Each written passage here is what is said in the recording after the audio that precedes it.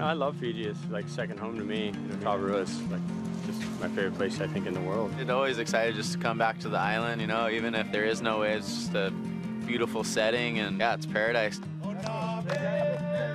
All the people here are so welcoming, as everyone know it, and each year it becomes better and better. It's pretty funny. It's like we're all coming on like some kind of vacation or something. You know, everyone's coming on the boats and everyone's just super stoked to come here. And obviously, there's not a single thing you could be bummed about coming here.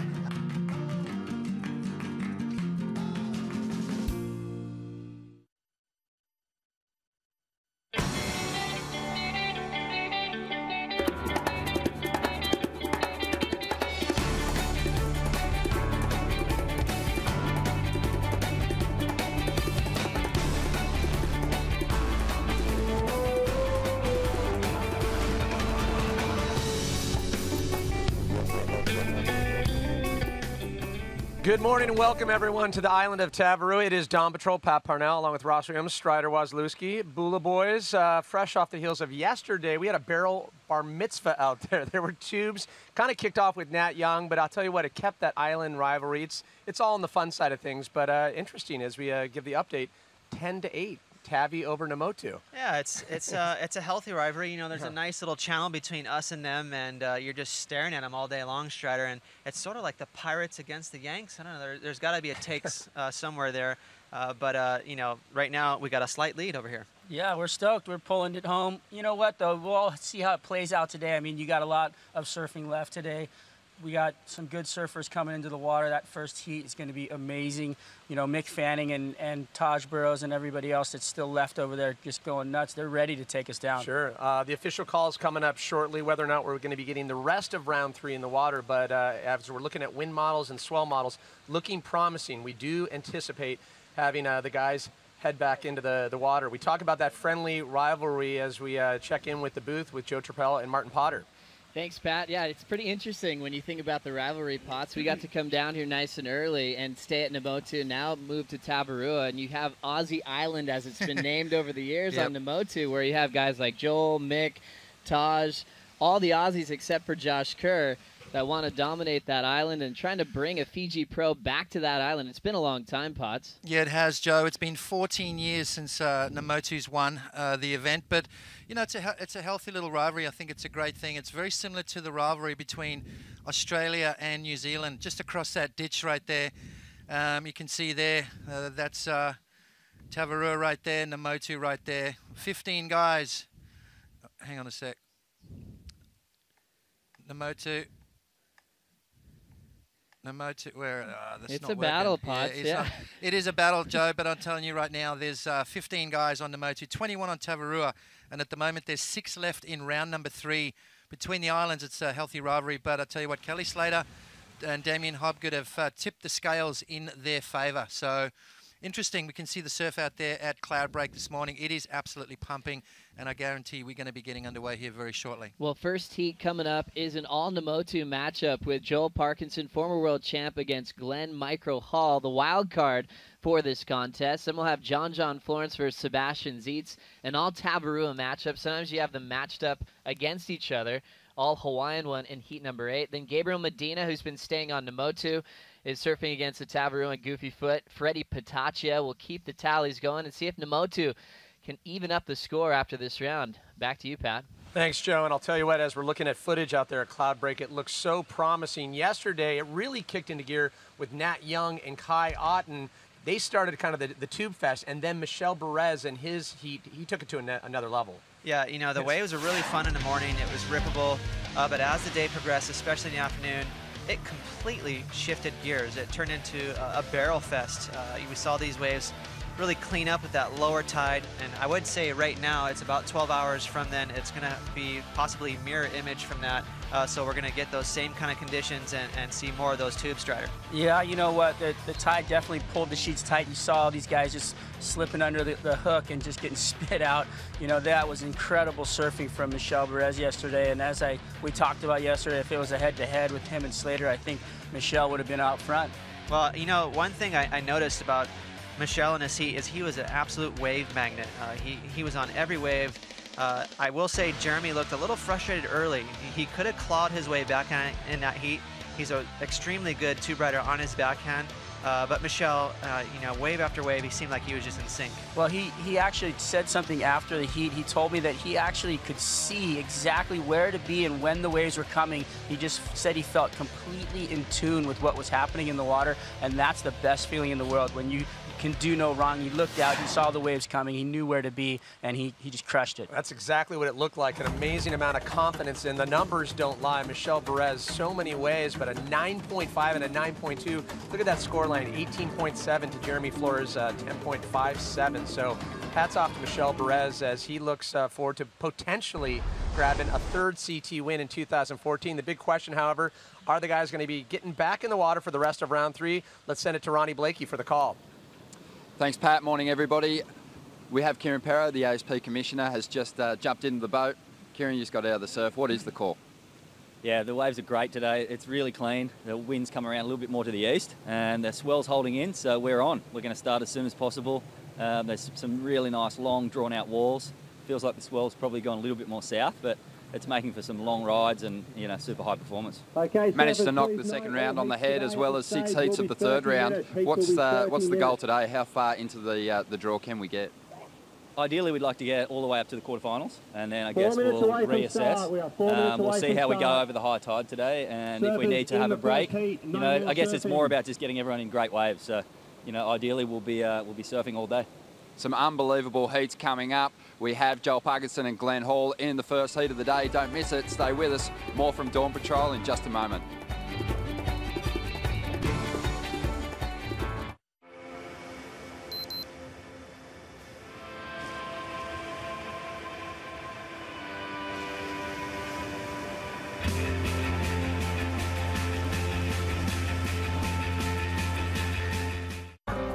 I can capture life in a blink. I can download the world in an instant. I live carefree. This is my life. My life powered by the Samsung Galaxy S5.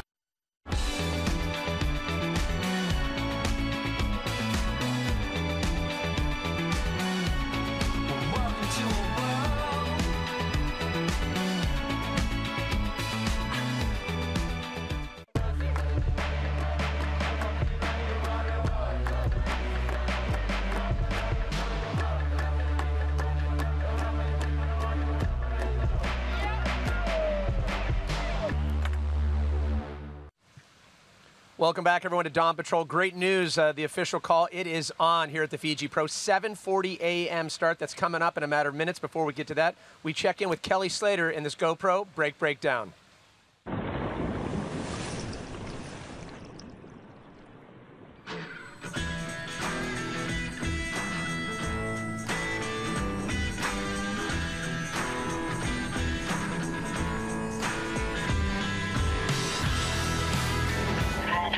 The heart shape of the island. The point of the heart is just facing out to the south-southwest. Restaurants are kind of wave at like a shorter interval swell. So when the swell dies down on the back half of the swell, usually you get better waves at restaurants. Right up here you'll see there's going to be a deep little channel. Right here there's a hole in the reef. That's the deepest spot you can take off right there in this deep pocket. It comes out at just ledges. The wave's kind of small there and grows as it goes down the line. And from there you get about a 35-second rise. The real key to this swell here is if you look on a map between Australia and New Zealand, you have this real channel, almost like a funnel. So every swell that comes up here from the storm down there comes in around the same degrees, about 205 to 215. The swells are coming from the southwest, they just bend around this corner. They just run like a little point break. It's about 2 miles from the island out to Claw Break. The great thing about Claw Break is a real perfect barrel, but it's also a high-performance wave. You can do the best turn of your life, or you can get the best barrel of your life, and you could do theoretically the same wave. Any spot we're surfing, you want to have lineup, and the only thing that sticks out of the water and stays in one place out here is the scaffolding. From right here, we're almost on the perfect line to where the takeoff spot is. I line up the tower with where that mountain into the water in the distance.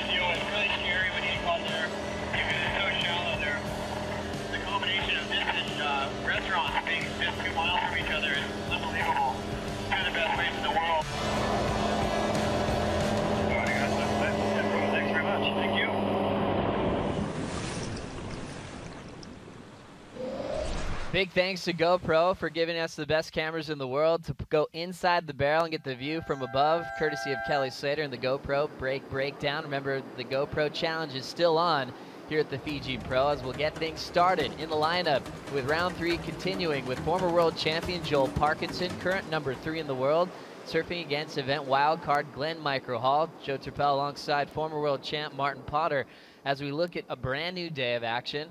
We finished half of round 3 before we left Cloudbreak last night. How do the waves look for you, Potts, on this day? Oh, it looks absolutely perfect. You can see the wind's dropped off, Joe. There's a little bit more south in the swell. We're going to see a lot longer rides, but we saw yesterday, as the day progressed, it got better and better, and I think we're going to see very much the same as that today, as we see Micro opening his account right away. Glenn Micro Hall getting the first wave of the morning. He'll start with a clean top turn wrap, super flowy down to the bottom, clean bottom turn, carve combo, clean glassy conditions for Micro to fade one more time into the pocket. 3, now to 4 clean turns for Micro, and Joel Parkinson gets started on the panned out vision. He'll get clipped by the lip on that first tube section. We have the first exchange out of the way here in heat number 7 with plenty of time to go. Absolutely right. You know, Joel just getting on that one there, just trying to make it happen, but unfortunately not being able to squeeze underneath that one. But Micro sitting a little bit further up the point, managed to pick off a nice little wave here to get the ball rolling, building his confidence as he goes. He's starting to feel better and better about his back. You can see by the way he's starting to attack the wave, you can tell that he's getting back to his normal self. But a beautiful clean face on this one here for Micro, and opens up with some nice turns and gets himself on the board. It's not going to be a huge score for Micro. We saw yesterday the judges were really demanding a lot from the surfers to post those big scores. So these guys today are really going to have to light it up to post scores up in that excellent range. You can see Joel behind there just pumping down the line, but just didn't quite sneak under the lip, Joe. Interesting with the positioning there, Potts. You see Glenn Hall getting the first wave of the morning, sitting a bit deeper than Joel Parkinson, and kind of historically over time, Parko usually controls the first wave of the heat. Strange situation, wasn't it? I didn't think about that, but normally Joel is on the first one. Normally he does dictate the pace of play. He's going to have to play catch-up. 33 years of age, stands 6 foot tall, 185 pounds, from Coolangatta, Queensland, Australia, ranked world number 3 right now. And he is a former world champion. And I tell you what, he was knocking on the door for that world title for quite some time and finally pulled it off. So he got the rabbit out, the monkey off his back, and I tell you what, he's looking in pretty good form. There's their matchups, Joe, 1 each at the moment. So pretty evenly matched up, these two guys. Yeah, we'll see what happens in the lineup now for round 3, heat number 7. So far, Glenn Hall with the lead with a 4.67. Parko gets a 0.57 just for the look at that backhand tube ride. So just a few minutes into the start. Welcome everybody around the world. It's just about 7:43 local time here at Tavarua, and it's an amazing day of action. We're going to try to get all the way to the quarterfinals and see how far we can get down to the heavy side of the draw. When you look back in history, for a world champion like Joel Parkinson, you'd almost expect him to have finaled here in the past, but he hasn't even made a semifinal in Fiji before. Yeah, quarterfinals is his best result. You know, it is a tricky place, and you can see the guys that do well here are the guys that have been coming here for a very long time. You know, Kelly's probably spent more time here than any other traveling professional. You know, as soon as there's a big swell hits Fiji, he drops everything he's doing and he gets his butt over here and really does capitalize on it. And you can see when he paddles out, you know, he knows which waves to catch. He knows where to sit on the reef. He has lineups that other people wouldn't even see. He knows which waves are going to swing wide, and that's the whole key with this break is, you know, there's ones that break further up the reef to the left of where the guys are sitting, and then you've got those wide swingers that kind of miss that outside and bend down through the shish kebab section, and you get those really long tube rides. So you've really got to be on your game. You've really got to think as you go, and sometimes, you know, those best ones are the ones that you catch that wave. It's not a very good wave. You kick out, and all of a sudden you're in the perfect spot, as we saw yesterday with Nat Young and Michel Perez. That was a fun heat to watch with Michel Perez on fire. His best result in the making here at the Fiji Pro. 2-time event winner here in 2014. Joel Parkinson started off with a runner-up finish at the Quicksilver Pro on his home break. It was one of the most painful second place finishes that he's had in his career. Yeah, it was, but you know what it said? It just sort of said to him, you know, he's on track. You know, he's got himself in the mix. He's number 3 in the world. You know, his past reputation is Mr. Consistency. You know, winning his world title, he won the Part Masters, was the only event he won that year, but he did win the event. So the reason why he became world champion that year was due to his consistency, and I think we've seen that again this year.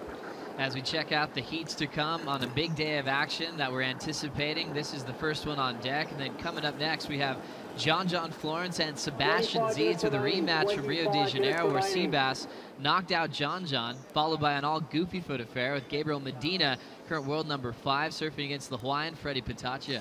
It's going to be a couple of great heats coming up, and right after that, Adriana de Souza up against Ace Buck and Julian Wilson, Chloe Andino, and to finish off the round, Joe, Taj Burrow up against Tiago Perez. So there's some great action still to come, and you know, we're talking about round 3.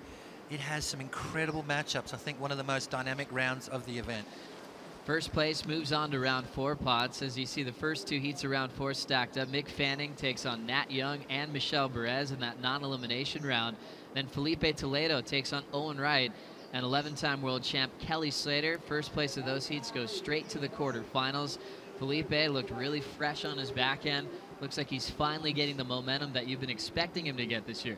Absolutely right. You know, I thought Geordie was going to fire in that heat, which he did, but Felipe Toledo, you know, he just managed to get that one good wave, and that was the difference. So Felipe Toledo finally starting to put some scores on the board and really do sort of crank it up like we've been expecting. All the way from the Gold Coast, when we first saw him in the warm-up session before the event, we were sort of touting him as being one of the guys to watch. So it's good to see him getting the ball rolling here in Fiji. We've had 8 starts for Joel Parkinson previously here in Fiji. We go back to 2002, where he finished equal 9th to Shea Lopez. He had trouble with the goofy foots for a few years. Bo Emerton took him out in 2003, where Joel got an equal 17th. Freddie P got him the next year it ran in 05, where he had an equal 9th place result. Another trouble year with a 17th in 06, but finally cracked a quarterfinal in 2008 when he went down to Adriano. Then more recently, last year, he had a quarterfinal finish to Mick Fanning. Yeah, you know, Mick and Joel have had some battles over the years. Talk about rivalries. It's a friendly rivalry, but a rivalry nonetheless. These guys really do want to one up each other. And Mick Fanning with 3 world titles, Joel with the world title under his belt. There's the title race at the moment, Joe. Kelly Slater, without a win yet, is in first place due to his consistency. Taj Burrow, exactly the same. The top 2 surfers in the world right now are yet to win an event. Joel Parkinson in 3rd place in the same boat. Michelle Perez with 2 wins out of 4 events. Gabriel Medina opening his account with that win at Snapper, but has since had a little bit of a slide. Adriana de Souza surfing really well. Josh Kerr up into the top 10. Mick Fanning uncharacteristically down in number 8 place, but Nat Young, how strong is he? Pretty impressive looking at the top 10, and even when you look at Jordy Smith, you're thinking this is a slower start for a guy like Jordy to be number 10 in the world. We got the comeback of B. Durbridge as he's knocking on the door of the top 10. Unfortunately, he was out yesterday in round 3. The big mover, though, coming off his first final, Chloe Andino to number 12 in the world as he has a heat coming up later on this morning. CJ Hobgood sitting 16th. Sebastian Zietz coming up next against John Florence is sitting equal 16th in the world. Remember, we lost Pupo, and now we look at the back end of the draw. This is where things get a little nerve-wracking. You have to finish in the top 22 at the end of the season to requalify. Yeah, Freddie P, Felipe Toledo still in. Adam Melling injured. Mitchell Cruz out. Travi injured as well. Ace Buchan's still in. I tell you what, Adriana de Souza had a crazy heat yesterday. Just got a little bit unlucky, as did Aritz Arambaru, and Dion Atkinson surfed incredibly well, just coming short from getting that wave against B. Durbridge. Tiago Perez still in, Kai Otten out, Jeremy out, Matty Wilco. So these are the guys that really got to crank it up. You know, Brett Simpson and Randy Montero injured, but Glenn Hall's got a chance to move up the ratings here if he can get Joel Parkinson. And he still will get points for this wild card performance for Glenn Micro Hall. Right now, just with a 4.67. As he had the first wave of the heat, he's paddling for another one right out front. Here goes Glenn. First pump, he'll look for the barrel. He's still driving. Slowed down the pace a bit. Now it's really stretching out in front of him, and he's not going to have the completion. Nice little tube time for Glenn. He'll stay out in front, but Joel Parkinson has priority. Yeah, watch the view. You can see Gabriel Medina sitting in the foreground. He's got a heat coming up very soon, and he's just taking notes. You can see Glenn there hitting the brakes, and I think he should have been hitting the accelerator because this thing just ran away from him down the line. But I like the fact that he's keeping busy underneath Joel's priority, and that's what he's got to do. He's got to keep applying the pressure. A 4.67 on his opening ride, and with down just on the 20-minute mark. Glenn Micro Hall starting to work things out as we see Joel having a look at this beautiful wave approaching the lineup. Really casually paddling, now digging in. Joel Parkinson committing to this wave. Starting to S his way off the top, sneaks in a little jam to get his momentum going. Now pulling in, slowing down, trying to get the barrel. Now he's covered, still driving. Joel Parkinson will fight his way through, looking for a little lip to play with. Little backside float off the bottom and slams it shut. Nice wave there from Joel Parkinson. A great way to answer back. It was only a matter of time. Conditions are absolutely perfect this morning. Nice light winds. Those winds have finally dropped off as we see Joel from the water angle. As he draws off the bottom, you can see him. He knows what's about to happen down the line, so he just positions himself right there, gets in his slots at right, nice and high on the wave there. Perfect timing, perfect positioning, great form from Joel Parkinson. And look at this floater here. Very critical turn there from Joel Parkinson, and manages to finish off on his feet. So great wave and a great answer back. I like the way he set this up, Joe. He didn't try and do too much. He just let the wave be the hero right here, and he just was along for the ride. So smaller barrel, but he had a lot of distance covered behind the curtain. Closes it out nice and strong. Quick transition towards the tail end of that wave for Parko, who just needed a 5.6 to take the lead off of Glenn Hall. As you can see, the early morning risers. Gabriel Medina sitting out there with his jersey on, and his stepdad Charlie on deck will be his caddy for his heat coming up in a couple of years. As we go back into these results for Joel Parkinson, over his career he's had big battles with Troy Brooks back in 06 where he got his 17th. His success though has come in the recent years with those quarterfinal finishes. That 9th in 2012 was a loss to Taj Burrow. You can see how, you know, last year and in 2008, you know, as he gained experience out here, his result got better, you know, and I think that's what this place is like. It's pretty hard to come here and straight off the bat own the joint. You know, it's a wave that demands a lot of respect, and really experience out in the lineup goes a long way. Well, it's interesting when you look at a world champion like Joel Parkinson, you never give him the name a dark horse in any venue, but he almost feels that way because he hasn't had the win out here in the past, or the domination or success that he's had at all the other venues around the world. Exactly right, you know, and it's a wave, like I said, it's pretty tricky. It's got a lot of different faces, and when it gets big, it's pretty gnarly. So, you know, it takes a lot of commitment. Breaks over a super shallow reef, so you've got to wrap your head around that. It is a wave of consequence. We've seen a lot of surfers get injured in the past surfing out here. Travis Logie looked like he was attacked by a wild animal with big gouges out of his skin.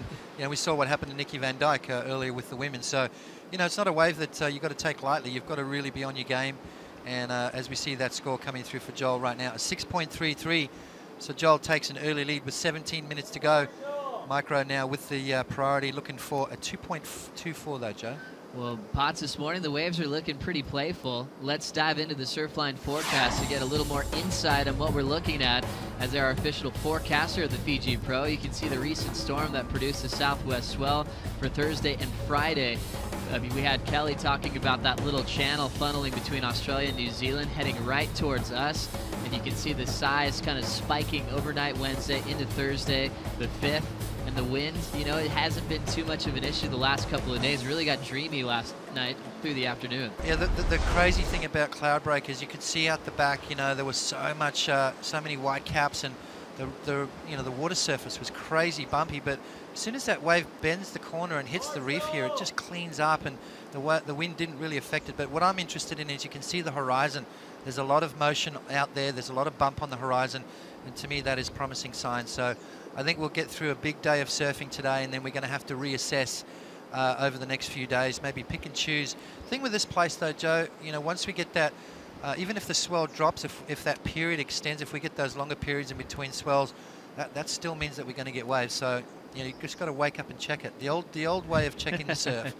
You know, the forecasts are good, but you've got to wake up and put your eyes on it. And that's some of the best moments, when you just wake up in the morning and sometimes you're pleasantly surprised. As we want to welcome everybody around the world. Bula, welcome to Tavarua. We're getting close to 8 o'clock in the morning local time here, as we have anticipating a massive day. Thanks for being with us on ASPWorldTour.com or on Fuel TV. Over in New York, it's right about 4 o'clock in the afternoon.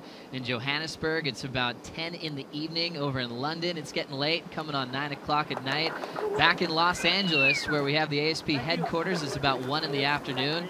Hi to everybody still working hard behind the scenes. Over in Tahiti, it's about 10 a.m. All Hawaiian matchup is coming up next. You'll know they'll be up nice and early watching it on Time Warner Television. So the Aussies taking care of Joel Parkinson right now. It's about 6 in the morning.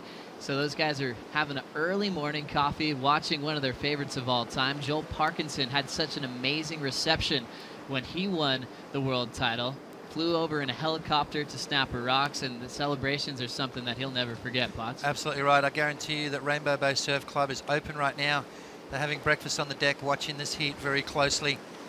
And Ireland is probably up watching Glenn Hall as well as Umina, which is where he spends a lot of his time as well. So you see there all the photographers in the boat getting all the vision, and our cameraman in the boat there, Gordo, bringing us his beautiful vision. Gordo, one of the hardest working cameramen in the business. He's been around forever in pro surfing. It's impressive how they can not get seasick when they're looking through the lens, bouncing up and down in the channel and getting all the heavy shots throughout the day. We have a camera posted on the tower on land here on Tabarua as well. That's coming from over 2 miles away. As we see the back head of Gordo. Back of Gordo's head, there he is, Gordo. Yeah.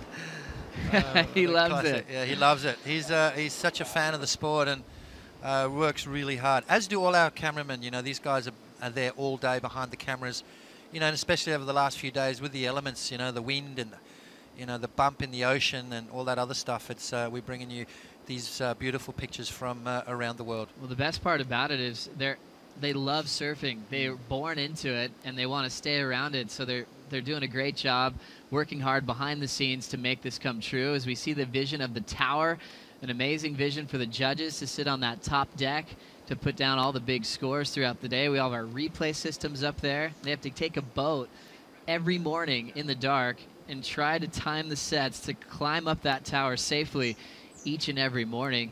And you can see it way out to sea. It also helps these guys kind of line up when they're sitting out the back at Cloudbreak, so they know where they're sitting at all times. Yeah, it's the only lineup that these guys have got. It's the only, basically, the only thing to line yourself up with. It's out in the middle of nowhere, and it's definitely a tricky spot. And, you know, you've got that reverse rip sometimes when that tide starts going out. You've got that rip that slowly drags you up the point, and before you know it, you're too deep when the sets come through.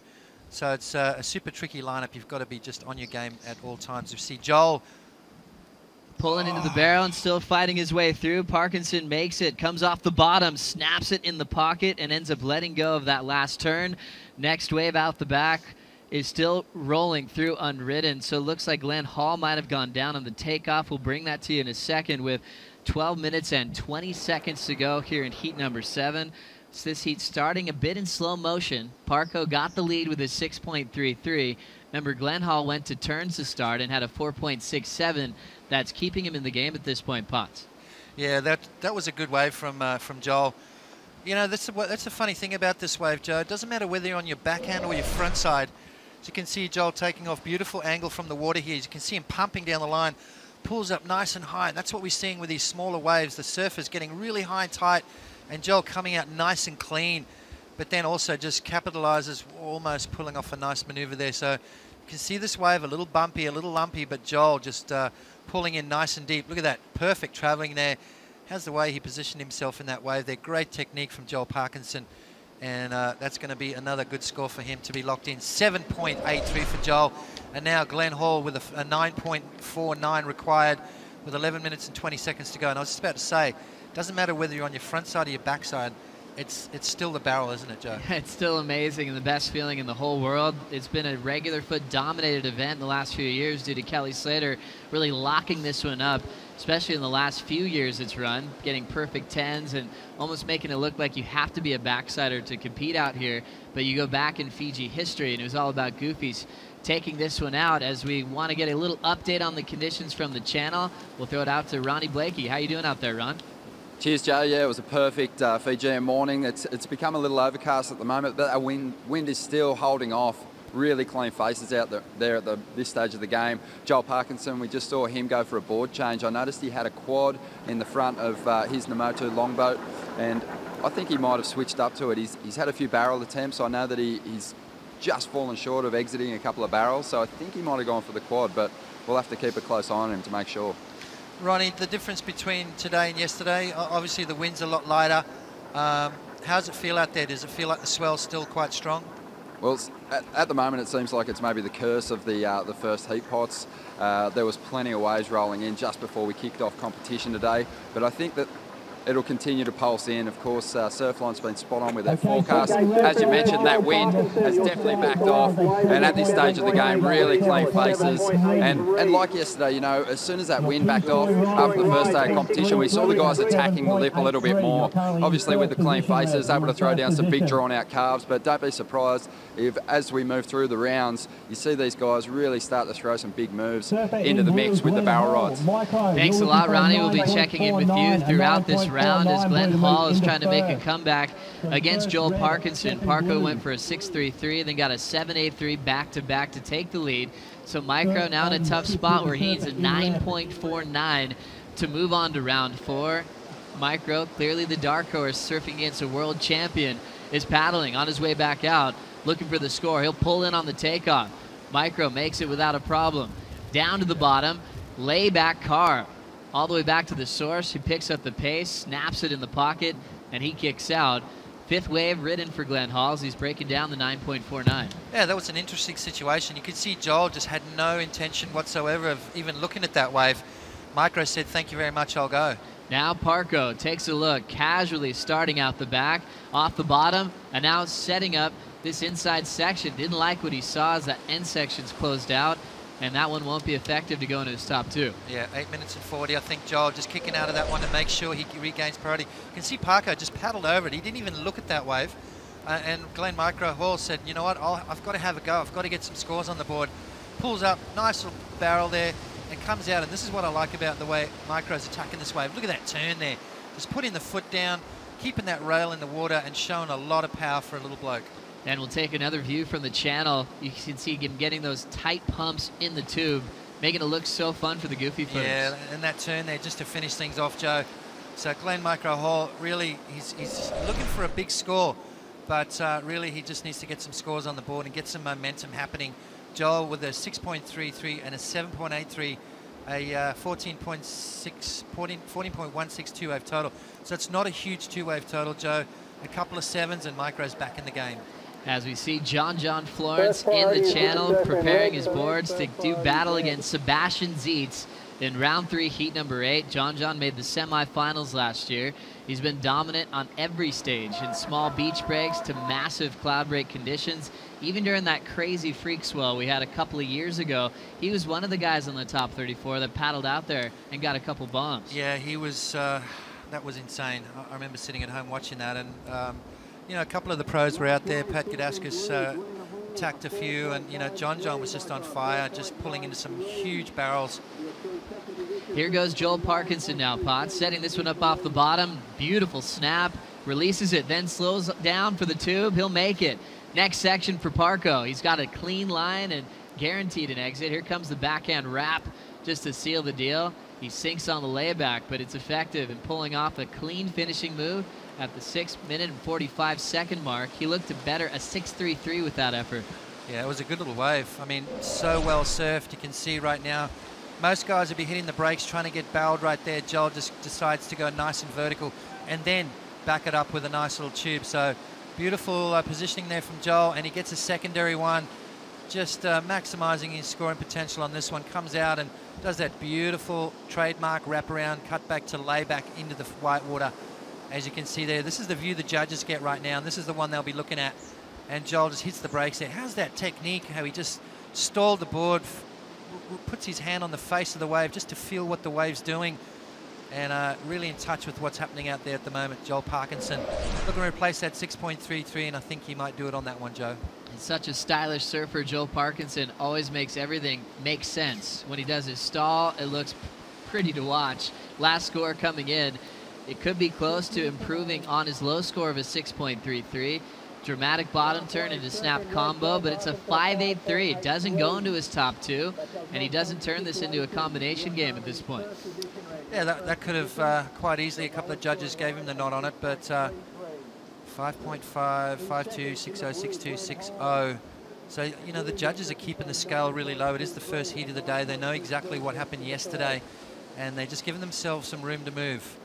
And I like the fact that they were really critical yesterday. They weren't throwing big scores out. really making these guys work for their points.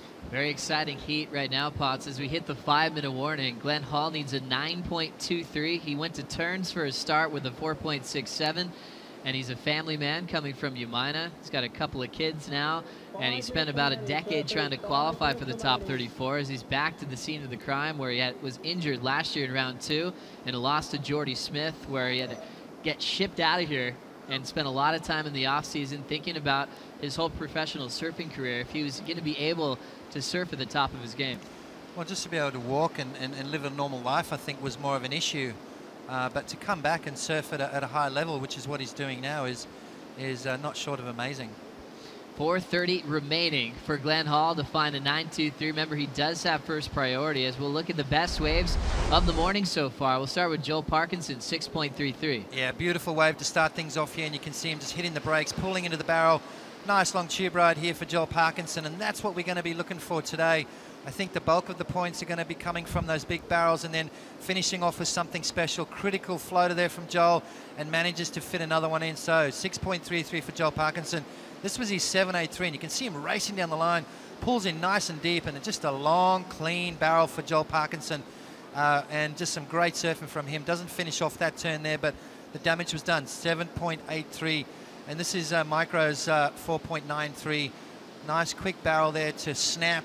Big gouging maneuver from Glenn Micro Hall. So he's looking for, he needs to get some, maybe a bigger wave, Joe. Maybe get that longer tube ride and maybe finish off with something really crazy on the inside. The judges are making these guys work for their points here early in the day. So right now we're down to 3 minutes and 30 seconds off the clock for Glenn Hall to try to avoid elimination. He's been successful in making round 3 in the past, but this has been the tough round for him. Being a bottom seed, you're always going to surf against the best surfers in the world, and right now he's trying to find some distance. How's his positioning, Potts, with priority, paddling down the reef? Yeah, well, he sees that those sets swinging wide, and, you know, with the tide is coming in this morning, so it's going to get a lot trickier. These guys are going to have to really readjust as the day goes on. Joel's sitting further up the point. Micro having a look at this. He needs a good score right now. 2 minutes remaining. Well, Micro gambles, surfs a different part of the reef. It's a smaller wave, and he's over it. Just a couple of pumps. Didn't like what he saw. He's out. He needs a 9.23, and he's starting to run out of time if he really wants to get 2 new waves at this point. Yeah, he's starting to create a little distance between him and Joel. He knows that Joel has priority now, and there's no use paddling up the point to sit next to him. He's got to try and get busy on that inside, looking for a wave up in that close to perfection. And, well, it does happen out here, Joe. 2 minutes and 20 seconds remaining. There is still time on the clock, and that's the crazy thing about our sport and this spot called cloud break, that things can happen like that. Yeah, pretty impressive how a perfect wave can change it all. Just one wave with the guys with this skill level, everyone with a jersey on today, could be effective in getting a perfect 10 at any moment. Glenn Hall's looking for that magic right now. A 9.23 will get him into round 4. But Parko, really methodical on his rhythm. Kind of underrated when it comes to backside tube riding because he hasn't had a ton of victories at Tahiti or Fiji. He made the final in Tahiti against Mick Fanning a couple of years ago, and he was really upset that he didn't take that one out. Started off so strong, getting big barrels, and one of his longtime rivals surfed the back end of the final and stole that win off him. Meanwhile, more waves on the way. Here goes Parkinson, looking to better a 6.33. High line to start, down to the bottom, carving off the top. Slowing down, and he'll look for another vision. Still traveling. Parkinson makes it out, even with the lift to the head.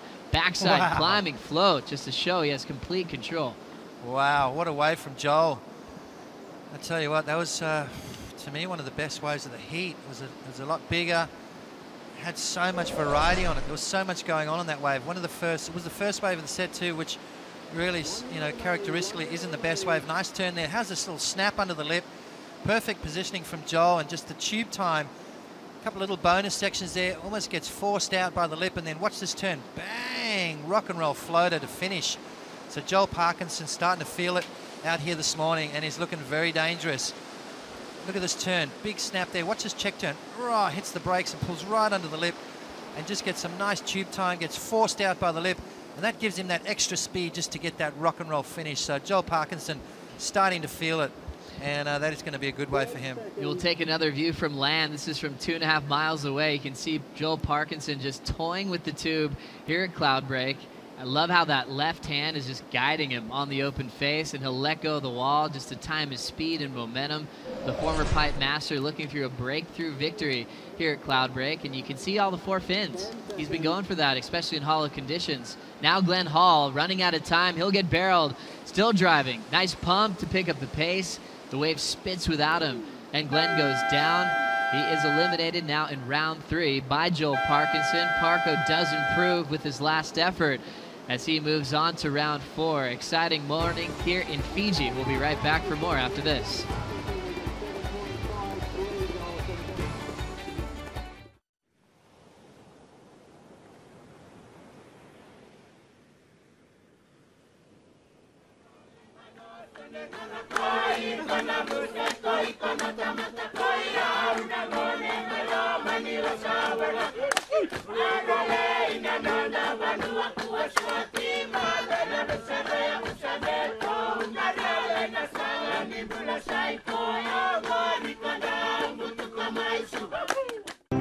Your journey is as important as the destination, especially when your destination is paradise.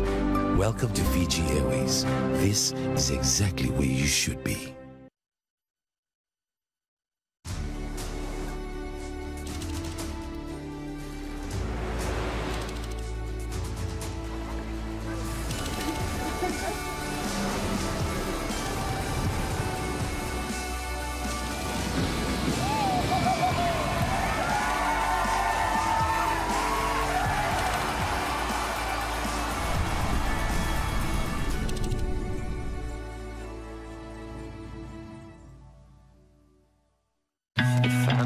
I'm in tune with my body.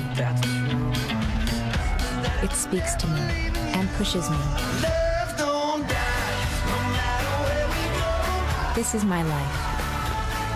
Samsung Gear Fit.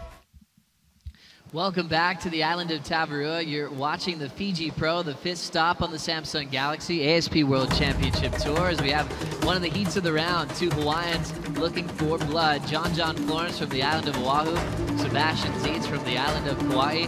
30 minutes on the clock, scored on their top 2, and the winner will move on to surf with Joel Parkinson in round 4. Joe Turpel alongside Martin Potter as we look at the opening exchange. Hawaii's John Florence grabbing the rail to start. In the barrel, nice and deep. Comes out with a spit, pumps, gets barreled on the next section, slows down a bit, and maxes out the tube time. 2 barrel options for John. Blows that turn off the top and then slaps it on the inside corner.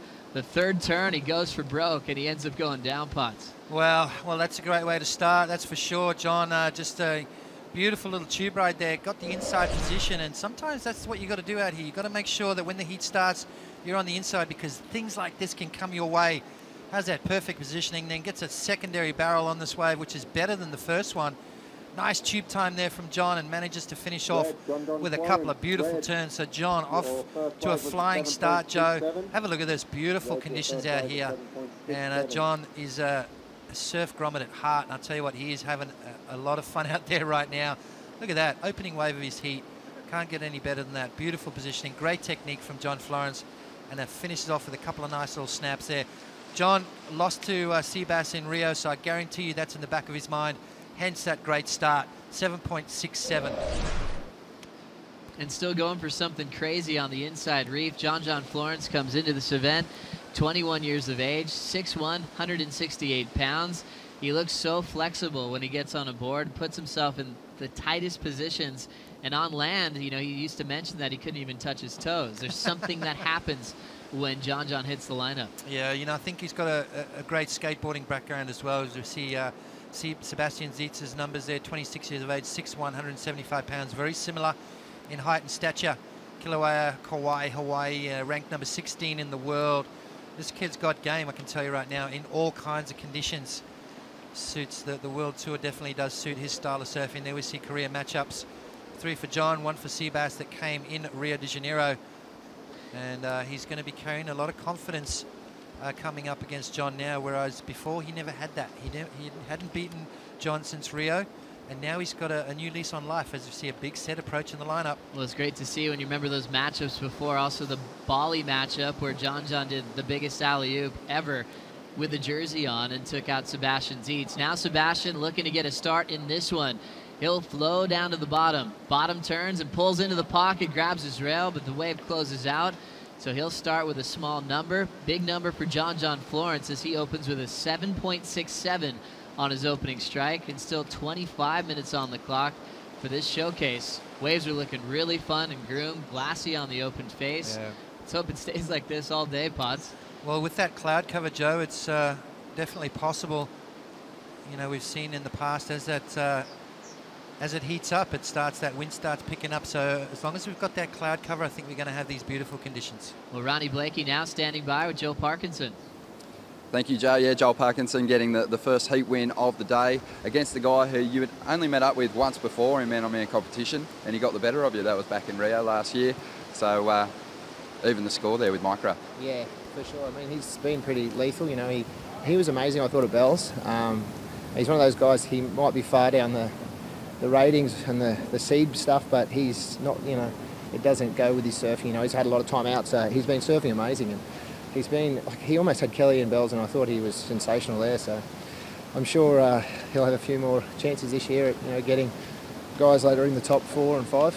Looking at your long history with this event, one thing that I've noticed, despite the fact you've never broken into the semi-finals or the final, is you've always collected pretty big heat scores here. You feel comfortable surfing this wave, obviously. Yeah, for sure. I do. I love it. You know, I come a lot, so it's one of those ones where, you know, I guess going on from quarters has been eluding me, but for sure I want to get there. And I mean, you know, that heat, we probably didn't have a lot of opportunity, like in the free surf. It just seemed to non-stop, and in that heat, you know, I felt like just relaxed into it well, and everything went well. Definitely board change halfway through. What was the switch up? I've got this little 6.0 diamond tail forefin thing that JS made me. I mean, usually I'm on my normal 6.0 forget-me-not, you know, with the day like today, but I put my toe through it in one little barrel. I just put my toe through the deck, and I thought, oh, it could break. And I had confidence in that diamond tail forefin I've been riding, and I just grabbed it, and it actually felt better. You know, it felt unreal. You know, not taking anything away from my normal board, but it felt really good. You know, sometimes you have those runs where you'll jump on something different, just a different feel, a different, I don't know, it just gives you a different sensation that you really enjoy. It keeps you, I guess, the key to it is enjoyment. So. Most definitely. Well, the only two other surfers who've been riding quads in the event, Julian Wilson and Kelly Slater, they both haven't dropped the heat yet, so maybe that'll work out for you. But right now we're going to throw it back to Todd and Strider. Yeah, thank you, Ronnie. And tell you what, the conditions looking really good out there this morning, Strider. We were looking at the draw here in round 3, and some of the heats that on paper looked like to be the stronger heats in this round. This one right now out in the water, you got current world number 15, John Florence, up against Sebastian Zietz, who's number 16. Right out of the gates, we saw John get a really nice barrel, and he's back in another one. What are you expecting to see out of Sebastian in this one? Well, Seabass, you know, Sebastian, he's got the skills out there. He knows he's I mean, to me, almost just as good as John in the barrel. He's so amazing on reef breaks. Did all of his training over on Kauai and then brought it to the North Shore. We've seen him in the barrel just killing it. So he'll bring it. It's going to be a battle, I think, in the end. And he's coming off that 5th place finish just recently at the Billabong Pro Rio, so he's definitely got some momentum coming in this one. I tell you what, Potts, Joe, this next heat coming up too, this is another one we're really excited about. Heat number 9, Gabriel Medina and Fred Patacia. That is going to be a good one.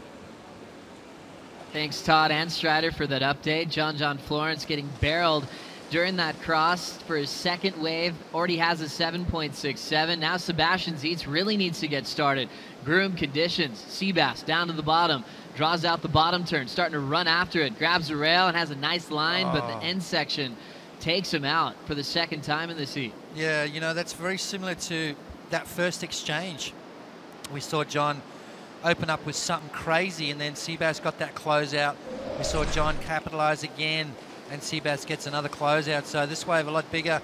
You can see him driving down the line, he grabs the rail, pulls in, and that thing just runs away from him. Unfortunate there for Sebastian Zietz. Needs to kind of try and change the rhythm, but have a look at this barrel from John. Look how deep he is in this one. Disappears riding on the foam ball, comes flying out of the end, and then just gets another nice little cover up to finish off here. Throws it up in through the lips of John, starting to find his groove, and has just posted another good score. He's going to put Sebastian Zietz in a combo situation. Have a look at this, nice and deep as he comes riding over that foam ball there, just so deep in the barrel. John Florence, one of the best backside tube riders on the planet, honing his skills in his backyard. at Pipeline. So this is going to be like a fun little beach bake for him, Joe. It's such a dangerous draw whenever you have John Florence in barreling conditions. Even when the wave gets really small at the end, he can fit himself in the tightest spots. He can weave backside, which is really challenging to do, especially at a wave like this. He has 2 scores coming in. Sebastian Zietz with a 1-5 for his last effort. Sebastian is casually looking at this little insider, and he'll take this one underneath priority. Sebastian off the bottom, vertical drive off the top, and he's down. Yeah, you know, Sebastian just trying to get the ball rolling. Just wants to try and post a score. He's in combo situation right now. An 8.50 for John's last ride. So Sebastian Zietz looking for a 2-wave total of 16.18. He needs 2 8+ rides, Joe, to get himself back into this heat, and that is a huge 2-wave total to come back from. 20 minutes remaining, so he does have time on the clock, and all he needs is to try and change that rhythm and try and make sure he's on that wave that John's been getting. Seems like all the waves he's been picking have been closing out on him, a little too straight on the reef, so just needs to change it up a bit. So the rhythm change is what Sebastian Zietz needs at this point. Right now, comboed, needing a 16.18 total. Both Seabass and John have won the Triple Crown in Hawaii. As you see on deck, Gabriel Medina eyeing the lineup. That's his cameraman right behind him.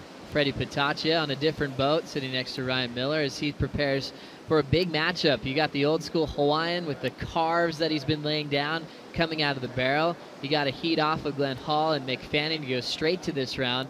So Freddie's had a couple of days to really think about this matchup, Potts. Yeah, he has, and so has Gabriel Medina. Gabriel Medina won his round 1 heat as well. And, you know, those above the lip surfing's not going to come into play today. It's all going to be about the barrel. These 2 goofy footers are going to try and have a tube fest out there. Also, those big frontside gouges that Freddie P is so well known for. It's what he's got to do. He's got to kind of surf like he did to take down Mick Fanning in round 1. Gabriel Medina looking in good form, and he's come off a pretty bad result for him in Rio de Janeiro. He's on a little bit of a slide since his win on the Gold Coast, so he really needs a good result to get himself back up there. So big matchup to come as you see John Florence sitting with first priority with just 2 waves, a 7.67 and an 8.5 to take a solid lead over Seabass. Remember, John last year was runner-up at the Pipe Masters to Kelly Slater. It was a final that he really wanted to win. Even though he won the Triple Crown, it took him a few minutes to accept the fact that he went down to Kelly. It was a dream final that Kelly wanted, John wanted, and then since then we saw him come back to competition at the Vulcan Pipe Pro. He was the highlighted surfer because he's dominated that event the last few years. He goes out in his first heat. The struggle continued to the CT, and we finally saw him at Margaret River almost get a perfect score on a wave, and he was so relieved to sort of get that roll going again, as we see Sebastian Zietz now, a quick up and out. Yeah, and then we saw him really sort of start finding his feet at Bell's Beach with that first perfect 10-point ride of the year, that big off-access aerial maneuver that he did, and you know, he's slowly getting the ball rolling. He's slowly starting to build his momentum. This is a really good event for him to get right back up there, Joe. This kind of wave suits his style of surfing. He's got the backside tube riding down. As long as we maintain some size here, I think he's going to have a good result. So 17:30 on the clock. Sebastian's still comboed right now. Every wave he takes off on turns into a closeout so far. Still scrapping on the inside without priority. Here goes Sebastian Zietz. Draws out the bottom turn, big snap, then pulls into the pit. He'll make it. He slams on the brakes one more time, and he'll get taken out. That'll be his best wave so far as he looks to break free of the combination here in heat number 8. Much more to come in this all-Hawaiian battle right after this.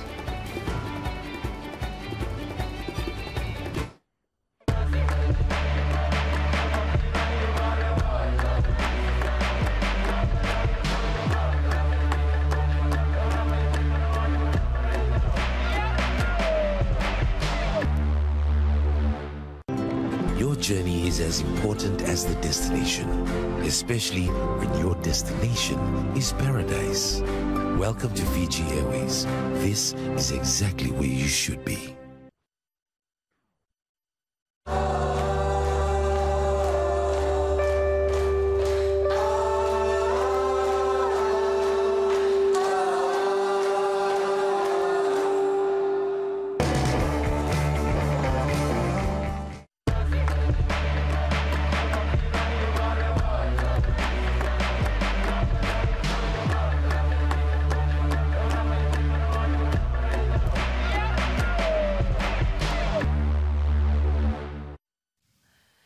Welcome back to the Fiji Pro. As you can see the view from the sky, this beautiful reef that John Florence and Sebastian Zietz are competing over. John with a perfect start, 7.67 and an 8.5 back-to-back to put Seabass in a combination spot. Last for Seabass, didn't break the combo as he moved through the inside without priority, but they still have 15 minutes and 42 seconds on the clock.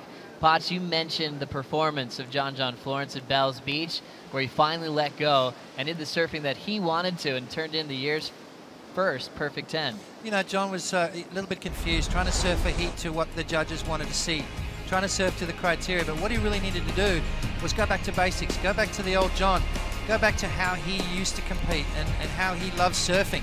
You know, if you're not happy, you're not competing good. Look at this surfing that he was doing at Bells Beach was above the lip extraordinaire, and you know, with those big layback gouges, he just needs to go back to basics, and his basics are incredible.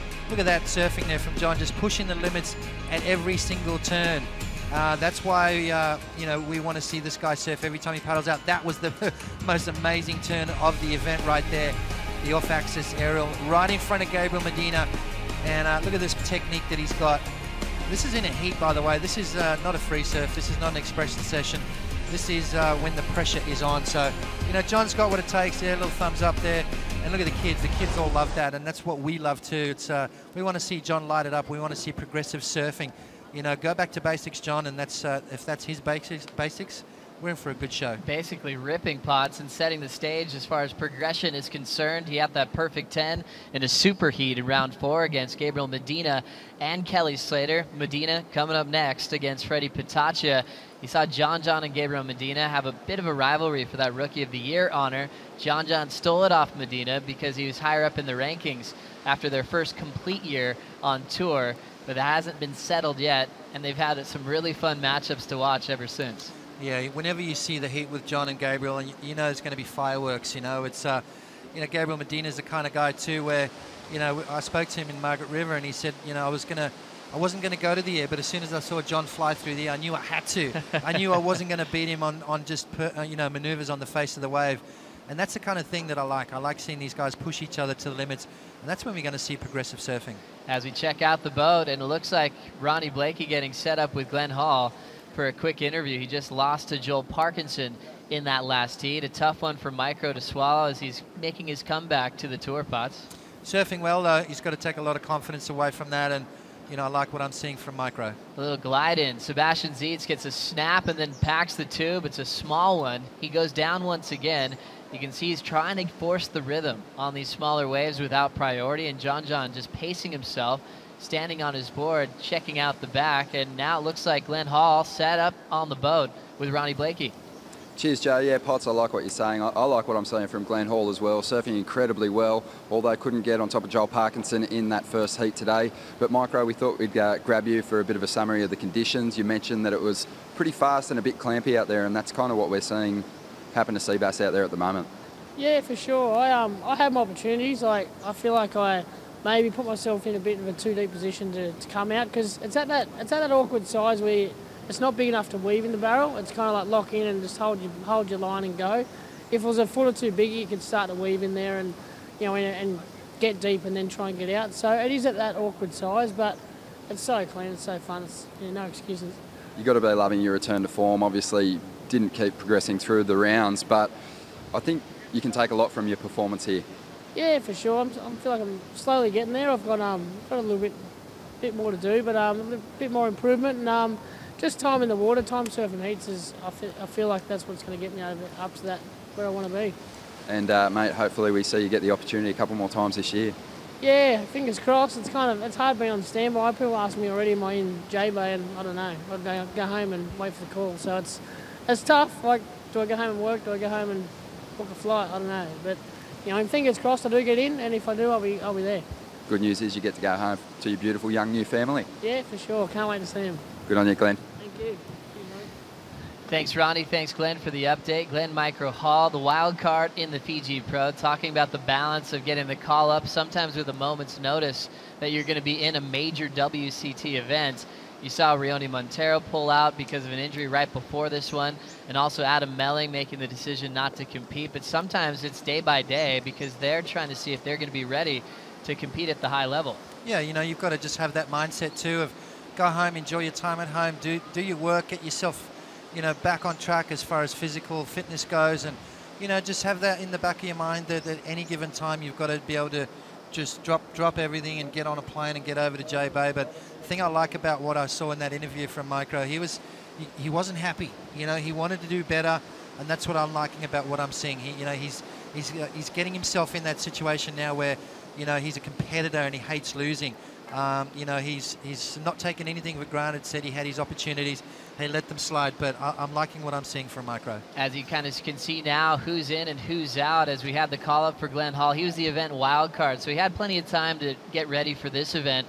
We had Issei Tokubao winning the trials, so he got the Fijian wild card into the contest. We lost Mitch Colburn to Kelly Slater as well. He was an injury replacement for Adam Melling. Wiggly Dantas got the call-up when Leone Montero went down. But we had guys like Pat Gudauskas, William Cardoso get the call to potentially surf in this event, but these guys are living the life of a pro surfer. Pat's in Israel right now. Cardoso's on a sponsored trip with Rusty. They just couldn't get here in time. And Mitch Colburn, actually, when he got his first call, he was in the Mentawais, and he was thinking at first he wasn't going to be able to make it. Yep. He was able to call Renato Hickel back in time to say that he worked it out and he was going to be ready to compete. Perfect. You know, an opportunity like this too, I mean, you can't let them slide. If you can, you know, drop tools, so to speak, and get your butt on an aeroplane and get over here as quick as possible. This is a place that Mitchell Colburn does really well at. So, you know, there was a possibility of a great result for him, a good payday, and heaps more experience, you know. So, plus it's, you know, good exposure for him and his sponsors too. It's a huge year when you're on the bubble, so to speak, from both tours, getting the call up and doing the Prime Series and competing in the CTs when you can. It makes for an epic year when you get to surf a wave like Cloudbreak along the way. Those wild cards weren't successful in this event as we're just down to the rest of the top 34 that are still remaining. We had our first heat won by Joel Parkinson. He moves on to round 4, heat number 3. Winner of this heat will join Joel in that next round. And so far, it's just been John Florence. He got 2 waves at the beginning of this heat, and he hasn't taken off since. Yeah, well, he doesn't need to, Joe. He's got to just sit there and make sure that the next bomb that comes through, he's on, and he's going to try and improve on that 7.67. He knows that Seabass is a wave away from getting himself out of that combo situation. You know, this place, obviously, you can turn a heat around in no time whatsoever. Seabass, an amazing talent. John knows that, so what he's got to do is try and eliminate any possibilities like he's doing right now. John Florence up on his 3rd wave of the morning. Deep bottom turn. Huge snap off the lip. He'll pull into the barrel, and he gets tangled up and goes down. Went into that tube option with a ton of momentum after a beautiful first turn. Yeah, that bottom turn to snap combo. Grabs the rail and tries to stuff it in the tube there. Great technique from John. Just got a little high on the face of the wave. Let's have a look at this right here. Comes off the bottom. Instead of setting the barrel up, he goes, no, I'm going to do a big snap. Little tail tap drop, and look at him hit the brakes, pulls up, gets a little high there, and gets the lip in the back of the head. So John goes down on that and hands priority over to Seabass. Look at that tube ride. He could have been sitting in that thing the whole way and quite possibly bettering his score. And you're always expecting that from John Florence. Anytime he pulls in, he usually pops out the other end. His success ratio is incredible. Remember his perfect 10s that he's had in Tahiti, and obviously a Pipeline where he grew up surfing one of the heaviest waves in the whole world. He's so impressive where he seems to will waves on demand. We'll never forget that performance he had against Jamie O'Brien in the Volcom Pipe Pro, where John Florence paddled up to Jamie, congratulated him because he was saying he lost. There's 30 seconds on the clock, and John paddled over to Gums and packed a right-hander and got a perfect 10 to steal the win off Jamie. Yeah, you know, strange thing happened in our sports, and, you know, John's an amazing talent. You know, it's one of those talents that, like you said, Joe, things happen for him, you know. He's so in touch with the ocean. He's so in tune with Mother Nature that things are crazy. I mean, he attacks big, crazy, dangerous waves like he's having fun with it, you know. It's, you know, people are surviving and he's surfing. He's enjoying it. He's loving it. Pretty amazing to watch his unreal career. John Florence right now with a 7.67 and an 8.5. You see Ace Buchan talking with Glenn Hall, 2 great friends and help each other along the way. All 3 of those goofy footers, including Matty Wilkinson, are from that same turf, and they all root for each other as we saw some heavy battles from both of them. Ace Buchan's now the last one standing from that region. He comes up against Adriano de Souza in round 3, heat number 10 at Putplatz. As we get to the 6-minute mark, Let's relive those moments from John Florence. This was the 767. Yeah, this was the opening wave of the heat. John started off with a bang. He knows he's got to do something special against Seabass, and he really did crank it up. Look at that, perfect positioning, perfect timing. What a great technique on his backside there. John Florence looking good to start things off. The 7.67 and put the pressure straight on Seabass. Seabass, unfortunately, just getting a couple of closeouts, but then John answers back with an 8.5. Have a look at this tube there. Rides over the foam ball, comes flying through the end there. And I'll tell you what, not many people can do that out here. John Florence, one of the best at it. As you can see, finishing off this wave with a couple of nice backside snaps as well. 8.50 for John Florence, put Sebastian Zietz in a daunting situation, looking for a two-wave total of 16.18. Well, we've talked about John Florence in waves like this, made the semifinals last year out here in Fiji. He's also made a couple of finals in his career, including the Pipe Masters, and then he had a big win in Rio de Janeiro over Joel Parkinson. When he gets to the quarterfinals, he's got about a 50% conversion ratio. He's been in 12 quarters in his career so far in the WCT with 6 wins. Right now, he'd have to deal with round 4 to continue on, so we still have a lot of the contest left in this one, Potts. Absolutely right. It's, you know, and this is not it. I mean, these guys are all going to re-qualify. They're going for world titles, and, you know, round 3 loss is not a good one, and nor is a round 4. That's a 9th place. You're going for world titles. You don't want to be carrying 13ths or 9ths in your score total. So quarterfinals are better is what these guys are going for. 4:30 on the clock as Sebastian Zietz is starting to make a move, trying to break the combo, paddling hard. This one's not letting him in easy. He'll take a late drop, stomps it, packs a pit, but he's ultra deep, and he ends up going down again. Is there a big difference with the waves and where Sebastian's taking off compared to what John's picking off so far? Yeah, well, you know, you heard Glenn say there's those ones that run really fast. It's really hard to, you know, pull into the barrel and pump, and I think that's what it's coming down to. John's finding those ones that are kind of slowing up for him. Seabass is looking for those long barrels, but in doing so, he's putting himself really deep on the reef, and you can see this wave just running away. Had he been a couple of meters to his right, he could have been sitting in that barrel. I think positioning out there at the moment is hurting Seabass, and I think, you know, once you get priority, you've got to move down the reef a little bit. There's a almost like a reverse rip sometimes. It pulls you up to the top of the point, so positioning on the reef today is super important. Well, Sebastian Zietz came off a quarterfinal result in Rio, but now in a bit of trouble in round 3, heat number 8. His career best is making quarterfinals in his young CT career, just in his 2nd year on tour. He is an absolute performer when it comes to performance waves, and Cloudbreak usually packages both. You can do big turns, big barrels, but right now this one's pretty tough so far. Last year, though, he still remembers that success, making a quarterfinal out here in Fiji.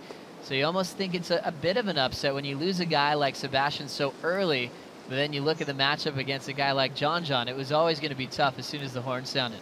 You know, Seabass was always going to be the underdog coming into the seat, so, you know, maybe no surprise, but then again, you know, he took down John in Rio de Janeiro with some great tube riding, so, you know, he's no slouch out here, I'll tell you that right now, and unfortunately came up against an informed Kelly Slater last year, so, you know, Seabass, it's only his 2nd year on tour. This kid is, you know, 16th in the world right now. He had a great rookie season, and I think we're going to see a lot more of him. Well, we've seen Seabass in the quarters at Pipeline, Rio a couple times, and then we mentioned Fiji last year. So he's getting that roll going, the winning feelings there for Seabass. Former Triple Crown champ is in a bit of trouble. John Florence is starting to move down the reef a bit. Doesn't need a major score, but if he commits, he'll try to better a 7.67. Here he goes. John sets the rail, slows down, moves his stance forward, and he's still driving. Another section to complete, and he maxes out the tube time. Carves back to the pocket.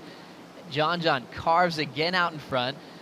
Still slapping this inside shoulder. Throws the fins right on the reef, and he'll fade out of there, Pods. Yeah, you can see the waves that John's picking. They kind of taper off, so it gives him that time, that ability to slow himself down and get him in a beautiful position. Let's have a look at his technique here as he takes off. Watch how his feet position. See how he moves his feet further up the board there, just getting that board trimming perfectly through the barrel. And like I said, he's picking those ones that slow down for him and allow him to come out the end. So John really on a roll here, finding the right waves. These are the ones you want. You don't want those ones that Seabass are catching, obviously running too fast down the reef. Look at that, deep inside the tube.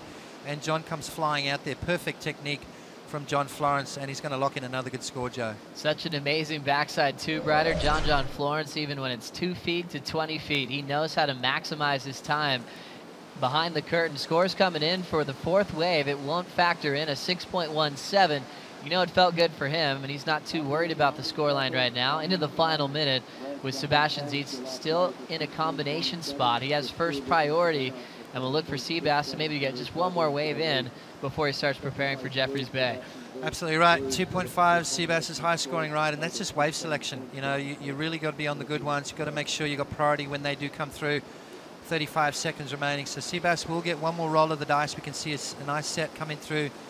We can see a little bit of a bait ball in front of him too. But Seabass, let's hope he gets one nice wave just to finish this heat with a little bit of confidence. And we'll see him at J-Bay, which I think is a wave he's going to do well on. An impressive wave that's come back on the tour, back to WCT status, and Sebastian Zietz should excel with his big forehand carves and combinations. Right now he's paddling for his last wave of the Fiji Pro. Starts setting it up with some board speed, still driving. Nice high line pump, and he's going to have to get out of there. We'll run out the clock, and John Florence will take a final wave as he prepares for a matchup with Joel Parkinson in round 4. Solid surfing for John. Everything he looked at, he turned into a keeper. We'll take a short break. Gabriel Medina and Freddie Pataccia are up next.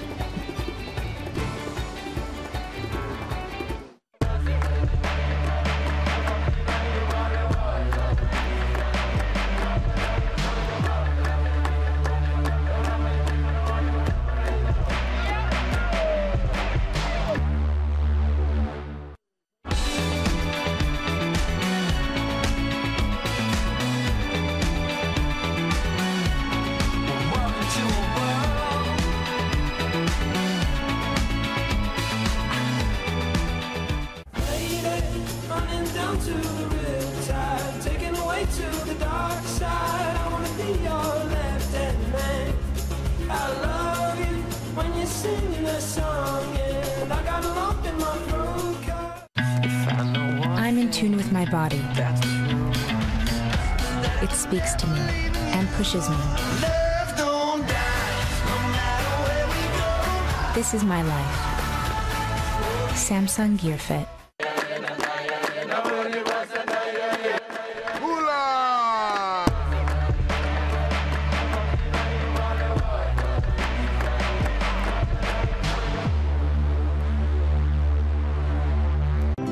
Your journey is as important as the destination, especially when your destination is paradise. Welcome to Fiji Airways. This is exactly where you should be. Welcome back to the South Pacific. You're watching the Fiji Pro, the 5th stop of the Samsung Galaxy ASP World Championship Tour, as we have 2 of the best goofy footers on the planet looking to get some serious tube time. Gabriel Medina representing Sao Paulo, Brazil, and Mauritius.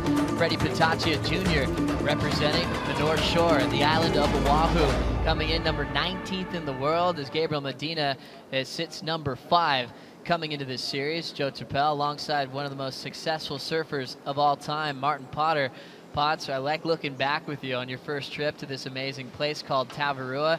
Back in the early days when we didn't have all the names for the reefs, we didn't have all the history with contest results. That'd have been pretty crazy to surf this wave completely by yourself.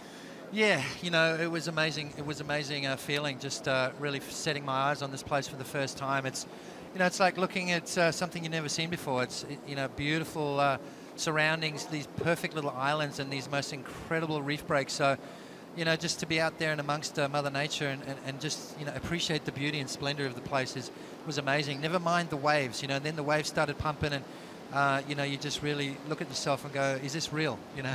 Pretty impressive. We're sitting in paradise, and these goofy foots know it. Freddie Pataccia, 32 years of age, an absolute seasoned vet right now, 5'8", 165 pounds, in the best shape of his life, doing his best surfing in his career. Looks like he wants the first wave. Here goes Freddie. Small wave, he'll take a look. Now committing. High line drive for Freddie Pataccia. Set up bottom turn. High lining wrap.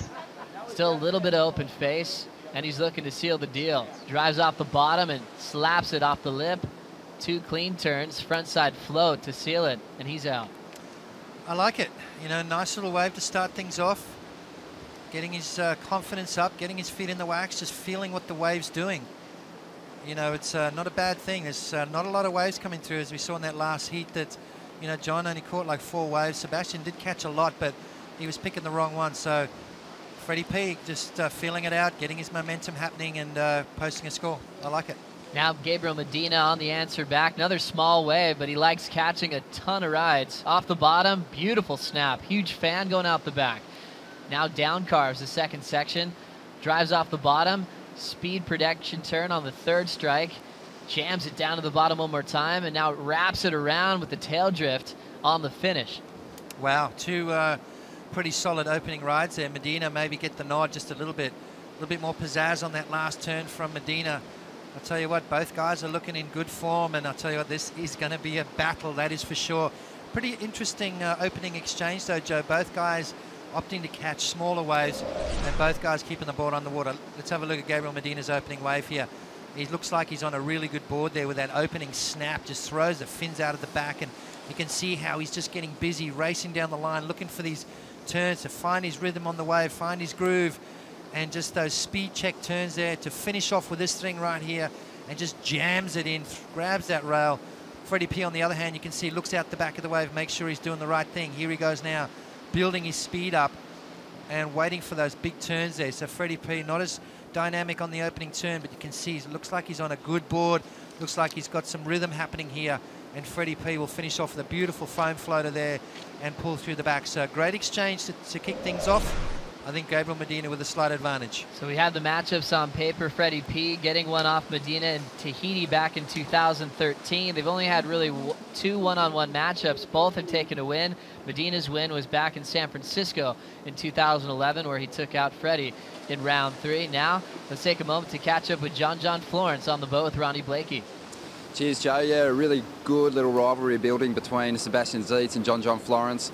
In the last 2 years, you guys have now served 4 round 3 heats against one another, and you just got your 3rd win. So congratulations. Must feel good to get one back on him after Brazil. Yeah, I'm super stoked, especially after Brazil. You know, I was so bummed out. He was like down the beach and just got these scores down the beach, and I couldn't even catch up to him. But you know, he's such a scary surfer to surf against because he can get any score at any time. Sorry, I noticed in the first couple of heats, a couple of those smaller waves were clamping, didn't really give you the opportunity to get that kind of driving run into the barrel, but you managed to find a couple of decent scores. Yeah, when I was paddling out, I wasn't even thinking really barrels because I surfed this morning and I kind of watched it a little bit, and it wasn't like the barrels that were really doing it, seemed like, from the boat here. And so, I don't know, I took out my first wave and it kind of just had like a nice little ball to it, and then my second wave did the same thing. You've spent a bit of time here in the past, and I think it reflects in the scores that you've been able to chase down in the last couple of years. I mean, you've had a couple of 19-point plus heats. You obviously have a good affinity with this wave, and your barrel riding suits it. Yeah, it's such a fun wave. This wave and Restaurants, you know, they're both just perfect left barrels, and this one's like kind of one of the best waves in the world, from 3 feet to 20 feet, and so yeah, I love coming back here, and it's a lot like home. I love it. Well, mate, you're going to make a good jump up the ratings already. You've got the next heat is going to be a non-elimination heat. Feeling pretty comfortable moving through? Yeah, I'm super stoked. Yeah, I've kind of had a weird year, a lot of losses, and then you know, I got 3rd at Bells, and then now I'm kind of like made that round 3 heat's always that scary one because you only get to that round 4, the no elimination, and then you're kind of stoked. Well done, mate. Moving on through, John Florence. And this heat that's out in the water is an absolute cracker, boys. We're seeing Gabrielle take off, but it looks like it might be a bit of a priority error there. Thank you very much, Ronnie. Great to hear from John. And yeah, we're right there with you. Medina taking a look at a wave, and it didn't really amount to much. He started with a 5 over Freddie P's 3.33, as they looked like they might be transitioning to try to outperform each other on the open face with turn spots. Yeah, Medina trying to stay busy, Freddie P with priority, so Gabriel opting to just you know, try and catch some waves, try and build that momentum. You know, generally Gabriel likes to catch a lot of waves. I've surfed with a kid in the water a lot of times, and I tell you what, he catches probably double or triple the amount of waves than anyone else out in the water, and that's what gets his rhythm going. And especially out here, with there not being too much on offer, you can see that goes through these stages where we will have like the purple patch, so to speak. We'll see a lot of good waves coming through, but we'll also see these big lulls that really can come into play. And let's check out the board breakdown for Gabriel and Freddie P. Gabriel Medina on a Puka surfboard with his own signature model called the Freak Kid. 6'0", 19 inches wide, 2.5 inches thick. His volume's at 25. A little more volume on Freddie P and a little more length, and he's shorter than Medina. He's got a 6'1", 18.5, 2.5, and you can see both of them on FCS. rounded pin for Freddie compared to the, I guess a similar round tail. Might not be as pinny on Medina's model. Yeah, and interesting thing there, Medina, 19 inches wide. That's pretty wide on the professional standards. He's a big kid. He's growing all the time, and I like the fact that he's gone a little wider. Foam is your friend, These guys, a lot of guys ride boards that are a little too thin and narrow, and you can really see Medina's board just sitting on top of the water, giving him that projection, giving him that speed and that flotation that really makes his surfing look alive, and on top of the water. Well, it's interesting. It looks like Medina's gone a couple of volumes down since I saw what he was riding last year. We have Sebastian Zietz now pacing himself in the channel, always smiling. A tough loss to John Florence in conditions that he's always looking forward to surfing, but he'll be moving on to Jeffreys Bay. He's turned into kind of the entertainer on tour, always laughing behind the scenes. Never seems to put too much pressure on himself, Potts. No, not at all. He's a character, and tell you what a performer he is, though. He's dangerous, this kid. Once he finds his feet on the tour, and as we said before, it's only his second year. Ranked number 16 in the world. He's already had some good results, and he's the kind of kid that's got game. He's got pretty much all the tricks in his book. He's got the air game down. He's really good in the barrel. He charges in big waves. So really, the World Tour does suit his style of surfing, and I think we're going to see a lot more from Seabass. Fun to watch. Already through the first 10 minutes, and the win goes to Medina for that first part of the heat. 20 more minutes to establish here. Freddie Pataccia has first priority. He got a 3.33 on his start. He committed to competing early this season, going down for the Australian Open in Manly, committing to all those 6-star events leading up to the debut at Snapper Rocks on the Top 34 WCT format. He's feeling like he wants to shine right now in his career. He's feeling the moment compared to when he was a rookie in his first couple of years on tour. He had a media site where he was interviewing people along the way. He was really, really talented at it, but he wanted to kind of change things up and actually try to put himself where he could be a top 10 guy. He started focusing more on his job at hand, and that's winning heats and moving up the ratings. I think he's in a good headspace right now. You can see just by his confidence that he carries in and out of the water. He's probably the fittest he's ever been, and I reckon that Freddie's in a good spot right now. He's been knocking on the door so far this year. Just those good results are eluding him right now, but you've got to just keep banging on that door, and eventually they will come. Well, the fun part about Freddie, you can see the intensity after the 9th on the Gold Coast. He wasn't satisfied. He felt his surfing was there, and he wanted more. A wave popping up out the back. Remember, Freddie has the first decision. Medina looks at it, anticipating Freddie taking off, which he will, down to the bottom. Pataccia sets up a beautiful carving hook. Off the bottom, he'll slow down for the pit. Quick vision, he'll straighten out. Wraps it on the corner. The lip's starting to show up for Freddie. Winds up and drills it off the top. Beautiful surfing there from Freddie P. Just bided his time. He sat there with priority. You can see Medina moved way up the reef. It was almost like he was saying, come on, Freddie, move up here. And Freddie wasn't buying into it. Positioned himself perfect on the reef. Started off with a beautiful snap turn straight off the bottom and pulls up under the lip there. So beautiful positioning, great timing from Freddie Pataccia. Comes out to get out there and just opens the shoulders on these last couple of turns. So Freddie P, these are the kind of waves you want. The ones that slow down, Joe. The ones that allow you to rattle off a couple of good turns. So Freddie P looking good, and this is the view the judges are going to get right here. How's that opening turn from Freddie P? A lot of pizzazz, and just hits the brakes, pulls up under the lip there. Wasn't a deep tube, but just showing his timing and his ability to be able to slow down and get that barrel, and then tags it right at the end. So great surfing from Freddie P. That's going to be the best wave of the heat so far. A 6.17 for Freddie P. as he takes the lead off Medina, and we reflect back to 2005, his best performance in the Fiji Pro, where he made some serious heats to get that equal third finish. He's been trying to get back to that final feeling. He's made the final a couple of times, but Freddie in a rhythm and a pace this year where he could maybe match that personal best result. Freddie's been busy though the last couple of days, and he has an effort to try to win the GoPro Challenge. Check this out.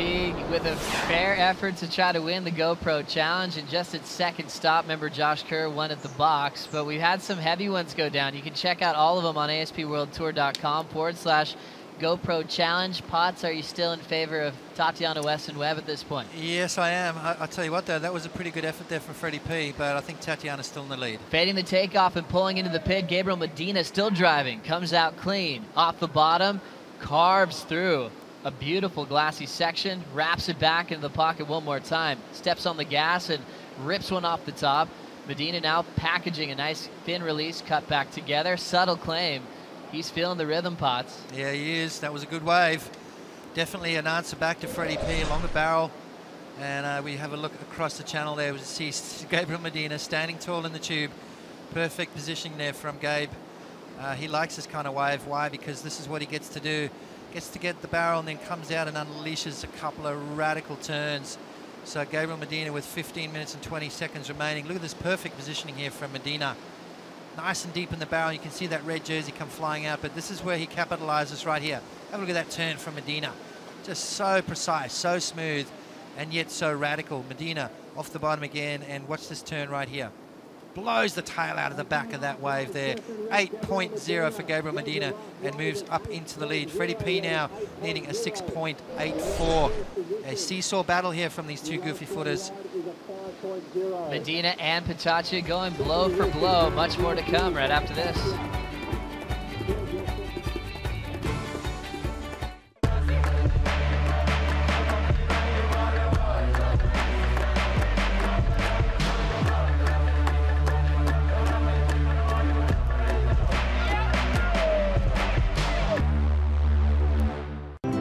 Your journey is as important as the destination, especially when your destination is paradise.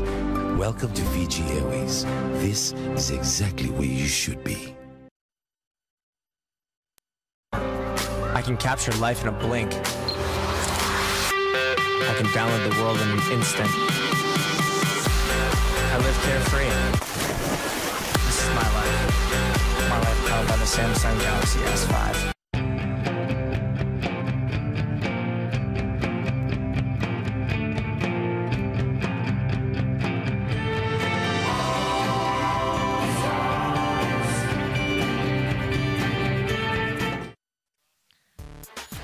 As we check out some visions from yesterday's competition, Michelle Perez, Kolohe Andino, all ruling out there in the pit. Michelle was one of the great performances from yesterday's competition.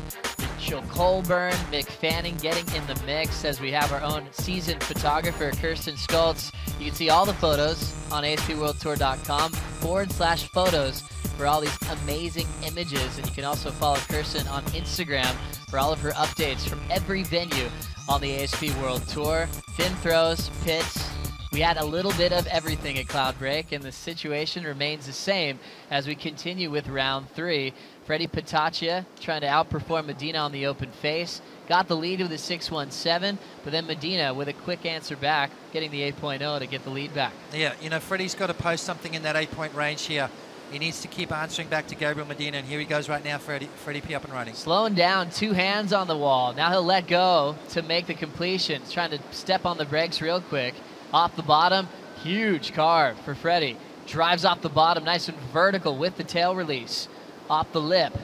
He'll just lower that back shoulder and throw a layback jam to finish. And Freddie's looking for a 6.84 Potts. Wow, I'll tell you what, it's going to be close, Joe. We've got some great surfing on hand right now, and another big set coming through. Medina answering back. Casual glide in, already picking up the pace. Medina drives off the bottom, projection turn into the pit on the second move. Straightens out off the bottom and comes for a full wrap.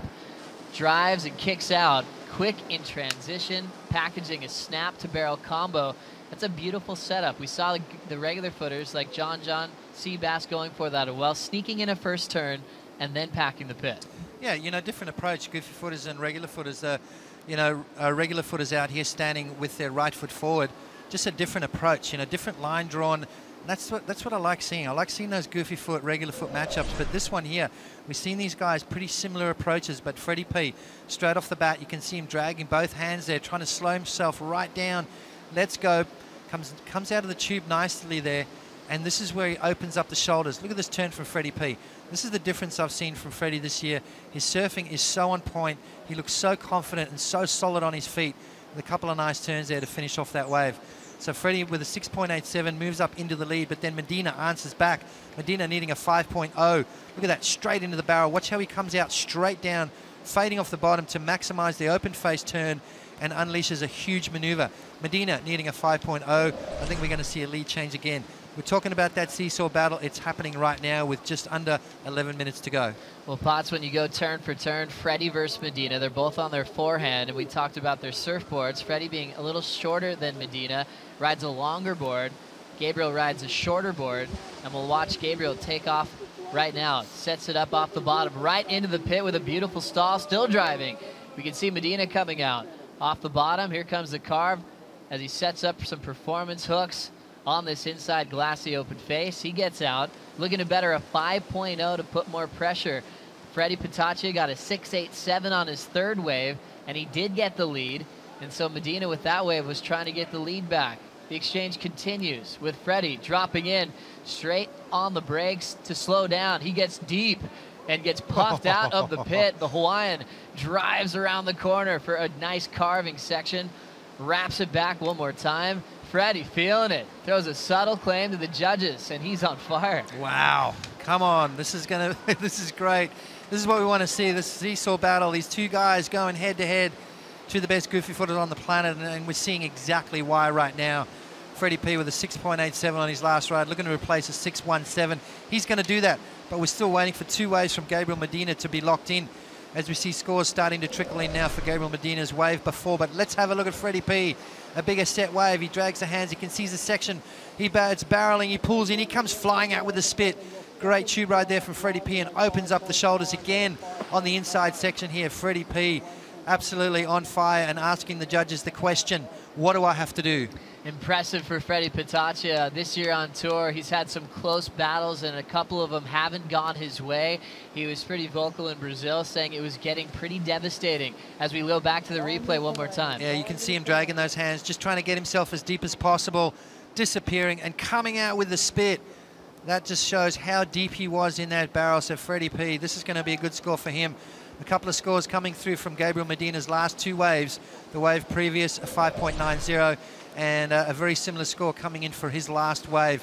Freddie P looking for a 7.04 at the moment. Those last two waves from Gabriel Medina have extended his lead just a little bit, but Freddie P looking for a 7.04. Still waiting for one more score to get locked in for Medina's last ride, and it's going to be right in that ballpark of that 5.90. Well, for more Goofy Foot insight, we'll go to an all Goofy Foot desk with Todd Klein, Strider Wazalewski, and Nat Young. Yeah, while we're on the theme of Goofy Footers, we figured we'd catch up with one of the standouts from yesterday's third round, heat number 2, Nat Young taking out Kai Otten. You know, yesterday, a great heat for you, and you're watching this heat right now. You got the morning off. Is that a good thing or a bad thing based on these conditions right now? You wish you were out there? I mean, I got to surf pretty good waves last night as well. These guys are scoring right now too, so I'm having fun just sitting here watching. It's you know, it's less pressure. I'm in the next round, so I'm just enjoying watching these guys rip. You showed up early to this event. You scored some insane waves during the women's competition. Is it, you went down to Tahiti early last year. Your forehand big barrel game has just stepped up. Is that part of your training? I mean, in Santa Cruz we don't have big left barrels, so I need to come to these events early just to kind of get used to the conditions. There's no waves similar to this where I live, so I saw the swell and the waves weren't that good at home, so I figured, why not come early and get really good waves. So, I'm happy that I got to come down here early, and the waves I got to surf during the women's event were some of the best waves I've gotten all year, so it was worth it. Well, as we mentioned, you got the morning off. The conditions looking really good. Are you excited about that first heat in round 4 coming up? Mick Fanning, Michelle Perez, both of those guys in form, and on paper, that's another one that we are excited to watch. How about you? Yeah, no, that's a really tough heat. Both those guys are surfing amazing out there on their backhand. It's going to be a really hard heat, but hopefully there's barrels, and we're just trading off getting good waves. Does your strategy approach, in that heat, nobody loses, first goes straight to the quarters. Does your strategy change? Do you push it a little bit more, knowing that if you fall, it doesn't really matter, but if you make it, you get the big points? I think, yeah, for me, my strategy does change a bit. But you really want to win that round and, skip that round 5 and go straight to the quarters. So it's like a combination of surfing smart, but also, trying to push yourself a little bit. Alrighty, well, thanks a lot, Nat. We're excited to see you in that next round, and I tell you what, you got some great ones yesterday, and the conditions looking good again. So, guys, we're expecting big things from Nat Young in heat number 1 of round 4. Sorry. Thank you, Todd. Thanks, Strider, and thanks, Nat Young, for your time. Nat Young on fire, former Rookie of the Year, enjoying this all goofy foot battle and a perfect left-hander called Cloud Break. In this one, Potts, it's getting exciting because Freddie Pataccia just packed the pit and took the lead off of Gabriel Medina. And when you look at their best scores in this one so far, they're both in the 8-point range, but it was a split decision from the panel. Some judges like Medina's best wave better. Yep. Some like Freddie's better. Yep. And, well, you've got 5 judges on the panel, and they dropped the high and the low. So in Medina's 8-point ride, he dropped an 8-8 and a 7-8, and then averaged the 3 8s. Let's have a look at the recap here. And this was Medina's 8.0. Comes out of the barrel flying, and that's where I reckon a lot of the points came from on this wave. It wasn't a dynamic tube, but geez, he absolutely tagged this wave at the end. So Medina showing the variety, and I think that the tube ride wasn't as dynamic as the actual wave itself. Freddie Pataccia, on the other hand, look at him, nice and deep. It's a bigger wave. He comes flying out with a spit, but then also capitalizes on the end as well. Look at that big hacking turn from Freddie P, just putting that foot down. And 8.23 on that one. Asking the question, what do I got to do to get the big scores? And Freddie P getting the nod there, an 8.23, so slightly better than Gabriel Medina's best wave. This heat is on. Medina looking for a 7.11, 4.5 on the clock, and Medina sitting at the back with priority, Joe. An exciting matchup coming up next. Potts de Souza on the back of the ski, just gliding into the lineup. He'll take on the goofy foot Ace Buchan, who's representing Australia. Another Tavarua versus Namotu heat. De Souza staying on Tavarua. Ace Buchan, part of the Aussie contingent that resides on Namotu. Same thing happening in this one. Gabriel Medina is over on Namotu, and Freddie P is trying to get one for Tavarua here with 4 minutes remaining. Time is ticking away. We can see Freddie P without priority. He's gone up the reef a little bit. I like that, because if a wave does come, Freddie P can catch it and really force Medina to make a decision on priority. A smart move there from Freddie P. This experience is starting to show. I think the situation right now, it's playing into Freddie's hands, but Medina with priority. This guy's lethal. All he needs is, well, we've seen what he can do, posting that 8.0 on a pretty average wave. So Freddie P's got to be careful. We see some sets coming through now. And also we can see Medina getting himself in the moment. He knows the gravity of this situation. He's come off a bad result in Rio de Janeiro. He needs a good result here to get himself back into that world title mix. Freddie P, on the other hand, he's trying to get himself back on track. He's been knocking on the door this year so far, and I see a big set coming through now. Is it a 2-wave set? Is Medina going to go the first one? Let's have a look, Joe. Gabriel Medina does have first priority, so he'll make a decision. Freddie P sitting deeper, just watching him take off. Now Medina gliding in, needs a 7.11, pulls into the barrel, nice high line, clean exit, puts both hands on the wall to slow down, now picks up the pace, another big section, Medina makes it, goes for the punt, full rotation reverse, ends up letting go on the landing, but an amazing tube ride, needing a 7.11 to take the lead. Wow. Well, what do you say? I mean, he had priority. Freddie had to let that one go, and I could almost hear Freddie's just screaming right there, going, no. Medina takes off on a good size wave, drops down, pulls straight up under the lip there. Nice little section. You can see him dragging both hands, trying to get deep in this one. Now he starts pumping, racing. He's traveling, he's traveling. He comes flying out the end, claims it, and then goes for a crazy air reverse. So it's in the judge's hands. Is it going to be a 7-1?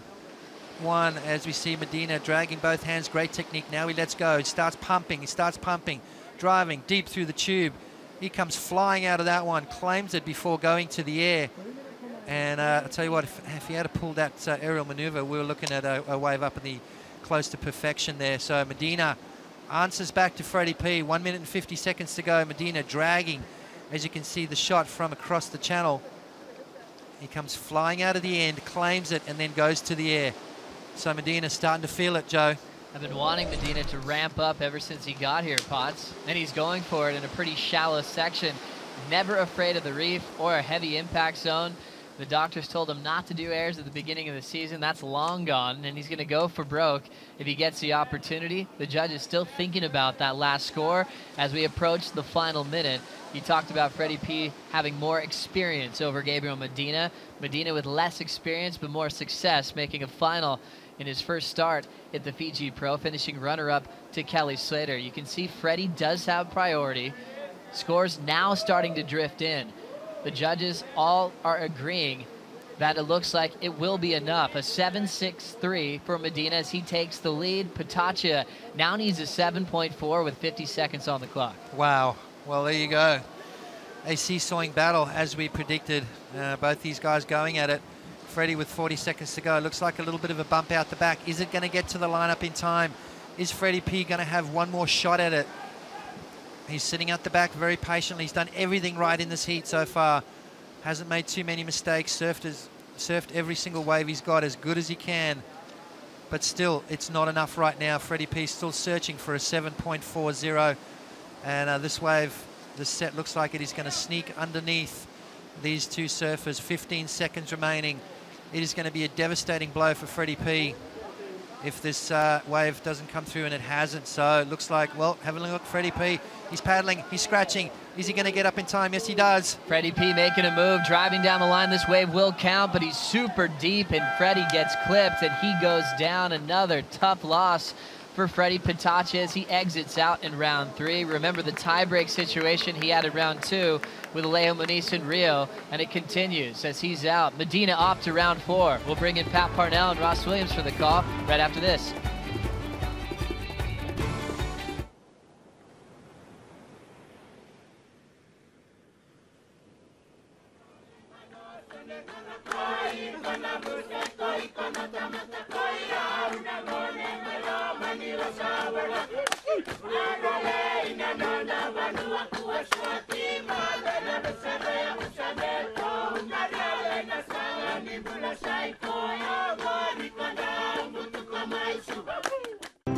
Your journey is as important as the destination, especially when your destination is paradise. Welcome to Fiji Airways. This is exactly where you should be. I'm in tune with my body. It speaks to me and pushes me. This is my life. Samsung Gear Fit.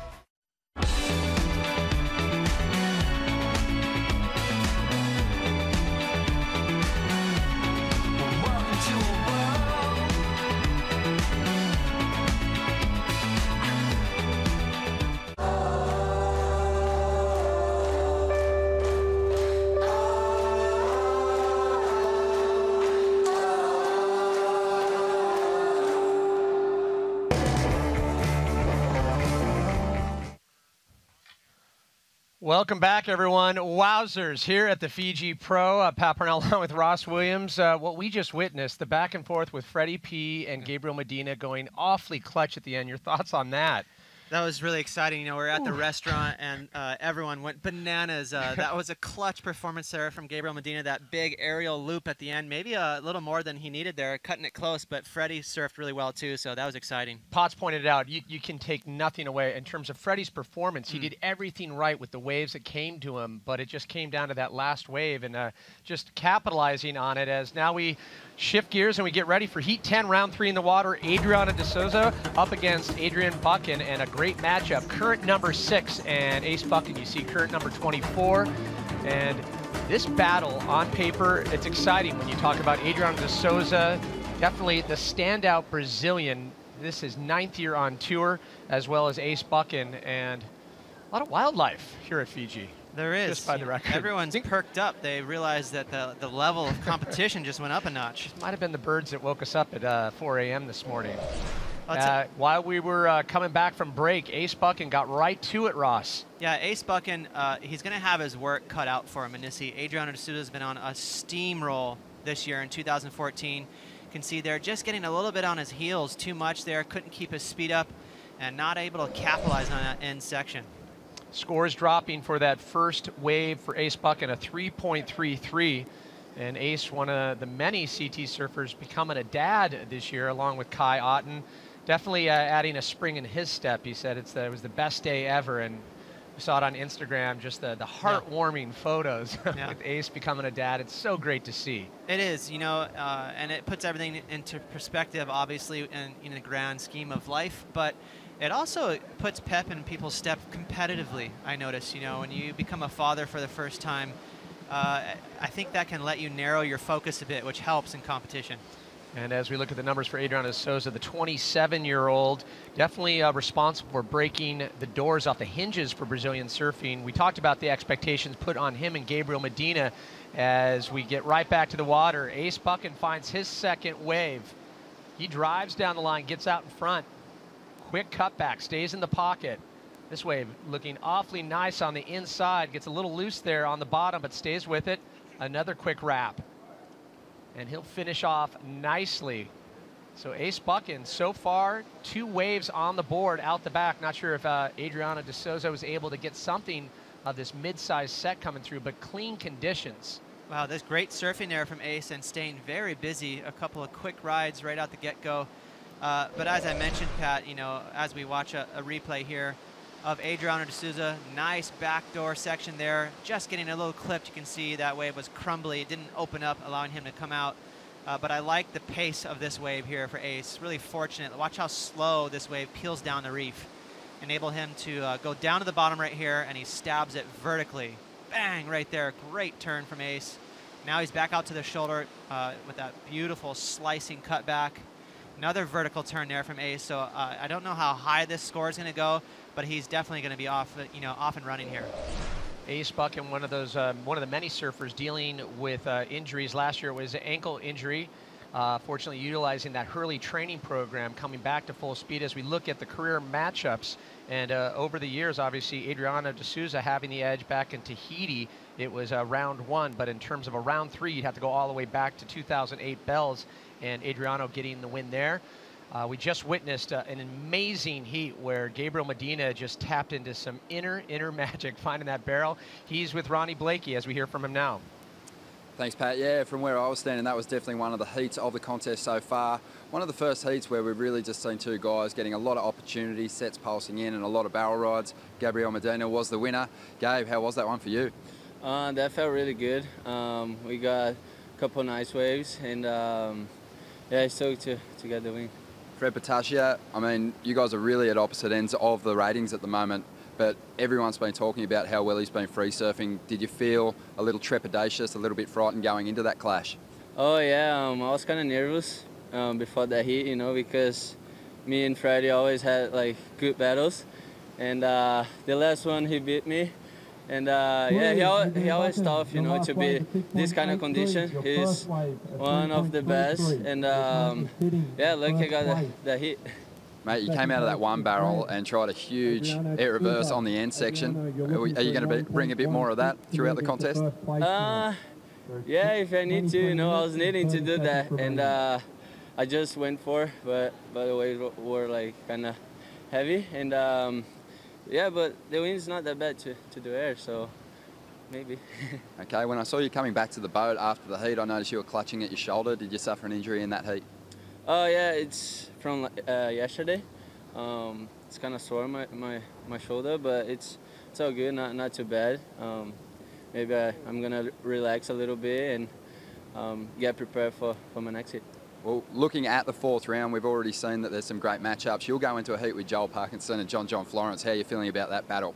It's sick. I like to surf against these big guys, and I know it's gonna be tough, but I mean, I'm gonna surf just having fun. You know, you don't have pressure because it's a no loser hound. So yeah, I'm ready. Well, best of luck, mate. We'll throw it back to you guys and call these beautiful waves that are rolling down the reef here. Thanks, Ronnie, and thank you, Gabriel Medina, for taking the time and just putting in the time here as we watch Adriano de Souza just put on a clinic right there, needing a 9.16, but if he continues to find scoring opportunities like that, Ross, we're going to have another tight battle on our hands. Adriano smashed that last section. Great move there. I'm thinking this is probably going to be the biggest score so far in this heat. A little bobble there to start, but now he finds his rail on the bottom and slams it to the top. Nice starting turn there, just getting some rhythm. Now they're square off the bottom to that vertical spray. Floats the boat. Another bobble here, but I think it sets up nicely. Just a little late that, and it made that last move exciting, able to tag the lip. So strong close there from Adriano, and as I said, I think that'll be the best score. So just to get everyone caught up on the score line, Ace Buchan sitting on a 3.33 and a 6.83 as we take a look at a career best Fiji result for Adriano de Souza, a third back in 2008. He's had a good season too, a third place finish at the Quickie Pro on the Gold Coast, and then the Drugware River Pro, a 9th there, but the 5th in Bells, definitely putting him in contention. And a strong finish here on the Pacific leg for Adriano de Souza would do wonders for a world title. He's current number 6. He's definitely in this. Well, quickly, I'll let you nail the score. I mean, look, there's some giant numbers dropping for Adriano. Waiting for the last number to drop, and it's well within the excellent range, and it's definitely going to put the pressure on Ace as Adriano de Souza will be looking for a second score, a 9.33. And so all event, this has been a theme, Pat. We've been seeing these backside turns rewarded very generously. I mentioned it before, you know, they're so easy to see in terms of that, you know, it's like a huge smoke signal going up. There's lots of spray, and it's combined with that vertical attack. So a little bit of an advantage, I'd say, for people on their backside to, you know, get that maneuver done. So that's a big score. Adriano's going to take that. But, you know, you're mentioning his solid results on his CT as we see the rankings here on your screen. I think the real rejuvenation for Adriano de Souza is he switched to channel line surfboards. He's trying to find something to give him that extra spark. He made the finals at Pipeline in the first QS of the year at the Volcom. He won the Australian Open, so he's been on an absolute mad tear this year. Earlier in the year, you were talking about how he also he dedicated some time and he went to Hawaii to improve that aspect of his surfing. What was the feedback? What were you hearing in terms of how he was acclimating and the type of surfing he was doing? I was really impressed. You know, he sort of laid low, but that he was there for a couple months, as you mentioned, and then he showed up and made the finals at the Pipe at the Volcom event, and that is arguably harder to do than the Pipe Masters. You know, all the local guys are in that event. It's an extremely tough competition. For him to make the finals, that's a huge feather in his cap. You know, so as you mentioned, you know, spending that extra time, I think it's paying off here in Fiji. You know, it's got that same vibe. It's the Pacific Ocean. There's a lot of power. So he's making those extra moves to break into that, you know, possible world title contention. As much success as he's had, some of the critics in the past would say he needed to smooth out his transitions. Are you seeing any forward movement with that in terms of his surfing currently? You know, everyone surfs differently. Obviously, Adriano's style is a little rougher around the edges than a Mick Fanning or a Joel Parkinson. But it works for him. It's sort of just the way you're born, the way you walk down the street. Everyone has their style. It's pretty much set. That's how it is. As we see some tape on Mick Fanning's knee there. I think Adriano surfs fine. You know, it works for him. That sturdy stance, it really lets him nail those last turns. And as we saw that 9.3, it's working for him. Incredible with 18:40 on the clock. We saw Mick Fanning. He'll be coming up in round 4. Still have 3 more heats in round 3. We'll be back to Fiji right after this.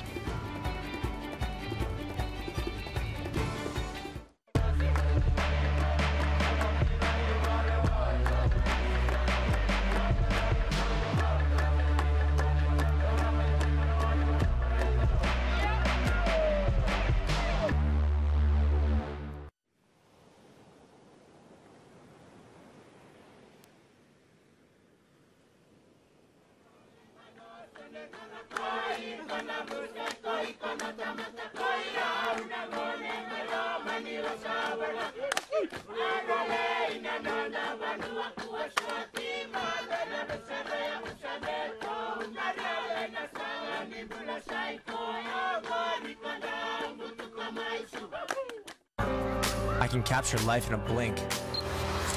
I can download the world in an instant. I live carefree. This is my life. My life powered by the Samsung Galaxy S5. the place where no doubt your dreams can come true. It is the island of Tavarua here in Fiji, the 5th stop of the 2014 Samsung Galaxy ASP World Championship Tour, and it's waves like this that bring back the world's best year after year, where you can catch the barrel of your life. And often, as we found here in Tavarua, in the midst of competition, as we take a look at the current situation, Adriano de Souza on another wave out the back. He grabbed that 9.33 as he just finished up that wave. We'll take a look back on that. Ace Buchan needing a 3.51. He's sitting on a 6.83 and a 3.33. Well, I'll tell you what, Ace had a great rhythm on that 6.8, so all systems go for him. But Adriano de Souza really dropped a bomb with this score here, and you can see as he's trying to search for a wave to back it up right here, finding some rhythm on those smaller waves up the point there, further on the reef, looking for that rhythm, as I said, with the wave slowing down. Kind of got a bobble there, that wave split in half, so he's going to be back on the search. We talked about how Adriano took time and went to Hawaii. Oddly enough, you could say, I don't know if it's addiction or dedication, but he definitely likes competitive surfing.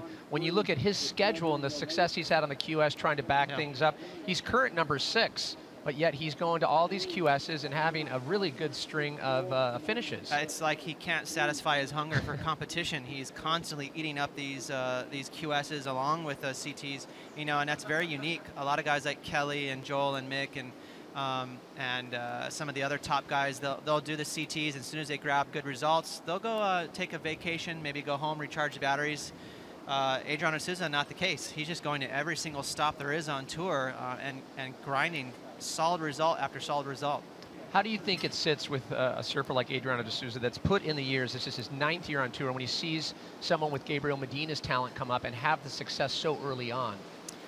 You know, I think the whole conversation with, you know, maybe getting ahead of yourself as a young surfer, grabbing some big results and finishing high, you know, there's some merit to it. But that being said, someone as strong-willed as Adriano de Souza or Gabriel Medina, I don't think it's going to phase them. I think it's something they're so passionate about that they just keep pressing forward. Well, for Adrian Buchan right now, he's going to have to press forward and find a 5.64. 15 minutes on the clock, still a lot of time. We've seen some great back and forth on another day of competition here at the Fiji Pro. He's sitting on the 6.83 and the 3.33, his throwaway, but priority sitting with Adrian Buchan. As we take a look out the back, there's Ace. And Ace, in terms of his season, a little disappointment there. The 13th place finishes. Take a little time to become a dad, which is always a good thing, as we pointed out. I mentioned the last year, Ace kind of battling through ankle injury, and it seems like a lot of the surfers just dealing with a lot of lingering injuries. Yeah, and sometimes those are the worst ones because, you know, they last a couple years and they can really nag at you. But it looks like Ace Buchan to me, he's starting to slowly make some baby steps towards what we've seen from him in the past, which is just nothing but solid result. You know, he's a machine. So Taj Burrell, he'll be coming up in the last heat of round 3 up against Tiago Perez. Just prior to that, it'll be Julian Wilson and Chloe and Dino, and then right into round 4. And what a cracker to start off round 4, Ross. Mick Fanning, Nat Young, Michelle Perez. And then you go into Felipe Toledo, Owen Wright, and Kelly Slater. We're so lucky. Right? We have the best job in the world to be able to watch all these guys blow up and really, really fun waves out here. Overhead cloud break. Sure, we get a couple nice tube rides out there, but I love seeing these guys fly down the line with all this speed. How unbelievable was that huge air rotator that Gabriel did? It seemed like he just couldn't resist himself. Yeah. I would have liked to have seen, if I was Mr. Coach Guy, a floater just to cap it off to make sure he nailed an excellent ride. But you could see how excited he got after coming out of that barrel and then went for a huge loop. Had he pulled it a possible 10. Some medium-sized bumps as Ace will use priority on this one. Big slice off the top, drives that bottom turn, squares it up nicely, but then loses it. So a missed opportunity, a decent-sized wave for Ace, and behind that, Adriano de Souza trying to get rid of a 3.13. He takes the vertical attack once again. It seems to be working. Beautiful turns for Adriano de Souza, sending a lot of spray on the 3rd exchange. Right to the top again. Big float section. And a clean finish for Adriano de Souza, only trying to get rid of a 3.13, and you can guesstimate that he did just that on that last wave. I'm having a hard time believing that's lower than his 9.3. That first turn was gangster. That was unbelievable. I love how he really drew out this bottom turn. Watch him fade speed right here. He wiped it off just to go vertical in the pocket. That was one of the better backhand turns we've seen in this entire event. As he gets down the line, it's going to serve him up one more good section, and he delivers right there. Another nice snap there, throwing tons of spray in the pocket again for Adriano. So he is on fire right now. He's going to have 2 giant scores. Right now, Adriano is surfing awesome, but he made that crucial mistake with that fall, so he's definitely going to be in combo land. So the pressure is definitely going to mount for Adrian Buchan right now. Score starting to drop on his 3rd wave, and it'll improve his score line slightly, but we expect big numbers on the 4th wave from Adriano de Souza.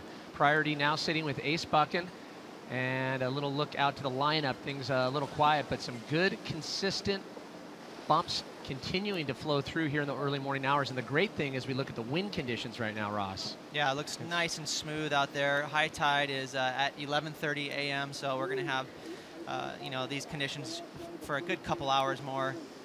And it looks like Freddie P. It's either Freddie P or Kelly, one of those tan, balded men. That's good assessment there as you get your Inspector Clouseau on. 11 minutes on the clock, Heat 10, round 3. In the water, we'll be going right into round 4 as conditions just staying solid as we see a little movement out the back. And Ace, a little bit deeper, will utilize priority on this one. He's hunting for a 5.64, tries to pull in quick.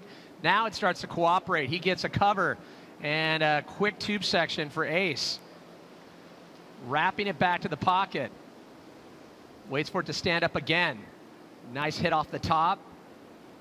And another good crack. Staying very active. Cut back as he'll kick out. So Ace Buchan just trying to get that 5.64. However, we're still waiting on Adriano's 4th wave score. We expect a bit of a shuffle as the numbers are concerned. Okay, first number dropping 8.7, so maybe they're going to go just a hair lower than a 9.3. And I tell you what, Adriano de Souza is going to be off to a huge lead, but Ace Buchan, he's not giving up, and I'll tell you what, he's surfing beautifully. Great little tube ride there. I love that knifing cutback, really slicing through, and then he stabs a lip, releasing a tail, showing that variety. And that last little snap right there was beautiful as we see this shot. Here we go a little closer up here so we can analyze just how deep Adrian gets. And he's going to, so not the deepest of barrels, but I love how he makes up for it with this carve. Great style there from Ace. A little more exciting turn right here as he gets the fins free. Lots of speed. Up through the lip again, and I love this little carve right here.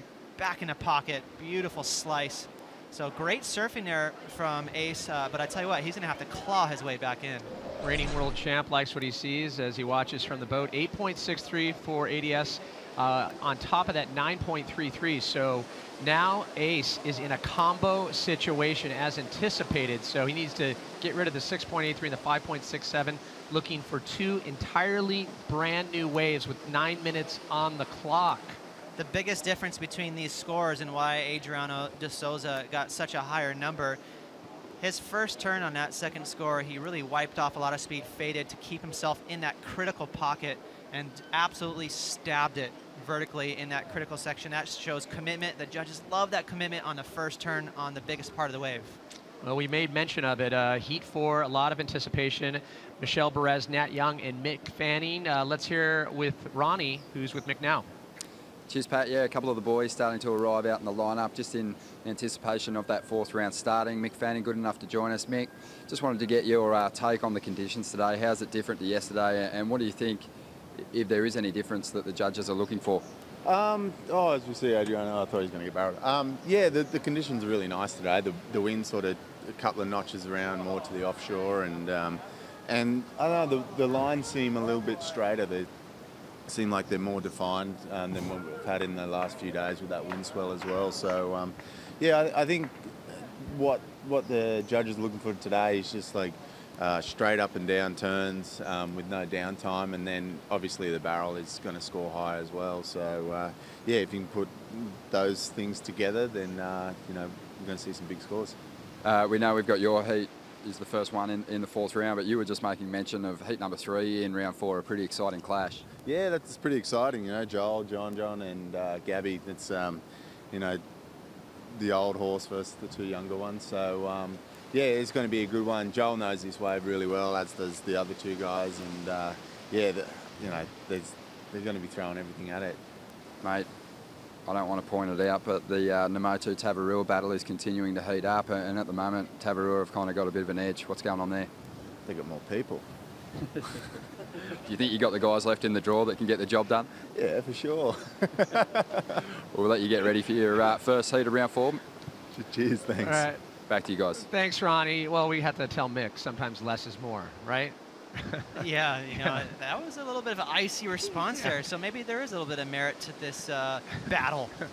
Well, I'll tell you what, in the midst of that interview, we just witnessed Adriano getting a rather nice tube, if you will, as we look back. He is in complete control this heat, and watch how deep he gets in this barrel. Beautiful no-hand entry, and then he backs it up with a rail grab for control. And a second one right there just to extend that tube ride, and watch this turn to back it up. Beautiful free with the fins there, air drops down, very exciting maneuver there to finish off that wave. So that's a 9.13. Adriano really dropping the gauntlet here in this heat. And really turning the screws of pressure on to Ace right now. The combo situation intensifying, 18.47. So 9.33, 9.13. I'm going to start doing the math here. I believe that's the highest score line we've seen so far. He's dropping at 8.6. Yeah. That's incredible. He's surfing so good. You know, he's got that great combination of those exciting backhand snaps in the pocket, and then he just backed it up with a great tube ride. So you know, Adriano showing how versatile he is. So Ace trying to scrap his way out of a combo situation. Not a lot of time. 5.5 on the clock. He'll kind of drive down the line, quick pull in, but it just runs away from him for a second there. We couldn't see to the right of our screen. We're like, potentially, there was a chance for Ace to come out. So 5 minutes, really not enough time to get 2 solid waves on the board. No, you know, at this point, it would have to happen in the next minute minimum, and he'd have to grab a 9-point ride or something like that. So Adriano really taking complete control of this heat here. 9.3. That's that snap I was talking about, and this is the wave where he has a lot of rhythm. Finds it even better on that second turn. Look at the spray going through the top of your screen there. A lot of power, and then that nice exciting move to finish off through the lip. 8.63. This is not even counting in his top 2. I love that angle from behind, different perspective there. And as we go back to the judges' view in front, you can see the wave gets a little soupy, but he still manhandles it. And through that section there, another snap. So Adriano, you can see he's just pouncing all over this thing and finishes off right there with another smooth finish. And the best for last right here. Nice tube ride. I love how he didn't have a grab on an entry. Then he grabs a rail for control. Nice little 2-for-1 barrel there, getting an extension, and slams it home for the victory. So look, here's that perspective from behind, a different angle, which I'm really enjoying. You can see how shallow that reef is behind him, and Adriano finishing it off. Well, he's always been known to be the Rottweiler of rounds. Very, very passionate surfer. Adriano de Souza just laying down some of the biggest numbers we've seen. 3.5 on the clock, still in that combo situation. Ace trying to get to work on this, albeit a bit too late in terms of getting out of the combo situation.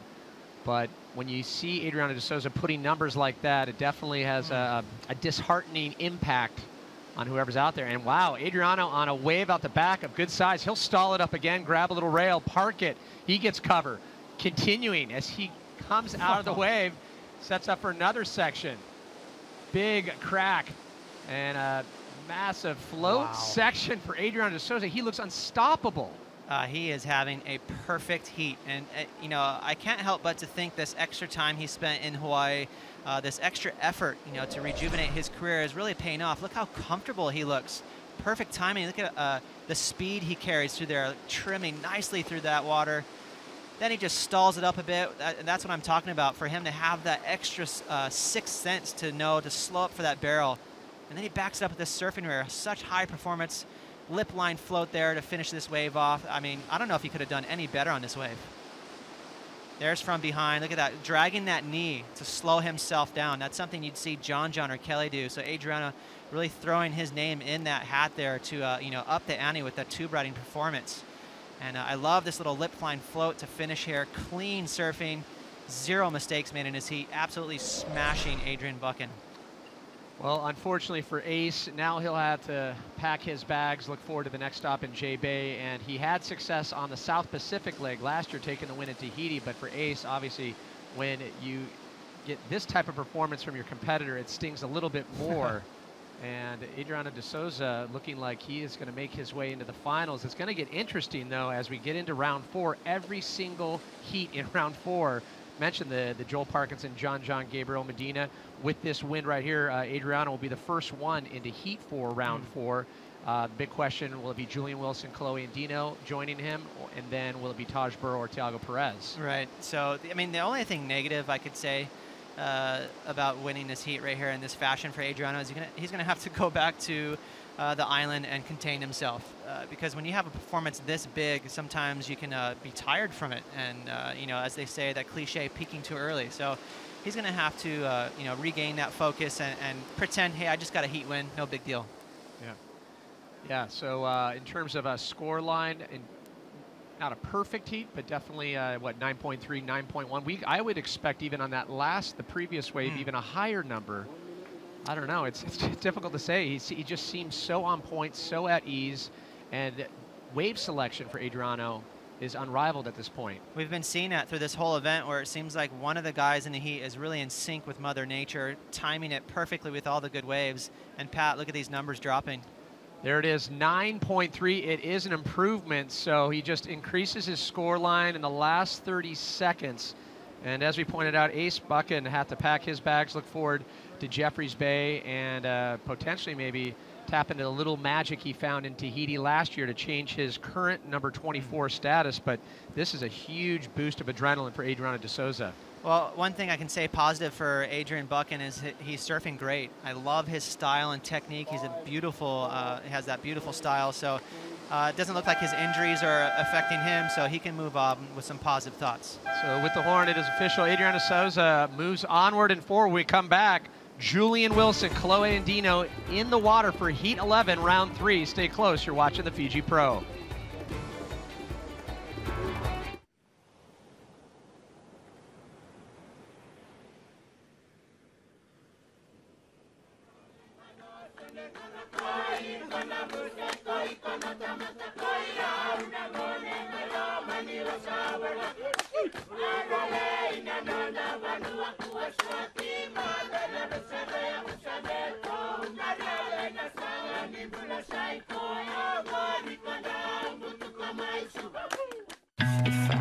I'm in tune with my body. It speaks to me and pushes me. This is my life. Samsung Gear Fit.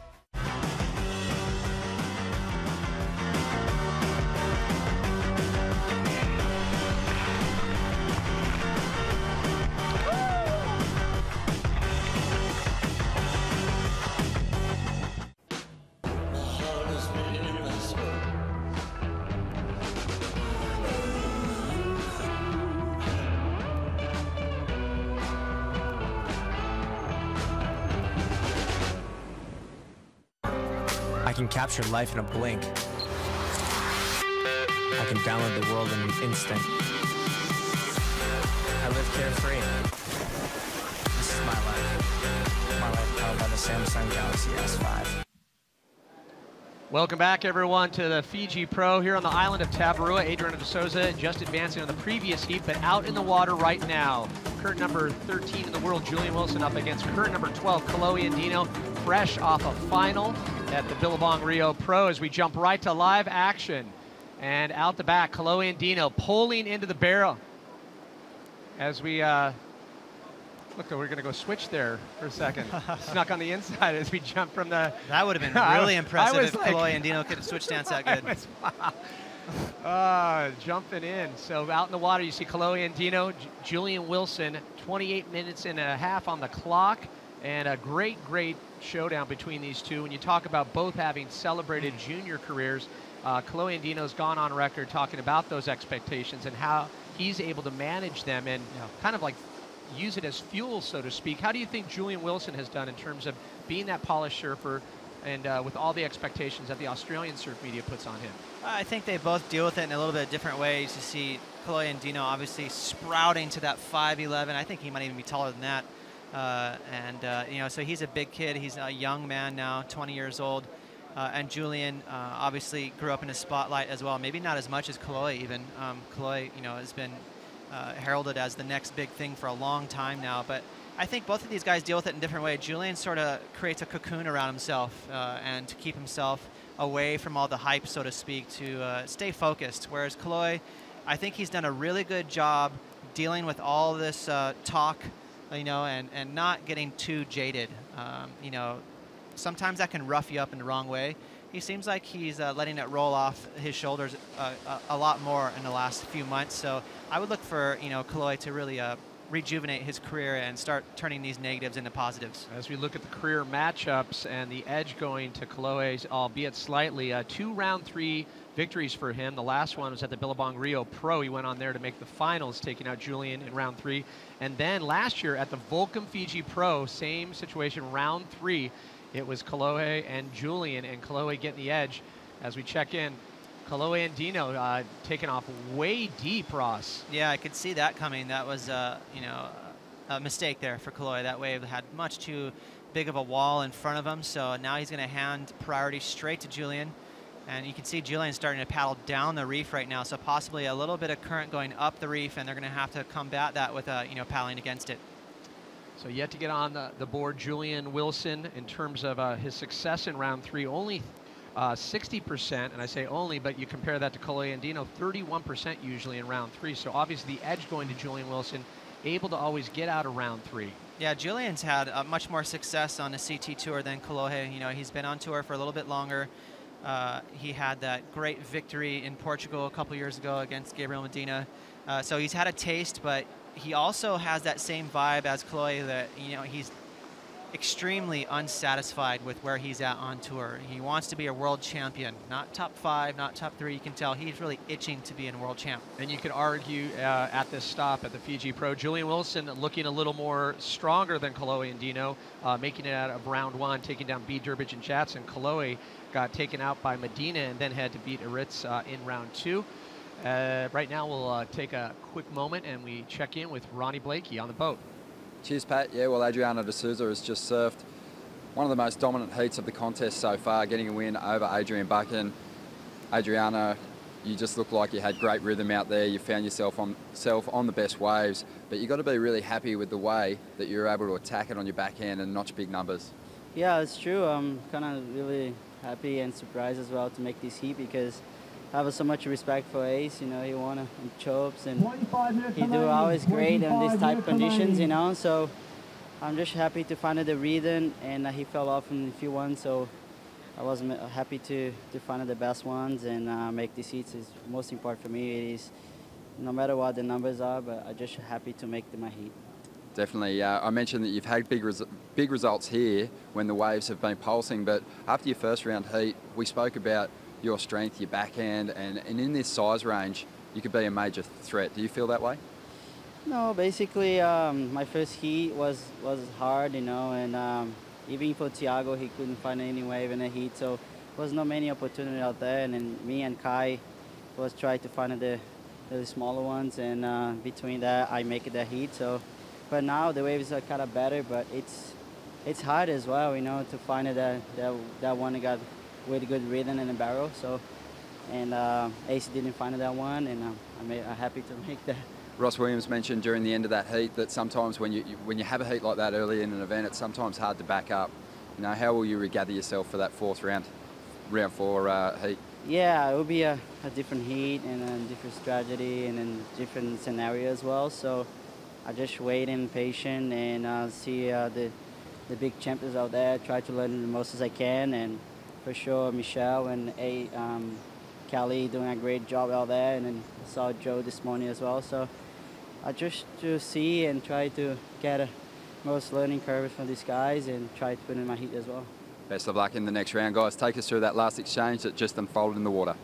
Thank you, Ronnie. Yeah, Chloe and Dino looking extra angry. We like this in between up with Julian Wilson. Yeah, Julian had one of the better performances we saw in round 2, and right here he's trying to back it up.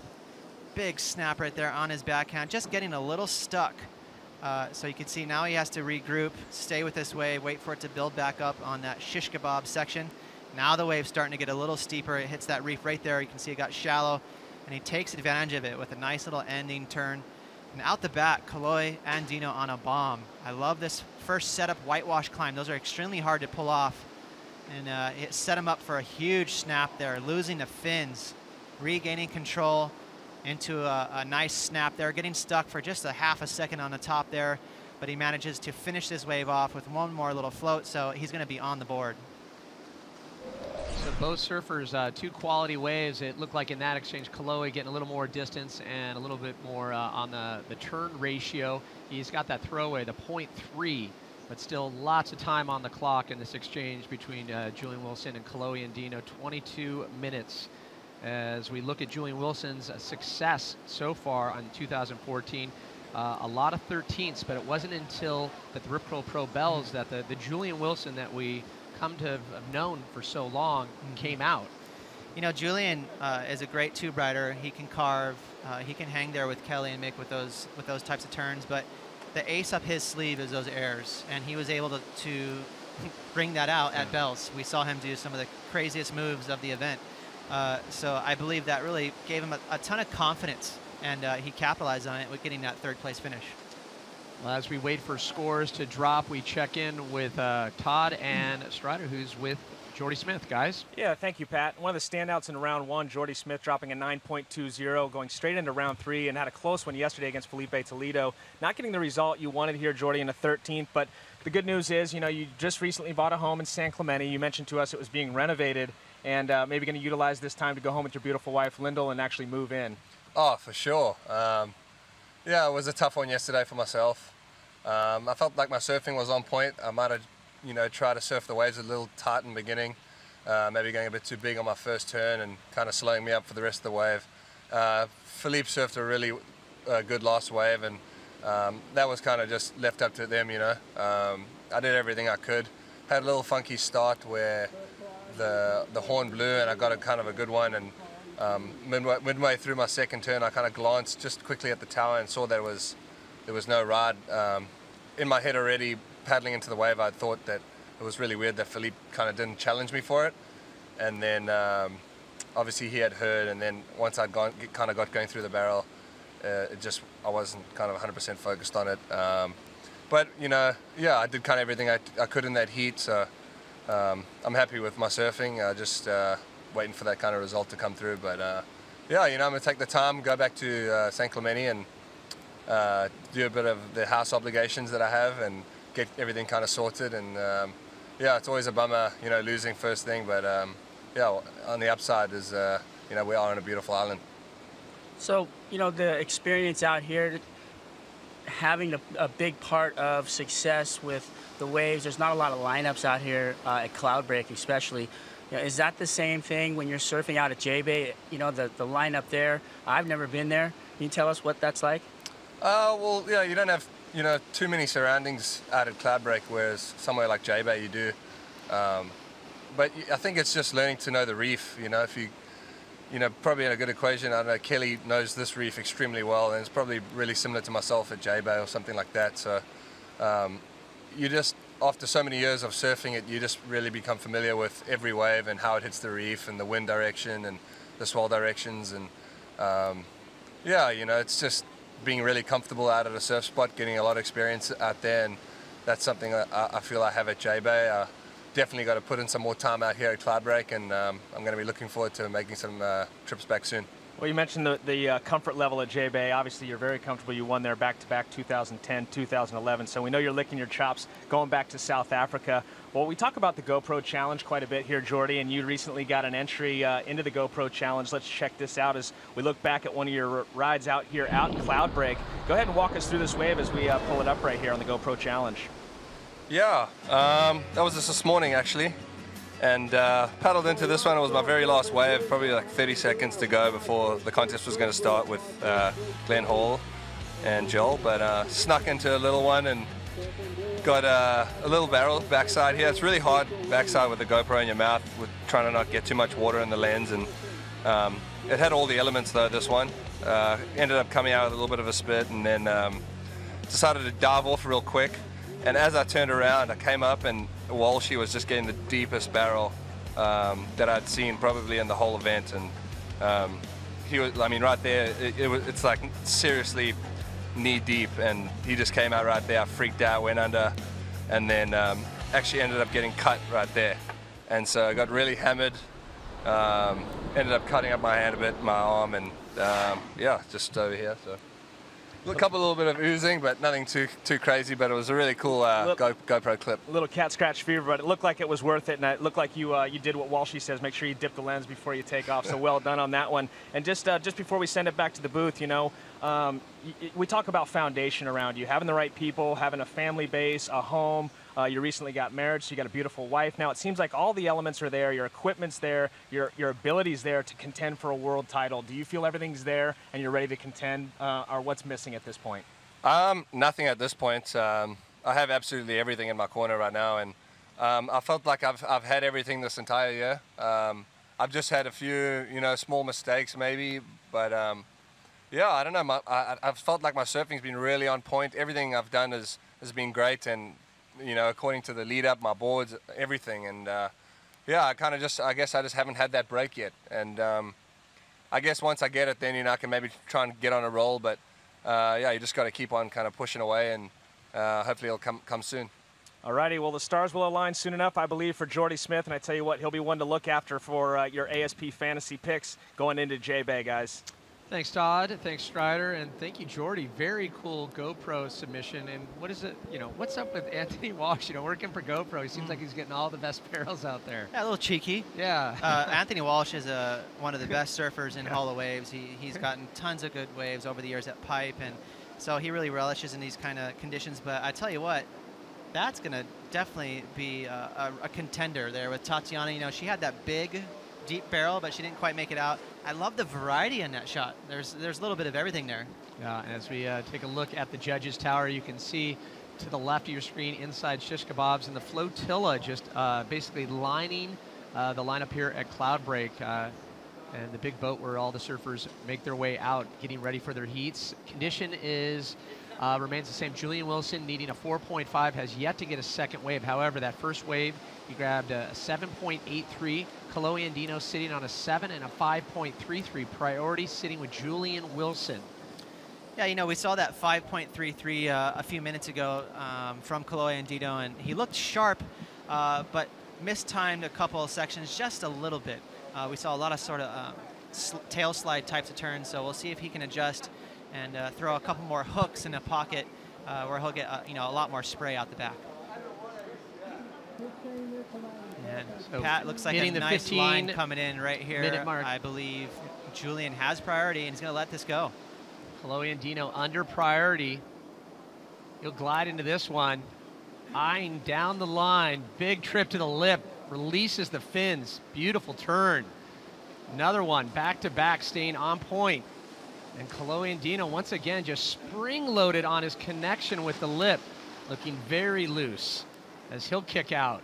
And right behind him, Julian Wilson driving down the line, and it just runs away from him.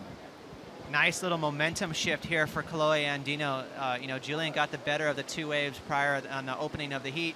That's going to put Kalohe in a really good position. You could see his timing on that wave was much better. We're going to take a look first of Julian. Little snap there under the hood, waiting for this barrel to develop, and it just went way too far ahead of him. He pressed the eject button there, diving out the back. But watch the timing that Kalohe is. He really clicks with this wave nicely. Crisp snap there. There's that fin release. I love this turn right here. He got a little more rail in the water right there and throws a lot of spray combined with that speed. Another one right there. So you can see his timing's perfect to the bottom, back to the top. Another stabbing turn there from Kaloy. And so, you know, in real motion, you can see Kaloy, one of his positives with his surfing is he has so much speed. And so that's going to be an exciting score. Kaloy can't get enough right now. He's on another inside section. Quick dismount, he'll dive off. 13.5 on the clock as we wait for scores. Prior to that exchange, Julian Wilson needing a 4.5, but Kaloy and Dino definitely got the better of the two waves. So we'll get to those scores when we come back to the Fiji Pro here on the island of Tavarua right after this. Stay close.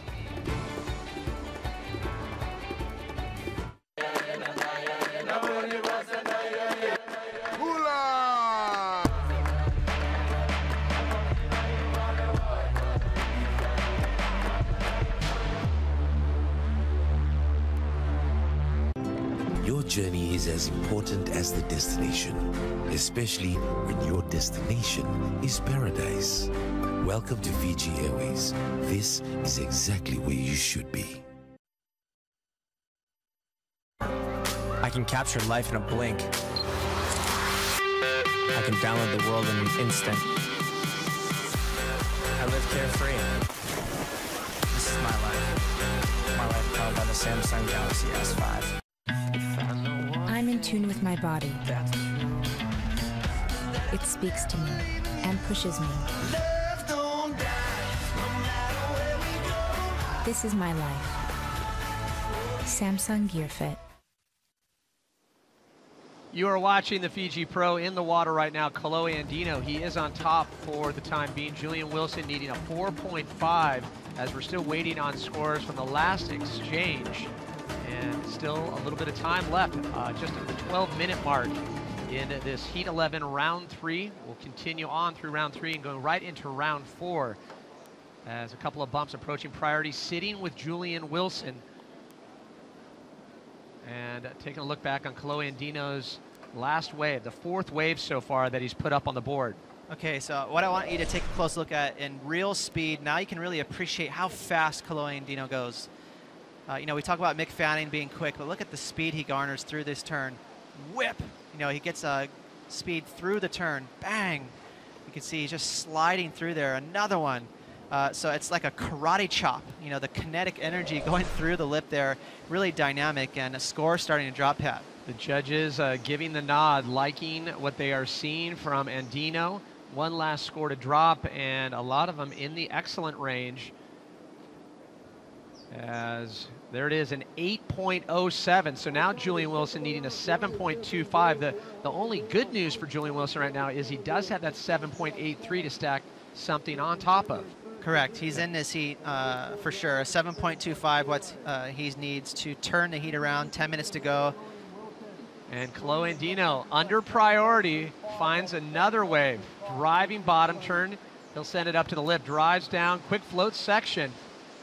And able to pull in, and he's done with that one.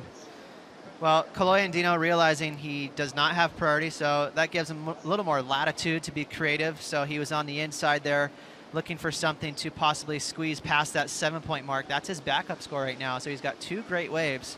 But I like the idea of him being a little creative here, trying to get something on the inside. So if you had to put your coach's whistle on right now, what does Julian Wilson need to do as we look back on Kaloy's wave? Julian's doing the right thing, you know, sitting outside waiting for that set wave. This wave, unfortunately for Kaloy, it just got a little too quick on that inside section.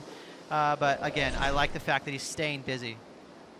So Kaloy Andino, 8.07 and a 7.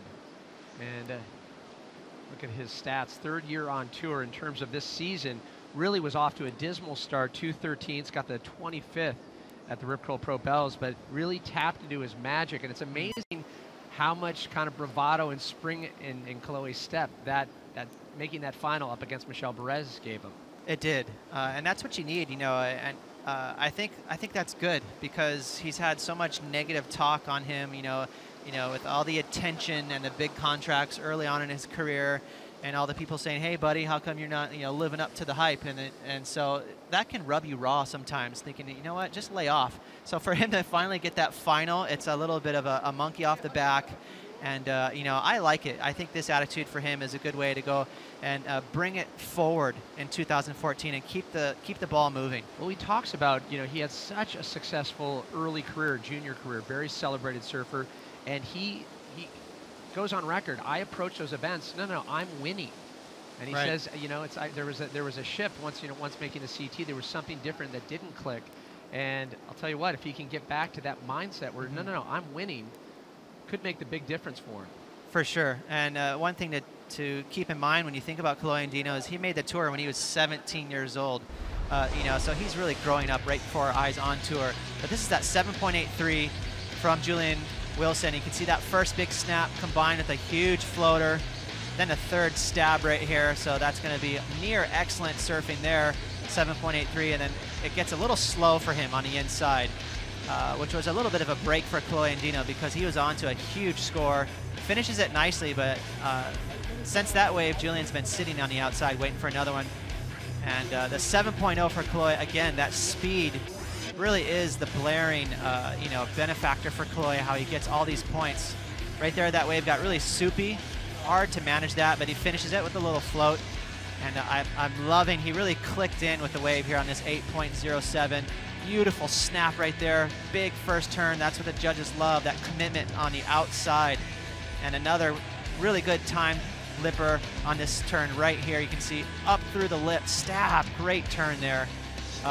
Sort of looks like a karate chop, but a lot of power with that. And you could tell he liked it as he kicked out. Unstoppable fighting technique so far for Kaloy Andino as he is on top. Julian Wilson, 7 minutes on the clock.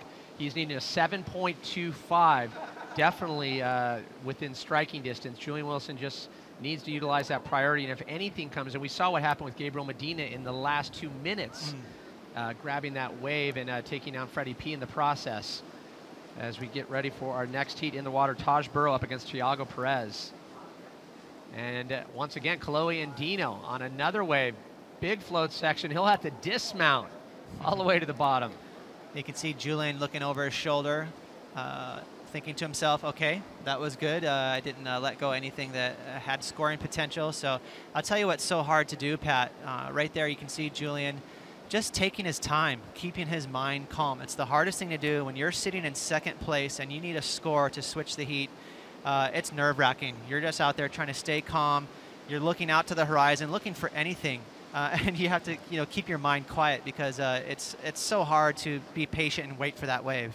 If you had to do just a quick comparison and contrast between these two surfers, it seems like they have a lot of similarities in terms of the depth of their air game, and but in terms of the speed of Kaloy, who gets speed, who gets the smooth card. Without a doubt, Kaloy surfs much faster. Julian has a slower tempo, sort of like a Jordy or a Owen Wright, but the nod that Julian has over Kaloy is he gets a little more rail in the water, a little more of a smooth style. I would say they both have a great air game, but Julian maybe even a slight nod in that as well. So, Julian's wearing a red jersey for a reason. He is the top seed in his heat. But Kaloy, as you mentioned, he has a lot of momentum right now, a lot of confidence, and he's finding himself, putting the crunch on Julian. Well, it's going to come down to the last 5 minutes. Hopefully for Julian Wilson, trying to make it out of round 3 into round 4. Whoever wins this heat will face off against Adriano de Souza, and then the winner of the next heat, either Taj Burrow or Thiago Perez. Yeah, Thiago, he had a great heat with that upset, but tell you what, Taj Burrow has one of the best backhand snaps on tour. Out here, that's deadly for these waves right now. It's begging for that, It reminds me a little bit of Andy Irons. He's got that crazy backhand whip where he likes to throw the tail and get really loose and low to his surfboard. So I can't wait to see that matchup with Taj. And it seems like those type of turns are definitely resonating with the numbers as far as the judges are concerned. A couple of bumps approaching, and as we look across the lineup here at Cloudbreak, just under 4.5 minutes on the clock. A great angle, just the way that these waves sweep across the reef at Cloudbreak. Such an amazing setup. Well, you can see Julian letting that wave go. Look at the size of that thing. And the reason he didn't go is look how fast that wave is peeling across your screen. He wants a slower tempo so that he can throw his board up 3 or 4 times. That's when you're going to get a big score. Let's see if wave number 2 of this set cooperates.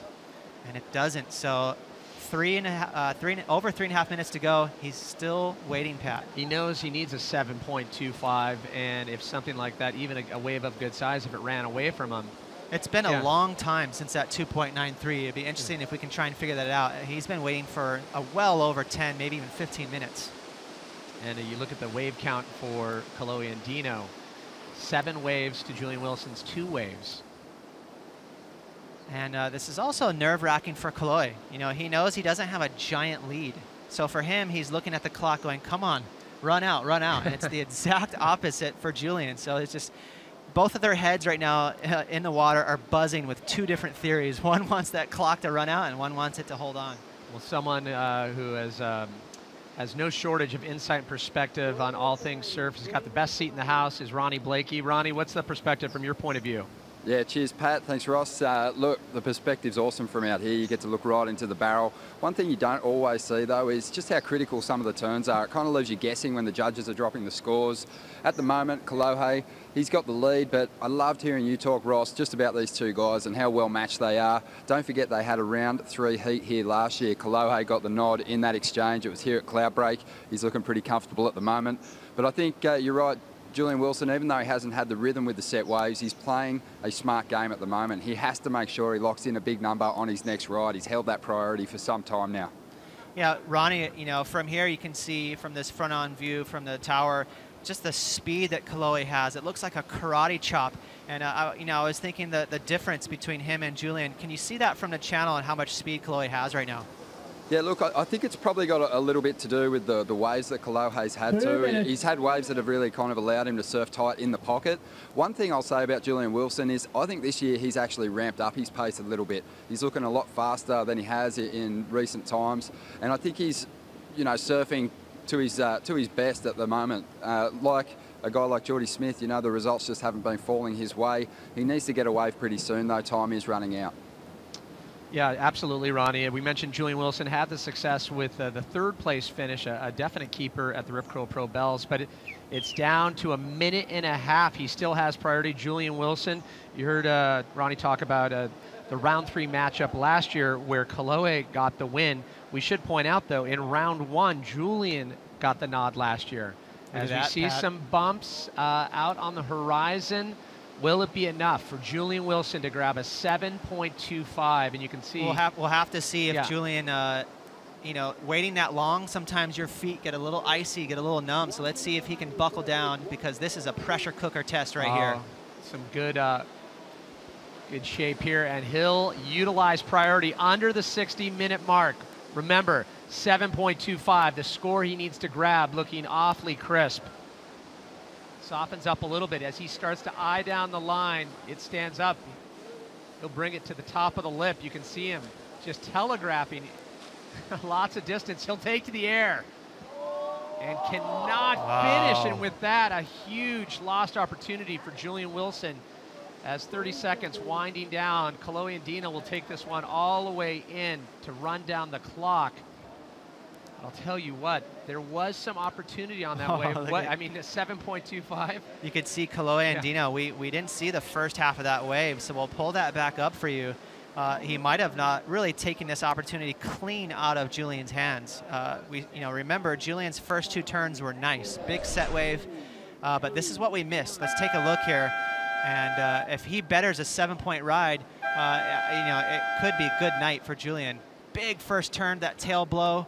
A smaller wave, but there's that speed. Another karate chop of a turn, and another one, a big whip there. Vertical stab again. Look at that spray.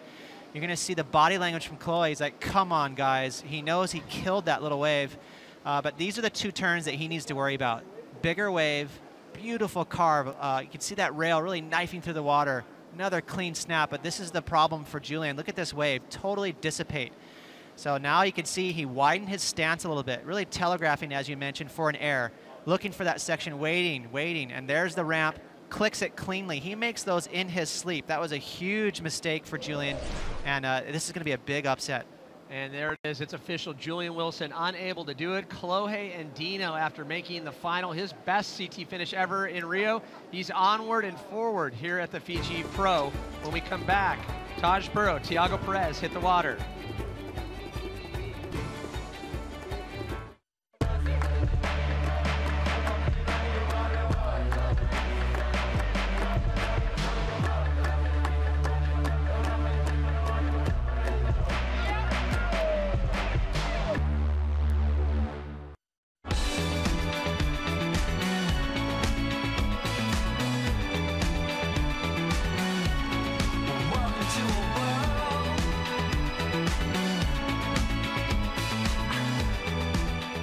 Introducing Orbitz Rewards, the instant approach. Earn rewards in an instant, redeem in an instant. Book a flight, use rewards for the hotel. Book the hotel, use them to stay longer.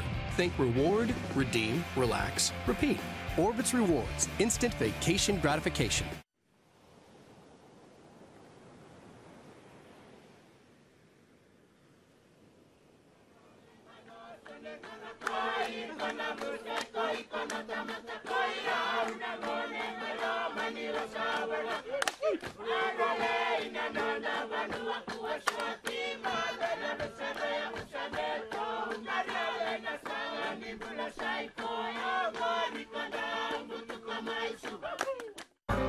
I can capture life in a blink. I can download the world in an instant. I live carefree. This is my life. My life powered by the Samsung Galaxy S5. Back to the island of Tavarua, Fiji, just across the island of Namotu, and we are here for the fifth stop of 10 for the 2014 Samsung Galaxy ASP World Championship Tour. Current number 2, celebrating a birthday this week. Taj Burrow up against 26th in the world, Tiago Perez, and we expect a lot of things from Taj as well as Tiago. You talked about the differences in terms of the waves on offer. What can we expect from both of these guys? Both of them have deadly backhands, and we see Taj. Taj Burrow getting right at it. He'll take the trip to the lip. Clean exchange there. Release of the tail on the second one. Drives the bottom turn and then just slides out the back, unfortunately, on the third turn. Not happy with that mistake for sure. Lots of white water as Tiago has to navigate his way around a slow cutback to stay in the pocket there, but a good-sized wave nonetheless. Big bottom turn. He gets out and up and over the board. Wow, you can see that was a nice size wave, one of the bigger ones we've seen this morning, and you saw Tiago had a really extended, long, knifing bottom turn, and it put him in an awkward position there. He almost got ahead of himself, and that's what made him fall on that last move. But nice big set. Both of these guys making some early mistakes, so hopefully they'll settle in and find their feet on this heat. You can see right here, look at the size of this wave.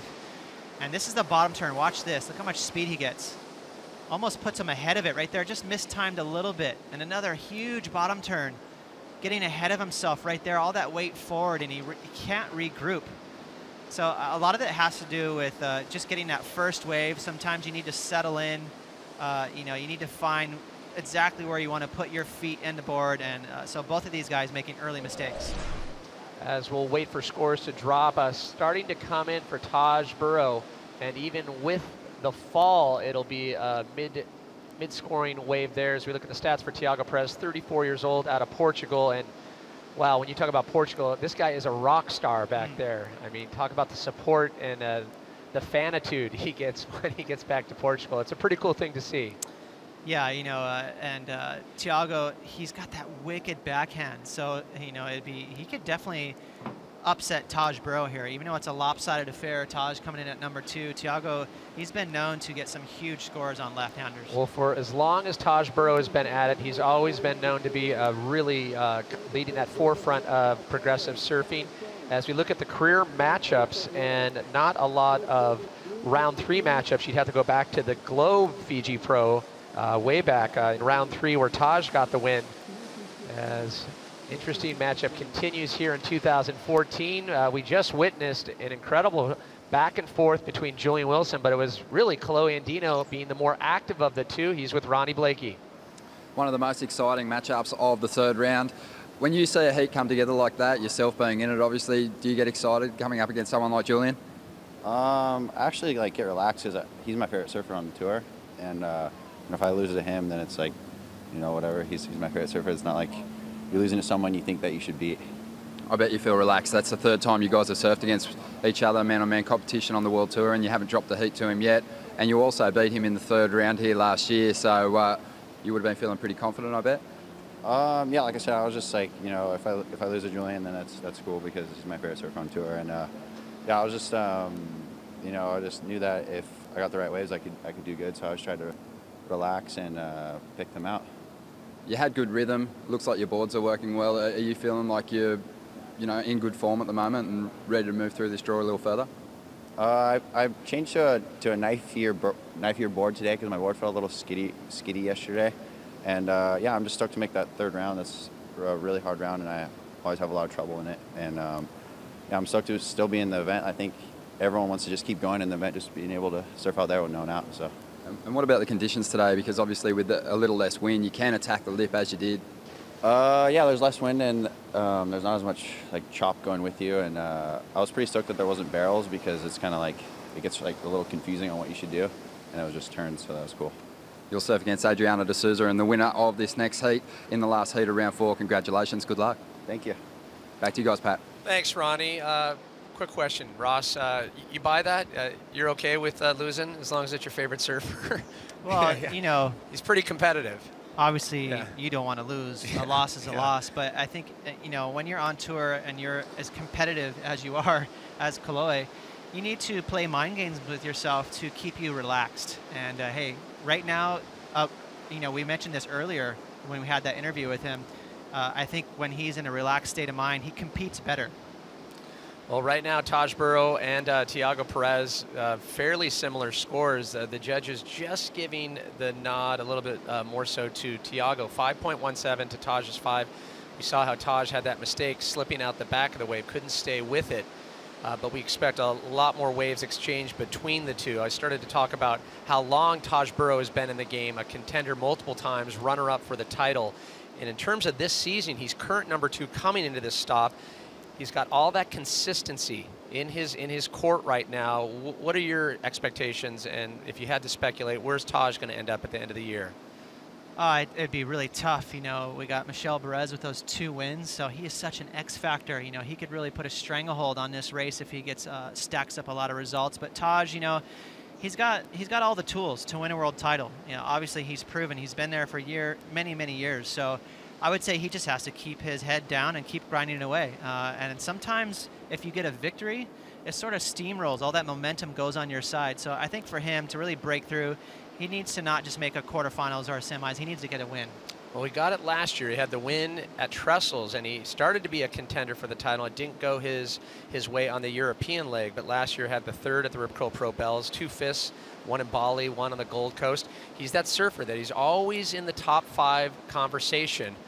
So we expect a lot from Taj, and I know his expectations are even higher in 2014 as we head back out to the lineup. And Tiago finding his second wave. You can see him looking down the line, and it just gets away from him, so he'll kick out the back. Yeah, keep in mind, Tiago upset CJ Hobgood in the second round, so, he was a dream crusher for CJ, obviously one of the favorites coming into this event every year. So he's got some confidence. You saw Taj Burrow on that last wave there. He had priority, and he let it go. Obviously, he realized that wave was going to close out, so that was a good decision. Priority still sitting with Taj Burrow, as you pointed out, and Taj, in terms of his comfort factor at this stop of Fiji in 2014, directly out of round 1, where he took down Ace and Mitch Colburn. So he's been in the flow right from the get-go, taking that fast track to round 3. He has, and I can really see him going deep in this contest with these types of waves, with these running lefts. He's got that speed like a Kaloe Andino we saw in the last heat, but he's got crazy power and whip. He gets so vertical, and he chucks the fins, so he combines sort of a 2-for-1 maneuver. So look for Taj to take advantage of that. But, with the waves slowing down a little bit in his heat, how crucial will that mistake be? He fell in that 3rd turn. Huge. But while we're crunching numbers here, this is an amazing number when you look at the percentage success rate in round 3. Taj, 70%. Tiago, 27%. Right. That's staggering. And that's the difference between someone who keeps making a top 5 and someone like Tiago, who seems to be a bubble boy, you know, always trying to just re-qualify. Is there something psychologically that can sit with getting out of round 3? It seems like it's a tipping point for so many surfers that they can't get past. It can, you know, it can be a mental block, but for Tiago, you know, he's up against it. This is a tough tour. There's so much talent, you know, so usually where there's smoke, there's fire. And what I mean by that, if you keep getting losses, that usually means that, hey, you could be getting outmatched in that 3rd round. It's really hard to beat the top guys. Well, we see some lines approaching again as Tajburo has priority. You can see the distance between the two, and it's a pretty big gap as we still continue to wait for waves. Let's check in with Ronnie Blakey, who's got ace. Thanks, Pat. Yeah, Adrian Buchan, good enough to have a chat with us after being eliminated by Adriano de Souza. Ace, it kind of seems like out there this morning, it's one guy's finding the rhythm and getting himself on the best waves and finding the sets each time with priority, and the other competitors sort of out there scratching their heads, wondering how it got away. Yeah, it is like that.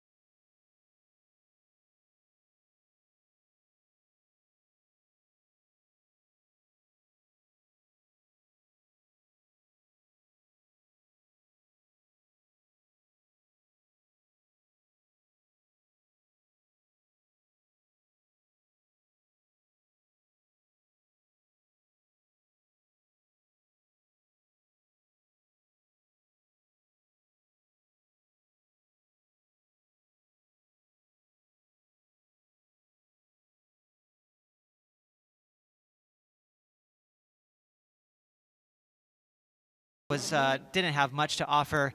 He allowed Tiago to look at it, and it paid off. So now we have under a minute left, Pat. 60 seconds now, and Taj Burrow holds on to priority and the lead, trying to get that last transfer spot into round 4, facing off against Adriano de Souza and Chloe and Dino.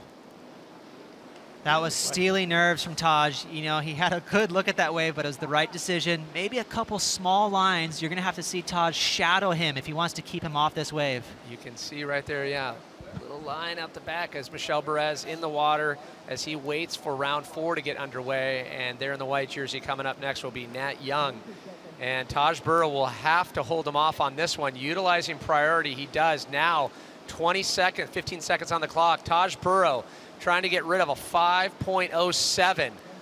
This one starts to stand up nicely, gets the release, stays with it, and he'll be done with that. Was there anything out the back as the horn sounds, and not enough time for Tiago Perez. He sends, Taj Burrow sends Tiago Perez home in round 3. Taj Burrow moving on. He'll face off against Adriano de Souza, Chloe and Dino in round 4. Coming up next, Mick Fanning, Nat Young, Michel Perez in round 4. Joe Trappell and former world champ Martin Potter jump in for the call. You're watching the Fiji Pro. I can capture life in a blink. I can download the world in an instant. I live carefree.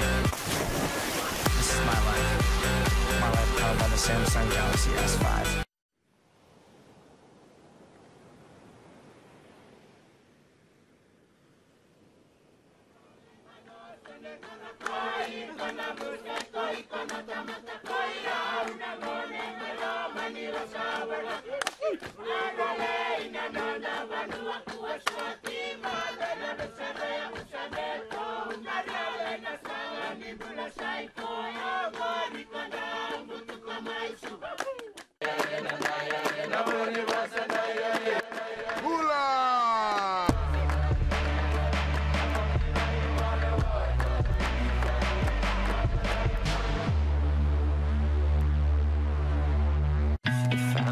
I'm in tune with my body. It speaks to me and pushes me. This is my life. Samsung Gear Fit.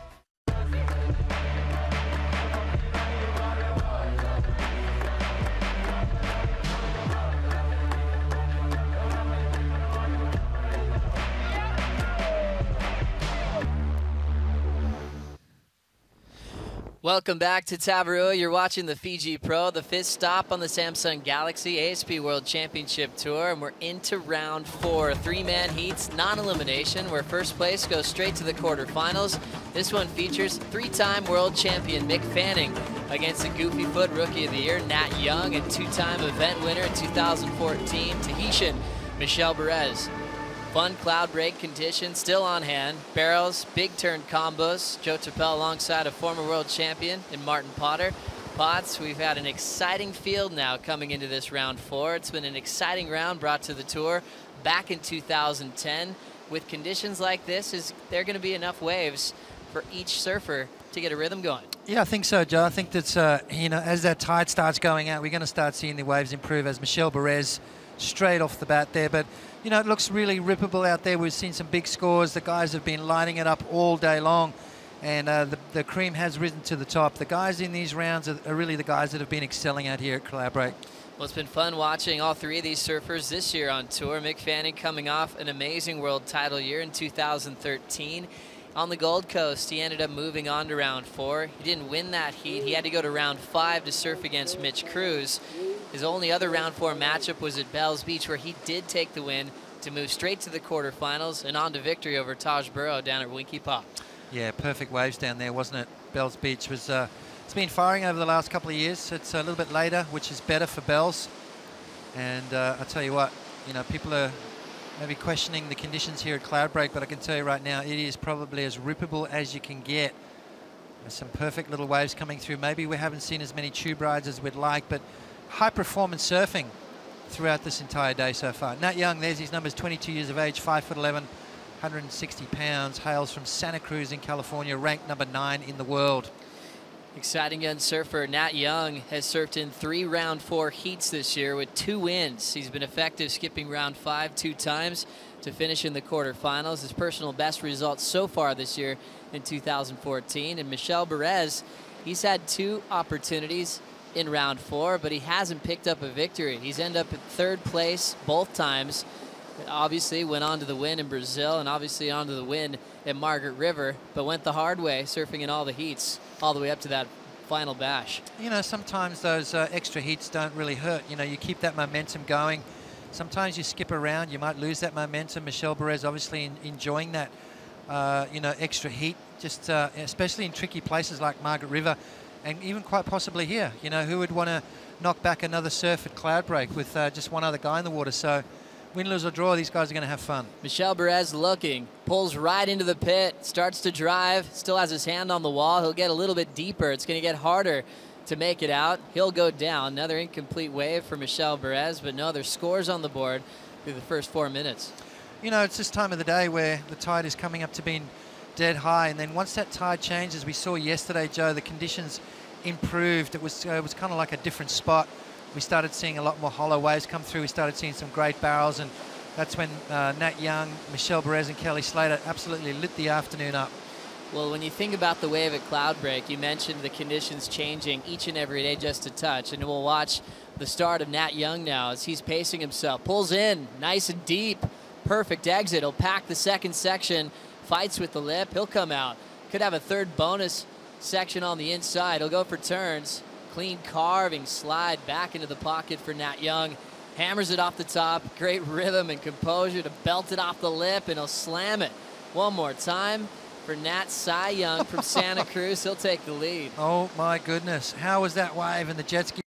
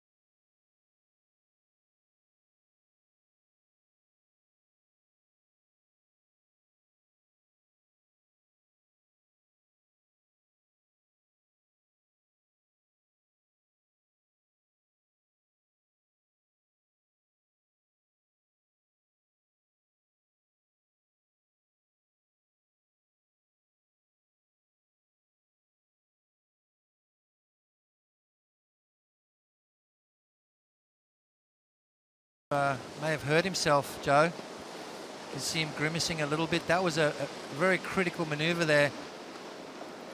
And it must have hit the bottom. I think Nat Young came into contact with the reef. Let's have a look at the wave, though. Beautiful barrel to start off with, though. Nat Young's been showing us some great barrel skills. And he comes out, and just to try and put a bit more on that wave there. I don't think that was the actual wipeout. I think he actually hit the bottom. But Nat Young, look at this. Perfect positioning.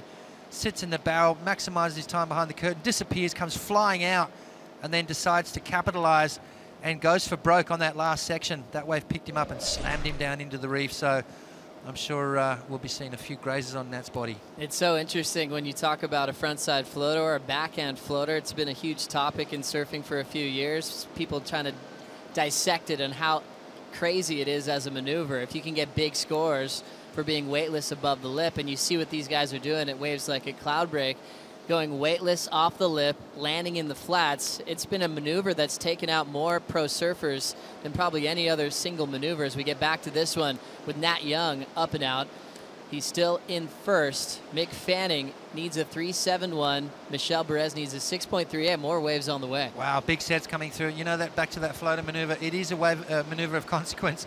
It's a board breaker, it's an ankle breaker. Mick Fanning tore the hamstring off his bone doing one of those maneuvers, so very critical. Now taking off, nice easy takeoff for Fanning.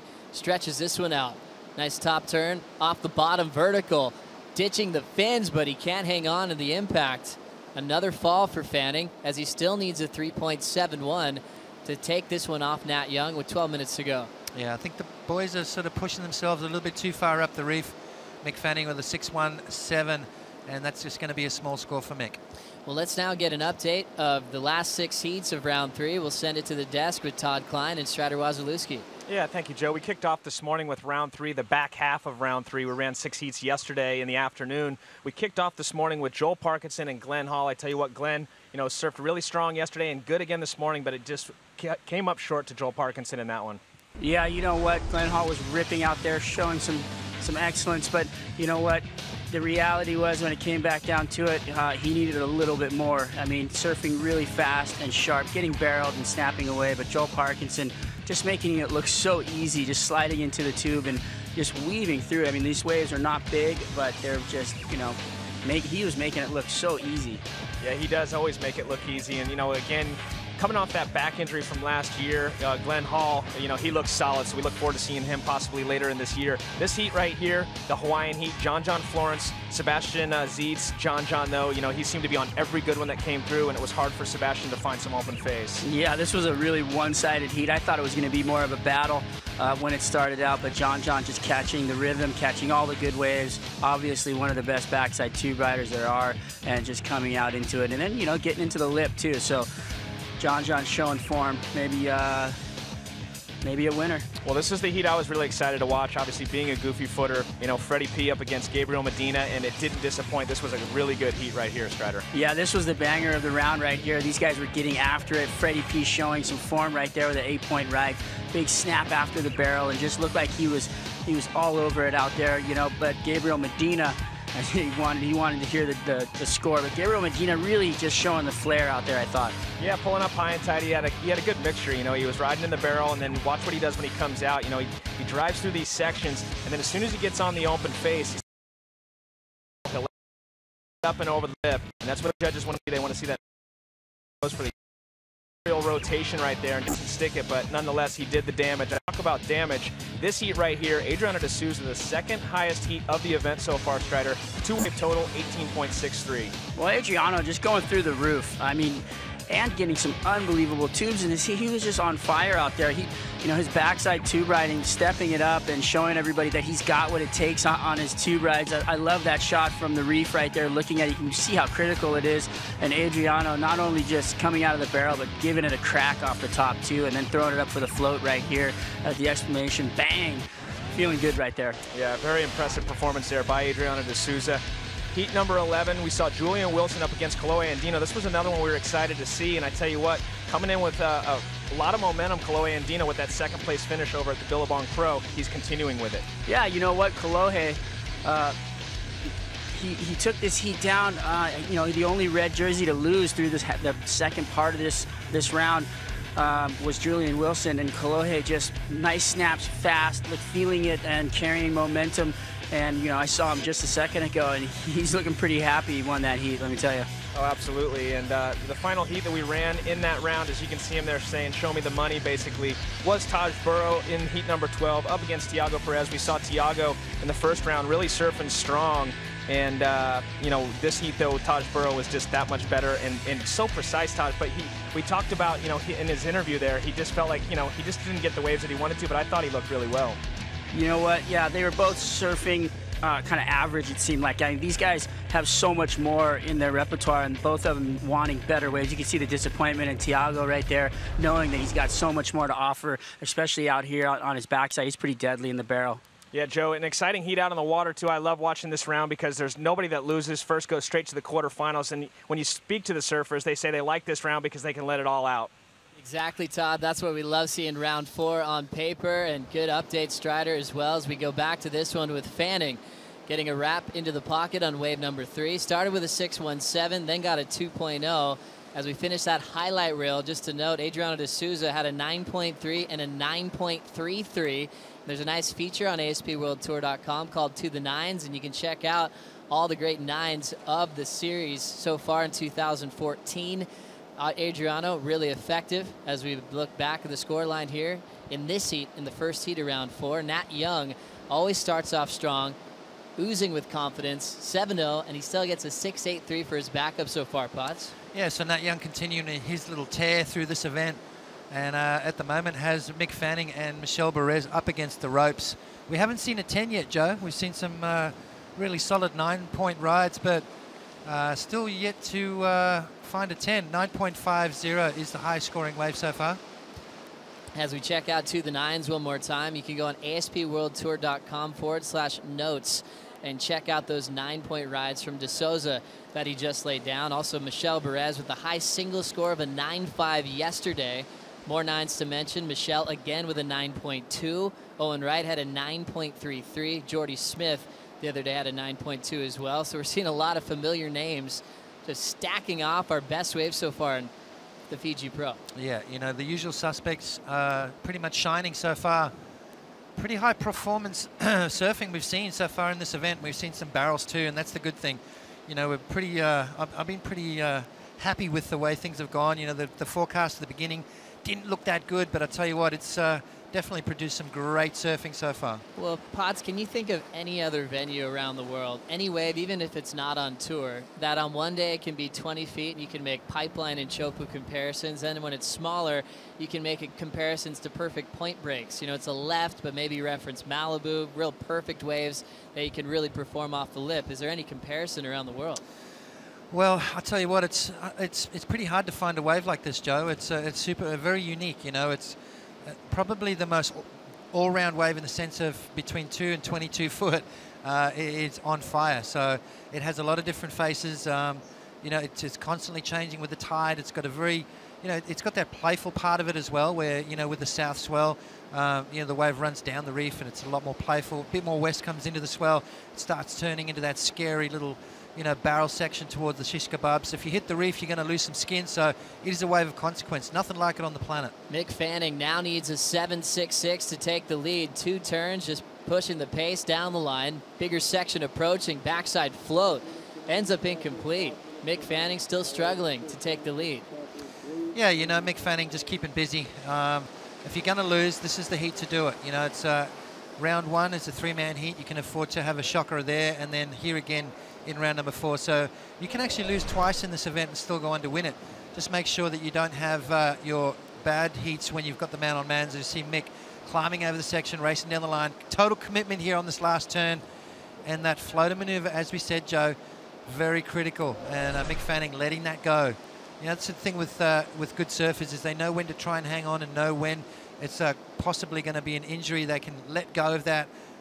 You know, that's the difference between hurting yourself and getting through unscathed. Mick Fanning now casually looking at this wave to try to find a 7.66, not committing.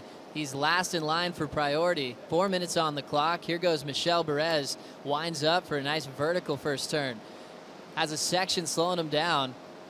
See if he'll hang in. He'll kick out. That one's going to be a smaller score, a 3-5 and a 1-7.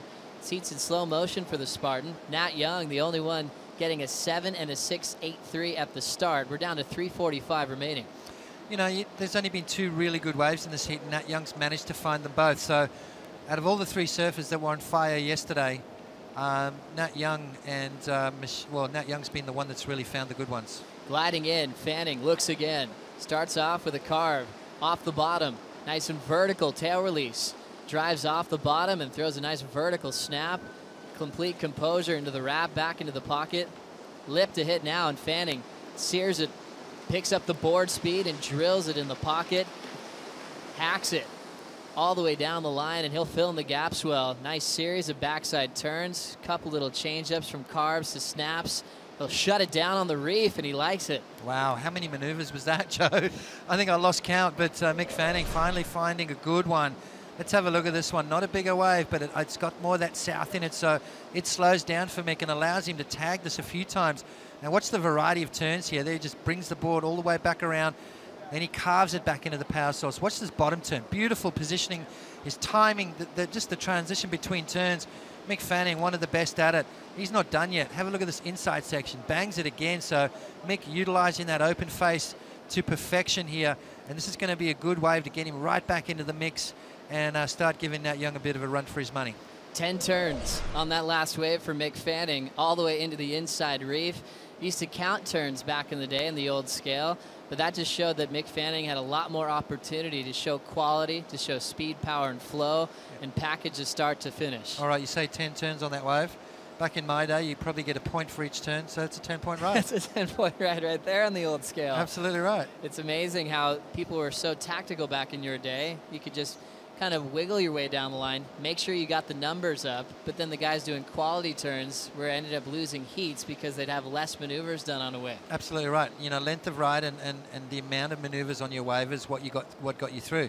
I think the maximum you could get for a maneuver back in the day was a 6.5, no matter how crazy radical the maneuver was. So it wasn't, it wasn't promoting innovative surfing, and thank God they changed that rule, because the sport has come leaps and bounds since the introduction of eliminating that length of ride, eliminating the amount of maneuvers you need, and focusing more on those big innovative turns, breaking it down to best 2 rides, 30-minute heats. It's given these guys a lot of time just to have fun with it, and if you fall off, it's not as critical as it was in the past, where you were running out of time. You needed 3 to 4 good scoring rides to make it through a heat.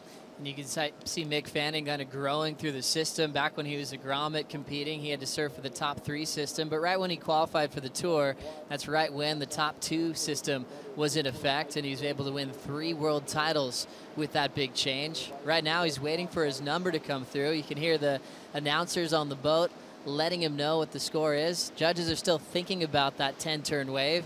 He had a lot of composure, nice variety, but they'll compare it to the scores of Nat Young. Nat has a high number, a 7.0, and they're trying to decide if Mick Fanning's is better than Nat's right now. Well, Nat started off that wave with a barrel and then opened up with some pretty solid turns. Now, the only thing that really hindered that scoring there was because it was the first wave of the heat. I think if Nat had got that wave sort of towards the middle and end part of the heat, I thought it would have maybe gone a little higher. So Mick Fanning searching for a 7.66. Michel Perez in a combo situation, so Michel not being able to answer back from yesterday. He had that blinder, posting some huge scores, and the judges having a good long hard think about that last ride from Mick Fanning. A 7.6 required as this heat comes to an end, and we're going to hang around until we hear what the scores were there for Mick Fanning's last ride. 10 maneuver wave and looking for a 7.66. Scores starting to trickle in now.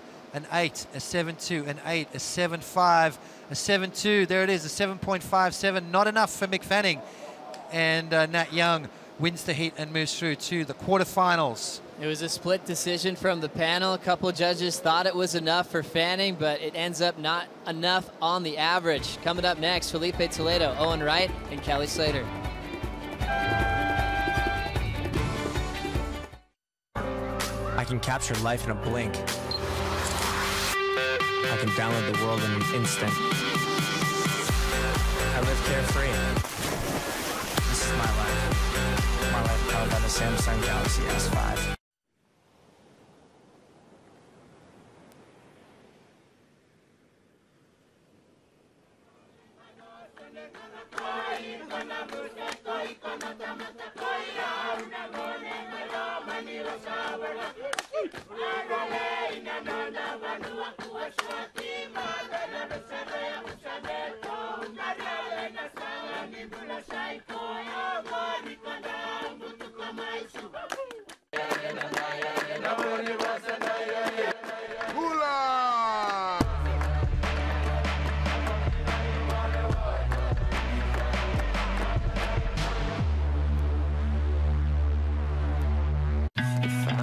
I'm in tune with my body. It speaks to me and pushes me. This is my life. Samsung Gear Fit.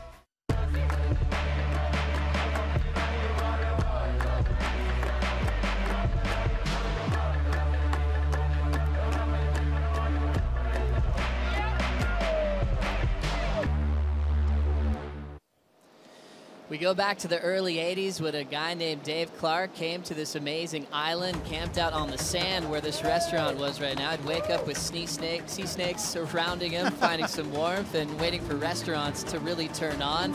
A year later, he brought a Zodiac with him to really check out what Cloudbreak was all about, and he realized quickly that it was one of the best waves in the entire world. Kolohe Andino loving the action from the restaurant as he's looking on to set up this brand new heat. World #1, Kelly Slater, 11-time world champ, the most dominant surfer in Fiji history, takes on Owen Wright and Felipe Toledo with 30 minutes on the clock.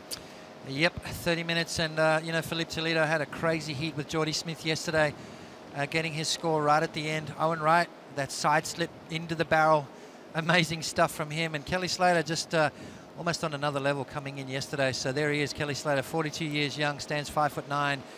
160 pounds, Cocoa Beach, Florida, but he really is a citizen of the world and ranked #1 in the world. Coming into his pet event, he's won this thing the last 3 times it's run. Now a little racetrack setup for Felipe Toledo. Quick reaction for the backside floater. Now he's out in front, the lip showing up, tags it and slips. Felipe down. He'll take the subtle lead with just a few minutes off the clock. Yeah, just doesn't he bring such an energy to the way he surfs? He's got so much zip and zing in his surfing, so much spring in his step. And it's that X factor that we love to watch from Felipe Toledo. You know, to me, really, he came out of the blocks firing at the beginning of the year, and his results just haven't shown really how good this kid's been surfing. We saw an absolute clinic in Rio de Janeiro. Some of the stuff he was doing was really beyond what he's capable. Nice foam climb floater there, and you can see him just itching to get going on this wave. Snaps it off the lip there and just loses his front foot. So a little bit of nerves here for Felipe Toledo. He wants to light it up. He wants to show the world what he actually can do. And Joe, there's his numbers. Felipe Toledo, the youngest Grom on tour, 19, 5'8", 150 pounds from Ubatuba, Brazil. That's in Sao Paulo, ranked 20th on the planet right now. Coming into this matchup, you saw the street cred from guys like Owen Wright, who's effective in finaling in waves like Tahiti. Kelly Slater, one of the most dominant of all time. You look at Owen and Kelly with their strengths in the tube. Does Felipe have to go to turns to beat these guys? Well, you know, he basically said one of his strengths is not backside tube riding, but, you know, he's a maneuver guy, and he's learning as he goes. I mean, he's getting better and better. And it was always the factor of, was he going to do good here in Fiji? Places like Chopu and Pipeline are going to test him, but you know, in saying that, you know, these kids aren't scared, and we've seen in the past that when the challenge is laid down, they really do step up. They've chosen this as their path. This is what they do, and when they're confronted with those big gnarly situations, they just go for it. Well, right now, Potts, Felipe starts with a 3.17. It's back of the line for priority. Owen Wright and Kelly Slater will now make that decision if they want to take the next wave just by out-positioning each other.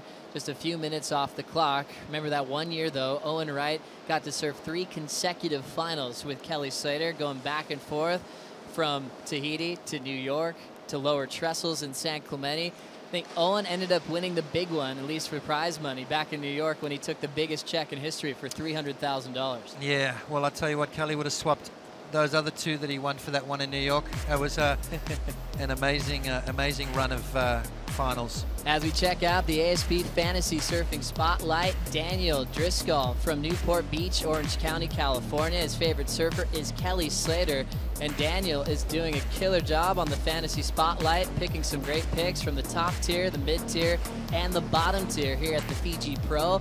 You can make some pretty hard decisions to try to separate yourself from the pack, thinking about some dark horses that have made it into round 4. We'll get back to that with a rider in motion. Toledo off the roof, slaps it hard, moving quickly, vertical wipe off the top, and he'll close it out with a backside hack for a finish. 2 waves quickly, and he'll take a further lead. Yeah, you know, he likes getting a quick start, Philippe, and when he does, he starts getting that confidence up. He starts pulling off some crazy moves. It's lightning fast, so it can fit a hell of a lot in a short space. And Philippe Toledo showing there that pizzazz that we're talking about, that spring in his step, and posting a couple of quick turns and finish off with a bang. So while Owen Wright and Kelly Slater sit and wait, Philippe decides to answer on the inside, snapping off the top there. Look at that, throwing a lot of spray, nice and vertical again, and then in a short space, fitting in a nice little foam climb floater, lip line turn there to finish off that wave number 2. A 3.17 on his opening ride. He's going to post something in that 5-point range. With 24 minutes remaining, he's going to take the lead. So 3.17 and a 5.17 back-to-back for Felipe. Owen Wright and Kelly Slater still quiet at this point, looking to go straight into the quarterfinals. Owen Wright has had to sit out the season last year with an injury, got the ASP wild card to make a comeback, and now looks like he's doing his best effort to get that winning feeling again. Now Nat Young is standing by in the boat with Ronnie Blakey. Thanks a lot, Joe. Yeah, Nat, you got knocked out in the 5th round last year. That's definitely not going to happen now with a win in round 4. Yeah, to skip that 5th round and advance to the quarters is always a really nice feeling. So, you know, I'm already doing better than last year, so I'm stoked. Mate, it kind of looked a little slow during that heat. It sort of seemed like it started off okay, and then it kind of went quiet. As a result, we saw a pretty exciting finish. Mick chasing a 7 in the final stages. You put together a pretty decent ride. Were you nervous out there?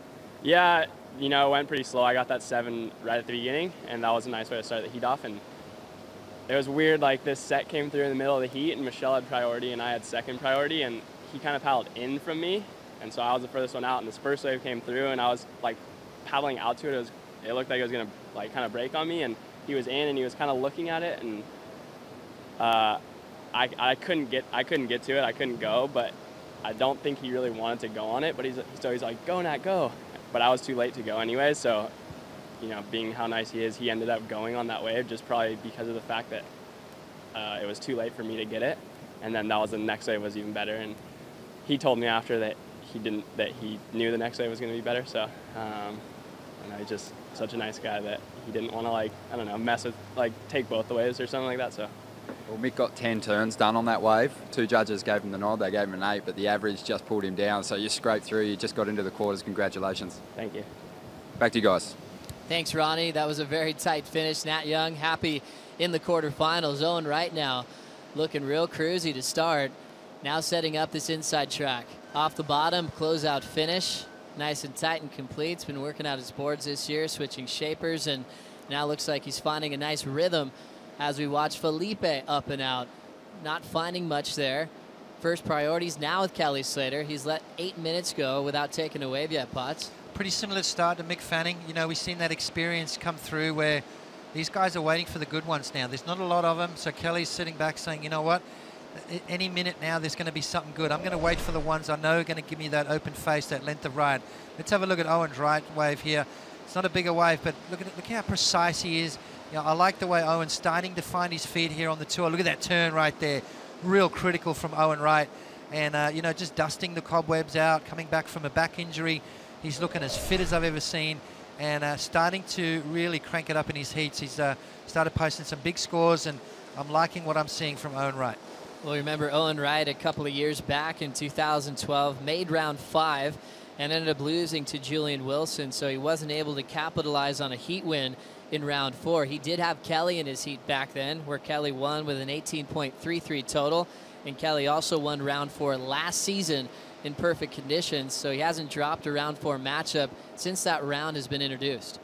Yeah, and you know, the thing that's I like about this round, round 3, before it used to be complete hassle, right? And we weren't seeing guys catching a lot of waves. We started seeing guys really have these full paddle battles First surfer to ride a wave will be given third priority. So example, Felipe Toledo caught the first wave. He goes to the back of the line. The 2 remaining surfers will have priority over the surfer with third priority, but not over each other. The next surfer to ride the wave will move into third priority position.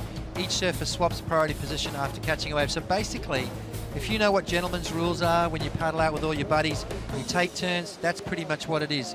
And at the end of the day, if you ask the guy, are you going to go, and he says no, then you take that wave. So you don't have to let everything go, you can still ride waves. And now Kelly Slater is going to take first priority, and his first wave hammers the first section, drawn out bottom turn, snaps it under the lip, flows down with the whitewater, drives again into a nice backside snap. Beautiful bottom turn to snap combinations, sliding the tail a little bit further on the fourth effort. He'll get a little stuffed on that inside corner. Now pushing hard on the open face, late float, but he'll still stand for a moment before he gets bobbled off on the reef. Now you see the waves Kelly's picking. It's those ones that move a lot slower down the reef that kind of allow him that time to draw those big long bottom turns. And we see a beautiful angle here from the inside the reef as Kelly just drops off the bottom. See, every time he hits the lip, he bangs it under the lip there again. And what it does is it puts him behind the section and allows him to get that nice and vertical. So Kelly Slater's positioning, his wave selection out here is allowing him to tag this wave a fair few amount of times and show the judges some variety. Kind of got stuck a little bit there, but then got the flow going again on the inside. You see how that wave's just kind of almost waiting for him in a sense, and that comes down to just picking the right waves out here at Cloudbreak. You want the ones that wait for you. You don't want the ones that run away from you. It almost looks like you're rushing your game. You're getting caught behind the section, whereas Kelly's wave almost felt like it was waiting for him to open up and do his turns. All starts with being a master of the lineup and the ocean, as we see Felipe driving down the line, looking to better a 3-1-7. Snap puts him in good position to get a little bit further down the reef. Backside float, you'll be weightless, stomps it right into a bottom turn and throws it vertical. Here comes the carve back for Toledo as he looks to seal the deal. Wrapping away on the inside corner. Might fit in one more hook. Blast it. Still some room. Wraps it back to the source. Filipino is out of there, and he'll be improving on his scoreline. That was a great wave from Felipe Toledo. Have a look at this floater maneuver. You can see him racing down the line, and then he decides to do that up and over transition. Really critical there. You can see all 3 fins and the bottom of his board straight back up. So perfect technique there. Seamless surfing from Felipe Toledo. We're starting to see him crank it up and starting to get used to this wave out here at Cloudbreak. He's renowned for those aerial maneuvers, but I tell you what, his rail game is improving so much as this year progresses. We'll take a front-on angle. How'd you like his composure with the setup work? You know, I like the fact that he's just waiting for it all to happen. He's not rushing it. And what that does is it just puts him in such good rhythm with the wave. Look at him racing down the line. You can see how casual he is, just throws it up over there. He does these maneuvers in his sleep, so this is pretty safe surfing for Felipe Toledo. And again, just tagging it, waiting for this wave to build up on the inside section.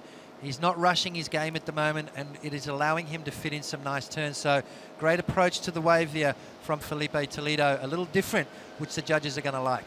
So Toledo now staying the most active in this matchup. 17 minutes still to go on the clock. Opening ride for Owen Wright comes in at a 5.5. That puts him in a decent spot. Needing a 2.84 to take out Felipe, but he still has another score to lock in, and the judges are taking their time with Kelly Slater's opening ride. There's a ton more to come here in the second heat of round 4. We'll be right back after this.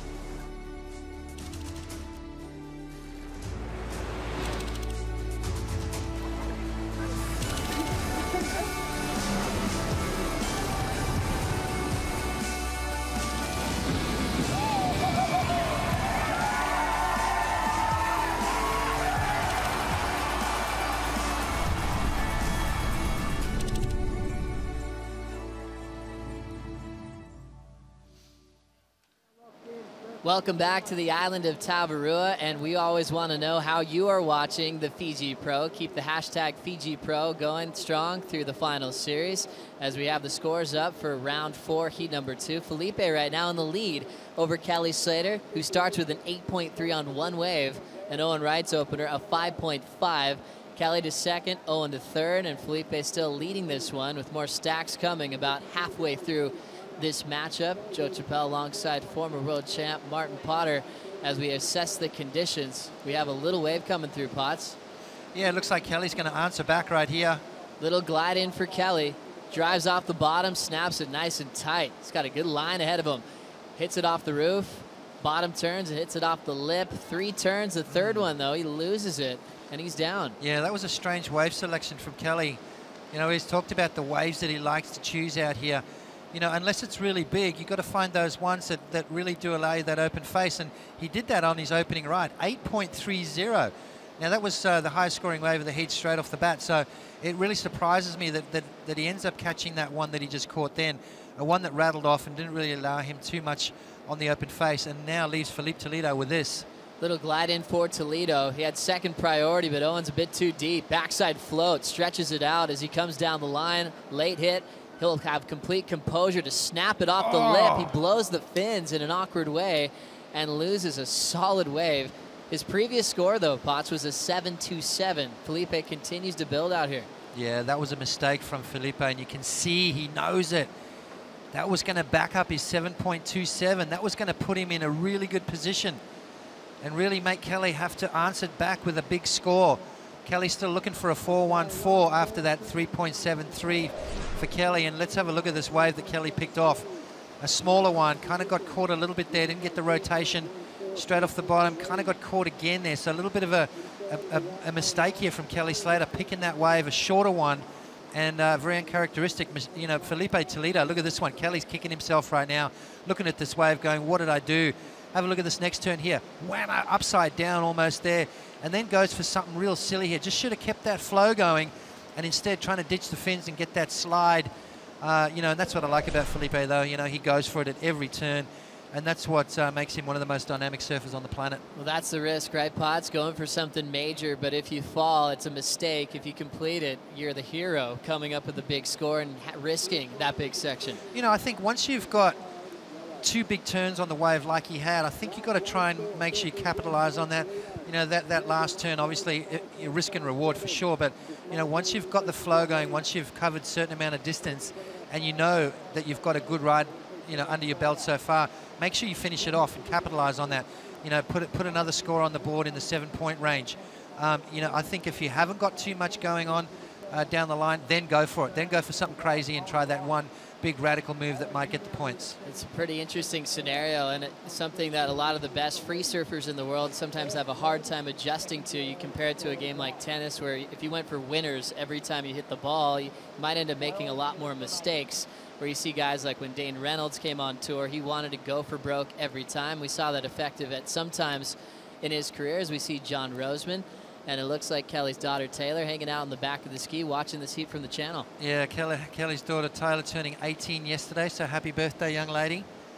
Out in the channel there watching her dad do his job. And must be pretty cool, really. Yeah, pretty fun. I think this is her 3rd event she's seen her dad compete at. Really, she's been here in person. She came down to Bell's recently and watched him surf, and now here in Fiji. This is her first trip to Fiji. She's 18. And when her dad made his first trip to Fiji, he was 18. Quite ironic, wasn't it? But, yeah, great surfing, though, from all these guys so far. Felipe Toledo. See, look at that wave, 5.57. Had he finished that off, Joe, had he done another nice snap and then rode it down the line and finished off with something special, we're looking at upwards into the 8-point range. So a real sort of let go there from Felipe Toledo. You know, just tapped off a bit, you know, maybe could have posted a really high score. All the hard work had been done, and that's what I was saying. If you've got a good ride under your belt so far, make sure you finish it off. If there's nothing real special happened so far, then go for it. Go for something crazy. Go for that Hail Mary and try and, you know, get that one big sort of maneuver and get the judges to throw big points at it. It's all about having that even pace and rhythm with this lineup we call Cloud Break. Named a long time ago by the Fijians, the translation meant thundercloud. And back when Dave Clark and the boys came to this island a long time ago, they were wondering what that cloud break was in the distance, and the name really stuck. Has a lot of great meaning as it's at 2.5 miles off the land here at Tavarua. Gliding in now at the 10-minute mark is Felipe. Quick whip to start on a big section. Deep bottom turn, climbing maneuver to get out into some clear water. Fades back into the pocket. Now it's starting to open up. Has a ton of momentum, reaches for the float. Tough impact on the landing, but he controls it. Wow, creative surf in there from Felipe Toledo. A smaller wave, really dynamic, a lot of speed. You know, and that's the thing I like about this kid. He's always on the edge. You know, you never know what he's going to do. You know, with that speed that he was carrying, he could have gone anywhere with that. And that's the thing when you're carrying a lot of speed. Watch this turn right here. Wham, right up and over, out on the open face, carving back. You know, that normally wipes off speed, but look at the speed he generates here in such a short space, and then a real critical floater maneuver there. So another nice wave for Felipe Toledo. He's on fire. He's catching a lot of waves. And out here at Cloudbreak, that's kind of the way to go.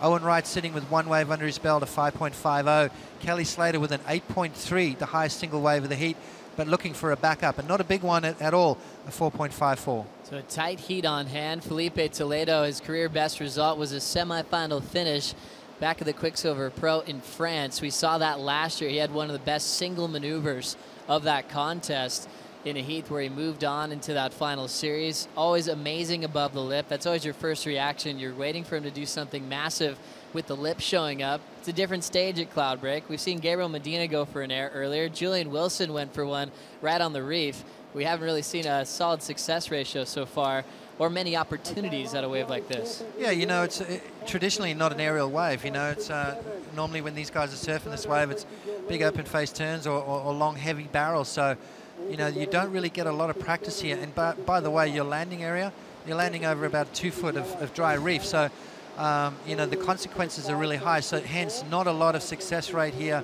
and not a lot of attempts, because really the risk and reward is not worth it. And you see scores coming through from Felipe Toledo, keeping busy and increasing his scoreline. A 6.27, Joe. Now Kelly needing a 5.24, and Owen Wright needing a wave up in that excellent range. And he's going to keep this rhythm going. With third priority, Felipe took a look, but Kelly wants this one now. Snap to start for Kelly into a backside float. He'll drive off the bottom and belt it one more time, throwing a massive amount of spray out the back. Rock and roll float to keep it lively on the inside. Now it's Owen's turn. He's got the drive, but not the wave. He kicks out after holding first priority for a long time, Potts. Yeah, you know, Owen's got to get busy. He can't afford to sit and wait.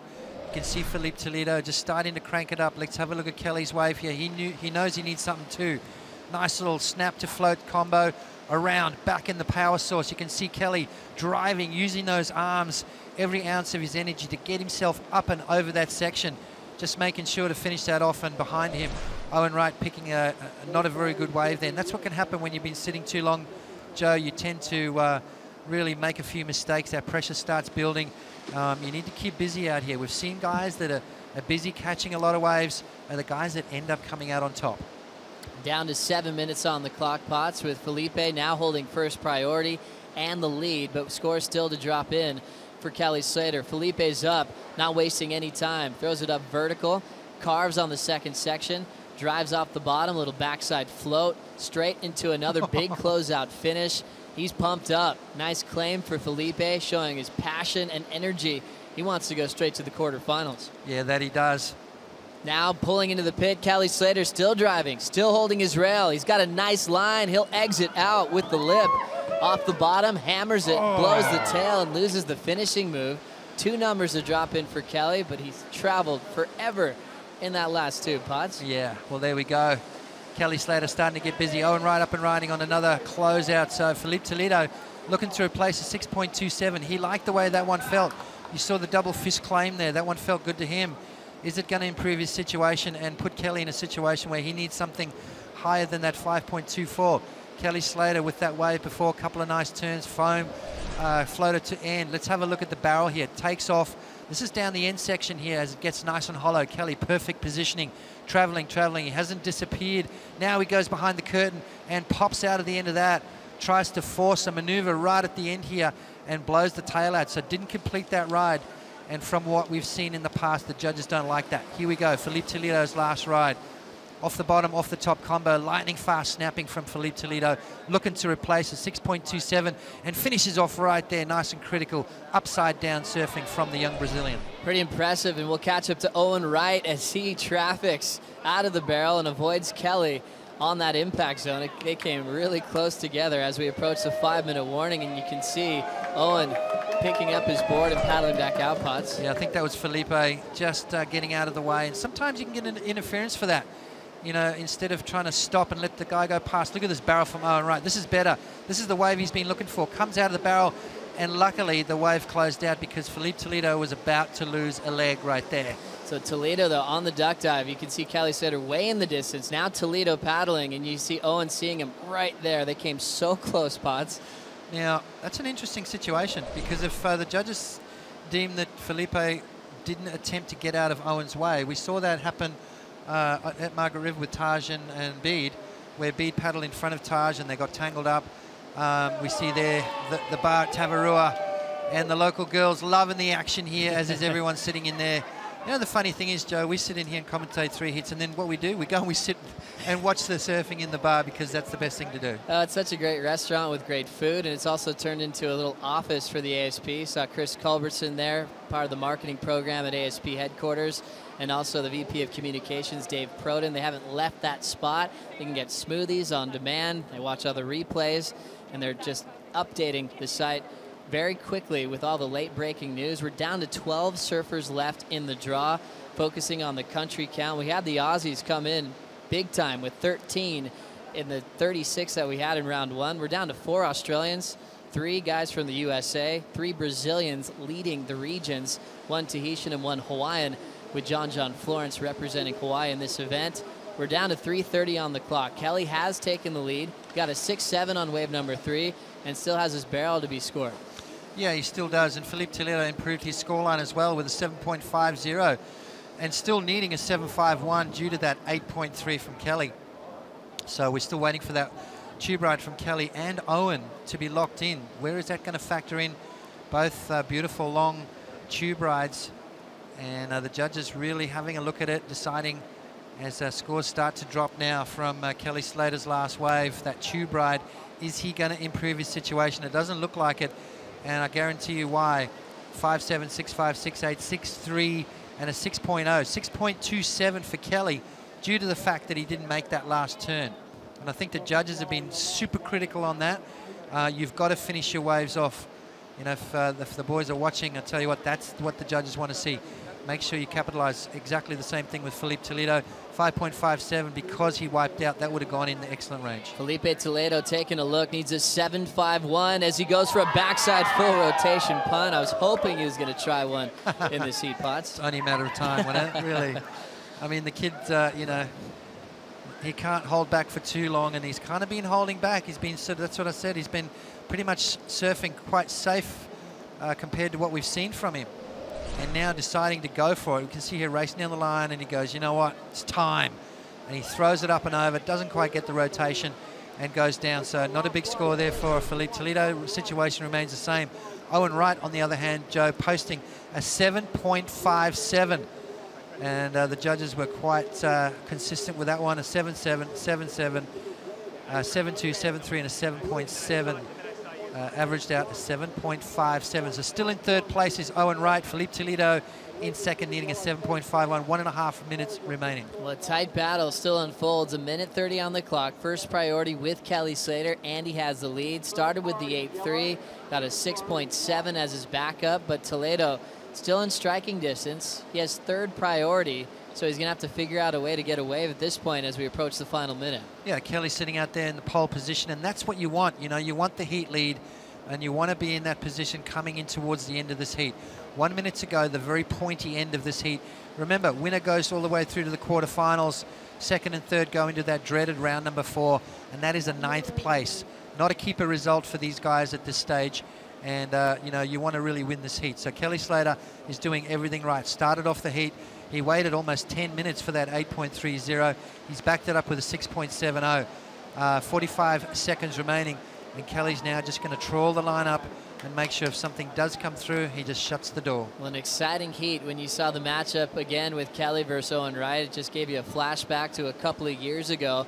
We'll never forget Owen Wright and Kelly on the podium celebration in Tahiti, where Owen looked at Kelly and talked about his inspiration as a grommet watching Kelly for years. And Owen asked Kelly what was motivating him at the time, and he's like, "Are you kidding me? Surfing with no one out and perfect chopu and still being the best in the world."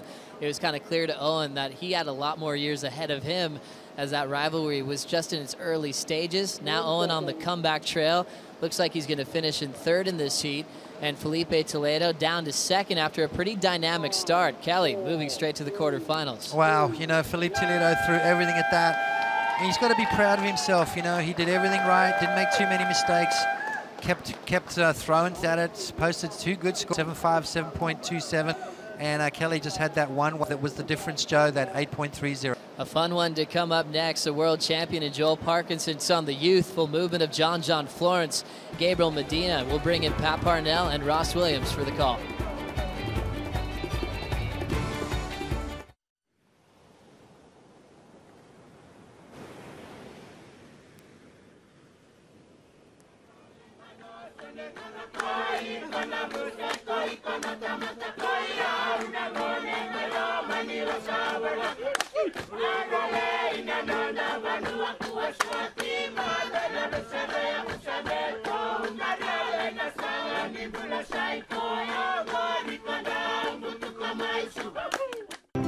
Your journey is as important as the destination, especially when your destination is paradise.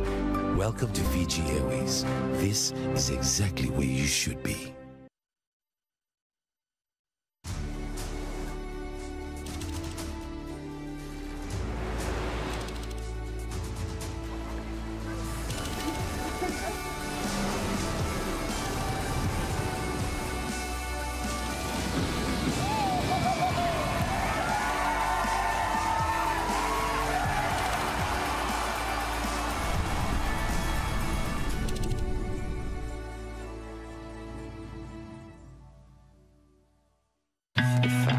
I'm in tune with my body. It speaks to me and pushes me. This is my life. Samsung Gear Fit. You're watching the 2014 Fiji Pro in the water right now, round 4. And current number 3, Joel Parkinson, former world champ, up against the Youth Brigade, John Florence and Gabriel Medina. John Florence, Gabriel Medina both have their work cut out for them.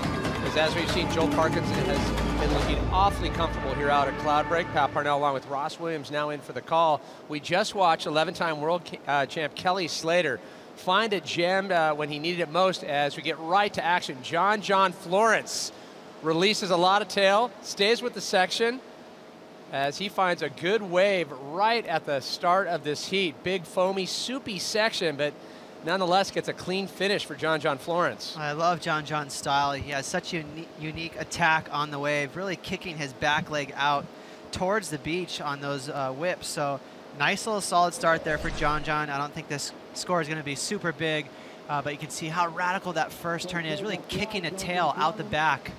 And you'll see another maneuver right there, a little whip right there on his backside as that wave gets whitewashy. One more climb there, so off to a quick start for John. And in terms of this stop, and you talk about the veteran status of Joel Parkinson, John Florence having a bit of a dismal 2014 season, 25th on the Gold Coast, 13th at the Drugware Margaret River Pro.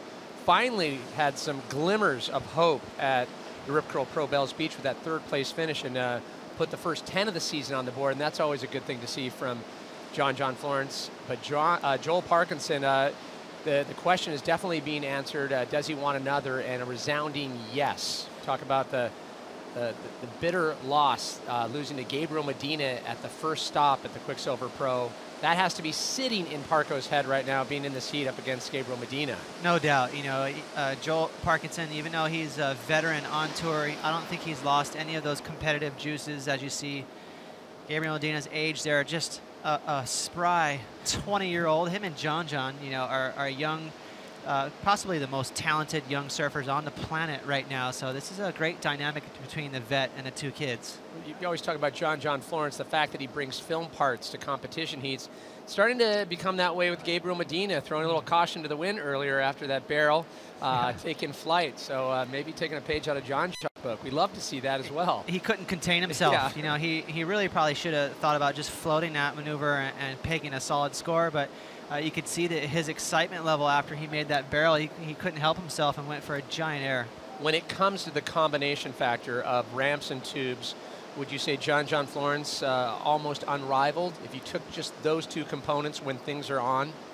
Definitely. He's at the top of the heap. You know, there's a lot of good tube riders out there, but John's, it's just amazing his comfort level. You know, these late drops, he'll slide down on his backside and toy with it like it's a head-high wave, and he does that in 8 to 12-foot waves. Well, the veteran definitely in the bunch is Joel Parkinson. This is 14th year on tour when it comes to this round. 71% success rate, 64% for John Florence, and 38% for Gabriel Medina, as we see John Roseman taking Kelly Slater's jet ski for a ride. Yeah, there's Taylor, Kelly's daughter there sitting down, and there's the champ right there. He's very happy with that heat win going straight into the quarters. So an amazing heat for Kelly Slater. We've seen him do it so many times where he can just will a wave out of nowhere. Yeah. Amazing ability, especially here at Cloudbreak, the most successful surfer ever to take to the water here. Well, you talk about young talent. Felipe Toledo's starting to join that conversation with as far as talent with John and Gabriel Medina. So he had a solid heat there, put a good effort against Kelly Slater. Just fell a little shy. Kelly had that extra nudge with a little bit of bigger wave. And I think we can also add Owen Wright in terms of him starting to find his rhythm and his comfort in 2014. There was a lot of talk, you know, was he completely back from the back injury at the first stop, looking a little stiff, but with each stop he's gotten that much more back to form. I would say, you can see, wow, that is a rather large ship on the horizon. That's the SS Slater right there. This is new addition to the fleet. That's wild looking. A rare sight here at Tavaroa. Big tanker coming through. Yeah, so, you know, Felipe, you know, he's definitely up there with those guys, you know, and you mentioned Owen Wright, also another, you know, a little bit older. He's been on tour a little bit longer, but there's so much talent on tour, and it makes me really appreciate guys like, obviously, Kelly Slater, but Joel Parkinson and Mick Fanning. I feel we really have to appreciate, you know, the time that they're on tour because, you know, all these guys are getting older, so this is a really interesting time to be around a competition with this dynamic between the vets and the young kids. Well, and how much these guys have to reinvent their game, staying up with the likes of John Florence. We always talk about his ultra calm approach. We caught up with John to talk about just that. For me, right when you think you're like, hey, I think this is how I should surf for a heat, then it kind of changes, it almost seems like. So it's really hard to like keep catching up with it, you know? Surfing in general is doing that. The performance levels are going up so crazy with airs and barrels and turns, and it's hard to kind of gauge on what is like the best way to surf a wave anymore, you know? Because someone can do 6 turns, which is just as good as a big air, and so it's kind of confusing sometimes, but I'm slowly figuring it out, learning every day. I'll tell you what, even when John Florence is a little confused, he can pull lightning out of a bottle as we jump out to the waves at Cloudbreak. Gabriel Medina finds his first wave. He'll pull in. Can he push through it? He can't. It closes down on him, but nonetheless getting a wave. Scores coming in for John Florence's first wave of 5. Joel Parkinson yet to get on the board. Now Parko will sit with priority. And second priority with John Florence on top for the moment. You can see the steely nerves of Joel Parkinson sitting there patiently waiting for the first proper set wave to peel in. You know, that's all by design. Joel knows that if he's going to beat these kids, he's going to have to be on maybe a slightly bigger waves and rely on that smooth carve game that he's known for. You were talking about how you feel that more people should really applaud the commitment and the ability, like Parko and Kelly, how they can reinvent themselves.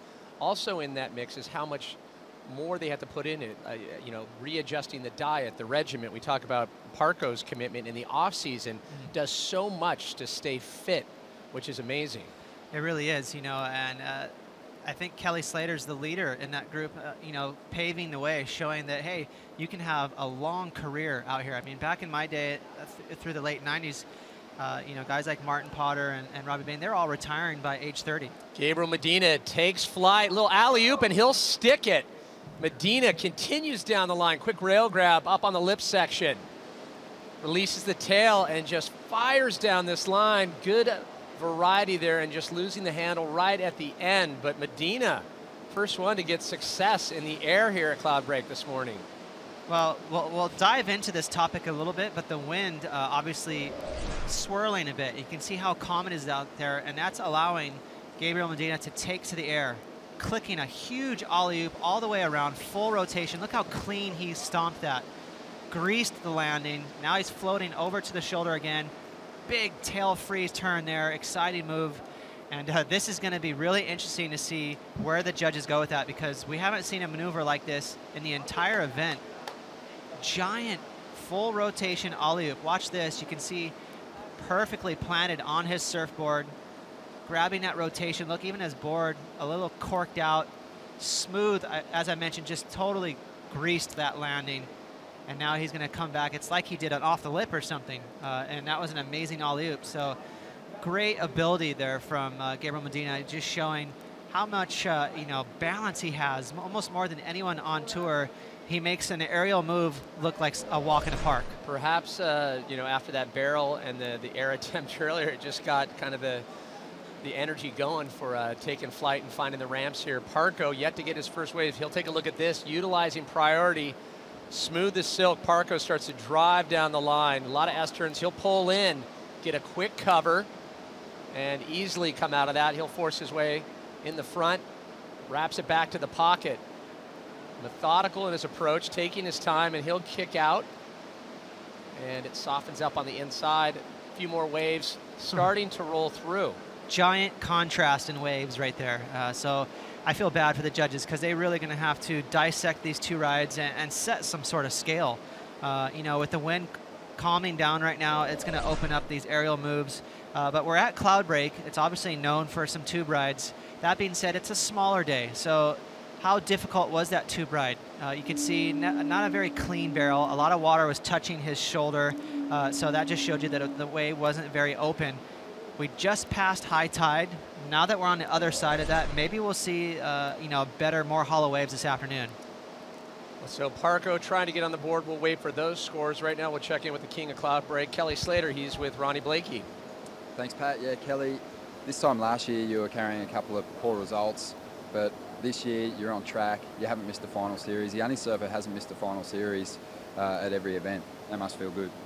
Yeah, it feels good, definitely. And you know, I feel like I start to really find myself when I get second wave there. of blue, Gabriel Medina at 7.17. 7.17 second. Yeah, that's right. I feel like I start to kind of find myself there, because I start to relax. You know, you got a result. You can just, like, I don't know, focus on the game plan. You don't have other things on your mind. You know, it's just like from here on out, it's like a bonus. You just focus on what you're good at, where the waves are on the lineup, which ones to catch. You know, just the right way to surf on the day, and I feel like I just definitely loosened up from the quarters on. So, I mean, semi-finals, quarterfinals, they're keeper results, but I know for a surfer like you, being around so long, anything short of a final, a victory, must sort of feel like failure at times. I don't know about failure, but definitely like always a letdown. You know, there's rarely a heat that goes by, you go, gosh, I couldn't have done something to make that heat happen for me. You know, but like you said, last year I had 2 throwaways at this time, but I also had 2 wins. So, you know, I would like to lock in something better than 3rd place, you know, at least make a final. But you get to that final and there's, you know, it's just that couple thousand extra points up for grabs by, you know, could just be one wave or one maneuver on a wave that gets those for you. So, you know, to get to that final and lose is really frustrating. But, you know, I'd like to at least get to a final this year. I've been, you know, 4 chances to get close, and hasn't happened for me yet, so we'll see. Glacier conditions today, but it seems that with the slower waves, that the surfer that finds the rhythm with the swell out there really prospers. I thought in that last heat, Felipe was actually the surfer with the rhythm, but he just fell on a couple of crucial waves. But he's surfing really well, and you know, he gave you a good run for your money. Yeah, I think you know, he's probably an underdog at this event, and you know, I think it's no secret certain conditions suit him probably better than anybody. And when it's a little bit smaller and facey like this, he gets that real rotation going, that tight arc, and he's so quick. You know, he's probably the quickest surfer on tour. You know, he's kind of like how when Mick first came on tour, Mick was just faster than everybody, you know, and as Kalani Robb was that way back in the day, and you know, Felipe's that way now, and he puts so many, you know, he fits 3 turns where everyone else fits 2. So he just gets it done. He does a short arc pivot, and you know, if he gets a crazy section, it's a whole different story. But you know, I think with a guy like that, you're hoping for something you're hoping for sets in your bread and butter, and he's hoping for sets in his bread and butter, and you know, you see who gets it in the end. Let's talk about the hat for a second. An opportunity to plug a really good cause. Yeah, this is that's my new sponsor, Flea Hat. Well, not really. And what's it about?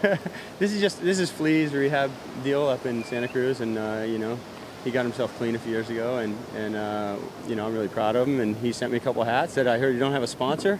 I want to sponsor you. So sent me some hats. So thanks, Flea. Stoked for you guys, and good on you for helping everybody out up there. Keep sending out that resume, mate. I'm sure someone will pick you up. Back to you guys. Congratulations, Kelly.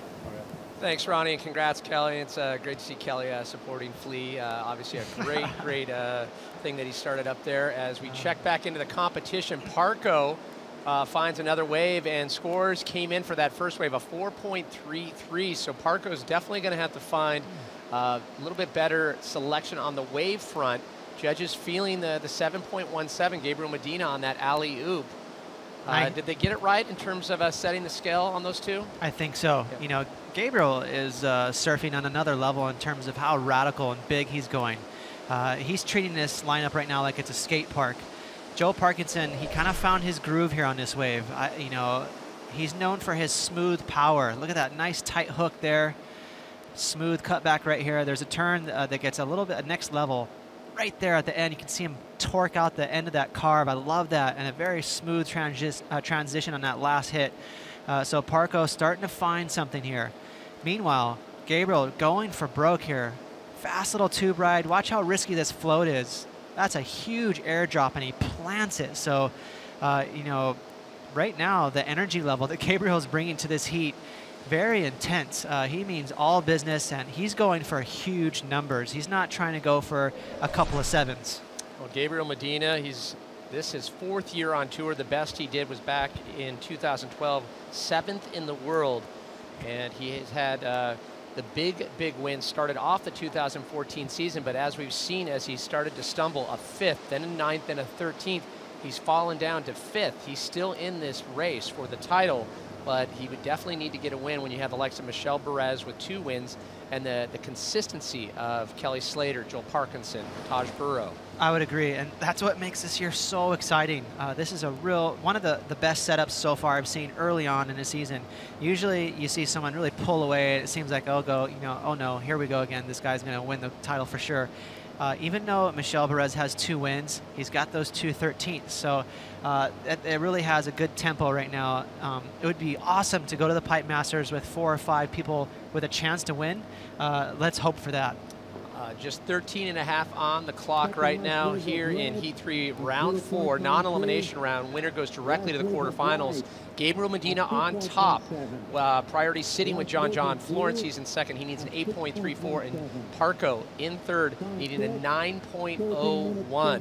Still a lot of time to grab some waves here, but a great back and forth. And we're seeing that frenetic approach of Gabriel Medina, but then there's that flow, that smooth style of Parco. Can he battle back and find the 9.01? He will for sure. Right now the judges deliberating, watching a replay, have yet to drop that score for the last wave of Joel. It's going to be easily his best number. So, you know, I think he found something. He had that tight arc to start the wave with, and then that clean, powerful wrap. So he's going to be in this heat, and it's funny to see, you know, the dynamic between him and Gabriel. You know, he got a 6 and a 7, but those were hard earned. You know, those were radical moves. So let's see if Gabriel you know, shifts gears and goes for some turns. Interesting, too, to see Gabriel Gabriel Medina come in early to Tavarua, spending a lot of time at restaurants and Cloudbreak. He was out there surfing with stepdad Charlie, figuring out the best boards, brought a few boards in his quiver. As scores starting to drop for Parko, 3 more numbers to come in.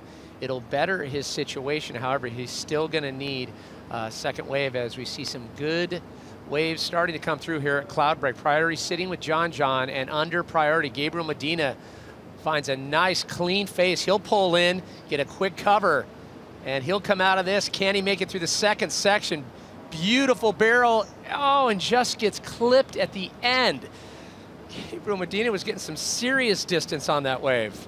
He's going to be angry. You can see there the body language. He got just a touch greedy on that last section. He started dragging both of his arms against the wall to slow himself down.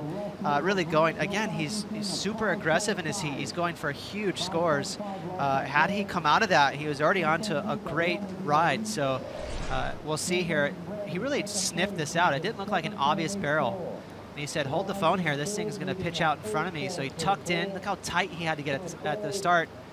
Now the wave hits the inside reef, and watch it open up.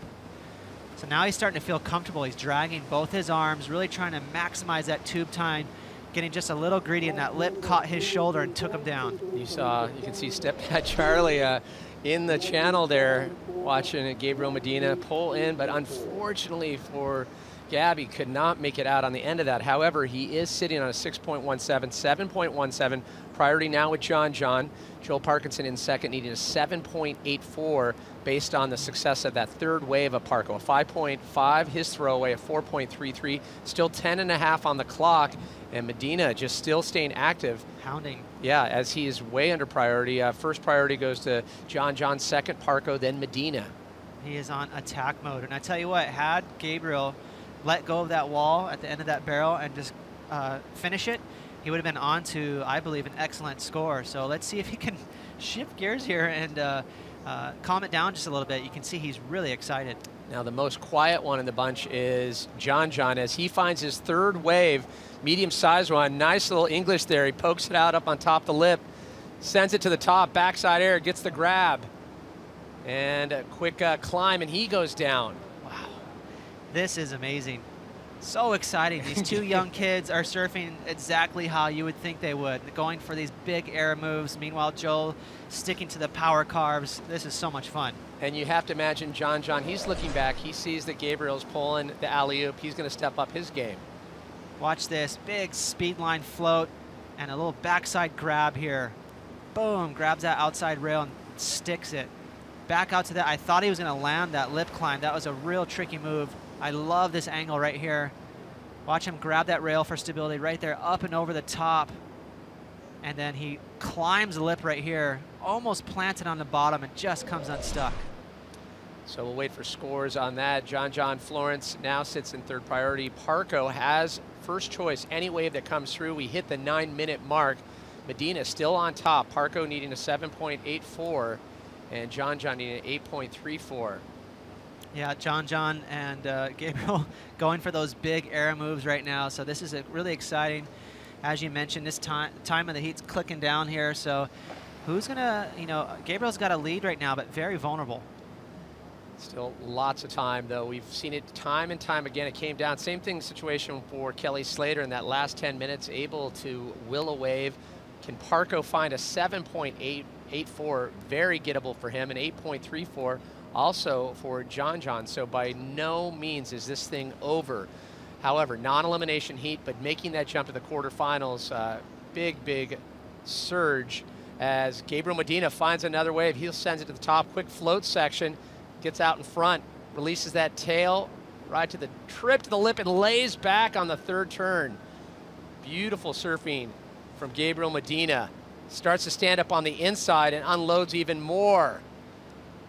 And still draining. He'll stay with it all the way to the inside, about 6 inches of water under Gabriel Medina. Beautiful surfing. Eureka.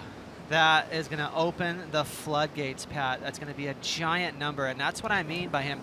Believe it or not, that's Gabriel Medina pulling it back. You could see how bad he wanted to spring into the air. Right here, he widens his stance just a little bit, looking for an air, and he decides to rein it back, go for a float.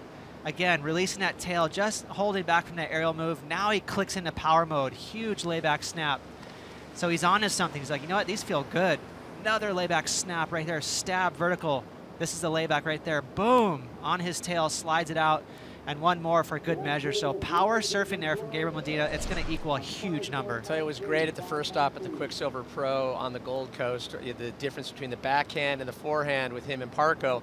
Right out to the lineup. John Florence sends it vertical.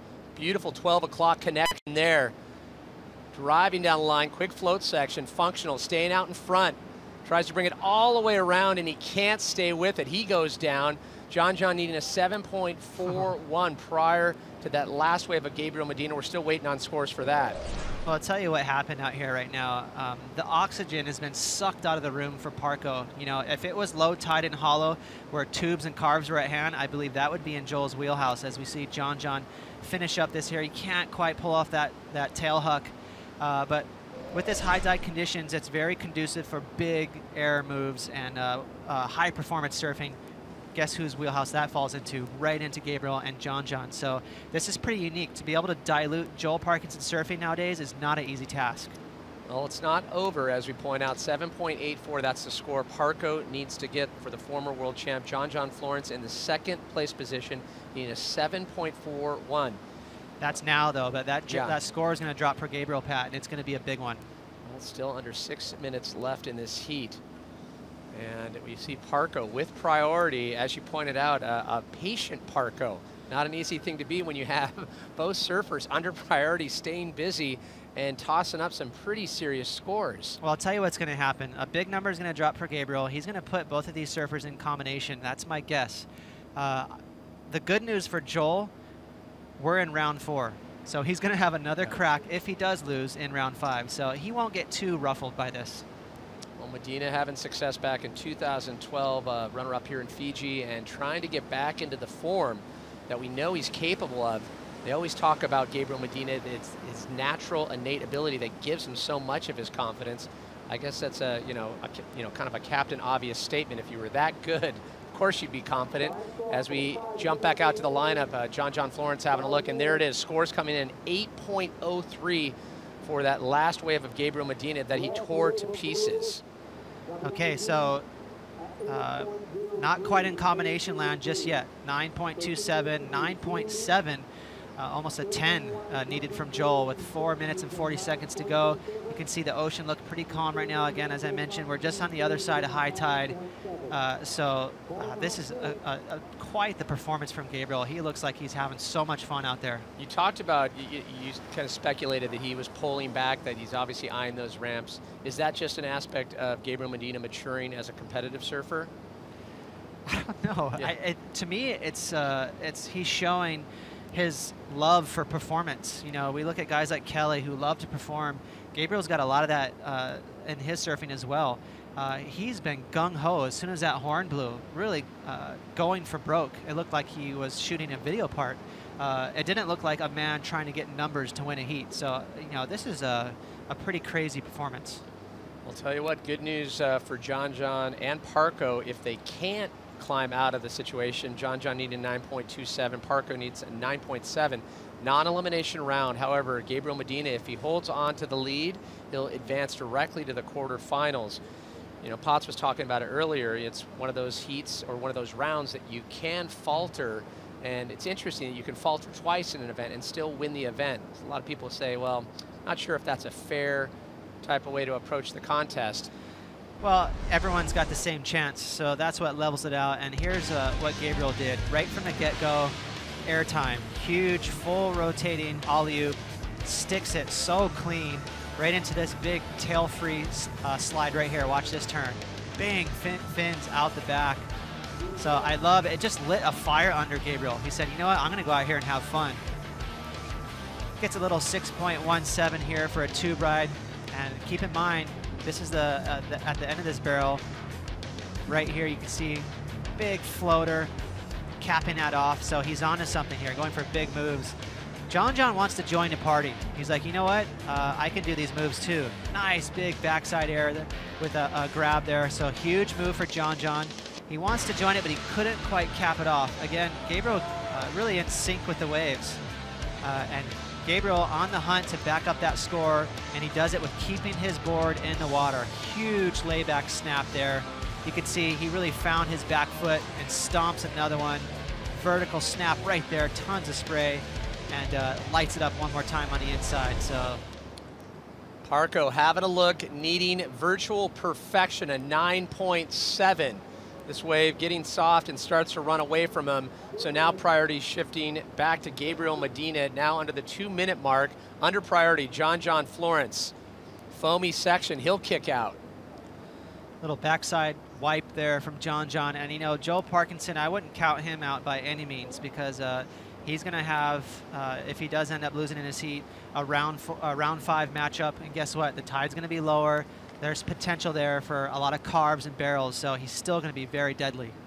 We should remind everyone we're going to continue with round 4. Coming up, Adriana de Souza, Kalohe Andino, and Taj Burrow getting ready for their next heat. Scores dropping for Joel Parkinson's last wave. It won't impact his score line as we approach the 60-second mark. Still, waves starting to filter through here in the last 9 minutes of Heat 3, Round 4, non-elimination round. Gabriel Medina, from start to finish, has been leading the charge. John Florence and both Parco trying to grab the lead away from Gabby, and it hasn't been easy.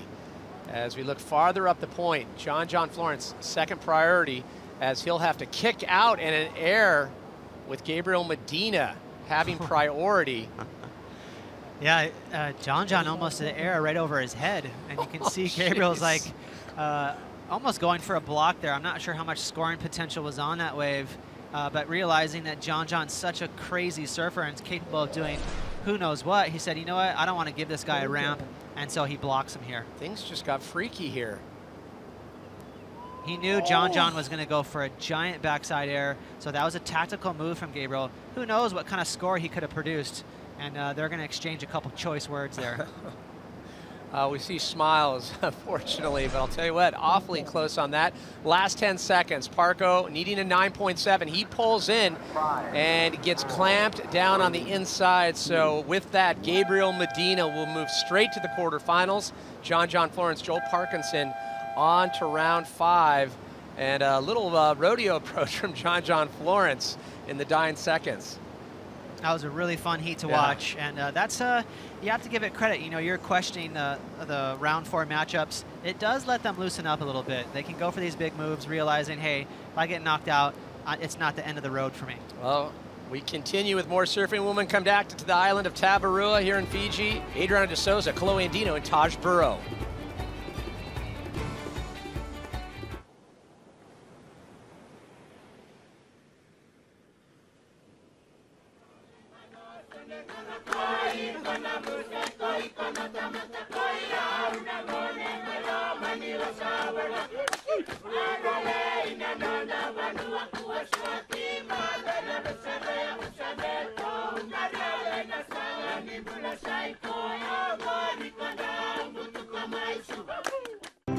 Your journey is as important as the destination, especially when your destination is paradise.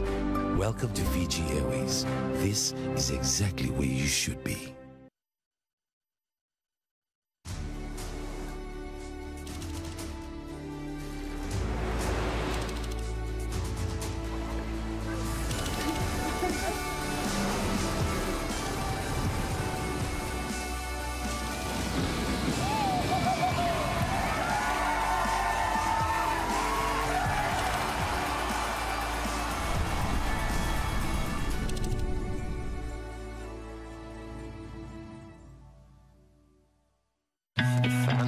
I'm in tune with my body.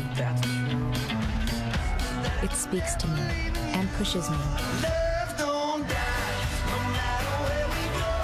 This is my life. Samsung Gear Fit.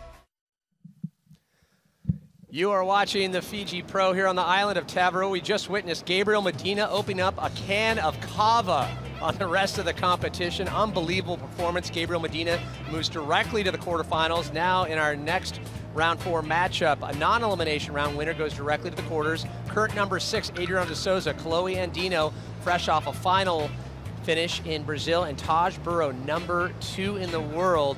I think we can anticipate another incredible performance from all three surfers from what we just witnessed, wave-wise, as we jump right out to the lineup at Cloud Break, and we see first one to strike, Adriano de Souza. A little behind this section. He'll try to take his time, get out in front. He sends it to the top of the lip. And another good connection there. Softens up a little bit, releasing a little tail. Nonetheless, being awfully patient. Quick float section. Starts to shrink in size, but just juicing every drop of scoring potential out of that one for Adriano de Souza. Nice start there for Adriano. You know, it looks like his surfboard's going wherever he wants it to. Great feeling to have. You know, it looks like a magic carpet. All these guys at this level, they want to have a surfboard that doesn't hinder their surfing. So, you know, that wasn't a giant wave. I don't think the number's going to go too high, but he's definitely going to enjoy having something on the board. So Adriano de Souza, first one to get things going. Chloe and Dino, Taj Burrow yet to catch their first wave. Taj Burrow, the conversation continues. Very consistent year so far. A third, a second, another third. The only big shocker for him, or a throwaway, which will be a throwaway at the end of the season, is the 13th place finish at the Drugware Margaret River Pro. But Taj Burrow throughout early heats is looking very comfortable, as is the case for Chloe and Dino. Chloe and Dino finds his first wave, and there's that speed driving down the line, big floatable section. It runs away from him. He'll have to kick out. Well, I'll tell you what, my guess is Chloe watched that last heat, and being the younger surfer he is, he's going to be heavily influenced. He's going to want to tap into some of that action with the, you know, the air moves and the calm winds right now. So let's see if Chloe can contain himself and get a couple numbers on the board, because once that those floodgates open with those types of moves, you're going to see that energy where everyone wants to join the party. Well, now priority sitting with Taj Burrow as we jump out to the back of the lineup. Adriano de Souza, his second wave. Lots of spray, and then loses it on the bottom. Opportunity lost there for de Souza. You can tell just got a little greedy, trying to pin that bottom turn real quickly before he recovered from that turn, and we're going to see Chloe and Dino off to a start right here, jetting down the line, quick little float, and not much on offer there. So score starting to filter in for Adriano's first wave, and it's going to bode well. Mid-6s to 7s as we look at the numbers for Kalohe and Dino, 20 years old, 5'11", 163 pounds out of San Clemente, California. When you talk about the area that Kalohe and Dino comes from, so much talent seems to emanate from either side of the pier, or any side for that matter in San Clemente. So much talent. Agreed, you know, and obviously his father, Dino and Dino, a legendary surfer throughout the 80s and the 90s, has had a lot of victories to his name, so all that talent shifting straight to his son, and he's making him proud. But I tell you what, we mentioned Chloe and Dino had to grow up on tour, sort of accidentally qualifying at age 17, getting those 2 back-to-back wins in Brazil and those 6 stars. And you know, I think the plan at that point before he qualified was just to get a nice seeding for the year prior, or the year after, and next thing you know, he's qualified. So he's had some bumps and bruises, but look at him now. He's rated 12th in the world. He's starting to find himself. Well, we're seeing some great battles between the veterans of the ASP and just the youth brigade, as we pointed out, and Chloe and Dino will be waving that youth brigade flag up against the likes of Adriano de Souza, and both Taj Burrow having definitely more years of experience in competition and CT competition for that matter. Well, this is you know, you could flip the script a little bit. That last heat we just had one vet against the 2 grommets, if you will. Now we got 2 veterans, Adriano and Taj Burrow, up against the 1 feisty grom. So we'll see if Chloe can get some of those airs going to back up that youth brigade, so to speak. But I tell you what, Taj Burrow in these kind of conditions is as deadly as any of the young guys are. Oh, for sure. In terms of how Taj has been looking throughout the year, is it safe to say, I mean, in terms of the fans of Taj Burrow, they're saying he's surfing better than he's ever surfed? I would agree, which is amazing, you know, because he's not getting any younger. But I know we touched on this a little bit in the last heat, how Kelly's really paved the way on extending people's careers. You know, I mentioned just for a second where Martin Potter, back in the day when they retired, they were all 29, 30 years old. And back then in the late 80s and early 90s, that was considered an old surfer. Now it's very common to be in your late 30s, 40s now for Kelly. That's just the new norm. People are keeping their body healthy for a long time.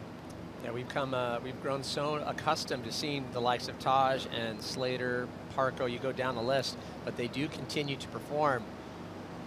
And Taylor, Kelly's daughter, taking a little jet ski. It looks looking like spring break out at Cloud Break as we jump back to the wave at hand. Chloe and Dino getting angry as we saw earlier, channeling that inner Kung Fu spirit, and connects with the lip again. He waits for it, and wow, very powerful on that very tight inside section. Impressive. That was a nice little power whip there on the inside. Vertical stab, very scoreable move, and Chloe and Dino, as we mentioned earlier, garnering so much speed and combining with that whippy turn, throwing a lot of spray, so it's been working for him, and he's definitely sticking to it. Well, the situation right now, Chloe and Dino trying to get a little rhythm, that first wave, a throwaway, as we'll wait for scores to drop in. And Taylor celebrating her birthday today in the States. Yesterday was here in Fiji. It's like a double birthday. Well, here we go. Chloe and Dino, watch the speed that he carries through these sections. High tide right now, you can see this wave has a nice tempo. Slow enough for Chloe to be able to go vertical, backside stab right there. Look at the spray still coming down.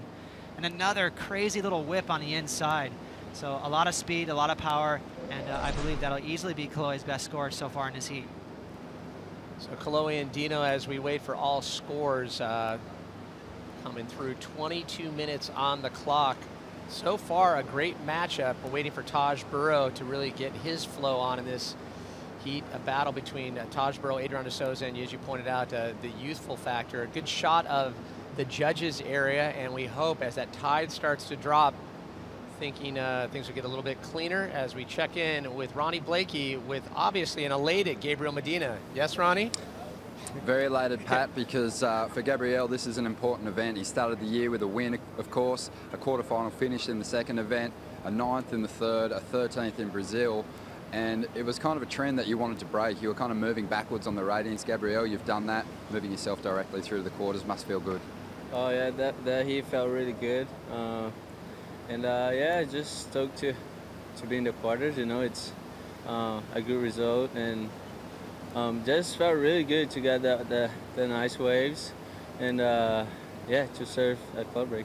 This wave really seems to suit you. You turned up in your first year, made it all the way to the final, got second to Kelly. Last year, however, bombed out in the second round, and I know that was painful watching the quality of the surf they had. Even though it's smaller this year, this really is still one of the best breaks we have on the schedule, isn't it? Oh yeah. Yeah, this time I'm doing better than last year. It's pretty good, yeah, just to go there and surf like with 2 more guys in the water feels really good. And 7.17. yeah, and I mean, I think we have maybe 3 laps on the tour, so we have to enjoy it. Absolutely. At the end of that last heat, you had priority, and John was coming down the line. It was only a 2-foot wave, but you elected to go. You're lucky you'll be able to surf in the quarterfinals. You got really close to you there. Oh yeah, that was really close. But I mean, I had priority, you know, and these 2 guys are so dangerous. We never know what they're gonna do, and yeah, I saw John coming for the air. I was like, oh, I have to go, and then you went for the air.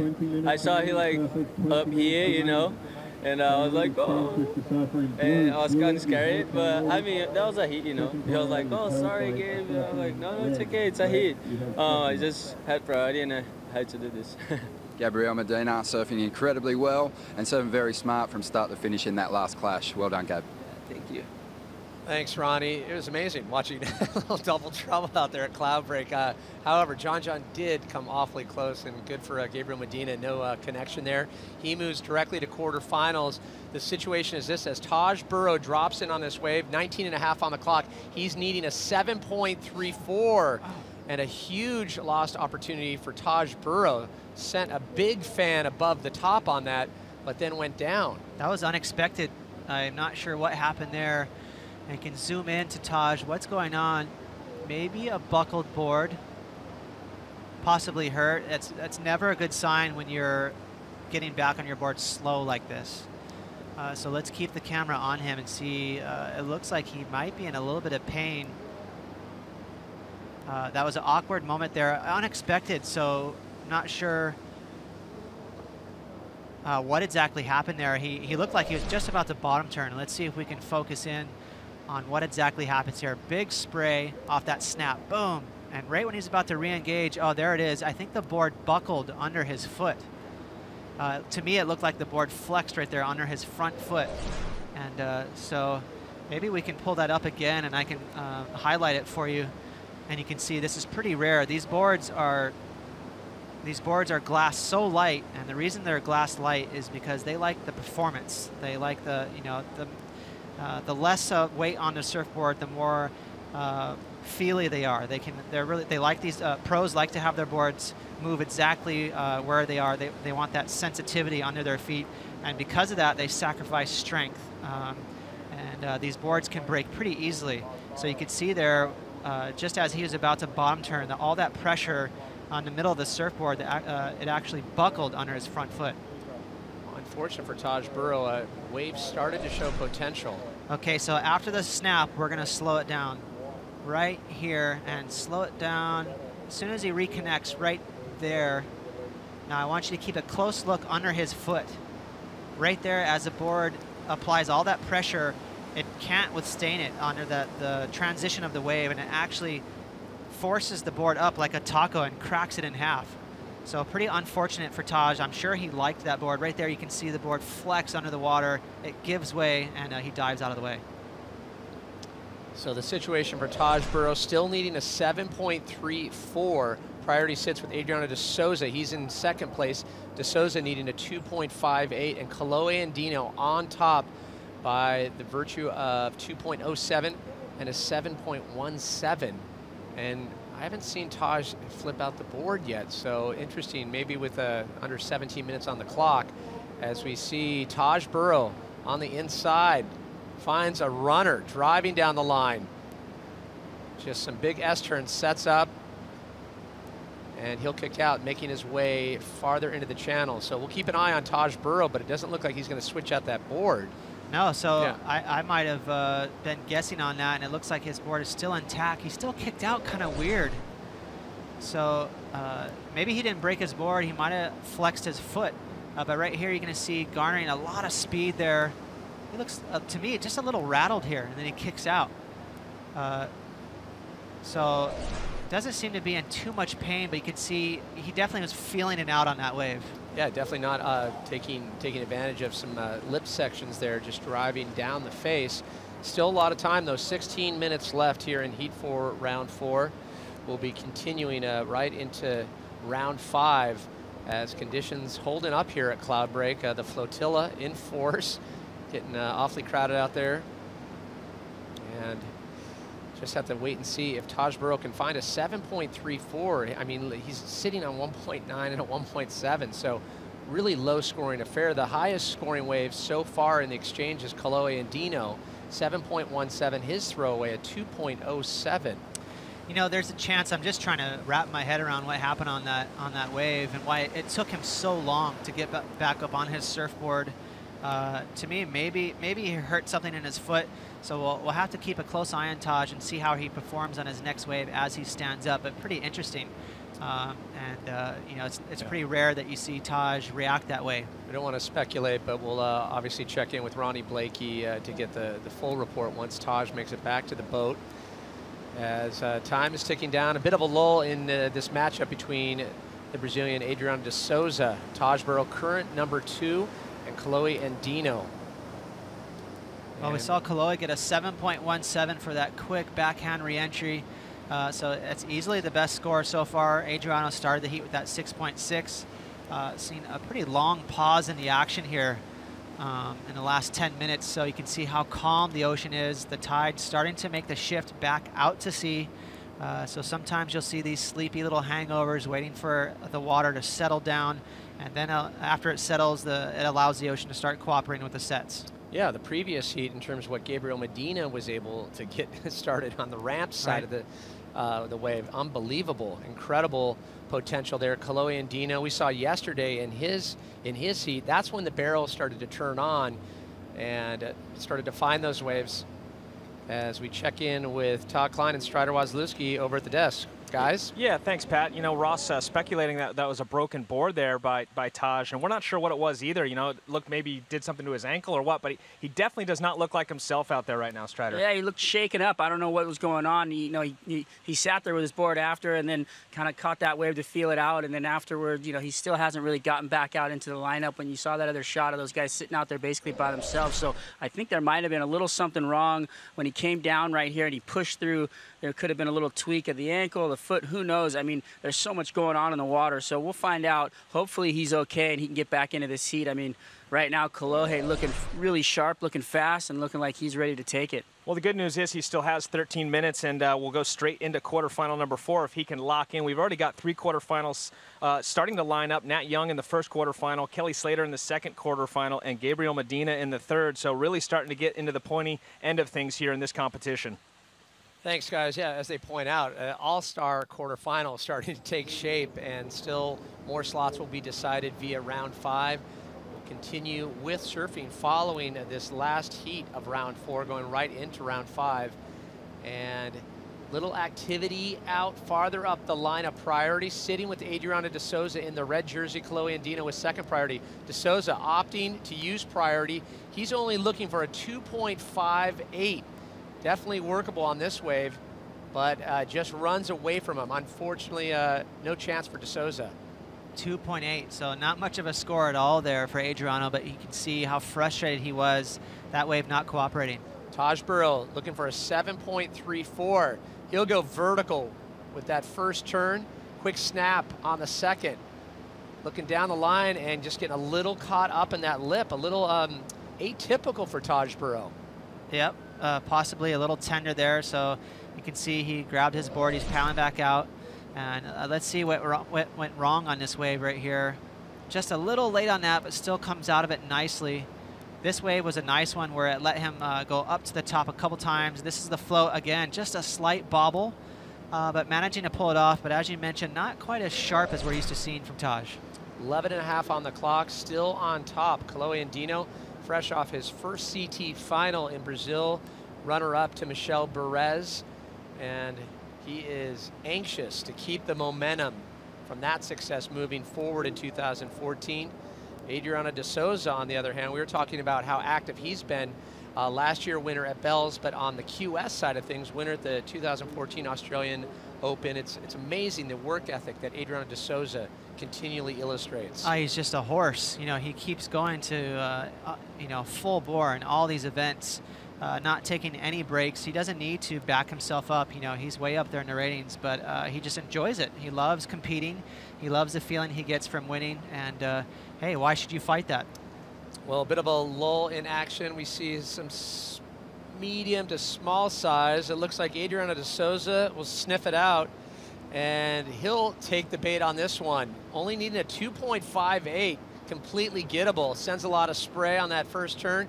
S turns down the line, sends it up, quick float section, and loses it on the end just behind him. Chloe Andino looking to throw out a 2.07, his low score. Great exchange right there as big float section. Chloe Andino looking loose. Up, another quick float. Gets out in front and a clean finish. Wow. So trying to ditch the 2.07, most likely he did that. He's sitting on the highest wave score so far in the heat, a 7.17. And Taj Burrow now needing a 4.75, looking back on Chloe's wave. Well, you can see Taj is going to need a much higher score after this score drops right here for Chloe. And he really liked it. You could see just finding his rhythm, another floater there, tons of speed. Now the wave slows down just a little bit right here. Bang, and he was able to stuff one more move in there. And he loves it with that body language. He knows he's going to back up his score. And out the back, a rare mistake here for Adriano. I like the way he took his time with that bottom turn, stabs it vertically, throwing a lot of spray. But you just don't see this very often from Adriano right there. A big mistake, getting a little squirrely with his fins and disconnecting. The scores coming in for that last wave of Taj Burrow, a 4.5. So now he's needing a 4.75, but as anticipated, Chloe Andino waiting for an improvement on his score line. Adriana De Souza now jumps to the top with that 3.73 stacked on his 6.67. Priority sits with Taj Burrow. Chloe Andino now needing a 3.23, but we anticipate definitely in that neighborhood, if not better, on his third wave. This is a bit of a shocker. You know, I thought for sure Taj Burrow was going to throw up a huge fight in this heat. So let's see if he can regain some sort of momentum. Everything fell a little flat after that weird wipeout. And so with right now Kaloy Andino, the judges are looking at that wave he had. He's going to definitely back up that 7. Good look down the lineup as the tide starts to shift here in Tavarua, and hoping for hollower conditions later on in the day. And we see Taj Burrow now needing a 5.91, completely gettable, big float section, drives the bottom turn, unloads on the lip. Quick cut, stays in the pocket, and softens up, but he'll try to show a little patience, and he'll point to the channel over to the ski. And as we said, we'll wait for the official word on what is going down with Taj Burrow in heat number 4. Well, I'll tell you what, if he did suffer an injury, it doesn't look like it because he applied a lot of pressure on that front foot. Huge snap right there. Got a little wobbly on that, but he pulled it off. And then a nice stab right there as easily as best turn. A lot of power in that backside snap. And then wraps it back around here and finishes off. So that's good surfing from Taj. You can see he pointed towards the channel, most likely wanting to switch surfboards. Well, you were talking about it, the Haya Karate unstoppable fighting technique of Kaloy Andino, a 7.1 on that last wave. Definitely got angry enough on those connections with the lip, and the judges loving it. So 7.17, 7.1, now putting Kaloy Andino on top, and it really intensifies the situation with 7 minutes on the clock for Taj Burrow, current number 2 in the world. He needing a 9.77. Adriana de Souza in second place with priority needs a 7.6. Things just got that much more interesting. They did. So, you know, if I'm Taj Burrow, I'm thinking about 2 waves. You know, obviously he's not going to try and go for a 9.77. So I believe after that wave drops, it's going to make his position a lot easier. So with 6 minutes to go, this heat is far from over. So priority once again with Adriana de Souza, second priority Kaloy Andino, and third priority would be Taj Burrow out the back as he makes his way back out to the lineup. And numbers starting to drop for the 5th wave for Taj Burrow, and it's definitely going to better his situation as waiting for one last, there it is, 6.87. So now Taj Burrow only needs a 7.4. All surfers still in this. Correct. So a 6.87. The judges a little undecided on that. They were split between 7.2s, one 6.5, and a couple of 6.7s. But I tell you what, that was based on that huge snap as we see some perspective here, Pat, from across the island. Taj Burrow, when talks about when conditions are like this, depending on conditions, if it's flawless, then you wait for the gems. But if it's a bit junky, it's not really junky right now, but it's not ideal. It's all about staying busy. And he still has time to do that as we take a look up at the top of Cloud Rock. Adriana de Souza dropping in, needing a 7.6. A little bumpy on that inside section, sends it to the roof, almost gets caught up there, and now he gets caught behind, working his way out front. Quick foam climb, jams it up the lip, but he'll have to step off. And then Taj Burrow only needing a 7.4. He pulls in, long barrel for Taj Burrow. He's still traveling, and it just clamps down on Taj Burrow. Wow, he made it through a long section there. It just would not open up for him. You're going to see him come up right there on the left side of his screen as he untangles his leash. Had he come out of that, that would have been a giant score, obviously. And you're going to have a look into the barrel from the channel. Squeezing through this section right here, tons of speed. He's flying through that next section, but there's a long lip line ahead of him. Not going to allow him out. Look how fast that wave is. There was no exit from that point. And so Taj Burrow is going to have to get back out there and try again. He was about 5-7 feet away from that puff section. It just kind of gave it a little blow. Unfortunately, Taj Burrow couldn't do it on that. 4.5 on the clock. Still time to get something going here. His 17th year on tour, Taj Burrow, we always talk about how year after year he's continued to bring the progression to surfing. Runner-up a few times as he's come awfully close, but he is ripe for a world title as we get ready for round 5 is going to take to the water. And I'll tell you what, Owen Wright and Mick Fanning, this is going to be a pretty big Australian battle. Big Australian battle, yeah, and they are teammates. They are, you know, close friends, obviously, but there's going to be, you know, definitely no love lost in the lineup. They're going to go at it.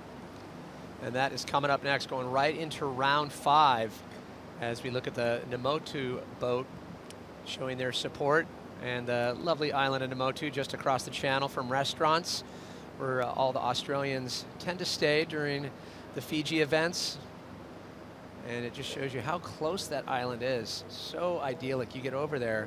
You talk about walking around the heart-shaped island of Tavarua. You can, you can walk.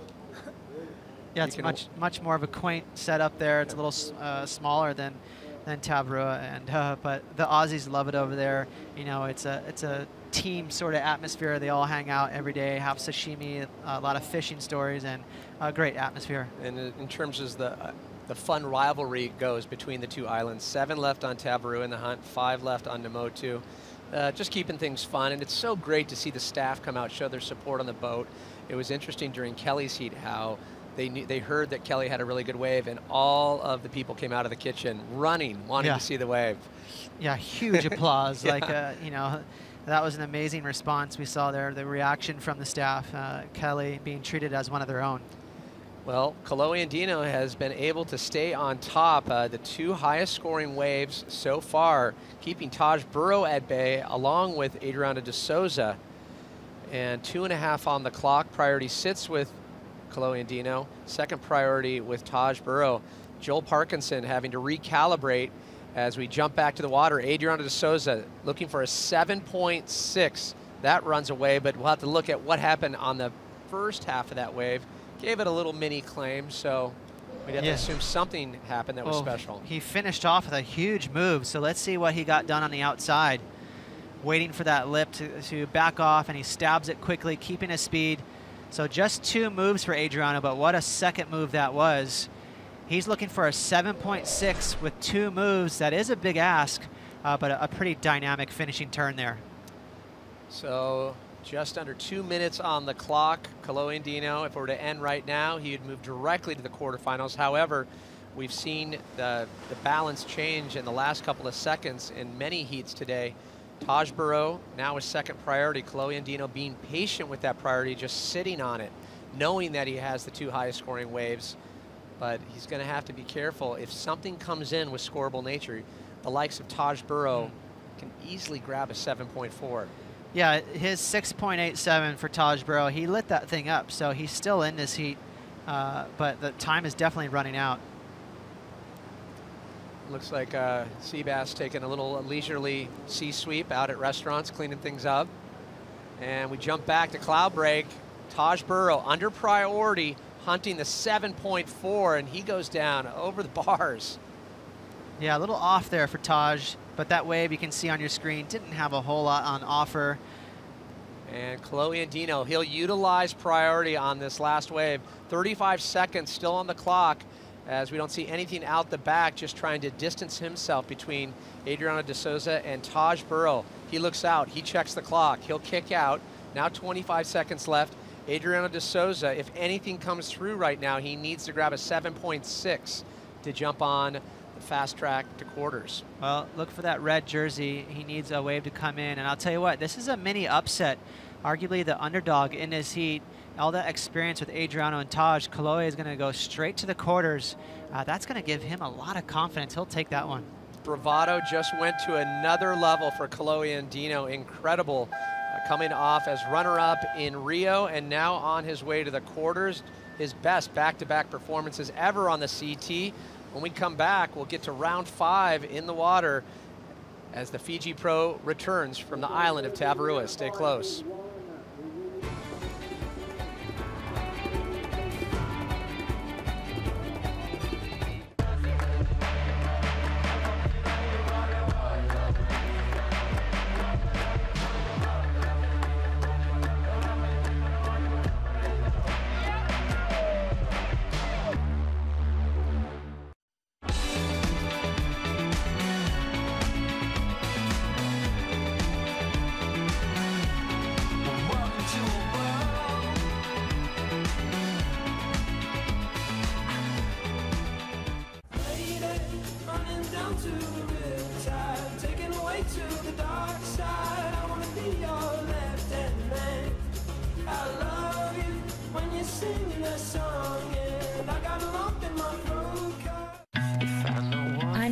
My body.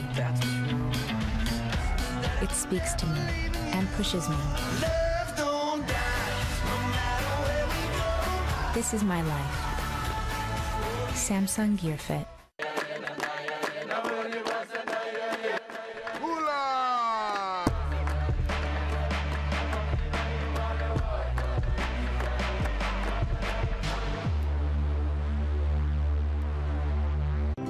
Your journey is as important as the destination, especially when your destination is paradise. Welcome to Fiji Airways. This is exactly where you should be. You are watching the Fiji Pro as we finish round 4 and move on to round 5 with some exciting matchups to start. Mick Fanning, 3-time world champ, taking on Owen Wright in this first one. Fanning rated number 8th in the world. Owen Wright on his comeback here to the tour, surfing conditions where he's valued as one of the best surfer in the world. Joe Chappelle alongside former world champ Martin Potter as we assess the conditions at this point in the day. Anything changing for you on Cloudbreak right now? Yeah, you know, sort of that wind kind of looked like it was going to go a little bit onshore, but I think as the afternoon does progress, Joe, I think we're going to see very similar conditions as yesterday afternoon. That tide is starting to go out, and, you know, pretty much right now it looks like slack winds, and we've seen some crazy surfing. I mean, Gabriel Medina absolutely lighting it up in that Heat 3 with John and Joel. Adriana D'Souza, Chloe Andino. Well, Chloe on the tear, keeping that momentum going. And having a look to start, our goofy footer, Owen Wright, big float, weightless on the drop, and he can't control it. He's down on the first attempt. Priority switches to Mick Fanning now with 29 minutes on the clock. We've seen a lot of weightless floaters throughout the last couple of days, Potts, and it kind of makes you cringe because you know an injury could happen easily with that tough impact zone. Now Fanning getting started with a lot of momentum. There's his big float. He stomps it in the flats. Another backside off the top, and he will go for 2 big floaters to take the lead. Yeah, you know that floater maneuver, a lot of the guys use it as a transition turn. It's, you know, in this kind of situation, these guys are using it as kind of a primary maneuver. You can see as Mick Fanning races down the line, there's 2 ways to go around that section. One is up and over it, and the other one is down and around it. Mick Fanning choosing the up and over option and just free falling there, weightless. It is quite a critical maneuver. We have seen guys hurt themselves do that in the past, but Mick Fanning stomping 2 good ones on that wave and opens his account with a fairly good score. 32 years of age, 5'10", 161 pounds, hailing from Tweed Heads, New South Wales in Australia, ranked number 8 in the world. And always one of the fastest surfers on the planet. We saw him come out with a couple of his signature movies back in the day, Fanning the Fire. He looked a lot different back then. He was super quick, went for airs on a lot of sections. What's changed for you watching Mick Fanning over the last decade? Oh, he's just got a lot stronger, a lot more powerful with his base, solid base, as we see Owen Wright's numbers, 24 years of age, 6'3", 179 pounds, Culburra, New South Wales, Australia, ranked number 16. And as you said, Joe, on his comeback from a back injury, and I tell you what, he's looking as fit as I've ever seen. And there is their matchups, Joe, 3 apiece. So very evenly matched, these 2 guys. But when you kind of look back on these 2 in their career, you look at Mick Fanning's wins over Owen Wright. He had one at Bell's in a quarterfinal, back to Tahiti in a semifinal appearance where Mick was almost felt like an underdog against Owen Wright in a barreling left-hander like that. Mick also beat him back at Super Tubos when Owen Wright was just getting his taste on the World Tour as a wild card in Portugal that year. Yeah, I think, you know, he's come a long way. You know, he's surfing a lot smarter. You know, he's approaching the wave a lot different. You know, he's just fine-tuning his game. And I tell you what, coming back from a serious back injury, he's looking pretty good. He's got some great equipment under his feet. He's looking way more confident. And I'm looking for big things in the back part of this year for Owen Wright. Mick Fanning opens up with a 6.67 and takes an early lead. Owen Wright looking for a 5.68. 26.5 remaining, and look at the conditions, Joe. Absolutely perfect. So rippable as Mick Fanning takes the lead, and let's get a little global perspective on where we're sitting on planet Earth here at Tavarua Island at a wave called Cloudbreak. We have the ASP Global Headquarters back in Los Angeles. You get a flight on Fiji Airways, fly all the way out to Fiji, and you take a nice little boat ride out to this little heart-shaped island in the South Pacific called Tavarua. We had guys like Dave Clark coming back here in the early 80s, and it's turned into an amazing, luxurious resort. And the wave at Cloudbreak, though, is a couple of miles out to sea. When they first started coming here, they were just waiting for restaurants to start breaking. They started realizing they had a couple of the most amazing left-handers in the world, and it's turned into such an amazing surf resort. As we get back to this one, Owen Wright on a healthy wave, driving through the open face, setting that rail, now pulls into the barrel. Owen Wright still with plenty of room. He'll go off the top for a late hit on the float. He was almost surfing to perfection. Amazing transition from a huge cutback into the barrel. Unfortunately, losing that last maneuver. Yeah, Owen Wright, not one to pull back, you know, and he just wanted to capitalize on that wave. Let's have a look at this opening turn. We talked about how fit and strong he is right now. Watch this turn. Big, raw, big man turn there, just throwing everything at it. Hits the brakes, pulls up underneath that curtain, and gets a beautiful tube ride, and then tries to finish off with a real critical upside down float. And Owen Wright, as I said, not one to pull back, going for it and trying to stamp his authority on this heat. And unfortunately, just didn't quite pull that off, Joe. Super critical surfing from Owen Wright. Potts, you always have the best sound effects when it comes to those big carves. You want to scream every time you see these guys laying down some power. Right now, Kolohe Andino's on a superstar roll into the quarterfinals. He's on deck with Ronnie Blakey. Thanks, Joe. Kolohe Andino, no one moved more on the ratings than you. After Brazil, you jumped 9 spots all the way to 12th. This result is going to see you climb again, I'd say, with some of the guys above you already falling out of the draw. That's got to feel really good. Yeah, I'm stoked. I told someone on the island that I wanted to make the top 10 this year. That was my goal. So yeah, it's definitely helping out for that. I think it's good to plan goals like that, mate. That's a good one for you. That was a really tough heat. You know, you're going to go up against 2 of the best backhands on tour, and it looked like you maintained your composure and maintained that confidence that you had in the last round. Yeah, I feel like my backhand's as good as anyone's on tour, especially with the size of waves. And yeah, Taj and Adriano, like Taj has been my favorite surfer since I was like 7, and Adriano has been like his work ethic and his attitude is better than anyone. So yeah, those guys have been my heroes my whole life, and I was really excited to surf against them, especially with it having been all backside. So yeah, it was cool. I was just trying to mainly just pick the best waves, and I watch a lot of Nat's heats, and he just like simplifies it. He just, you know, sits out there, waits for the best waves, and surfs them, and he doesn't over surf it or fall or whatever. So I just tried to do that. Well, you and your best mate Nat are obviously on opposite sides of the draw, so a final is a possibility. But you and I were just sort of looking forward at these next round 5 clashes, some unbelievable heats. What are you looking forward to watching? Heat number 3 sort of stood up to you. 8.43 Owen.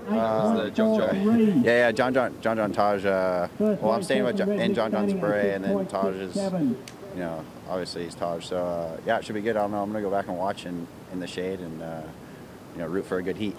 Well done, mate. A huge result already, and it could go even better for you. Well done. Back to you guys.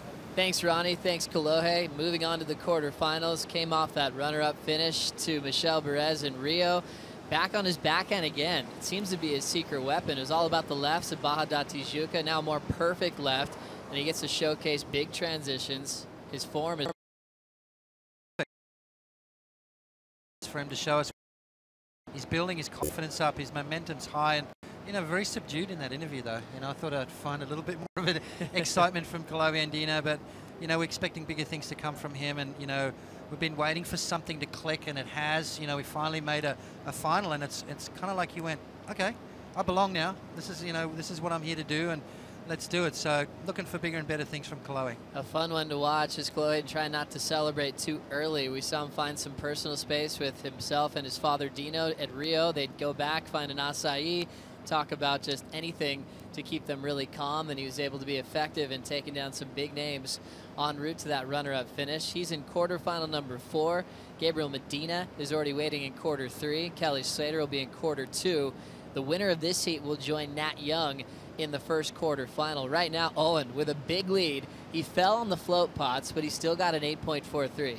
Well, you know, that big, huge, you know, carving maneuver, and then straight up under the pocket, perfect positioning in the barrel. You know, the judges rewarded the surfing already done. Had Owen Wright stuck that last maneuver, we could quite possibly have seen the first 10-point ride of the day, of the event. So Owen Wright on track, surfing extremely well, and he's going to need to up against Mick Fanning, who's in good form as well. Mick Fanning posting a 6.67. You know, Owens can't sit back and relax, though. He's got a good score on his belt. He needs to back it up. And with 21 minutes on the clock, we talked about Mick Fanning's win over Owen Wright in their career. You go back to Mick Fanning, or Owen Wright's wins. He had a win in Peniche back in round 5 in 2012 over Mick. And then they had a crazy one at Trestles back in 2011. It was a tiebreaker where Owen Wright was able to continue on, made the final again against Kelly Slater. That was that 3 final in a row season. And right now, Owen still leading, 20 minutes, 40 seconds on the clock. Fanning's been surfing well this entire event, Potts, ripping on his backhand, but they made him earn it. He's had to surf in round 2, and now he's out there again in round 5. Yeah, you know, and he's keeping that momentum going, and sometimes it's not a bad thing, you know. Sometimes you get to keep the ball rolling, you get to keep your feet in the wax, and just, you know, get more acquainted with this place called Cloudbreak. It is a tricky spot, and to me, you know, it's almost better to keep that ball rolling. Obviously, round 2, super critical, came up against Wiggly Dante, dodged a bullet there, and then again here in round number 5. So, you know, he's having to work for it, but I don't think Mick Fanning is worried about that. I think he's just going to stick to his guns and rely on that big backside attack. Well, it's been fun watching Mick Fanning over the last few seasons. We talked about the trouble he's had going 2 world titles in a row, winning his first in 07, skipped a year, got back out there in 09, and then we had another couple of years go by before Mick Fanning was able to take his 3rd world title. And last year, that one had a lot of meaning, coming to the final event at the Pipe Masters. Now he's had a slower start. He's not in the top 5 coming to this event. Do you like where he's sitting right now to try to go 2 in a row? Well, it's a different approach, isn't it? I mean, last year he was in the mix from the get-go. This year is going to have to be a little bit of a different approach. You know, maybe the pressure is off him. You know, he's reigning world champion, so there's still a lot of media focused every event that he goes to. But just a different approach. You know, Mick's going to have to knuckle down. He won bells, so he's you know, he's still in good form. It's not like he's dropping the ball at all. It's just a way more competitive year. A lot of guys are stepping up, and you know, Kelly back in the mix, Joel surfing well, Taj on a bit of a tear. Michel Perez, 2 out of 4 events that he's won. So, you know, there's a couple of new guys in the mix, and it's going to be a super exciting year.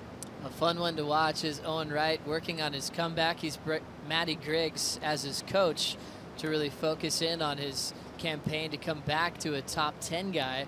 Previously, he worked with a coach that didn't have a surfing background. He thought that dropped a bit.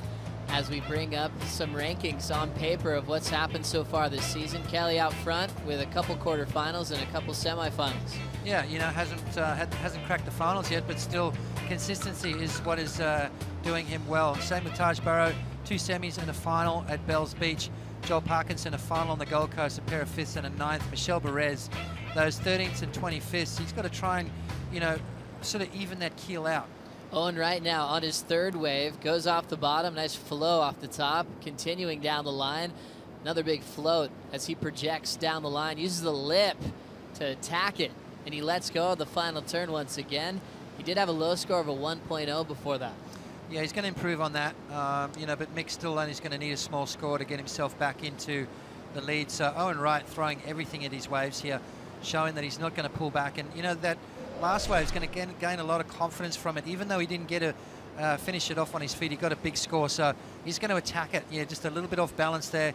Double pump around. He's focusing all down the line right now, and then unloads a big turn there, throwing the fins out the back. So Owen making it quite clear that he's not going to pull back and really just unleash some big turns. Well, Owen Wright gets a 3.67 for that last effort. Fanning now needs a 5.44 to get a lead change. Fanning now has first priority. Both these surfers staying on the island of Namotu, much smaller island, and they get to have dinner together each and every night. It's got a good family atmosphere. They've got a couple little waves they can surf on their island. Back in the history of Tabarua and Namotu, you used to kind of separate the 2 islands. You'd kind of only surf these cloud break waves in restaurants if you lived on Tabarua. If you're staying on Namotu, you'd surf swimming pools. You know, you had Wilkes kind of in your back pocket, and also Namotu lefts. Yeah, exactly right. So since they've opened up the cloud break and restaurants, now it's pretty much a free-for-all. You can surf wherever you want. So, you know, interesting. It was probably better to stay on Tavi in the day because you had the access to cloud break restaurants, which are two of the best waves on the planet, really. You can see the wind starting to pick up out the back, Joe. It's looking more like yesterday afternoon, and we're not worried about that because yesterday afternoon produced some amazing surfing. Conditions will get better as that tide runs out, and we're going to see hopefully go into those quarterfinals. And I'll tell you what, we've got some great heats though. Philippe Toledo and Michelle Perez coming up next. John Florence and Taj Burrow and De Souza and Parkinson to finish off round number 5. Exciting matchups in round 5 as they try to make it into the quarterfinals. If you lose in this round, you get equal 9th place on the rankings, $12,500. And so it's an interesting role, missing out on some serious cash, but on the bulk of the points, if you lose out right before the quarterfinals, things are going a little quiet out the back here in Heat 1. We'll take a quick break. We'll be back at the Fiji Pro after this.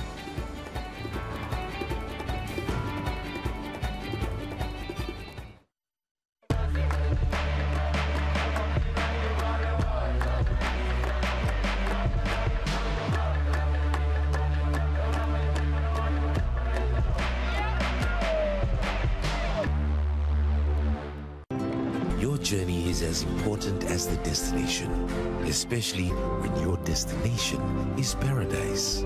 Welcome to Fiji Airways. This is exactly where you should be. I can capture life in a blink. I can download the world in an instant. I live carefree. This is my life. My life powered by the Samsung Galaxy S5.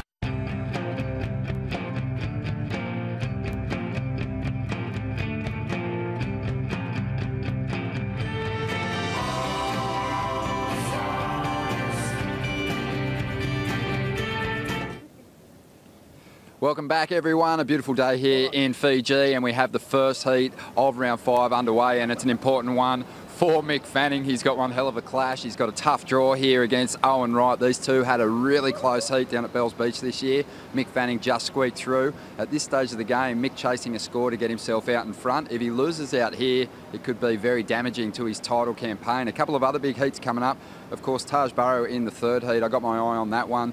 He didn't show great form in that last clash that he surfed. He actually fell on his very first manoeuvre. Everyone was a little concerned that maybe he'd hurt himself, but he was actually just a little frustrated that he'd blown an opportunity to skip this 5th round. Of course, Taj right in the title race at this stage, and just like Mick, if he was to fall out now, it could really hurt his chances at the end of the year. But great conditions, still some good size sets pulsing through, and expecting some great performances as we plough through the draw. A lot, Ronnie, and thanks for the update on Taj Burrow. We were a little bit concerned when he went down. He'll be surfing against John Florence in round 5, heat number 3. But checking out the numbers, Mick Fanning is in a bit of trouble. He's looking for a 5.44 on this wave. Drifts the fins. Big coil up off the bottom. He'll slam it right on the money. Another vertical turn in sync with the rhythm of this wave. Nice tempo and pace as he drives through the open face. Big bottom turn to slash combo, hammering once again off the top. He's got that dynamic rhythm and form. Heading for the dry reef, he'll stomp it shut. Wow, well there's one of those waves he got in that previous heat, roughly around about 10 maneuver wave. I tell you what, Mick Fanning looking so sharp. He's got his knee strapped, but it doesn't look like it's hindering him at all. Let's have a look at this wave. He picked one of those more, sort of those waves that kind of slowed up on the reef for him. And watch this turn here as he gets his board 180 degrees, bang, all the way around. And just starts to unload, finds the rhythm, finds the groove, and this is where his confidence starts beaming. He's got his foot in the right spot, and he just unloads some big turns, throwing a lot of spray. Mick Fanning starting to crank it up. He knows he's got his work cut out for him up against Owen Wright, who's posted a big score already. Mick Fanning fights back, and I think with that wave, Joe, he's going to take the lead. We'll take another angle. He's had a lot of similar waves throughout this contest, Potts, but it hasn't quite helped him really take over heats at this point. Yeah, you know, maybe it's, I don't know what it is, but I tell you, I love the way he's surfing. I love his approach. You can see just seamless surf in the transitions between turns. There's no mistakes. There's no catching of the rail. It is just smooth transitions and finishes off on his feet. So Mick Fanning doing everything right, surfing each wave that he's getting probably as good as you can. And maybe that's the difference. Maybe he needs to find different waves. Maybe he needs to look for a couple of barrels. Maybe he needs to wait for those bigger set rides and go for those big dynamic turns like we saw Owen Wright do. Well, we remember Potts last year, his best performance ever in his career in Fiji, finishing runner-up in the event to Kelly Slater. Years in the past, he finished 17th. He's kind of all over the map, finishing in round 3, but now becoming so dynamic in waves like this, big barreling left-handers. Owen Wright now getting started on wave number 4, draws it off the top. Solid turn to use for a start. He'll float the next section, airdrop, find some control, see if he gets another big move on the third attempt. Throws the fins out the back on that snap, and he'll carve all the way down to the bottom. Picks up the pace for a climbing maneuver that he loses control. Wow, so a couple of mistakes there for Owen. He's looking to replace a 3.67, so that's all he's got to start doing. It's okay, these are my 2 scores. Every time I catch a wave, I've got to just improve my 2 waves total. Mick Fanning's just about to drop a bomb on Owen Wright, and he's going to come right back at him. So Owen's going to need a big score as well. As I said, he's posted an 8.43, but right now the backup is really important. He needs to get a good, solid backup. 3.67 at the moment is his backup, and I think he's going to improve on that. Mick Fanning drops an 8.27, moves up into the lead. Now Owen Wright on that last ride, Joe, looking for a 6.51. A solid matchup, now getting pretty exciting. We only have 10 minutes to go. Interesting matchup on paper because they recently had a battle back at Bells Beach where Mick Fanning barely beat Owen Wright in this matchup and went on to the victory. Yeah, you know, the Bells was producing some good waves. Rincon was on fire. You can see Mick Fanning, one of the most successful surfers at Bells Beach in the history, as it just suits his style of surfing really well, and Mick Fanning there just getting the nod over Owen Wright, but a different kind of condition. Owen Wright, though, I tell you what, he's come back from a back injury, and he's starting to find his feet back on the tour here, starting to feel like he's finding his game again, getting that rhythm, and surfed incredibly well. Just getting pipped at the post was Owen Wright, but I tell you what, these guys are going to have some more battles throughout this year, and I can see Owen Wright getting the upper hand on a few occasions. You see, the decision for that heat was made when Mick was already out of the lineup, sitting on that classic staircase, and we all know the final result. It was quick heats like that where you get the momentum, you survive a very tight heat, and you go on to victory. The contest shifted down to Winky Pop, where Mick Fanning had Taj Burrow in that final, where Owen Wright is trying to remember what it feels like to make the last heat of a major contest. He has the form right now. What are his chances with smaller conditions at Cloudbreak? Yeah, I think he's got a great chance. I mean, there's, you know, Cloudbreak's the kind of place that'll dish up the odd bomb. It'll dish up that sort of freak set, you know, and it's just a matter of being in that spot with the priority, you know, when those waves come through. We saw him already capitalize on that first one with an 8.43. Had he finished that wave off on his feet, we were looking at a wave up in the perfect range. Let's have a look at the replay here from this last ride. A 6.37, so Owen Wright just short of what he needed. Right here, you can see he makes a little bit of a mistake right there, and it kind of sets him right behind the whitewater. Then he comes around, throws it up over the lip there. This turn right here, watch this turn. Big, powerful carving maneuver from Owen Wright. Just his balance was a little bit off and did not finish on his feet. And as we've seen the judges, they don't like it when you fall off at the end of the wave. So right now, Owen Wright gets a 6.37 on wave number 4, keeps him in second, still needs a 6.51. You can see how tight this one is. Mick with a 14.94 total, Owen with a 14.8 point total. Now, we have time to talk to a very special guest, John Roseman, sitting on the desk with Todd Klein and Strider Wasilewski. Yeah, thank you, Joe. As we're anticipating a big afternoon, potentially running all the way through the quarterfinals, we wanted to catch up with John Roseman from Tavarua to find out what he's anticipating this afternoon based on the conditions. We have some variable winds, tide going low. What do you think we can anticipate as far as the surf?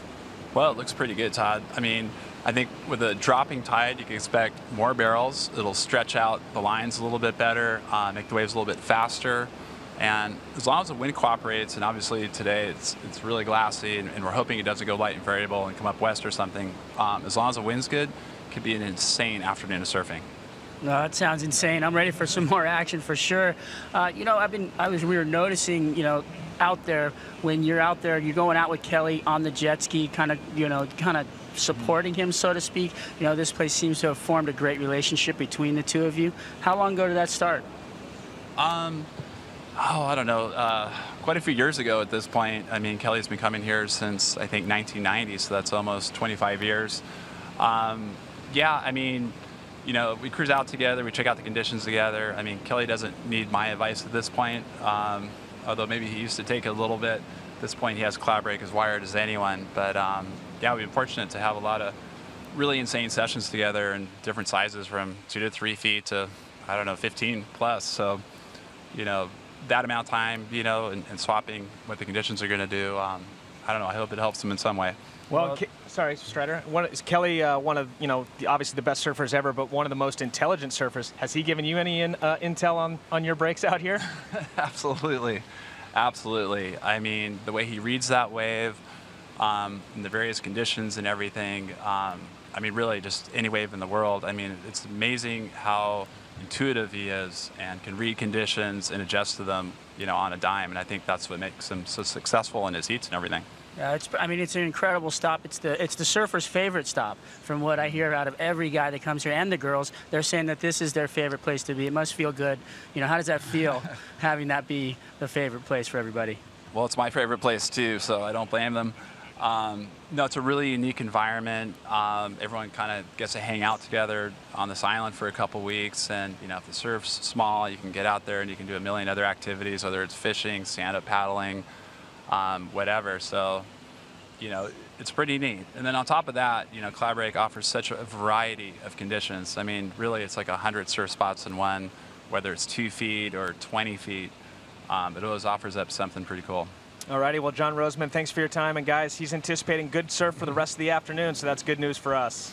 Thanks a lot, Todd Strider and John Roseman, for your time. John came here a long time ago as a boatman originally, and eventually became a huge partner in the whole Tabarua Island Resort. He's probably had more barrels than anyone else in the whole world out here at Cloudbreak, and he even did the stunts for Tom Hanks in that classic movie Castaway when he was going over the falls on a raft right out here at Cloudbreak. Yeah, well, I tell you what, I think he's gone over the falls a few times at Cloudbreak too. Who hasn't? Everyone's had the wipeouts out here for sure. Now Owen Wright looking for a 6.51, goes off the bottom, fin throw, reverse, complete on the takeoff. Now he snaps it.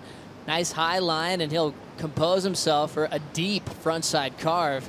Climbs the next section, still has his board under his feet. Now he kicks out, looking for a 6.51. Wow, I mean, the drive that he's got, he's using that big frame he's got has so much leverage. He's got so much speed and power in his turns, and yet still has that agility to just be able to throw a big air reverse in. Watch this, comes off the bottom and just comes, bang, throws it out there, nice rotation, comes out perfect, and straight into the next turn.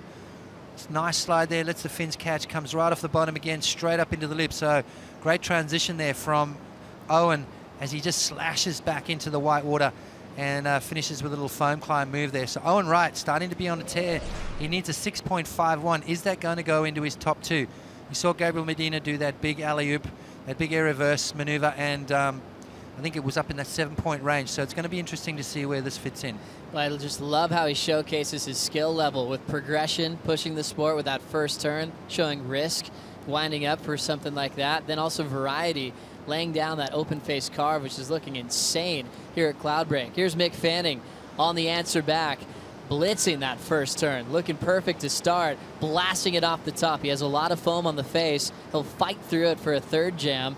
Late hit on the float, but he'll make sure that he stomps it down to 3 minutes. Owen wants more. Right behind him, he'll slow down and takes another pump deep in the barrel, and he can't find an exit.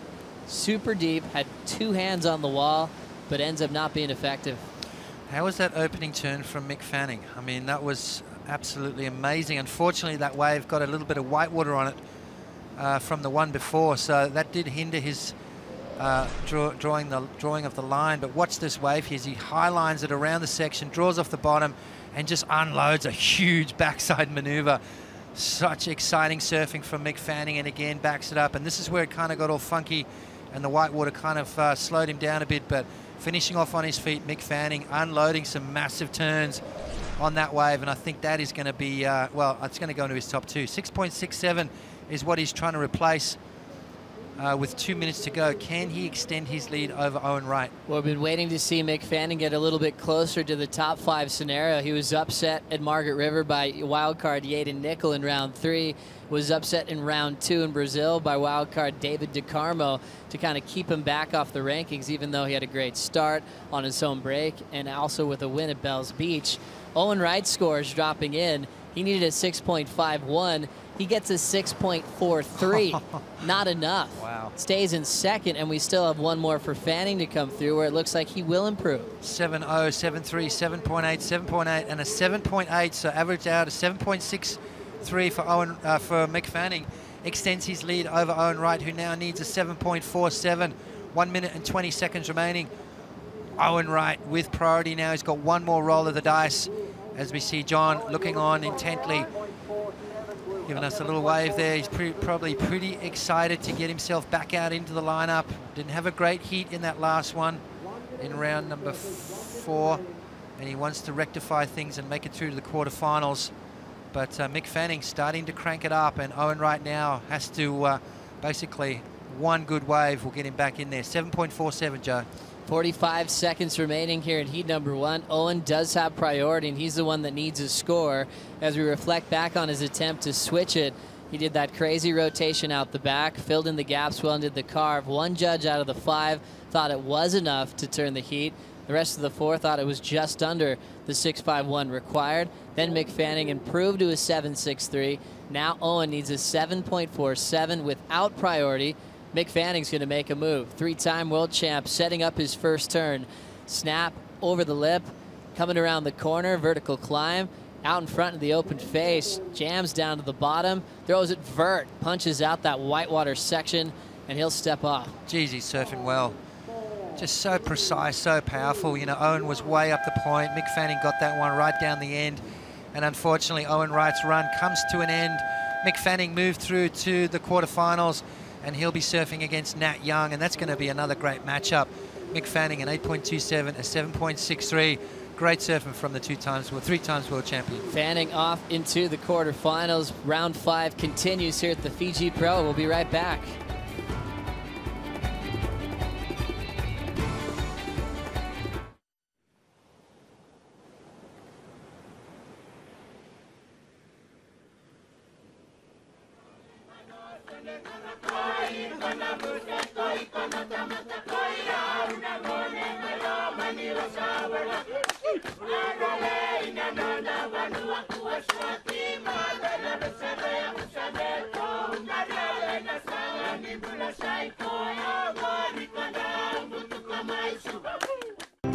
Your journey is as important as the destination, especially when your destination is paradise.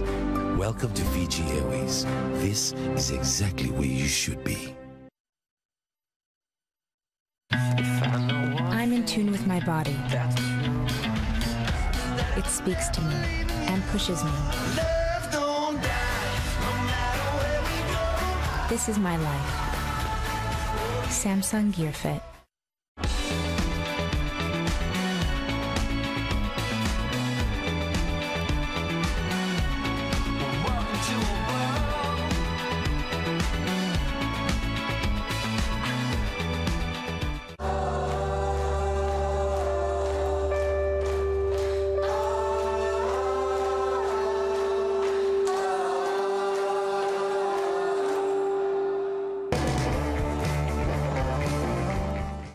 I've been on the tour for the past 6 years now, and I've never really made the final since last year, you know. So since I made the final, like, I realized that I have the level to win an event. And this year, I won 2 already, so that's changed the whole situation for me, and I feel like I can do like big things now. I just kind of realized that every hit is the same pretty much, you know, like the round 1 and the round 3 and the quarter semi-final, it's just another hit, you know. You just need to stay focused and stick to your game and you know, like, do whatever it takes to win.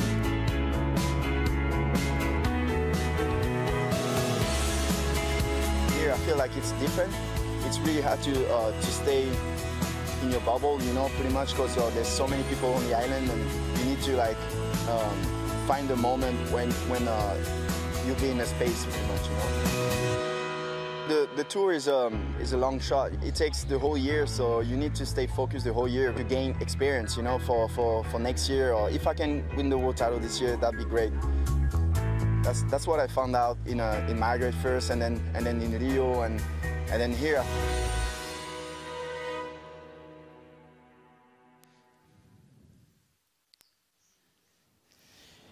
Michel Perez on fire, turning in his best results in his whole career this year in 2014. Finally made a final last year in Bali, finished runner-up, and now the winningest surfer this year on this brand new season, winning on events where he never put himself as a favorite, like in Rio de Janeiro. Now comes in world number 4 to surf against Felipe Toledo, who's on the back of the list. With conditions like this, we've seen some big turns, some big moves. Michel Perez, going back to yesterday, was definitely one of the highlighted performers over at Cloudbreak. He was, Joe. He was getting some incredible barrels and, you know, just in good sync with the ocean. I think he's got to try and keep that form going. Felipe Toledo obviously just watched a couple of his buddies get through, and he's going to try and light it up. I think we're going to see some air game from Felipe Toledo in this heat against Perez. Perez is going to try and stick to the water, try and finish off these waves with some huge turns, and quite possibly find the barrel. So it's going to be a really interesting heat. We're going to see the aerial antics of Felipe Toledo up against the power game of Michel Perez. A great matchup on paper when you look at these two, both with their builds and their age. Felipe is such a young grommet coming from Brazil, has such a quick transition on the back end. Then you look at Michel with his power. We see Michel make a late decision to start this heat. He goes over the top of the first section. Felipe Toledo now carving back into the pocket. Toledo sets up another little backhand carve, looking for the lip to use, and he's out. Perez sitting out the back was paddling out with Felipe, and a last-minute decision. Toledo turned around to take the lead. You know, that wave didn't have a lot of wall on it, but, you know, Toledo, what he's done now is he's repositioned himself down the reef. Sometimes before the start of the heat, there's no priority, so these guys pushing each other way up to the top there and trying to get that inside position. So what Philippe's done, it's more of a strategy thing, I reckon, where he's opted to catch this wave. Watch this opening turn here. Wow, nice and smooth and fast from Felipe Toledo. You know, showing a lot of pizzazz. And I tell you what, he's starting to really crank it up here in this event. Now he's in a good position down the reef, a little bit away from Michel Perez. He could quite easily sneak something really good underneath Michel's priority. So Felipe Toledo, part of the rookie class last season, 5'8", 150 pounds from Ubatuba, Brazil in Sao Paulo. Has his ranking back to 20th. Came out early in Australia to compete at the Australian Open. Showed a lot of frustration in the Star Series because his surfing was there. He signed a deal with Sharp Eye Surfboards, changed his equipment, and was ready to draw blood.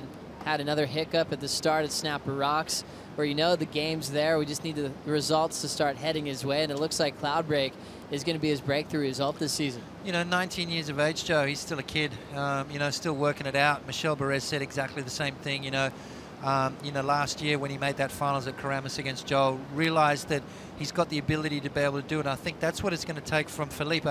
He just needs to make a final, and if he does, that confidence will grow. We see Michel's numbers: 28 years of age. He's 5'9", 168 pounds from Rurutu, Austral Islands in Tahiti. You know, he's almost 10 years older than Felipe, so it takes a bit of time to work this game out. Felipe's still a young kid and he's still working it out. So these guys have had 4 matchups in the past, 2 each, so very evenly matched. And Felipe opens up with a 4-1-7 to get the ball rolling. Michel Perez now with priority, and he's going to sit and wait. He knows exactly which waves he wants to catch, and he's going to play a tight game. Now Mick Fanning on deck of the boat with Ronnie Blakey. Thanks, Joe. Mick Fanning getting through a crucial heat. Mick, of course, you've got those 2 poor results that you're hanging on to already. That heat was a really big one for you, and it was always going to be a tough one. Owen's such a good competitor, and it looks like he's returning to form. Were you sensing that going into that clash? Yeah, definitely. You know, he had a great heat yesterday against Bede, and, you know, Owen's been he was my pick for the contest, and so when I had drew him, I was like, oh, okay, got to turn it up, and yeah, sort of just threw everything at it, and luckily my board stuck to my feet, and I got lucky. But you know, he made a mistake on that first one that could have been very damaging for sure. Wave selection wise, it looked like he actually had it over you in that heat, but he just had a couple of falls. Lucky you were able to convert your smaller rides into better points. Yeah, I was waiting for the bigger ones, but you know, as time's ticking down, you never know when they're going to come. So yeah, I was lucky that the 1.8 just sort of sat up perfectly and allowed me just to go straight up and down. And then the last one that I got was a little more of a set, but I sort of bogged on the 3rd turn, but luckily enough the first 2 turns were good enough to get a score. When you get up near the top of the ratings, like you did after you win at Bells, and then you find yourself dropping backwards, is it hard to get back on track? Yeah, it was actually. It's sort of, I guess, I guess for me I lost a lot of confidence. Like coming off bells, I went home and sort of had the knee thing, and I didn't know exactly what it was. I didn't really surf before I got to Brazil, and every time I did was in pain. And then, you know, I felt like I got my form back in Brazil, but just had one of those heats where nothing went my way.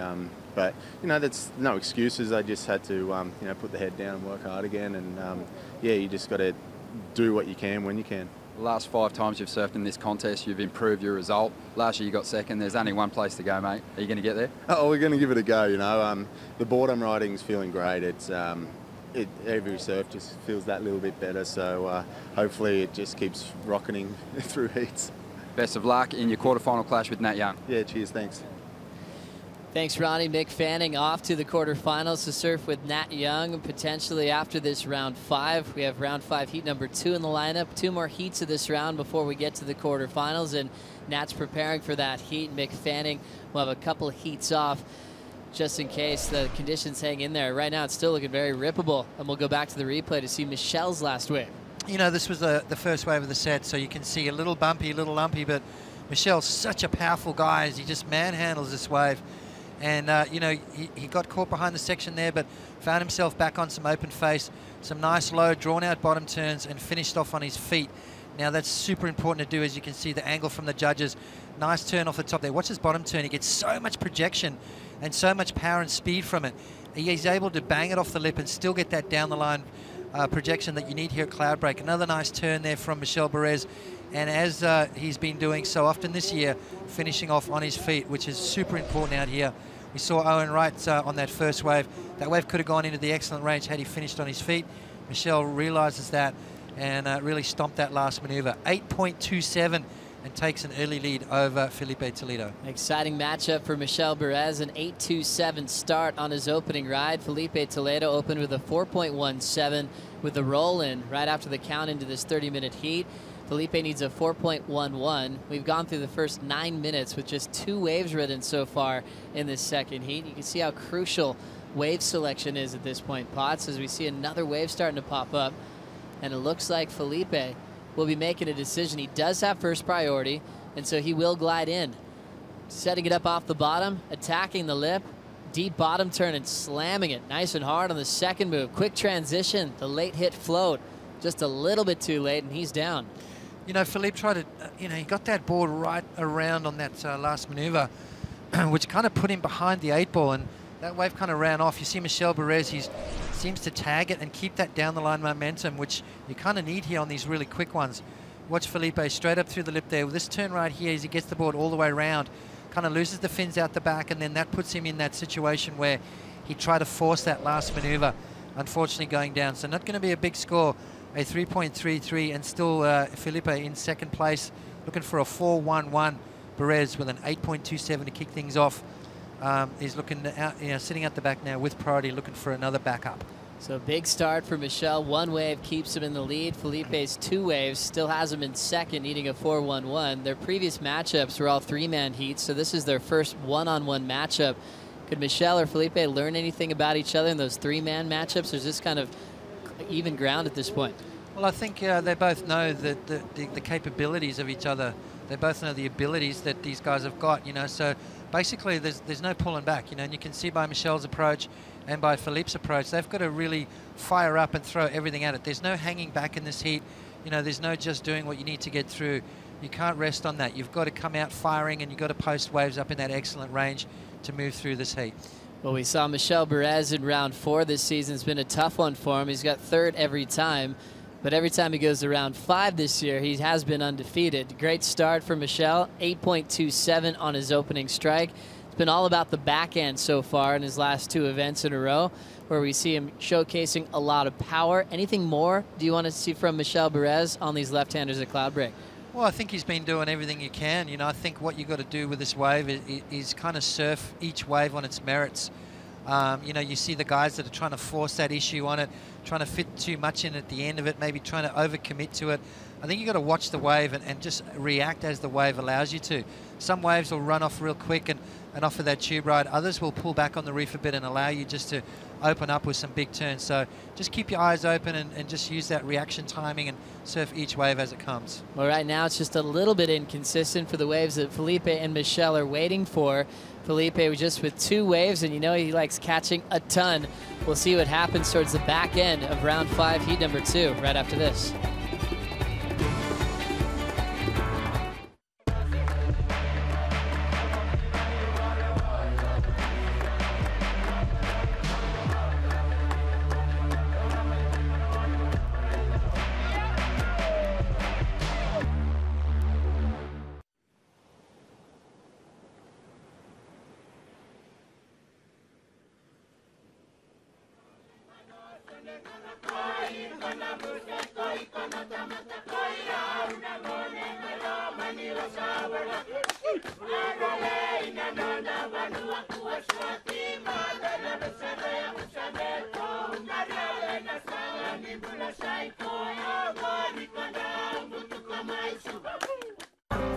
I can capture life in a blink. I can download the world in an instant. I live carefree. This is my life. My life powered by the Samsung Galaxy S5. Welcome back to Fiji, and it's an exciting day of action as we're committed to running a ton of heats. You always are greeted by beautiful sunrise and a beautiful sunset each and every day in paradise here on the island of Tavarua. We have an all Tavarua matchup with Michelle Perez and Felipe Toledo. So far, it's all about Michelle's start, an 8.27. One judge went as high as a 9 on his opener, and Felipe's waiting for a 4.11. This could be it. Felipe jams it off the top. Off the bottom, nice vertical turn, but loses his footing in transition. Yeah, you know, a lot of pressure right now on Felipe. He realizes he's on his way to his best result so far this year, and that can kind of sit in the back of your mind. Maybe trying a little bit too hard. You know, he's just got to rely on what he's been doing so far in this event, surfing incredibly well, and what he's got to do now is basically wait for the good ones. He can't afford to rest on those little waves. You know, the little waves are posting small scores for him.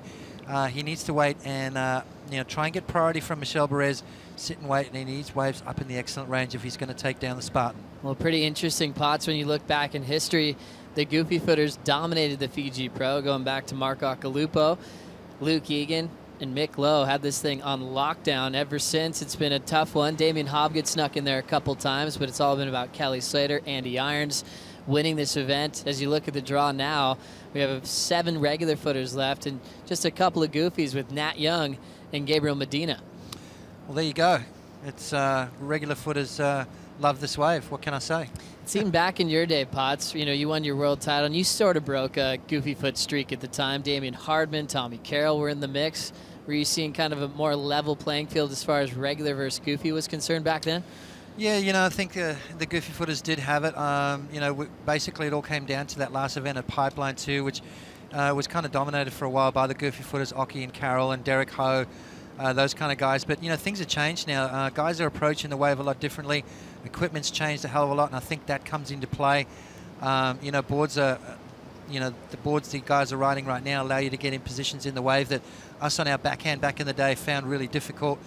Shorter equipment in bigger waves. So things have changed, and we're starting to see really the natural footers take charge. And, you know, you'd almost expect the goofy footers to do better in places like Cloudbreak, Chopu, and, you know, Pipeline. But it seems like the natural footers, for some reason, have just stepped up and really showed that backside surfing can be as dynamic as frontside. At the moment, 14 minutes, 10 seconds on the clock. We'll throw it to the boat with Owen Wright standing by with Ronnie Blakey. Thanks, Joe. Owen, good enough to have a chat with us. Obviously disappointed falling out of the draw, Owen, but your second best result this season. And am I wrong in sensing that you're getting some confidence back, that you're able to do the kind of surfing that you want to do out there now? Yeah, definitely able to, you know, do the kind of surfing I want to do. I had a couple bubbles in the heat. Like, you get that out there, like you go for a lip turn and it's pretty full-on kind of wave out there. But yeah, getting the confidence back, like just then, you know, I was on the back foot and I caught a small wave and I did some surfing there where I, you know, thought I did enough to get back into the lead, but, you know, Mick wasn't quite enough, but then Mick bettered his score again. So yeah, it looks like, you know, today they're just really loving those backside snaps. Just but for me, I think, you know, someone that's going to win is going to mix it up a lot out there, you know, do some different kind of surfing along the wave. Your highest scoring ride was a wave that you didn't complete. And I just want to talk about that first turn, because for me that was one of the biggest turns of the contest so far. We haven't seen too many waves with that kind of ledge roll in and that big steep section. Did that feel like one of the best turns you'd done in the heat for a while?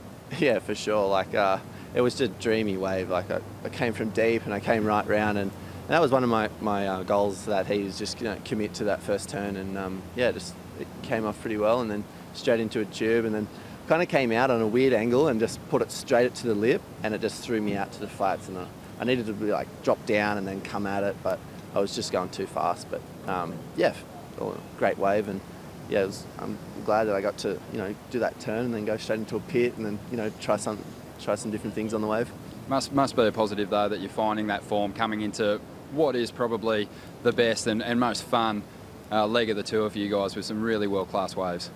Yeah, definitely finding some form. Like it's like for me, I've been building all year, and I'm still building, and it's just this event's been yeah, more positive again, and yeah, I guess a lot for me to take from this event into the next ones, which is some of the best waves we have.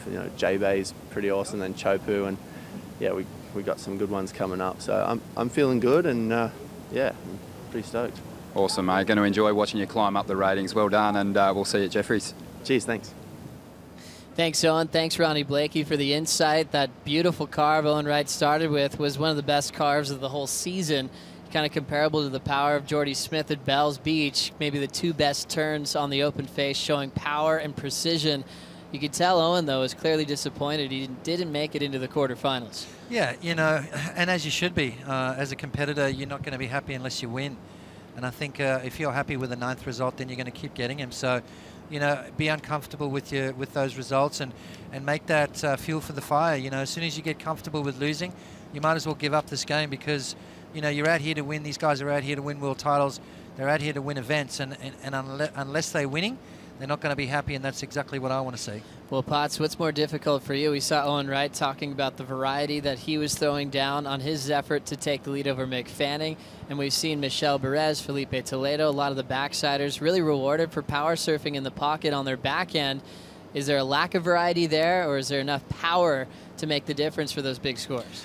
It is generally harder, as you can see Felipe up and riding right now. Felipe making a move on wave number 4. Casuals start on a smaller wave, and he's over it. Not going to get the 4-1-1 there, Potts. Let's go back to that question. It's harder to mix it up on your backhand. Yes, it is.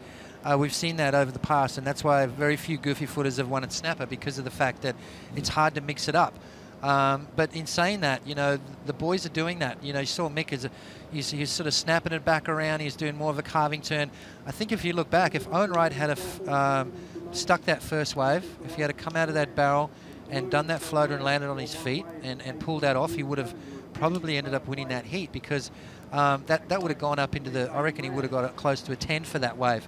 And then he said he had another little mistake where it was a bit off balance. So 2 little glitches there that probably, if Owen goes back and has a look at those, will probably say, yeah, okay, if I can clean that up, then I'm in good position to win. So, the guy that makes the least amount of mistakes is going to win events and heats. And that first one from Owen, when he didn't finish that wave off, it went into the 8-point range, but had he finished on his feet, would have been an excellent ride. So interesting moment for Owen Wright to learn a lot from that round 5 loss. He'll move on to Jeffreys Bay for the next stop on the tour. Right now we're down to 9 minutes and 15 seconds to go, with Michel Perez having priority, still with just 1 wave under his name, an 8.27. We talk about excellent range. That means from 8 to 10 points. The judges deeming that excellent surfing. Felipe Toledo with a 4.17 and a 3.33 really hasn't had the momentum on his side, but he doesn't need much. As you see the next heat getting prepared, Taj Burrow is going to try to bounce back from a very slow performance in round 4. Yeah, a few glitches from Taj, just changed up his equipment, and it's a good heat to do it. If you're going to have a stumble, then round 4 is the round to stumble in. Now he's got to clean his act up, and he's got a pretty tough heat ahead of him. John as well had a really slow heat in that round, so both guys are going to come out firing, and this heat has been quite slow, so what I'm expecting is fireworks in the next heat. Michel Perez making his having a look at this, trying to get his second wave under his belt. So Michel Perez does have first priority. He'll reach for the backside floater. Big impact on the landing, and he sticks it. Now he's setting up another backhand float. 2 floaters so far, now off the bottom, and he'll hammer it into the open face. Has the lip to show up, so he's going to spank it off the top, and now come around the corner. Hits it harder on the inside corner, and he's out. Waited a long time for that wave to come through, and he's solid, putting that one together from start to finish. Yeah, let's have a look at this wave here from the water angle. Michelle there just floating up over, almost wipes out there, just regathers, and it's lucky he did, because he's running out of time, and this really wanted to make this wave count. Came around the section again, needed another transition turn to get out on the open face. Now it slows up for him, and he manages to unleash that man turn that we've seen so often from Michel Perez. Comes out on the open face and bangs it again. So Michel Perez is looking like he's going to put in a pretty solid backup, and Filipe Toledo is going to be in a pretty daunting situation going in with 7 minutes remaining. Well, it's been a quiet heat for Filipe. He's still sitting out there by himself, but he hasn't had a lot of waves coming through where he can get that crazy rhythm going.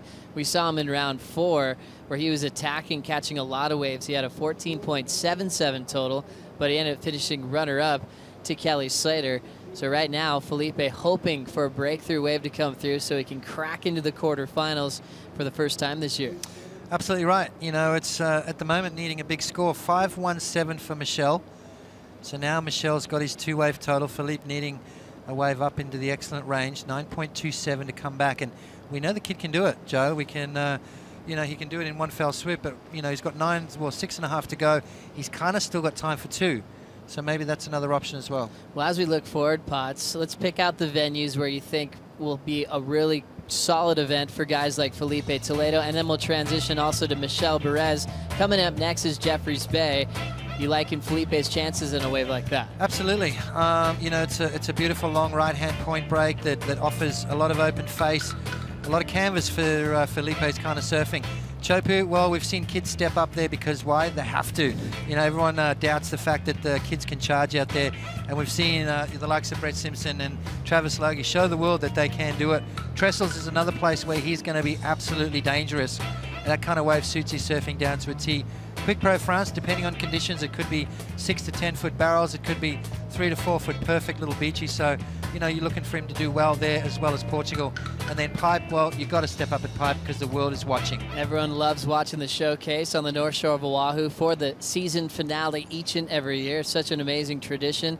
It starts with the Triple Crown at Haleiwa and at Sunset Beach. And Haleiwa has been really special to Michel Perez in his career. He won it last year, the Prime Series event, which put him in contention for his first Triple Crown, but John snuck it off him by making the final of the Pipe Masters. As you see, Michel Perez getting creative. That was interesting right there. It's falling out of the sky on a 1-footer and just got out of there real quick. Yeah, he kind of did a barrel roll, landed nose first and pulled it straight through.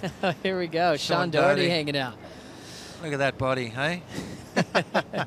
Having a blast. Sean Doherty, one of the editors over at Surfing World, and writes a lot of the amazing surfing books that have been put out for the last few years, but also covering this event. He's staying on the island of Namotu, with, you know, which is called Aussie Island. That's where Sean should be, but they're running out of name spots. They have Mick Fanning in the quarterfinals. They have Joel Parkinson coming up in round 5, heat number 4. The good thing for Namotu, they've got a couple of world champions left, and then you have the Brazilian Gabriel Medina, who's staying with them. He's coming in quarterfinal number 3, and Taj Burrow is up next against John Florence. So Tavarua with a stranglehold on this one since Andy Irons won this event back in 2003. Yeah, 14 years really. It's been since a Namotu surfer has won, but it only takes one. And you know, I tell you what, Gabriel Medina's looking pretty dynamic. He just went to town in that round number 4, as well as Mick Fanning's looking pretty sharp as well. He's got Nat Young though, who's on fire.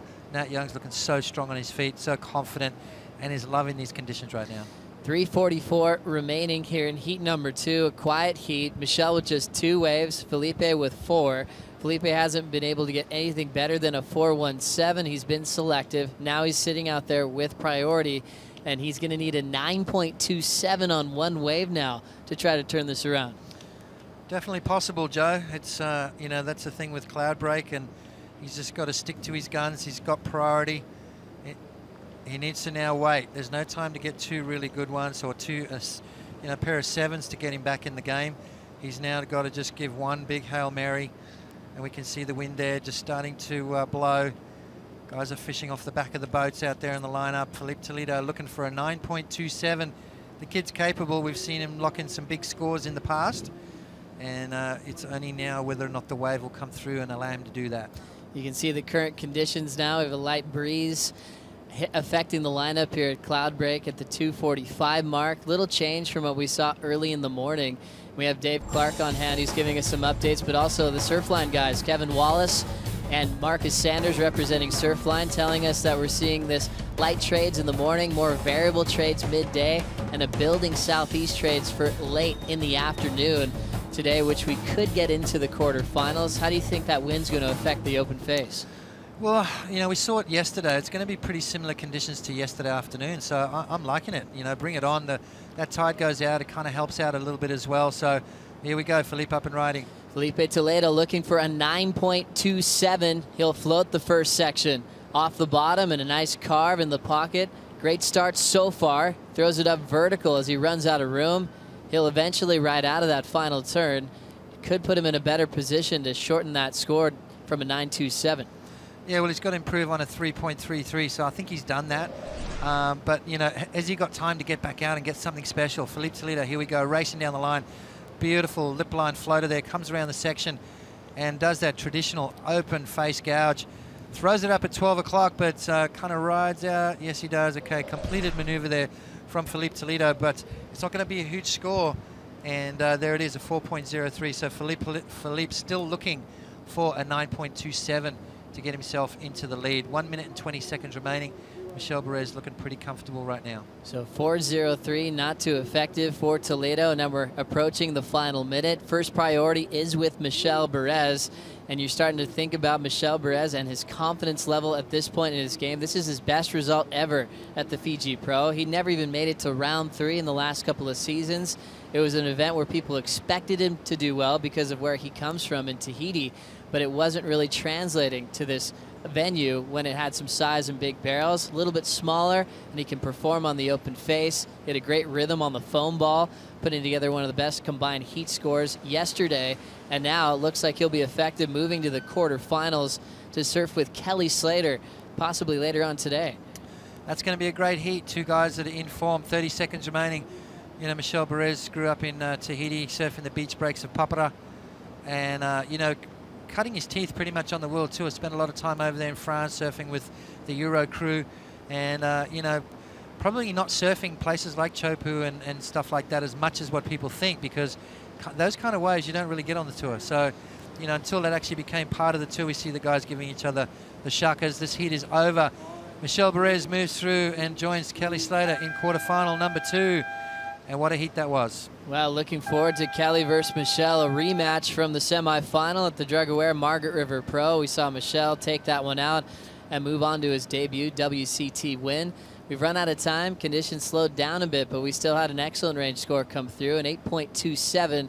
So when they do roll in pots, we still have perfection on hand. That's exactly right, Joe. They're out there. You've got to have priority at the right time and the right place, and the scores will drop. John Florence takes on Taj Burrow in the next heat. We'll bring in Pat Parnell and Ross Williams for the call.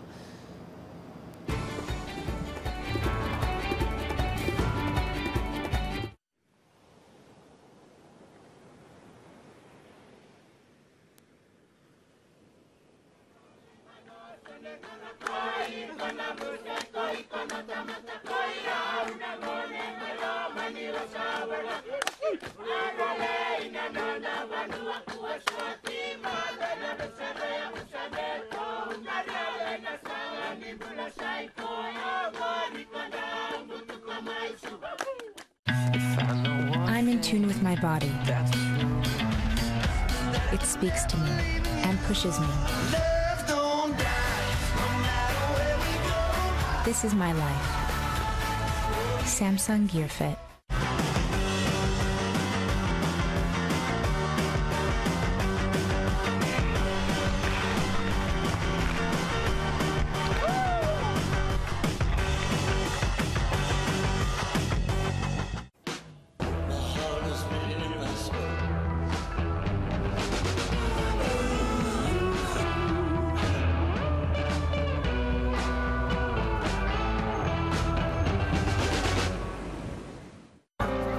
can capture life in a blink. I can download the world in an instant. I live carefree. This is my life. My life powered by the Samsung Galaxy S5. We are back to the little Pacific paradise known as Tavarua Island here for the fifth stop of the 2014 Samsung Galaxy ASP World Championship Tour. Pat Parnell along with Ross Williams as we look at our current matchup. Taking to the water for round 5, John Florence up against current number 2, Taj Burrow. And we're just hoping, Ross, that waves start to filter in, as this is a good indicator to start things off with just 28 minutes on the clock. John Florence will be the first one to get on the board. As usual, takes it right to the top and goes vertical, releases the fins. Can he get the ride out? He does. That right there is unbelievable. That was extreme. That was a very extreme maneuver there. Unbelievable that John was able to hang on with his back foot and fling out of that maneuver there. So that's going to equal a 6.67 there. And what a way to start here. Let's take a look at how crazy this maneuver is. Nice little start there to the wave. Snaps the fins release, and watch him fling his tail way out the back. Chucks it around, hangs on somehow. We're going to see a better view from the front right here. Watch him huck his tail sky high out the back, chucking half of his board, and swings it around and made that look way too easy. So drawing first blood. Bit of a shot across the bow to Taj Burrow too, with just 27 minutes on the clock, getting to work. When Taj is looking back at the lineup and he sees something like that, that has to sting a little bit, right? And that's you know, what we were talking about before with the, you know, the youth brigade, so to speak, and that X factor with John. And basically that was a closeout. So if he would have went for just a strong maneuver, a snap, or you know, a floater right there, it would have been a 4.5 or something like that. So he was able to milk out a really solid score out of a short wave. Well, we found out earlier where Taj Burrow's mindset was at, you know, dealing with so much talent in the water. I think in terms of Taj Burrow's expectations to do well at this event, you have to imagine they have to be pretty high. When we look at the matchups over the course of time, back at the 2014 Bells event, Taj was able to take down John Florence in the semifinals. Taj went on to be runner-up behind Mick Fanning, but it was here in Fiji, 2013 Volcom Fiji Pro. John taking out Taj in round 4, then doing the same in 2012. So some great back and forth with them. So a bit of a low. We'll take advantage of that as we check in with Ronnie Blakey. Cheers, Pat. Yeah, joined by Michel Perez, who actually still holds on to the highest heat score total of the event in the third round. He put together a heat, an 18.7 total. Very impressive. His last couple of heats, though, he's kind of just scratched through. Michel, you're going to have to make sure you're on your game when you come up against Kelly in the quarters. Yeah, you know, it was, you know, the conditions changed a lot compared to yesterday, and it was really tricky out there. During my first hit, I didn't manage to get at least one wave, you know, and I'm just happy that Nat won the heat, and yeah, me and Mick actually won our hits now, so we end up in a quarterfinal as well. So, but yeah, I'm just stoked that I made this one. This is a big result for you already. I mean, you've got those 2 poor results, you've got those 2 wins. On the adjusted ratings, yourself and Kelly are right in the hunt together, and it's going to be an interesting clash for you. You feeling up for it? You ready for the challenge? Oh, I'm stoked. Seriously, I'm really happy about it, because you know, I knew he was the one to be careful of, you know, the one to watch, because he's amazing out here. He owns that place pretty much, and you know, I'm just happy to be in a quarterfinal, and when I heard that we couldn't, you know, surf against each other like before the semifinal or the final, I was really happy, you know. A lot of times we have to kind of wait to the end of the season before we start seeing contenders take each other on, usually finding each other on the opposite sides of the draw. But this is going to be one hell of a clash. You're looking to really climb up a few spots on the ratings. Kelly looking to solidify his lead, and we're looking forward to watching that one go down, mate. Best of luck. Thank you very much. Thanks, Ronnie. Thanks, Michel. And I'll tell you what, it's going to be really difficult to wipe that smile off Michel Perez's face, because he's having such an insane 2014 season. I tell you the best what, of his career. Yeah, he's really piling on the pressure now with a minimum of a 5th place finish to back up those 2 wins. Now we're starting to get into a serious, you know, latitude of, you know, can he win a world title? It's looking very likely. Well, looking up to that next quarterfinal matchup with him and Kelly Slater, Slater's definitely looking in form. Conditions a little challenging. Really, it comes down to wave selection. Who are you favoring in that matchup? It's so hard at this level right now. You know, there's so much momentum shifting back and forth. As soon as you think someone's got the edge, it swings the other way. You know, we had that great battle with Owen Wright and Mick Fanning, and that was such a close heat. So it's just too close to call now. Waves coming through with 23.5 on the clock. Taj Burrow has priority. He has yet to get on the board. Has to work a little deeper to get on this one. He'll wait for the bottom turn. Lots of spray on the first turn. Quick jam on the second. Drives the bottom turn. Snaps it back to the pocket. Another bottom turn as he squares up and goes directly vertical.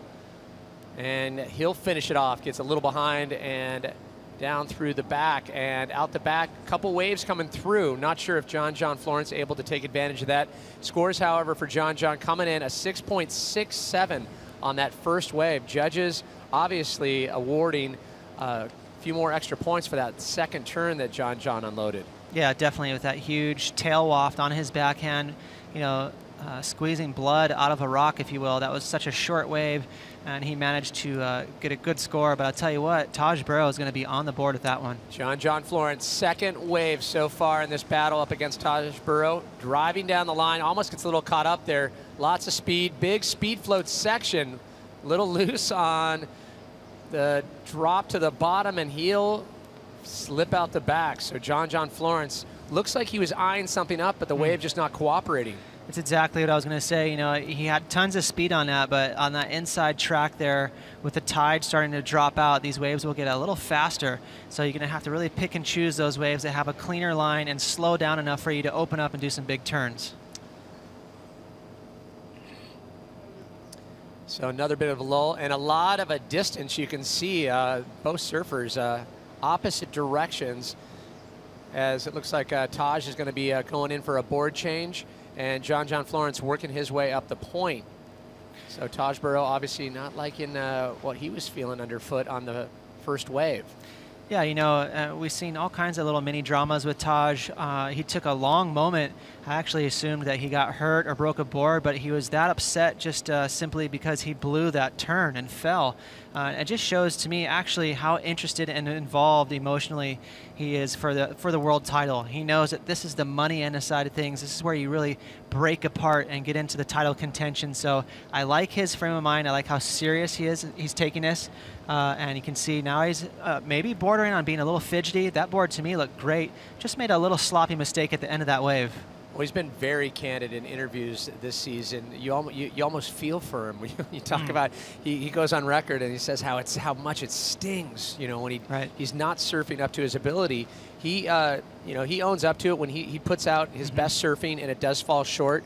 He owns that, but it's really the situations where he doesn't feel he's at his best. Right, and I like that. You know, we're seeing Michel Perez do that too, and Adriano de Souza, he's really good at that, at analyzing the entire field and trying to be an open-minded surfer, soaking in everything there is to learn. And at the end of the day, if you're going to progress and win world titles, you have to keep up with the rest of the guys. We heard Michel Perez talk about just the stamina, the season-long charge it takes to win a world title, and this is when you start breaking down the math with each event. It's critical, making it just to quarters and then going into semifinals. It's a massive gap between, you know, round 5 up to the semifinals. Correct, yeah. So there, if someone loses in this round right here, you can see that's a 9th place finish, 4,000 points. That's great if you're one of those surfers that hovers around a bubble, but not if you're trying to crack that top 5. And obviously, if you're trying to win world titles, you need to get to that semifinals or better. Well, in terms of having success in round 5, John Florence, he's about 29%. Taj Burrow, obviously a lot more successful, 74% success. Love to see those numbers, and no surprise, as he's a consistent runner-up, always a contender in the world title race. We talk about numbers like that when we mention the likes of Kelly Slater. It's incredible. Once he gets from quarters on, it's just devastating numbers. Yeah, he just sort of smells the blood in the water and attacks. Never relinquishes that opportunity. It's very rare once they get to that level. They just accelerate. But it looks like a nice clean line here, Pat, and someone's getting into position. Priority sits with Taj Burrow. He is only needing a .51 as he has yet to grab his second wave. Times the bottom turn. Lots of spray. Big fan on that first turn, and he'll eject out of that one. So one turn and done, as scores for John starting to trickle in. A little throwaway on his second. He grabs his third. Lots of distance. He pulls in the barrel. It pinches. He's up the top. Pulls around Taj Burrow and tries to get that quick jam. Wow. You have got to be kidding me. How did John force the issue? That was incredible. There's a shot of the restaurant there. People definitely were stoked on that move from John. And talk about effort and passion there. That last move, he could have easily dodged it and just said, you know what, I got a great tube, I'm going to kick out. He decided to go for another point or two and stuffed in a crazy little lip line float. Look at that barrel, how deep he is, right on top of Taj Burrow. You can see almost running over his feet. And right there, that was a near impossible place on the wave to fit a maneuver. Somehow he managed to. And look at this barrel right here, really deep there, up and over the tube monster. Just barely missed Taj. And watch him jam his board up on the lip. That's not a position that most surfers would go for. You can see just how bad John wants to win this heat. It's part cat. It's unbelievable. Just uncanny awareness where his feet are. Always seems to be able to land out of the craziest situations. His best career finish in Fiji, third back in 2013. Prior to that, a fifth in 2012. And right there, no shocker with that, the quick tube and just the explosiveness. A near perfect score there, 9.87. Two of the judges giving him a 10. I'll tell you what, that's a huge score. You know, that was a nice deep barrel. As I mentioned, you know, he came up and over the whitewash ball inside the barrel, and that usually is a sign of just how deep he was. And the judge is really loving the fact that he committed himself to that crazy late hit on that closeout section. So heavily rewarded there with a 9.8. Sometimes less than ideal situations can really put up the point situations. Watch how deep he is as you look inside the barrel, squeezing through that whitewash, and right here jamming his surfboard upside down on that lip line closeout section there. Really forced the issue there, but that was a lot of commitment and high risk, and he pulled it off. John Florence with the highest wave score of the event so far. Let's get the insight from the desk as we check in with Todd Klein and Strider Wasilewski. Strider, as we just saw, as Pat just pointed out, the highest single wave score of the event, a 9.87, knocking on that perfect score. We saw some of the judges actually rewarding it a 10.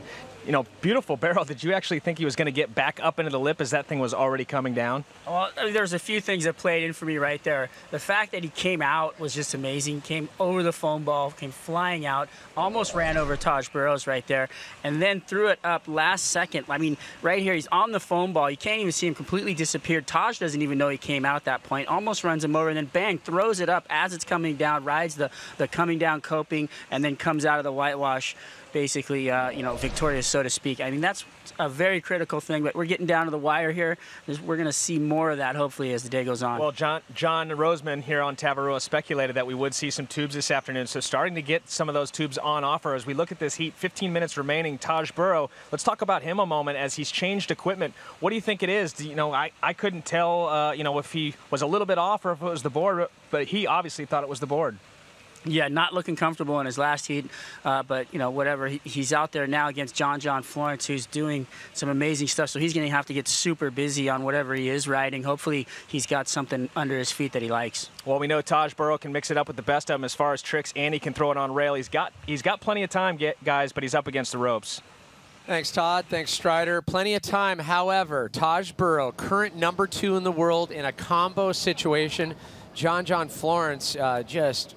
wow, tightening the screws right out of the gate, a 6.67 and a 9.87. It's going to be a Herculean effort for Taj Burrow to dig out of this one because John Florence looking unstoppable right now. Yeah, you can see, you know, I think Taj, he knows how dangerous this round 5 is. That's why he was desperately trying to make 0 mistakes in round 4. He took that long pause after that fall on one of his waves, and I think maybe he felt something. He really wanted to dodge this round 5 because if you draw someone like John Florence, who's capable of these crazy maneuvers, keep in mind, Pat, that 6.67 and his 9.87, most of the field, I don't know if they would have been able to pull off that score. These were really quick waves, tricky to ride. So, you know, just showing how much talent he has. Well, Taj Burrow definitely known for his agility, as we see Joel Parkinson waiting to take to the water up against Adriano de Souza, trying to get that transfer spot into the quarterfinals. 2 of our quarterfinals are set. Nat Young, Mick Fanning in quarterfinal number 1, Kelly Slater, Michelle Perez in quarterfinal number 2, as the winner of this heat will advance on to see Gabriel Medina in quarter 3, and moving on to the last heat of round 5 for the day, Adriano de Souza and Joel Parkinson. 13.5 on the clock, priority sitting with Taj Burrow in a combo situation. And he's definitely going to want to get something going here started. Yeah, he's got that 6.17, but I'll tell you what, that's not going to help his cause. He's going to need to definitely break into that excellent range to compete with that score line from John. So don't count Taj out just yet. There's still a lot of time left, 13 minutes. He just needs to claw his way back in with a long wave. Taj Burrow a little farther on the inside. He'll take a look at this one. Drives down the line. Lots of speed, big float section, a little airdrop on the way down. Connects with the lip, another float. And he'll have to ditch it. And that's not what Taj needed. That wave closed out on the inside. He needs one of those waves to really open up through the entire reef to give him opportunities to throw his board up multiple times. However, Taj Burrow staying active under priority. We'll wait for scores when we come back to the Fiji Pro right after this.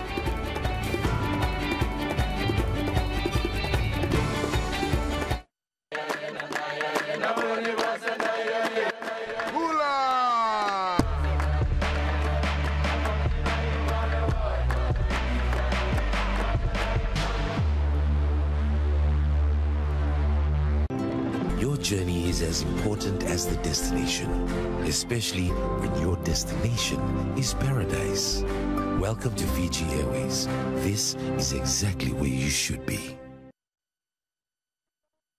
I can capture life in a blink. I can download the world in an instant. I live carefree. This is my life powered by the Samsung Galaxy S5. I'm in tune with my body. It speaks to me and pushes me. This is my life. Samsung Gear Fit. Welcome back, everyone, to the Fiji Pro, as everyone excited, anxious to continue onward as we hope to get through quarterfinals today. In the water right now, John Florence having current number 2 in the world, Taj Burrow, in a combo situation. It was all after that 9.87, just an incredible wave that John was able to pull into the tube and just jam a very compact technical hit connection with the lip and able to ride out of that. So definitely putting Taj Burrow in a, well, back against the wall for sure. As we see all the fans from the mainland coming out to get a little fishing, watch some of the world's best here at Cloudbreak. Yeah, this is, you know, as we mentioned, 2.5 miles away from the island of Tavarua, even further from the main island of Fiji. But, you know, just touching on your thoughts here for, you know, John against this matchup with Taj Burrow. It's interesting. You can almost feel a little momentum shift between generations. You know, Taj has been a staple on tour for so many years. By no means is he going to relinquish any effort in this heat.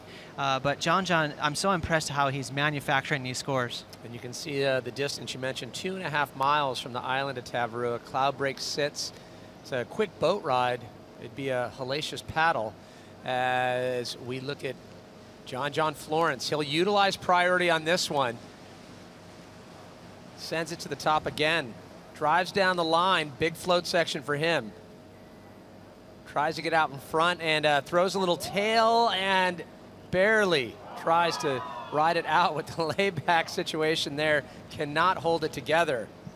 Amazing surfing there from John. And I really feel, you know, Gabriel Medina, when he did some of those huge air moves, he lifted the level of surfing today. And I think John's really trying to answer. You can see huge up over the top snap there. Backs it up with a speed float.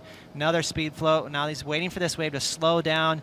and he just gets irritated at the wave, so he hucks his tail sky high out towards the reef. Amazing maneuver there, almost pulled it off, but again, really stepping on the gas out here today. He's saying, don't make me upset. I will, I will take to the air. John Florence, his low is 6.67, but an incredible 9.87. Ronnie Blake, I'd love to get your insight in terms of when the 9.87 was thrown down. How did it look from your POV? Well, to be honest, we only just saw him pulling in from the boat. You could tell it was a really good section, but apparently I heard you guys saying that he'd rode the foam ball and threw up a late turn. He was way too far on the inside for us to catch that. But, you know, John's well and truly capable of locking in big scores here. In the last couple of years, he's had 3 19-plus heats, so, you know, a couple of near-perfect performances. Taj, on the other hand, even though he's not missed an event here, his best ever heat, he only put together a 18-plus heat score total. He's only done that once, so John well and truly capable of chasing down big scores, and now Taj finds himself with his back against the ropes, and he's going to need to put some big numbers on the board if he's going to progress. I'm curious, Ronnie, after Taj came out of the water after that previous heat, where did he seem just mentally and on the motivational side of things? Well, typically before a heat, Taj is pretty relaxed. He came out here before his round 4 clash, and, you know, he was talking to everyone, having a bit of a joke around, but after falling on the very first opportunity to put a big score on the board in round 4, he looked frustrated, didn't he? And when he returned to the boat, put his headphones on, found a quiet spot, got super focused for this heat, but so far that hasn't really worked out, and he's going to need a really quick exchange of 2 high-scoring rides to get back in this clash. The wind's kind of picked up, and you know, we could see Taj really attack the lip. Obviously has one of the strongest backhands on tour, so I'm not writing him off just yet, but he'll have to get moving soon. Hey, Ronnie, you know, there's quite a bit of buzz from the performances put on by Gabriel and now John, you know, here at the restaurant on the island. Is there any kind of commotion or vibe going out there amongst the competitors with those performances? Oh, look, not so much amongst the surfers that are still in the draw, but definitely amongst the spectators on the boat and the guys that have been eliminated. Fred Patashio was out here just a few moments ago, and he was certainly buzzing on Gabriel's performance in the earlier rounds. Of course, Fred got eliminated by Gabriel earlier today, and after going back and reviewing the footage, despite the fact during the heat Fred looked disappointed, he went back, watched the heat and said, oh, no question about it, Gabe beat me. And he said that he felt that Gabe kind of had the momentum to go on with the job. So it'll be interesting to see. But, you know, I just think Gabriel's variation so far on the open face has been very impressive. And he's an incredible barrel rider too. So if this tide drops out and offers these guys a couple of tubes, he will be hard to stop. Great, thanks, Ronnie. It's going to come down right to the wire. I mean, Taj Burrow, a combo situation with 6 minutes. I'm not even sure if that's ever been done at cloud break. Potentially at other breaks where you can get fast, you know, a quick, more of a beach break situation. But tell you what, 6 minutes combo, very, very big call for Taj Burrow. Coming up, Adriano De Souza and Joel Parkinson in our next heat. Yeah, it's really it's impressive. You know, John, as I mentioned, he's making these scores happen. But, you know, we heard Ronnie touch on the fact that some of the competitors that are still in the event not going to show their cards so much, you know. Yeah. So it's interesting to see if anyone reacts because at the end of the day, you don't want to be a cheerleader for someone who might take you out. So that's usually why everyone keeps their cool, remains stoic, maybe impressed deep down inside, but, you know, they really need to keep their cards close to their chest. Well, Taj Burrow, we talked about it at the beginning of the Fiji Pro coming into this 5th stop on the season. How much success he's had on the consistent level. It was just that one hiccup at the drug-aware Margaret River Pro. He's got 2/3 and a second runner-up at the Rip Curl Pro Bells, where Mick Fanning was able to grab the win. And talk about that progression and the speed flow factor. John Florence definitely grabbing the quality barrel, but there's that combination of major maneuvers, then there's the innovative and progressive maneuvers, but it's that commitment and degree of difficulty that really where John shines. Yeah, it's impressive, and it really worked for this heat. You look at line 2 and line 4, variety and innovative. It didn't quite go Owen Wright's way against Mick. Mick just went for the speed power flow turns, and he got the nod. This heat, not so much. John is going for these creative, you know, almost borderline bizarre moves that late rebound on that closeout was unbelievable. That being said, Taj never really gaining any momentum in his heat, such as Mick Fanning did, making that little mistake on the first wave. As we jump in, under priority, John Florence trying to get rid of a 6.67 and just playing with this inside section. Just continues. He'll cut back, stay in the pocket, and just wait till it starts to stand up. He'll eye down the line. Another big hit. Wow, 2 feet, and he's just making such amazing contact. John Florence looking so comfortable right now. Unbelievable. A great display of John's style. You can see as he is going down the line, he moves his feet a little bit back and forth, but overall a very narrow stance on the tail end of his surfboard, and it was pretty cool to see him rein it back on that wave. Combo situation remains for Taj Burrow. 3.5 on the clock. He'll just try to get something of a decent scoreable nature, sitting on 2 6s at this point. Really no chance to dig out of the combo situation as this wave softens up, doesn't really produce heaps of scoring potential, as John Florence sitting on a 9.87 and a 6.67. Well, it was interesting to see John Florence kind of take it easy, just a touch on that wave. He went for the speed snaps and carves. Right here you can see that wave had a beautiful pace to it. Look how it's peeling down the reef, and he opens up. That was a huge slice right there, spraying water down the line, and he's just feeling it right here. He's got a great rhythm, so he's sticking to those moves, down then back up, slicing it again. Right here you'd see normally John might go for an air, but he sticks to a snap.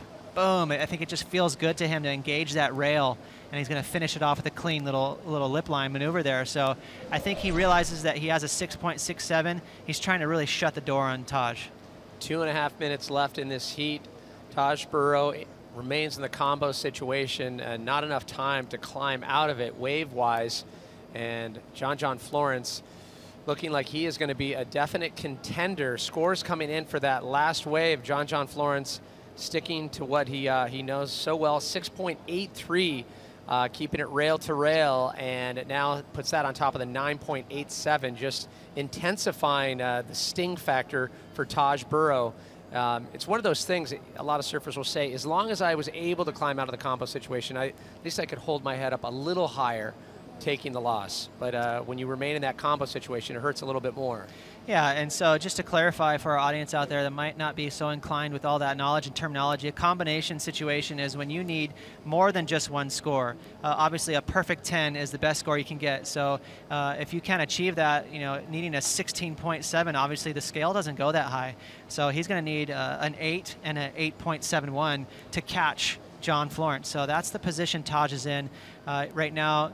John Florence carrying that 9.87 and a 6.83. So, this is quite the performance from John. That 6.83, judges saying, hey, you know what, we want to see you go back to the air if you're going to break into an excellent score. John Florence, an amazing talent, as Taj Burrow finds a quick one and cuts out.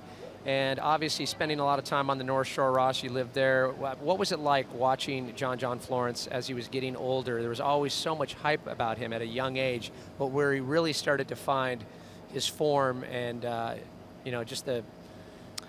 It was pretty interesting, when he was very, very young, say even 8 years old, he already was turning heads.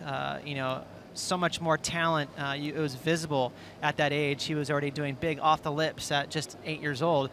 So that he created that fame really quickly and got, early sponsorships and all that. Then he reached, 16, 17 years old, and he went through a little bit of a funk, almost started to look like maybe he's going to fade and not live up to the hype. And all of a sudden, bang, he just shifted gears and really improved his surfing incredibly. Also, known for being one of the best at pipe, his small wave game, it was amazing in that 2-year span how he just really landed firmly on the map. Well, he did a good job up against Taj Burrow, as John Florence will move on. And what a quarterfinal that will be. Gabriel Medina, John Florence in quarterfinal number 3. When we come back, Adriano de Souza up against former world champ Joel Parkinson, and the Fiji Pro continues after this.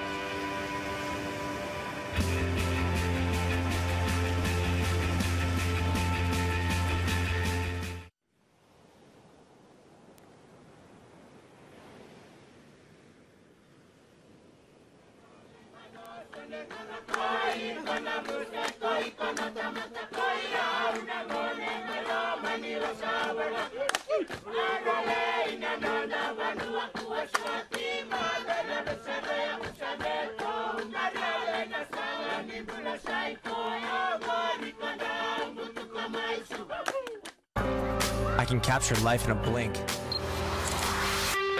I can download the world in an instant. I live carefree. This is my life. My life powered by the Samsung Galaxy S5. Welcome back, everyone, to the Fiji Pro here at Cloudbreak, just 2.5 miles off the island of Tavarua, and our matchup is set. The Brazilian Adriano de Souza up against the Australian former world champ and current number 3 in the world, Joel Parkinson. We just witnessed John Florence secure his safe position in the quarterfinals. He'll be facing off against Gabriel Medina. As we jump right to the water, Joel Parkinson, he finds his first wave in the matchup, drives down the line, looking for something to work with. He'll pull in, he'll get a quick tube, make his way out of it, and slip out the back. And right behind him, Adriano de Souza, a little bit bigger size on this wave, taking his time. He'll wait for the bottom turn as he goes vertical. Another turn, gets up in the float section there, able to stay with it. Quick snap back to the pocket. Really being patient with this one, throws a lot of spray on that cut. And that'll finish it out for Adriano de Souza. So some great back and forth as the restaurant is reaching capacity. Wow, that one, you could chalk that up for Team Tavarua there, as Adriano de Souza is residing here for the week. And I'll tell you what, that was unbelievable surfing there from Adriano. He didn't even think about digging a rail. Look how much speed he has on that trim as he wipes off speed and smacks it off the top. Perfectly in sync with this wave. Nice clean floater. Look at that, no bobble on the bottom turn again. Right into the wrap, and this is a nice little snap right here, chucking spray out the back, and then finishes with a really nice snap on the closeout section there. So that was seamless surfing from Adriano. So waiting on scores for that, Adriano de Souza. We talk about how active he has been outside of the CT, trying to back up on the QS, and it's between the QS and the CT. But it's all about CT and finding success on Adriano de Souza. That is his focus. He won last year at Bells, and he does have the 3rd place finish from the first stop this year, followed it up with a 5th at the at the Rip Curl Pro Bells Beach. Joel Parkinson, however, narrowly missing that win up against Gabriel Medina at the first stop. Definitely still in the hunt with the 2nd place finish, 2 5ths and a 9th. Well, as we saw you know, how tall they are in their weight, Joel definitely has the nod in terms of power. He's a bigger guy, but Adriano de Souza right now is on fire. His surfboard looks so good under his feet, and let's see if Joel can answer back. A couple more lines starting to come through as Joel Parkinson finds a nice size one. He'll time the bottom turn, quick foam climb. Another beautiful bottom turn. Wraps it back to the pocket. He'll pull in, can he make it out? It's a tight one, gets a little spit, but he gets caught. That was a difficult section to deal with there. He tried his best to tuck in there and make it out the other side, and just got a little too deep there. So that'll irritate Joel just a little bit. But I tell you what, the battle is on. Right here you can see Joel off to a nice clean start. Just like Adriano, dropping to the bottom, timing his section perfect. I love how he pegged that whitewash. Back around to the shoulder, and he carves back. Such a powerful, stylish surfer. Right there he had to tuck in quickly. Not getting enough speed to penetrate through that section. You can see that was a tight little barrel, so that's not going to help his cause. Scores coming in for Adriano de Souza, a 7 as we look at career matchups, and Joel Parkinson definitely having the advantage. However, Adriano de Souza got the last win in round 4 up against Parco, and that was at the Drugware Margaret River Pro. However, going back to the last time they met in Fiji, you'd have to go back to 2008 at the Globe Fiji Pro, where Adriano de Souza taking out Parco in the quarterfinal. Let's send it down to Ronnie Blakey. Cheers, Pat. We're just chatting briefly with John Florence, who just took out that last heat, beating Taj Burrow, about the conditions out there. And I just want to get a quick rundown from you. Obviously, you'll be moving through and surfing against Gabriel, but can you feel the swell kind of dying out there at the moment?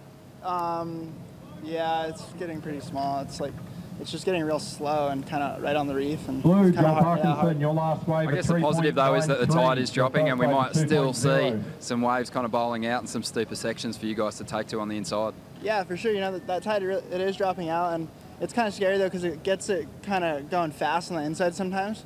So it really just depends what the swell is and hoping it kind of holds through. Every time you and Gabrielle surf against one another, it's always really exciting for everyone who's watching. You know, do you enjoy those matchups? Yeah, for sure. They're definitely scary, and I definitely hate coming up against him. But I'm stoked to be in the quarters and to serve against him, and I'm just going to serve the best I can. Yeah, well, let's talk about that for a moment, because you haven't done worse than a quarterfinal finish here, and obviously you got plans to go a lot further than that in 2014.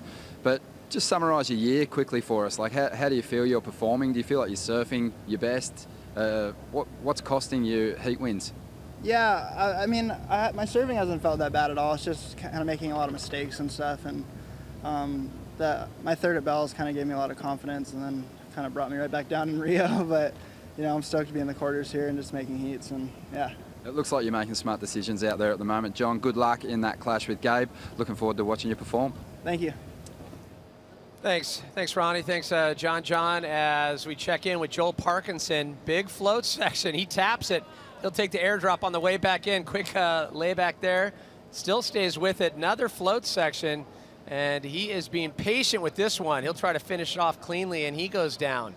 A little unlucky there for Joel. That wave was so hard to manage. You could see he was trying so bad to keep his speed up there, and it was always behind this section just a little bit. That was interesting how he was tapping on top of the roof there with that floater. And that was all by design, trying to get in front of this face so that he could hit the lip.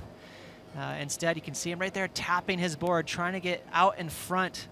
And right there, a small bobble, but watch, really brilliant here how he gets back on the roof.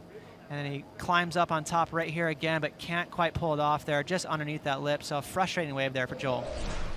So Joel Parkinson sitting on a 2 and a 3.93. Adriano de Souza yet to grab a second wave. However, he is on top. Scores dropping for this third wave for Parco. It'll improve his score line, 3.5 for that last exchange. So now Parco moves to the top. Priority sitting with Adriano de Souza.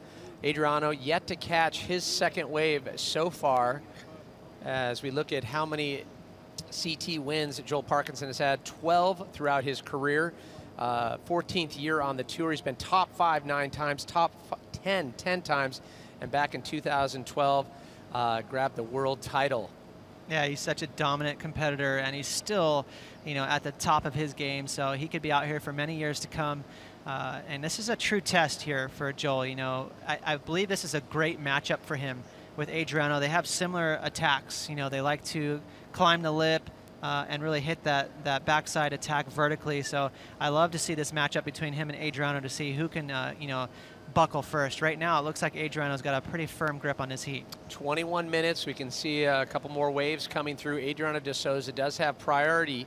He's scrambling for this one, and he will utilize priority. Adriano de Souza on his second wave so far in this heat, trying to make it to the quarterfinals. Big fan sent out the back on that one. He'll grab rail, pull in. Can he make it out? No. Adriano de Souza, potential there to make it out, and just behind him we see Joel Parkinson start to move into position, trying to grab his fourth wave, and he'll instantly grab a little rail, take a little cover, grab some shade, and a quick kick out. I'll tell you what, Adriano de Souza was trying to capitalize on that last section, and he had to pull in. That wave was peeling so fast on the reef.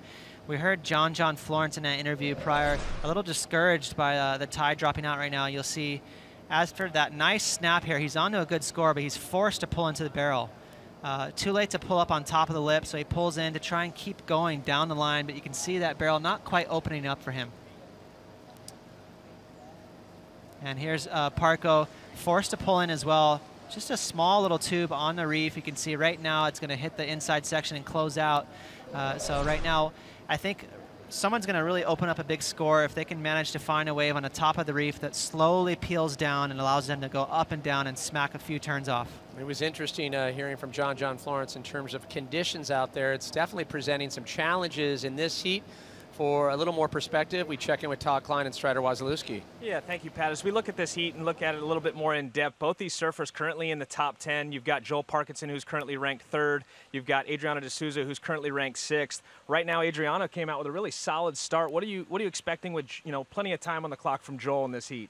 Well, Joel, no slouch. I mean, the guy's an amazing surfer. He's super smooth. He knows the wave. He loves this place. He just has to open up a little bit. It looks like he's kind of just looking for that right wave, and once he finds it, it's going to be fireworks. The guy's going to go nuts, and we all know that. But you know what? De Souza, if he backs himself up, could be taking this one home. Well, as we saw in the matchups, these surfers have matched up a lot. 13 times, Joel getting the better of him, 9 times, and Adriano for 4. So we'll see. Maybe he can increase those odds. Adriano de Souza, he's currently in the lead, but Parko does not need much, guys.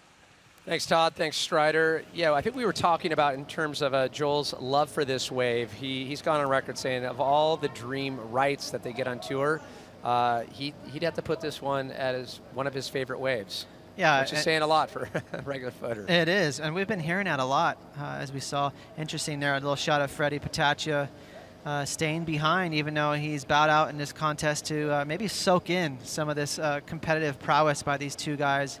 Obviously, both of these competitors on fire right now.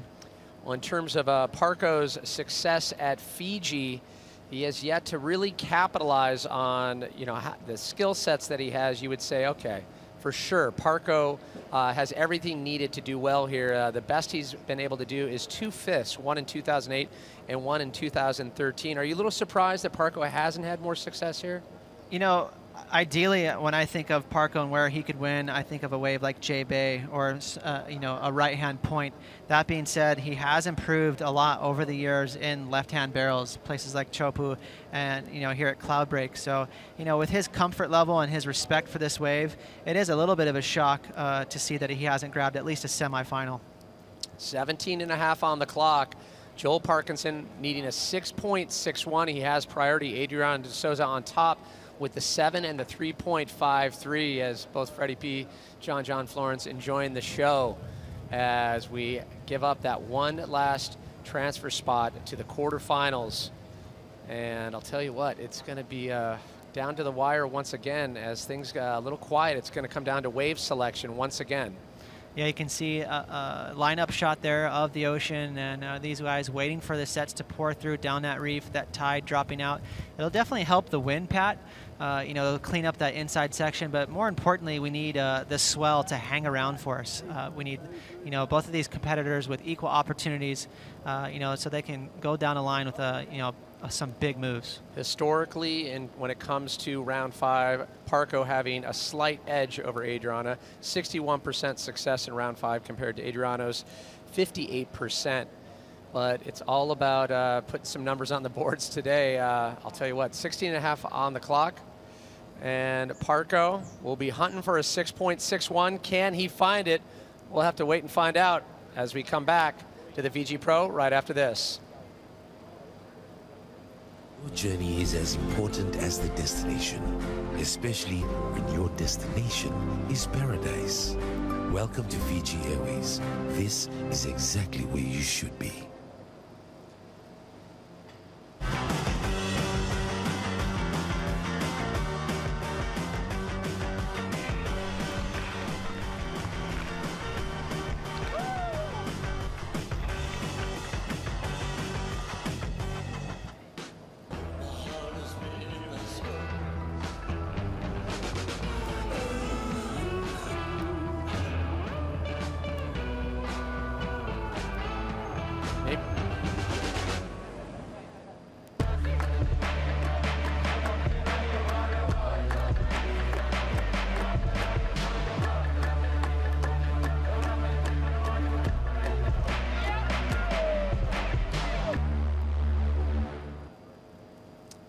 Nirvana in the Pacific Paradise, known as Tavarua, and Adriano de Souza in this matchup against former world champ Joel Parkinson. Right now, Parko hunting for a 6.61 as we take a look across restaurants into the resort of Tavarua.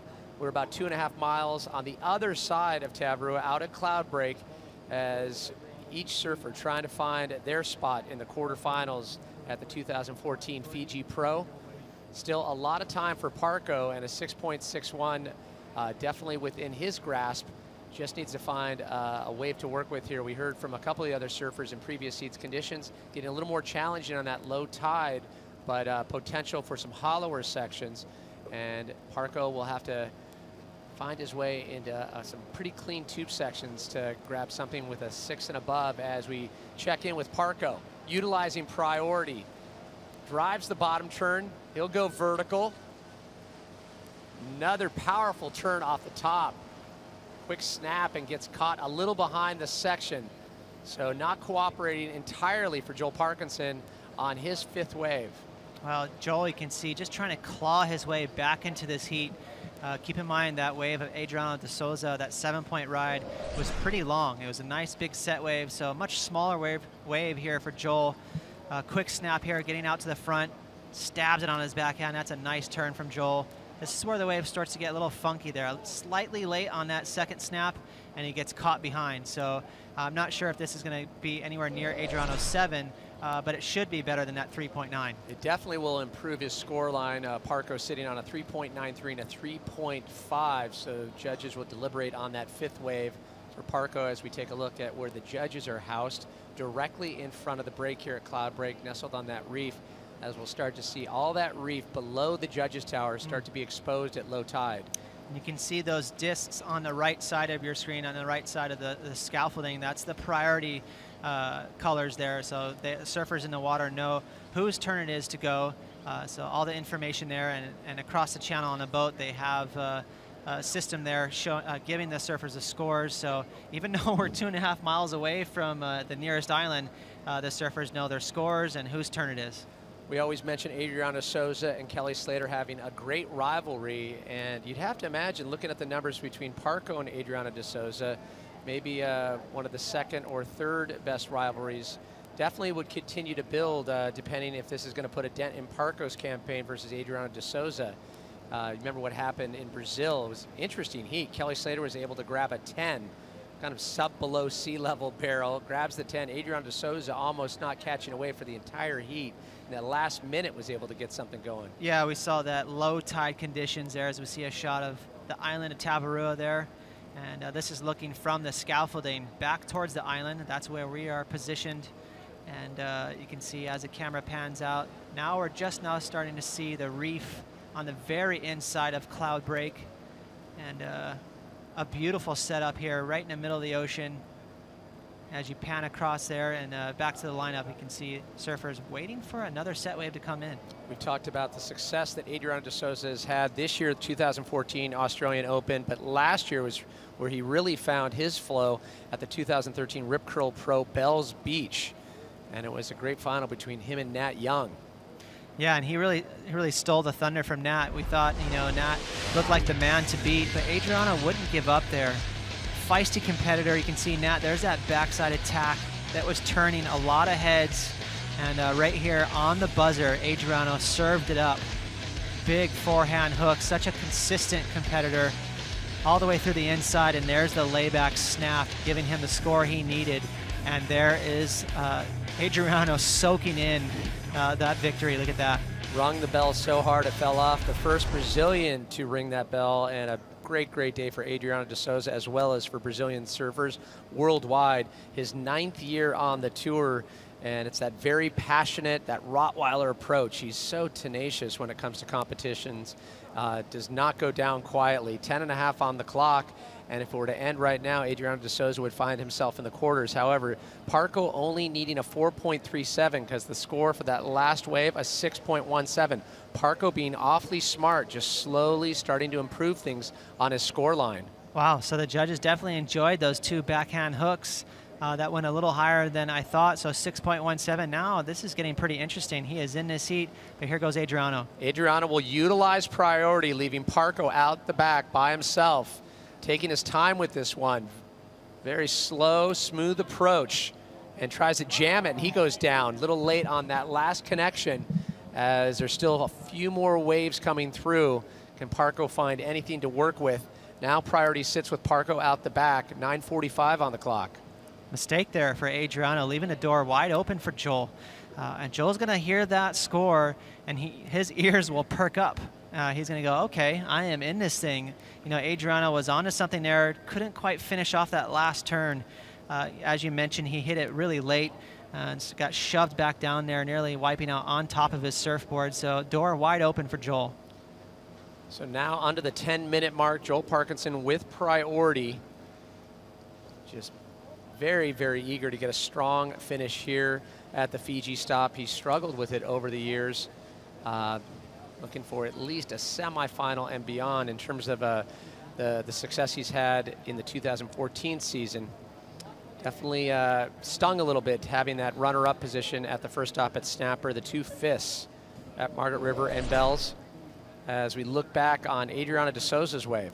Yeah, you can see right here, he's onto something, a nice slow-paced wave, which is what you need out here as the tide's dropping out, a lot of fast waves. You can see him trying to jam that surfboard back up, almost falling on that rail, and so leaving the door wide open for Joel there. All Joel Parkinson needs is a 4.37, and we've seen it so many times with Parko. This is where he gets awfully sneaky. Ronnie, out there in the boat, obviously, what's the mood with Parko only needing a 4.37? Well, just the way this heat has played out with very few waves on offer, it's gotten really interesting. Parko, he's got himself back in this heat, but I'll tell you what, you can never count out Adriano on his backhand, especially when the waves are kind of around this size. He's going to be lethal, so it's going to be a great finish to this heat. I'm kind of looking forward to those quarters. I can't wait. There's some huge clashes. Mick Fanning and Nat Young, they're going to battle out in the first quarter. And another one that I'm looking forward to, we got John Florence on the boat here. Just getting his head right for that heat with Gabrielle. It's going to be one hell of a showdown. And of course, the second heat, we're going to see, well, I think Michelle Perez, one of the form surfers on tour this year, going up against Kelly. And it's going to be a really big opportunity for Michelle to get back to the top of the ratings, because if you can knock Kelly out in the quarters with those 2 big wins, he'll be a shot at probably taking the ratings lead if he can go on. Thanks a lot, Ronnie. As we see a couple of waves approaching, priority sitting with Parko, as on the inside, he'll let that go by. Adriano has a look, but 2 small waves. Nothing real scoreable there. Yeah, I was thinking maybe that was a good wave. It looked like it was peaking up way on the top of the reef, but I think it was not much juice in that thing. A smaller wave, you can see it peeling there on the front of your screen. Right, didn't have much juice there, as we see a shot of the restaurant. Oh, the restaurant is amped for the quarterfinals. You can tell it's starting to get packed. All the expensive seats starting to get snatched up. I think Proden was getting some bunny ears there. 6:45 on the clock as things go awfully quiet, and all Parko needs to grab is a 4.37, and it's just dead calm out there, Ross. Yeah, it's really slowed down. So, I mean, the cool thing about this atmosphere right now is it's creating a pressure cooker test for these guys. It's going to come down to that last transaction. You know there'll be one more set wave coming in. Hopefully there'll be 2 waves so we can see these guys have a crack at it. And how about our next heat? Reigning world champ Mick Fanning, you know, relying that rail-to-rail surfing, the speed, but then you compare that to Nat Young. He's looking so forceful on his forehand. Yeah, Nat Young doesn't make many mistakes, real powerful, but I'll tell you what, these backhand maneuvers have been rewarded pretty heavily during this event, so Nat's got his work cut out up against Mick Fanning. You know, his surfboard looks really fast. He's going to string together a lot of turns, so that should be an interesting dynamic between the goofy footer and the regular footer. How does it change the patience game when conditions start to get like this, where there really is those bigger lulls in between waves? We heard Taj Burrow mention it. You know, it really comes down to the fact that if you do get a set wave, you don't have any room to make a mistake. And Adriano de Souza under priority. He'll hop his way into this one, trying to really work out to the front. Quick speed float section on the top, snaps it, drives that bottom turn and connects again with the lip, goes vertical on the 3rd, and quick jam as he'll start to race away. He'll hop up and get one last turn, so Adriano de Souza trying to get rid of the 3.53. Very smart move, catching that under priority. Right now, Joel Parkinson needs a 4.37. That's before this score drops. Right now, Adriano, he's holding on to that 3.5, so he's definitely going to get rid of that. A smaller wave, this was under Joel's priority, and watch it connect. Right here, he's able to stab his board up vertical. Look at all that spray fly. And a second turn, nice rhythm here for Adriano. And a 3rd one, huge backside stab, and then he starts floating the boat. These maneuvers not quite as dynamic, but a lot of damage done on the outside. So Adriano de Souza, as I pointed out, just trying to get rid of the 3.43. His high score, a 7, the highest one of this heat. Parco sitting on a 3.93. That is his throwaway, and a 6.17. Needing prior to that wave being served by Adriano de Souza, a 4.37. As we're nearing the 4-minute mark, priority still sitting with Joel Parkinson. I tell you what, that was a veteran move there for Adriano. Right now, Joel, 4.37, that seems like nothing, but if he ups the ante quite a bit, he's going to make it much more difficult. As we see Nat Young getting ready for his heat with Mick Fanning, and that's the tenacity we're talking about with Adriano de Souza. It doesn't matter how far he's behind, he will literally scrap as hard as he has to scrap to get the wave that he needs. He's so smart. He's totally tapped into his scores. So even if he drops something as low as a 5.5 on his next score, it's going to make Joel need a 6.37. And now it looks like the first score dropped. It's a 6.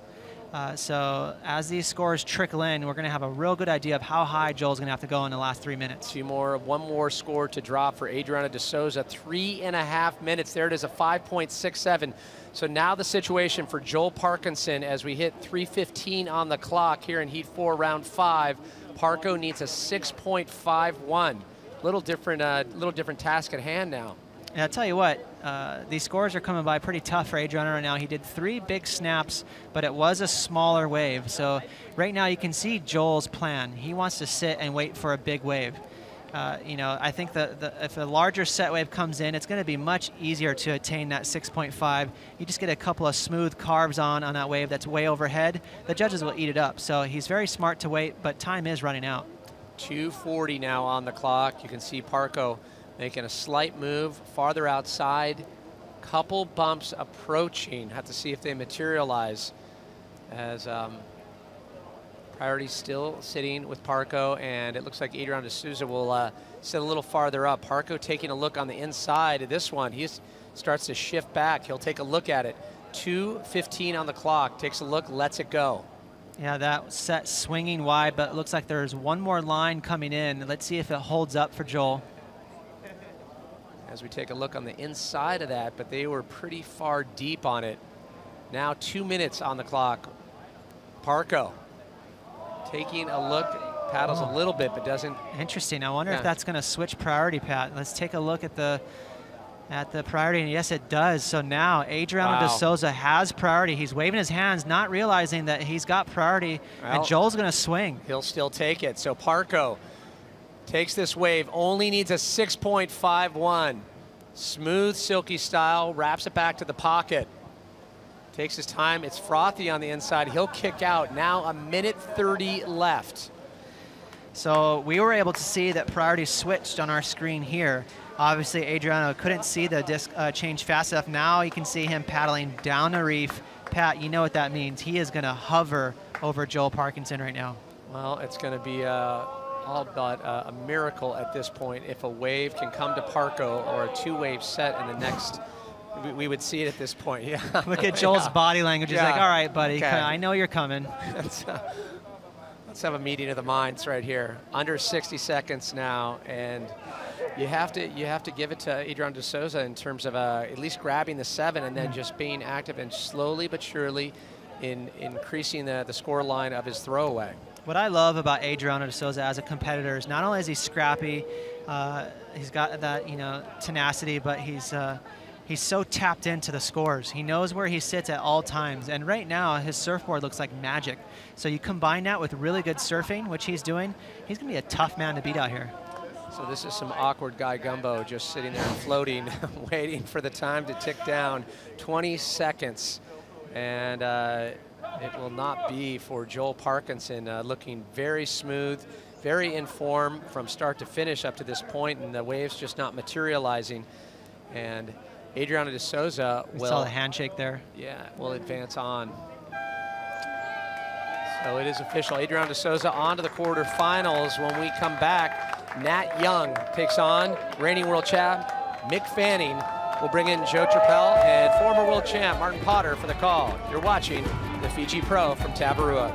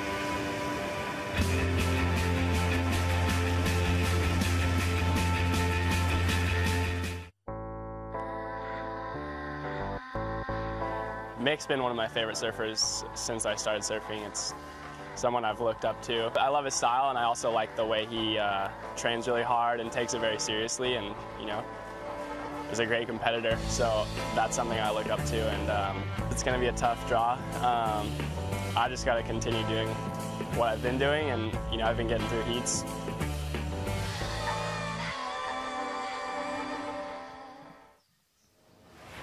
As we hear Nat Young's take and competing against one of the best of all time, three-time world champ Mick Fanning takes on the Goofy Foot from Santa Cruz, California.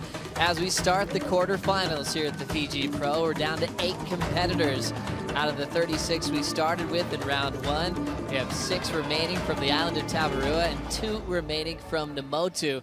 As this one continues, Joe Chappelle alongside Martin Potter as we'll get started with a replay. Nat Young got a wave during the break, Potts. Yeah, we'll have a look at this. Nat Young picking up where he left off and just driving through that barrel there, but unfortunately, is he going to come out? Oh, you just can't underestimate Nat Young as he went flying through that barrel. So Nat starting off with a bang, handing priority over to Mick Fanning. There's Nat Young's numbers there, 22 years of age, 5'11", 160 pounds, ranked world number 9 in the world. Santa Cruz, California is where he's cut his teeth. And I tell you what, he's surfing pretty well. And Mick Fanning coming next to him, 32 years of age, 5'10", 161 pounds from the Gold Coast of Australia. We heard about Mick Fanning a long time ago, well before he qualified for the World Tour. Picked up a win as a wild card at Bells Beach, and then became one of the most successful surfers still running on tour and trying to go 2 in a row. He's on road to try to clinch his 4th world title. As we dive into the matchup spots, Nat Young with the number against Mick Fanning. He does, you know, even though he's a rookie, he's managed to overcome Mick Fanning 3 times out of the 4 times they've competed against each other. But, you know, to be honest with you, that's not going to affect Mick Fanning's performance. He's surfing really well here at the moment. Knows he's got his work cut out for him, but I tell you what, you see the wind there blowing, but Mick's got to watch out because Nat Young is an absolute wave magnet. And we've seen that throughout this entire event. There's nothing happening, and all of a sudden Nat Young paddles out. And I mean, that first wave we saw him on there, he could have come out of that, and that could have been a huge score to kick things off. So Nat Young is like in tune with the ocean here at the moment. Mick's got to be right on his game. Really fun to watch this matchup grow. As we looked at the matchups before, a lot of those were 3-man heats. If you only had one-on-one heat in the past, and Mick Fanning took that round 3 battle on the Gold Coast back in 2013. So another chance for Nat to take out Mick here in cloud break conditions. This time it's on Nat's forehand, already coming out of the gates with a 3.5. Fanning scoreless through the first 5 minutes. As you can see, a lot of turbulence on the ocean surface right now, Potts. How is this affecting the open face? Well, you know, it's very similar to yesterday afternoon, Joe. We saw exactly the same conditions out the back. You can see big white caps going flying by, but with that tide running out, the reef starts to expose itself. It almost catches that wind, and we see nice clean conditions through that inside section. So I'm not too worried about the wind at the moment. We're going to see clean conditions through the last quarterfinals here today. Adriano de Souza just took out Joel Parkinson. He's standing by with Ronnie Blakey. Thanks, Joe. Adriano de Souza, that was a massive heat. Of course, a win over Joel anytime is a good result, but in a heat like that, a round 5 heat, it's even more important to you. Yeah, for sure. For me, it's everything to be on the quarters, and I'm gonna be against Kolohi. So we had a good match in the round 4, and right now we'll be together in the quarterfinal. So yeah, me and Joe, we always have good battles, you know, and this time I got it. So I'm so proud of myself, you know, to put him down. He's a world champion, so how can I say? You know, I just got lucky in 30 minutes. So and right now, hopefully, the Ocean's bringing some good waves for me in the quarterfinal. You're still very young, but you have been around for quite some time, coming close to 10 years on tour pretty soon. But Kolohe Andino, I just wanted you to comment on him, because obviously since the 2nd place finish in Brazil, he's looked a lot sharper, but he seems to be sort of really feeling comfortable on the tour at this stage of the game. Yeah, that's true. Next year, I'm going to complete 10 years on tour, so I think I'm too small and tiny, and no one can see me pretty much, so that's why I can flew so fast, you know, no one can see me, and I'm so happy to be on tour so many years already, and be part of this. For me, it's super special. All these on tour, I never see ASP doing so great job right now, and put this amazing event for us, so it's unbelievable to be in the top 32 guys, you know, and yeah, just enjoy my time. Okay, and just on that clash with Kolohe, both you guys have incredible form going into that matchup. It's going to be a good battle. Yeah, for sure. So hopefully the wave's coming to my way, and then I hopefully make to the semis. Congratulations, Adriano. Looking forward to watching that clash unfold. Thanks, Ronnie. Thanks, Adriano de Souza. Back to Nat Young on wave number 2. Looking super active on the inside. Clean wrapping cutback. Snaps it off the lip. Looking for a finishing move on the inside. He'll close it out with nice form. Smaller wave, but using that small wave skill to his advantage. He'll build on his total in first, while Mick Fanning still patiently awaits his opening strike. Yeah, you know, we always said this kid's on a roll, and, you know, here he is again, just picking this wave up underneath Mick's priority. Nice big floater transition turn there, straight off the bottom, and just unleashes a huge turn. So Nat Young starting to build his momentum and pick this one under Mick's priority. Mick's a very patient competitor, very patient surfer, will wait for the sets, whereas Nat Young will get busy. He'll start posting scores and build his momentum, and this wave really here is definitely a momentum gatherer. So we see him racing down the line there. He paddled further up the point to get this one. Look how solid he is on his feet, Joe, with that big opening floater to big roundhouse snap combo, and another big turn there, throwing the tail out the back of the wave. So Nat Young starting to crank it up. He knows he's got his work cut out with Mick Fanning, and he's starting off in a good way. Nat Young still hacking away on the inside corner to complete that second ride. We talk about how a lot of his success has been on backhand waves, as we see the whip around from Kyborg, actually losing Nat Young on the back of the sled on the way back out the back. He's got his composure now and at comfortable pace. That we haven't seen that happen all event, Potts. Wow, well, you know, he had to do that U-turn because he was running out of water, and if he dry docks that jet ski, then they're both in trouble. So Kyborg, one of the best jet ski drivers on the planet, just deciding to whip that around there. He's probably saying to Nat, hang on, buddy, because we're going to do a big reverse right here. And just got Nat's adrenaline pumping. He's probably going, thank God I'm off that jet ski right now. But exciting stuff here at Fiji, and we're running through the quarterfinals here this afternoon. We've got some great heats, Joe. Nat Young, Mick Fanning, obviously here in this first one. Kelly and Michelle in the second one. That's a rematch from Margaret River semi-finals. Looking forward to that battle. We saw Michelle Perez going power for power out the back at Margaret River, and not even providing a finishing move, but his turns were so powerful. He was earning big scores in the 9+ range. Kelly Slater wasn't favoring himself in that event at Margaret River, said it was a wave he hadn't figured out in his career, but still turned in a semi-final performance. Yeah, you know, and that's kind of what he does going into Rio de Janeiro. Well, you know, Kelly sort of wasn't really excited about the Rio event, but ended up semi-finals again there as well.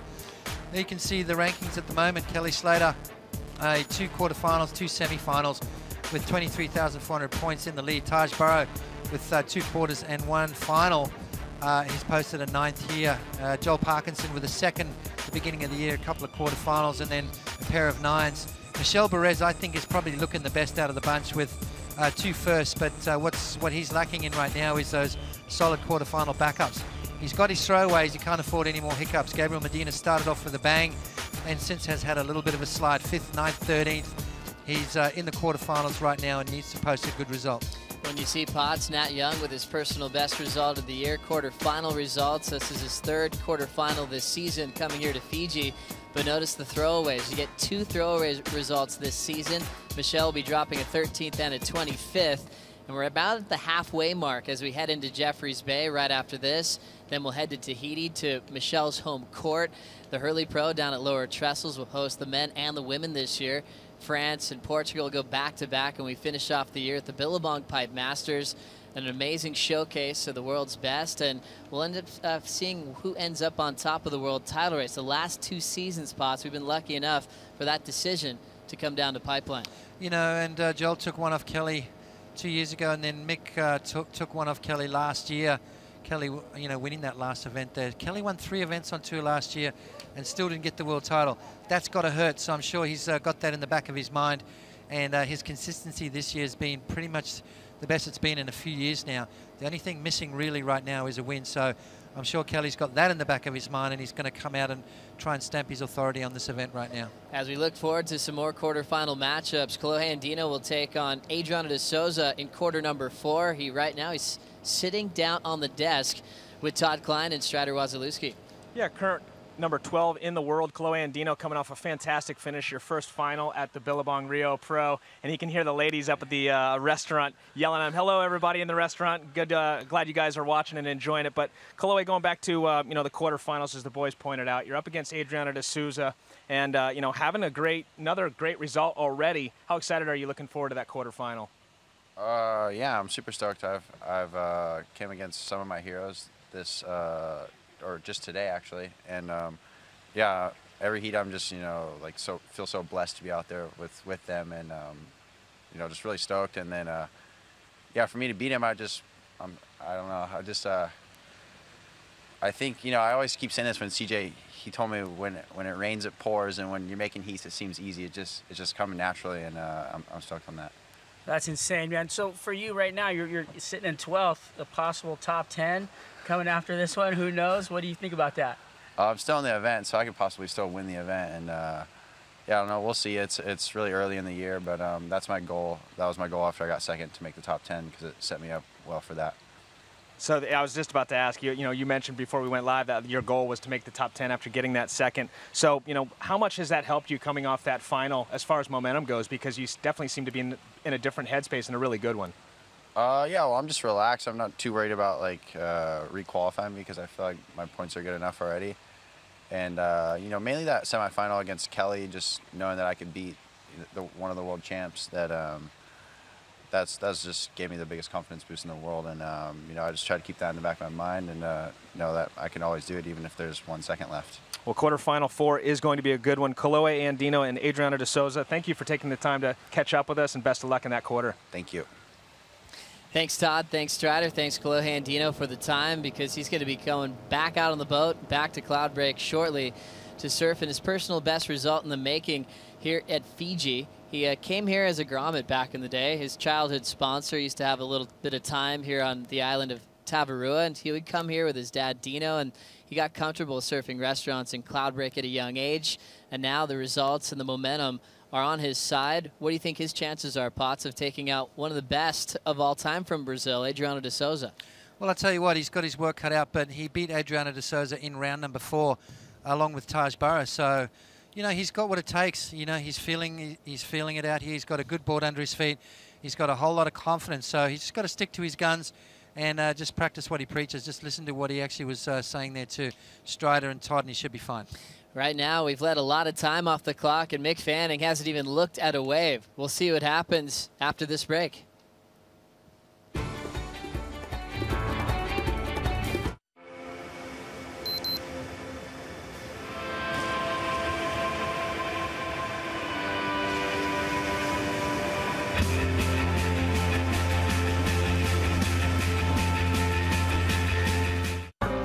I can capture life in a blink. I can download the world in an instant. I live carefree. This is my life. My life powered by the Samsung Galaxy S5.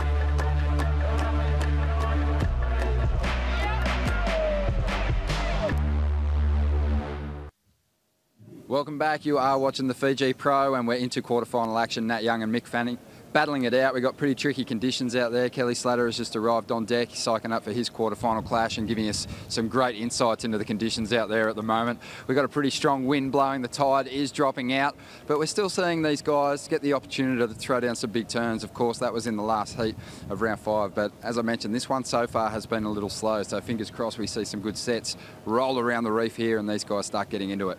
Now, Ronnie, we know Mick generally is a very patient competitor, but we're down inside halfway through this heat and Mick's still waiting to open his account. Is that due to the slow conditions, or has he just been very selective?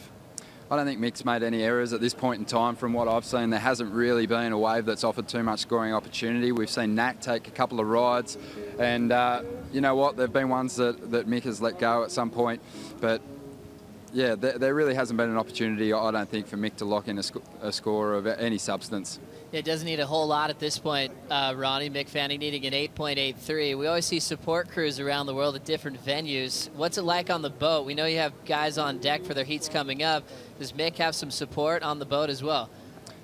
He's got the Rip Curl pit boss here, Ryan Fletcher. He's on deck, and that's really about it. There's obviously a whole lot of crew from Namotu cheering him on. They'd love to keep someone in the draw. Mick and Gabrielle, I think, are the last surfers in the draw for Namotu. So he's got that crowd on hand. But other than that, it's pretty quiet out here at this point in time. Well, Ron, what are the resources do you guys have on the boat there? Is there food available for competitors? Do you guys have a monitor watching a lot of replays as well? Yeah, well, the island staff are good enough to bring everyone's lunch out to them if they're in the lineup. So yeah, the guys are well fed and plenty of drinks downstairs. Well done, Ron. Well, 12:45 on the clock. We'll keep in touch with you through the quarterfinals series. We have Nat Young with a 3.5 and a 5.33 so far in this one. Mick Fanning hasn't even looked at a wave. He's still holding first priority. He's going to have to surf a 12-minute heat at some point. He's going to have to make a move, Potts. Yeah, well, this is the tricky situation, you know, when you find these competitors that are super patient. But have a look at this. There's a bit of a set coming through. I think Mick's really got to go on one of these, as you said, a 12-minute heat coming down to it right about now. Nat Young with a 5.33 and a 3.50. We can see these sets starting to come through, and Mick Fanning sees it now. He's got to make his move here very soon. He's got to pull the trigger and put a score on the board. So now Mick Fanning thinking about using priority at the 12-minute mark after not making a move. He needs an 8.83 on his first wave to take the lead off of Nat Young. He paddles hard. It's not letting him in. And Mick Fanning can't catch this one. And now he's down to 11:45 to go. He loses priority. A big mistake for the 3-time world champion. Wow. Well, there we go. See, that's what can happen under pressure. But look here, he capitalizes. He's going to take another wave quickly now. Fanning off the bottom. He slaps it off the top. Nice first turn. Winds up off the bottom, hammers the coping, and he kicks out, trying to recover quickly from that priority mistake. Nat Young checks the next wave and kicks out. Now, Nat Young had priority on that. Let Mick go. I think Nat was expecting that wave to close out, which it eventually did, but Mick covered a little bit of distance and unleashed one big turn. So, tricky situation here to start this, well, almost to the end of this heat, really. We've got 11 minutes left. Look at this wave here that Nat Young let go. Obviously, Nat a bit too deep on the reef, and Mick unleashing a nice speed check turn there. Races down the line, and another big vertical snap. So this is not a bad little wave here for Mick, and it's going to get him out of that 8.83 range. He's going to be needing a very small score maybe to take the lead. As we check out some of the history from Mick Fanning, currently number 8 in the world, 3-time world champ from 07 to 09 to last year in 2013. It's been 13 years on tour, 9 years in the top 5 with 17 career WCT wins. And this year he won the 2014 Rip Curl Pro Bells Beach over Tajborough in the final. One of the most successful surfers of all time, learning the ropes at a break that was formerly one of his weaknesses. Back in 07, you know, in those early days in 09, he wasn't really using waves like Fiji or Tahiti or Pipeline to be effective for his world titles. No, and you know, these waves are now a huge part of the tour. It's a very crucial section right now coming into the mid part of the year where you've got Fiji, J-Bay, Teahupoo, and then you finish off at Pipe. You know, these are waves you've got to know really well. These are waves you've got to be confident at and you know, be able to pull out a result when you need to. So, you know, as much time as possible. Guys are going to come over here when they've got time off if there's a swell. you know, come over and do a trip and try and get to know this place a bit better. So quiet times out here at Cloudbreak on a mammoth day of competition. We have 9 minutes and 30 seconds on the clock, and the first score for Mick Fanning is about to lock in. He won't take the lead off Nat, but he'll be back in the race at the 9:30 mark. First priority is with Nat Young at this stage, and the judges are taking their time. Now the announcers will let Mick Fanning that he still needs another 4:17 to move into first. Yeah, well, things look better. A 4 easy to get, but it's been really slow as we see the boats starting to gather to watch these quarterfinal action. They know Kelly Slater's coming up next against Michelle Perez, a rematch from the semi-finals at Margaret River. Can Kelly get one back on him? 8 minutes and 50 seconds to go. Mick Fanning finally gets a wave on the board, although it'd be a 4.67. He's back in this game. So Nat Young proving his worth once again on a big battle here to try to make it into the semifinals this season. He represents a pretty cool region in California called Santa Cruz, where famously you got the wave Steamer Lane, which has hosted the world's best in the past, including yourself, Potts. What makes Santa Cruz so different in California? You got some absolute characters, especially in the water up in that region. You know, just more of a hardcore crew. You know, they just love the sport of surfing. It's got that really grassroots feel to it, and you've got some really gnarly waves there. So. Classic boys as well. Here comes Nat Young looking to better a 3.5. He gets some room on the open face, snaps down to the bottom, drives into the lip for a nice clean snap, chasing the coping once again. He free falls for the landing right into a wrapping cutback. A ton of control out of Nat Young, and he blasts the finish, falls out of the sky and stomps it right on the reef. Amazing composure from the guy who's just in his second year on tour. You know, this guy is so solid. I've said it before and I'll say it again. Really solid on his feet is Nat Young. Fanning on the answer back, pulls right into the pit on the takeoff. He's down, and he's not going to get much of a score there, Potts. No, you know, Mick's a little bit too deep. You saw him paddle right up the reef there. Mick's got to reposition himself on the lineup, and you know, maybe just come down to where Nat Young was sitting. We see Kai there grabbing Nat Young. Let's see if he can not whip him off this time as they get back out. And the reason why Kai did that big U-turn was the fact that it was going onto dry reef and he had to turn back where there was more water. So Nat Young posting a good score, 3.50. He's trying to improve on and put Mick Fanning in a little bit of a different situation. Here he is now on the replay, comes off the bottom, bashes up through the lip there. Just, you know, tiptoey drop there. Another nice turn, and there's more of a free fall maneuver. So Nat Young really just stamping his authority on this wave. And we said how solid he is right there, just almost coming unglued, but manages to stick it, and he was really happy with that one. So a good score going to be locked in, and he's going to improve his situation. Just nice to see Nat Young's form and rhythm on a showcase left-hander before all of his wins, like the Coldwater Classic, his runner-up finish in a 6-star in Sri Lanka, and back to Bells Beach where he was runner-up to Adriano, all showcasing his backhand. Now he gets to show what he can do with great change-ups and variety on his forehand. This wave gave Mick Fanning a hard time to climb into. He'll pull into the pit, and another unsuccessful two-bride Potts.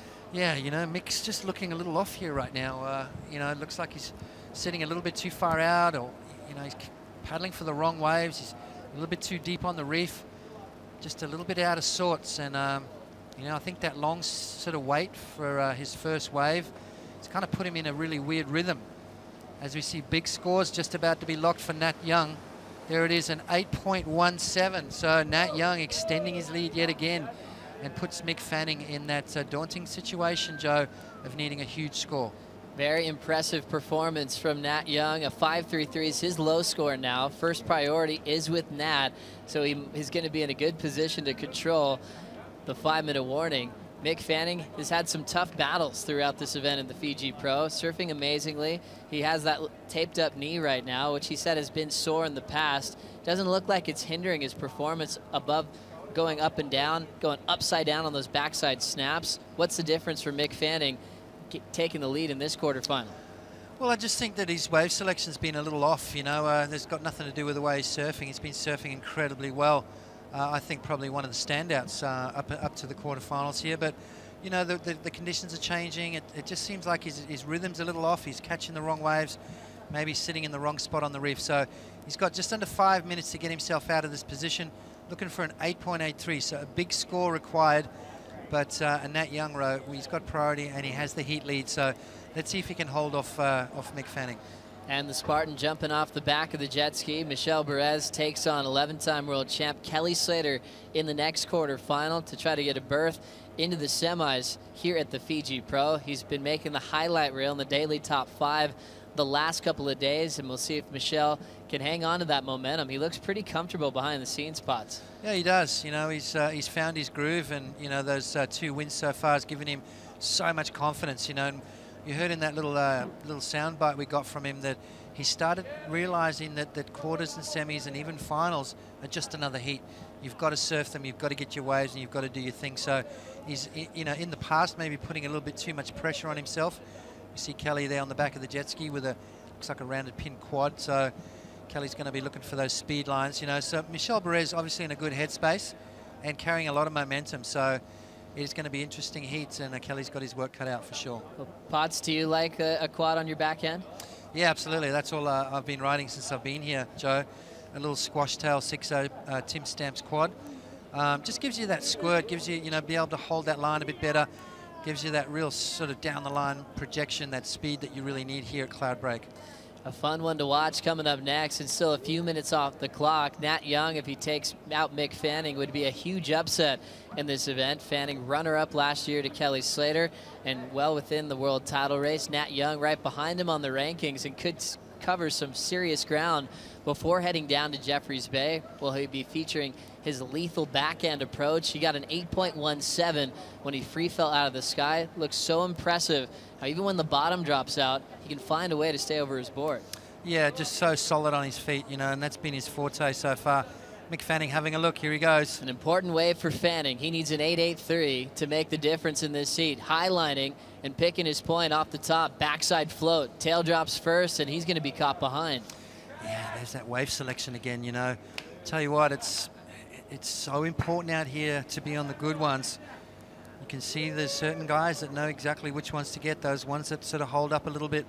Adriana De Souza's been getting him. Kelly's pretty much on every one of them. It just slows up on the reef a bit and allows you to just unleash a couple of good turns. You can see Mick Fanning not happy with the way things are going here at the moment. So still 2:15 on the clock. Fanning drops to second priority. His wave selection's usually perfect, where he looks at a wave and he turns it into a keeper.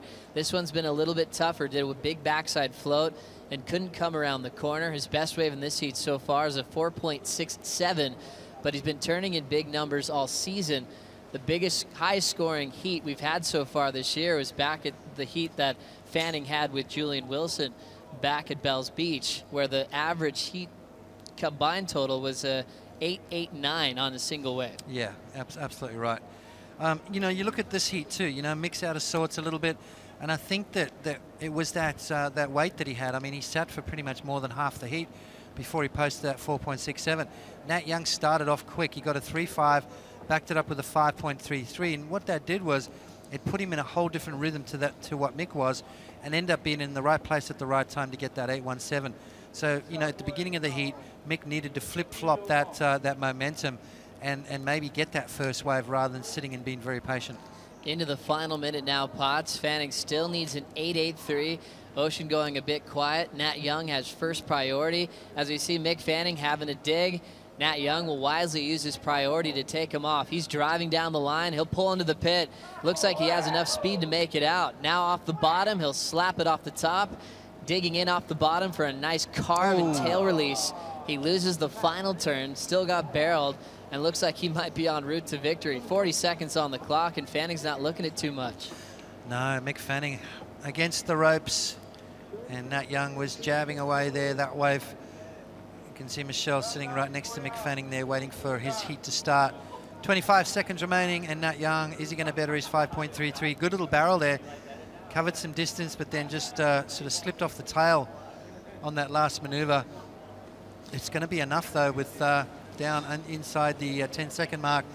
Looks like Nat Young has got a smile on his face. Why? Because he's moving through to the semifinals, Joe. A huge result for the California superstar. Nat Cy Young takes out three-time world champion Mick Fanning here in the quarterfinals to move on to his best performance ever at the Fiji Pro. Coming up next, the quarterfinals continue here in the island of Tavarua.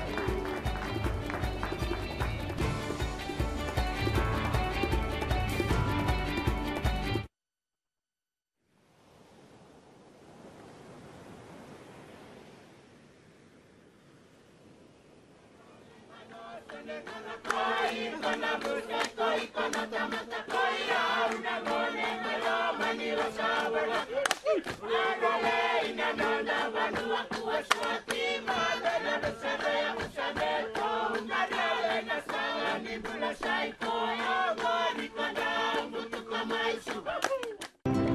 journey is as important as the destination, especially when your destination is paradise. Welcome to Fiji Airways. This is exactly where you should be.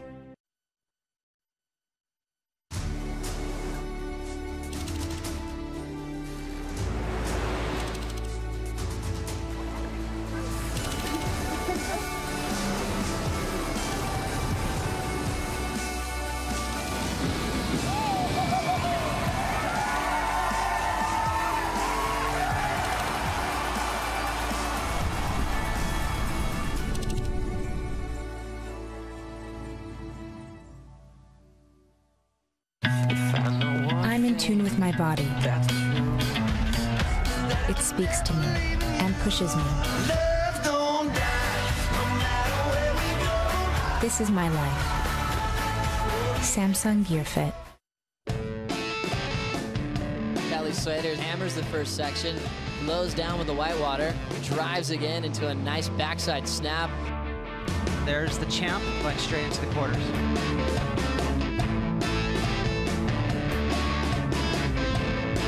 Michelle Perez moves through and joins Kelly Slater in quarterfinal number 2. A great matchup on paper as we have Michelle Perez winning 2 events this season, ranked number 4, surfing against the best of all time, and Kelly Slater, 54 CT wins to his name in his career, still looking for his first breakthrough win in 2014, and he's kind of secretly got the ratings lead heading into this event, Pods. Yeah, 54 wins. I mean, 11 world titles. That's kind of almost a joke, really, isn't it? I mean, it's crazy how dominating he has been over the last 20 years of professional surfing. Changed the face of our sport, and at 42 years of age, still in the mix to win another world title. Crazy. Well, the record before Kelly was with Mark Richards when he had 4 world titles. Potts, what was the idea back then? Did anyone think 4 world titles would be broken? Nah, that was unheard of back in the day. 4 world titles was, I mean, you know, and then the lifespan of a surfer back in my day was you retired by the time you were 30. 30 was old in professional surfing back in my day, so hence, you know, 4 world titles pretty much looked impossible. Along came this guy called Kelly Slater, and now he's got 11. And looks like he's taking the first wave in quarter number 2. Kelly throws one off the top, ditches the fins, and ends up falling on his first turn. Well, a mistake there from Kelly Slater. You know, there's not a lot of waves out there. We've seen that with Mick Fanning's heat. You can't afford to let those opportunities slip. Kelly going for a little bit too much on that first wave. Let's have a look and try and see what happened. It's nice and vertical, snaps the board around and free falls down. The board facing back towards up the point, catching that outside rail and going down. So a little bit of a hiccup there for Kelly Slater. Still 27 minutes though. That's the beauty of these 30-minute heats. Top 2 rides count. You know, you can afford to have 1 or 2 mistakes. As we look at the career matchups, Kelly Slater, 8 wins over Michelle's 4 wins, but Michelle's more recently, the big one that stung over at the semifinal at the Drug-Aware Margaret River Pro. That confidence from Michelle taking out Kelly, went on to victory over Josh Kerr in the final, and you start to see the stats building up for Michelle, now coming into his 15th quarterfinal all-time in his career, and Kelly starting his 146th quarterfinal. Wow. Yeah, ridiculous numbers, really. You know, when you look at it that way, how many times the guys paddle out with the jersey on, you know, it's just incredible. And just to maintain such a, you know, such a dominating performance through these events. Once he makes it this far, Joe, he normally goes all the way. Well, the winner of this heat will surf with Nat Young. Nat Young's on the deck with Ronnie Blakey. Thanks, Joe. Yeah, very interesting going into the quarterfinals. There were 6 surfers out of the top 10 doing battle, still alive in the draw. Nat Young has just knocked out one of them, and he's also was in the top 10 coming into this event. So, Nat, you're a really good chance at making a jump up the ratings already, but I know that you want to go on all the way to the final. Yeah, no, that's the goal is to make the final and win the contest, but you got to take it heat by heat, and you know, that was a slow heat, but I'm just stoked that I get to surf here on the final day tomorrow, semis, and you know, hopefully the waves are fun too. I'm sure they will be, mate. We'll get some rest tonight. We're going to throw it back to you guys to call this next quarterfinal. Thanks, Ronnie. Good job to Nat Young for making a great decision to get an early start in a relatively wave-starved heat. Mick Fanning waited past the 12-minute mark for his first wave, Potts. You know, you've got to pull the trigger sooner or later. The longer you wait, the more pressure builds. You know, Nat Young was just plucking away and found that momentum, found that groove, and we've seen it so often through this event, Joe. The guy that just stays busy ends up putting himself in the right place at the right time, and it so happened that with Nat Young and posting that 8.17. So that was the difference. And, you know, Mick sat for about 16 or so minutes before he opened his account, and it was a 4.7. So a lot of pressure started building, and that's what happens. You know, you kind of put a little bit too much weight on your shoulders, and you end up thinking you need more than you really do. So a quick start, and make sure you capitalize on the waves you got, because at the moment it's looking really slow. You can't afford to make any mistakes, I reckon.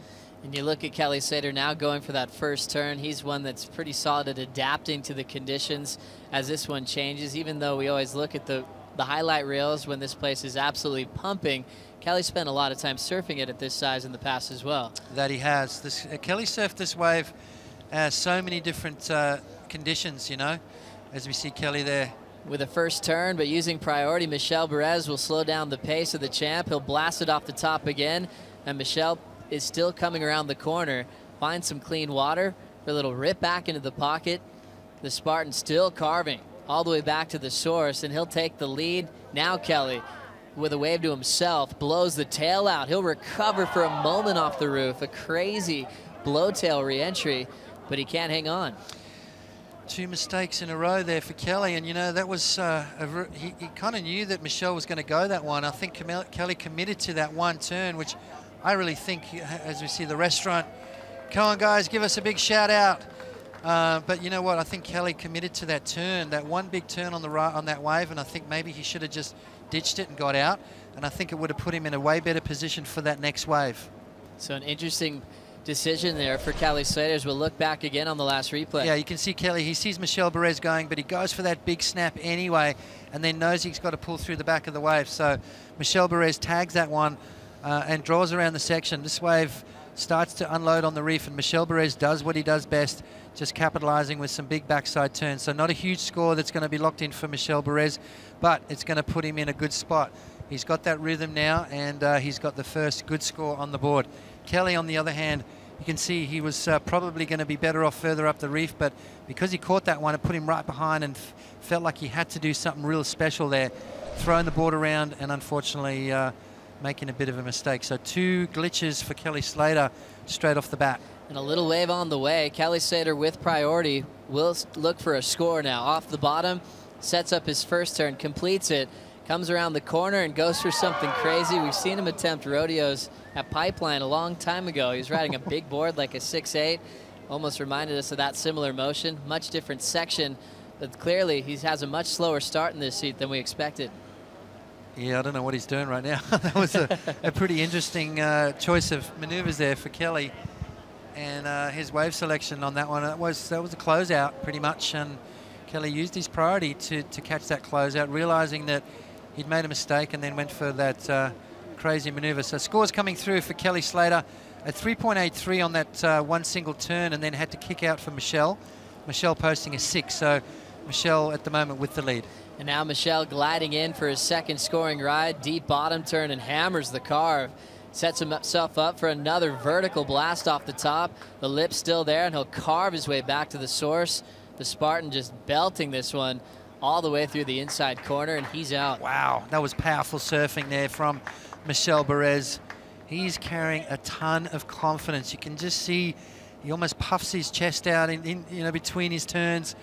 It's a sign of a man carrying a lot of confidence with his own ability. He's picking the right waves too. This one just sat back and just let him unleash a couple of good turns there. Look at that turn from Michel Perez. Draws off the bottom again, and nice and vertical. Michel Perez reading this wave, absolutely perfect. Variety of repertoire, speed, power, and flow. Have a look at this opening turn right here. Just big man turn from Michel Perez. And again, straight off the bottom and bangs it up through the lip. Great surfing from Michel Perez, and he's just about to lock in another good score and put Kelly Slater in a combo situation. Well, perfect wave selection for Michel once again, finding these waves that are lining up with a nice slow tempo that he can keep fading his bottom turn to drill a couple solid backside turns. For more insight on the headspace of Kelly Slater, we'll toss it to the desk with Todd Klein and Strider Wasilewski. Yeah, and looking at this heat, it's a super interesting matchup. You've got current world #1 Kelly Slater matched up against Michel Perez. It's currently ranked #4, but when you break that down, because each surfer gets 2 throwaways from their worst result, Michel actually has 2 firsts in his score lines. So with that said, as the restaurant's going nuts, the he needs results from here on out, Michel Perez, and we've heard in interviews with Kelly Slater, he wants to get his first final or his first place finish. So it looks like maybe he's in a different headspace as we see him on this one looking a little better, Strider. But you've known him for a while. Do you think that's weighing on his mindset, knowing he wants to get his first final here? You know what? He's definitely thinking about it. He's probably, like myself, been waiting for this heat since yesterday, knowing that Michel Perez is the man to beat. Right now he's looking like he's a little off tempo. I think that opening ride where he actually dropped in behind Michel Perez was a tactical maneuver. I mean, Michel right now he is out in front. I think he could have started out with an 8 instead of a 6, which he got if he wouldn't have got thrown off by Kelly behind him on that wave. But then he went to work on his next wave, opened up, and just ripped the bag out of it, got a 7.33. So I think, he's trying to be tactical about it. You see he's changing a board right now. He's coming in. He doesn't like the way it's all going for him. He's going to regroup. There's plenty of time on the clock. I think we're going to see a battle still yet to come. Well, it's only the 5th stop of 11 on the Samsung Galaxy ASP World Championship Tour, but this could be one of those moments that we look back on and go, that's where it all went down right there at the Fiji Pro.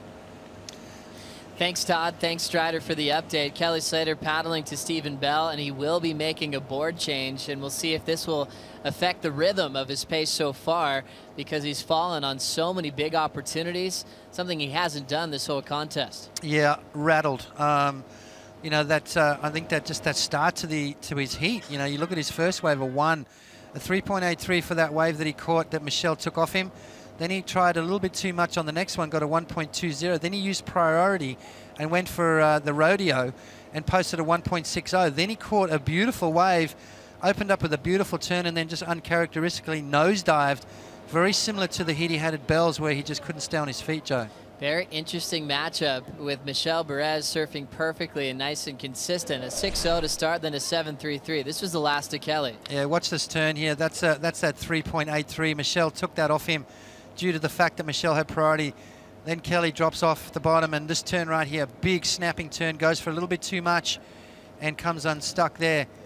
So Kelly, a little bit of and this one right here, uses his priority and gets a little bit off balance there, realizes that he's got to do something special now, goes for a rodeo on that closeout section. And this one right here, this could have been a good way for Kelly. Draws off the bottom. He does these things in his sleep, snapping back. Nice drawn out bottom turn. This is where we thought he was going to start opening up. Took his eyes off the prize. Joe was looking down the line and nosedive. So obviously something wrong with the equipment maybe. Maybe a little bit of a buckle in the surfboard. He's back out in the lineup. Let's see if he can regather and come back at Michel Perez. Michel, a 6 and a 7.33. Kelly looking for a 9.50, Joe.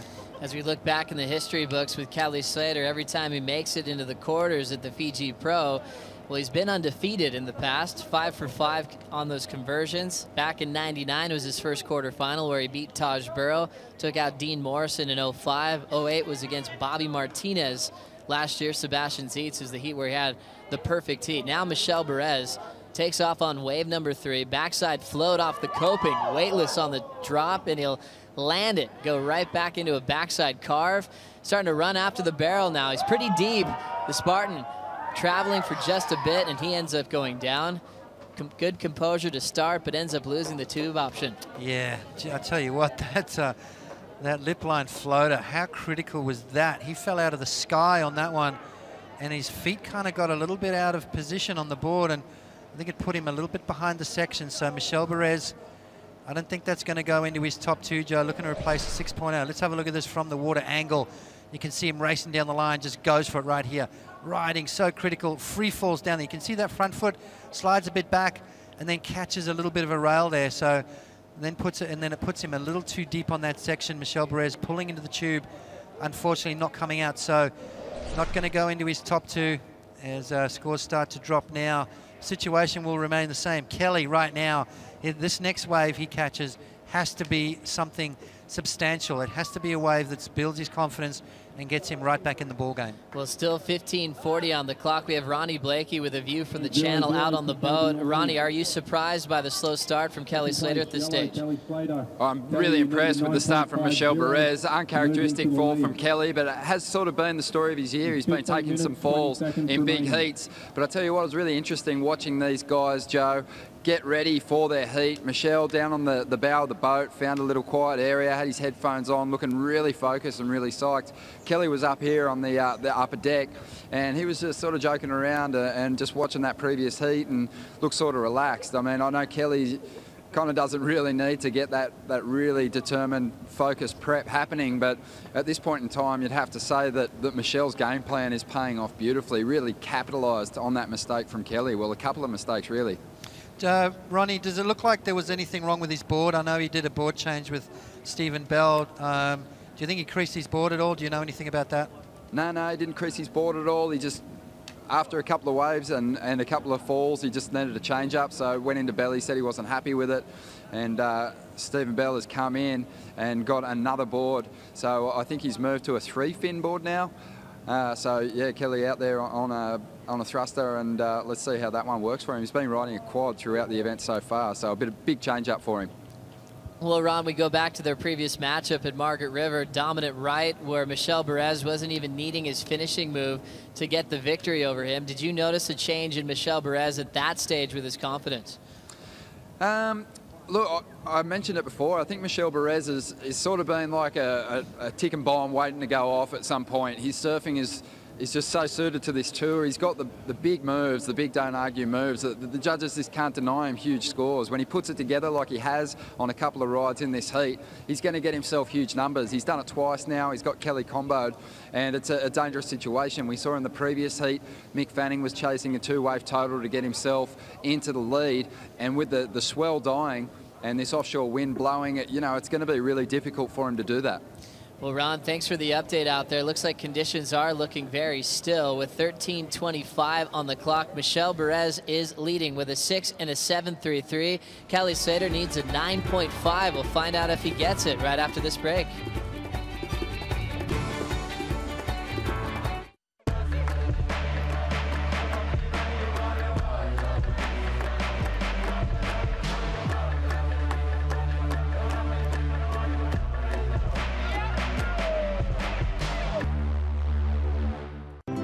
Your journey is as important as the destination, especially when your destination is paradise. Welcome to Fiji Airways. This is exactly where you should be.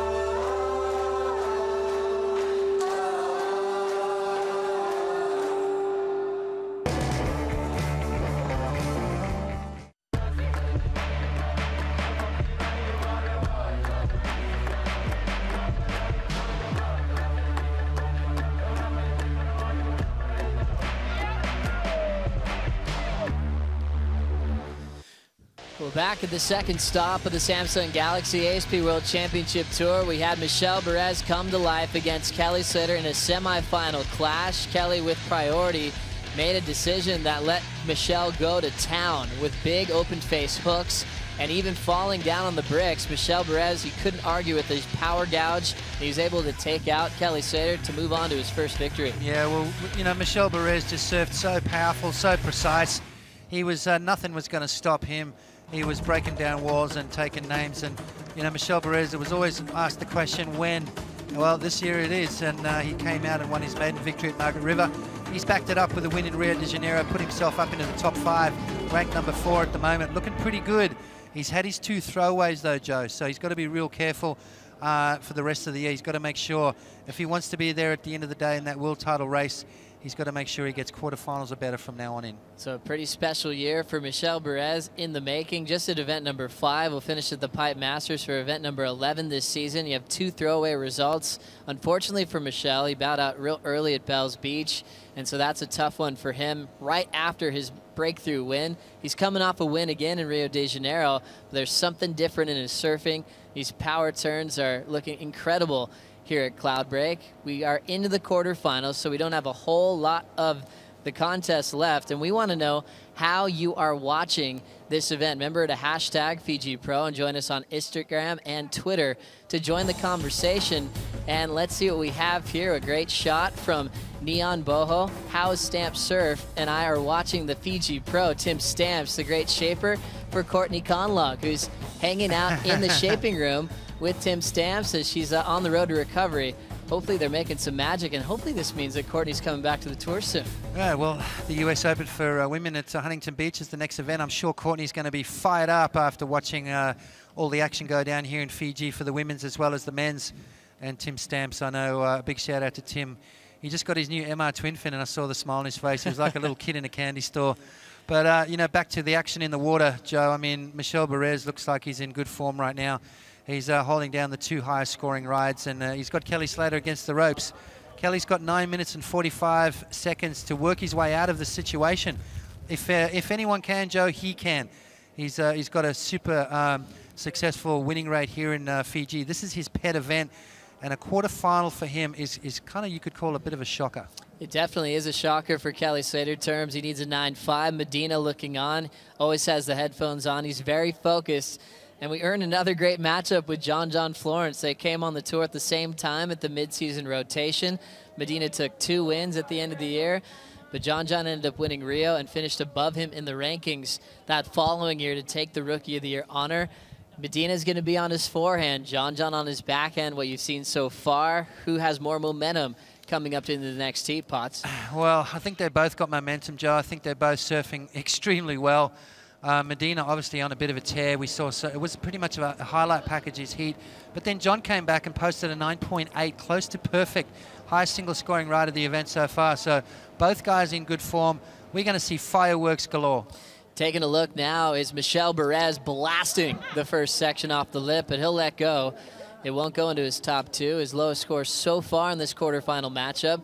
Kelly Slater does have first priority, and he's casually looking at an insider, and he's going to let it run through. He needs to break down a 9.5 in the next 8.5 minutes to move on to the semifinals. You know, a 7, 5, and a 6 will get him back into first place. So you got to think of it that way. He's got 8 minutes. He can break it down in two waves, or he can sit and wait for the bomb and throw a Hail Mary and hope that he gets the big score. So, you know, he's a smart guy. He's doing the math right now out in the water. You know, he's a numbers guy, and he knows exactly what he's got to do and how he's got to do it.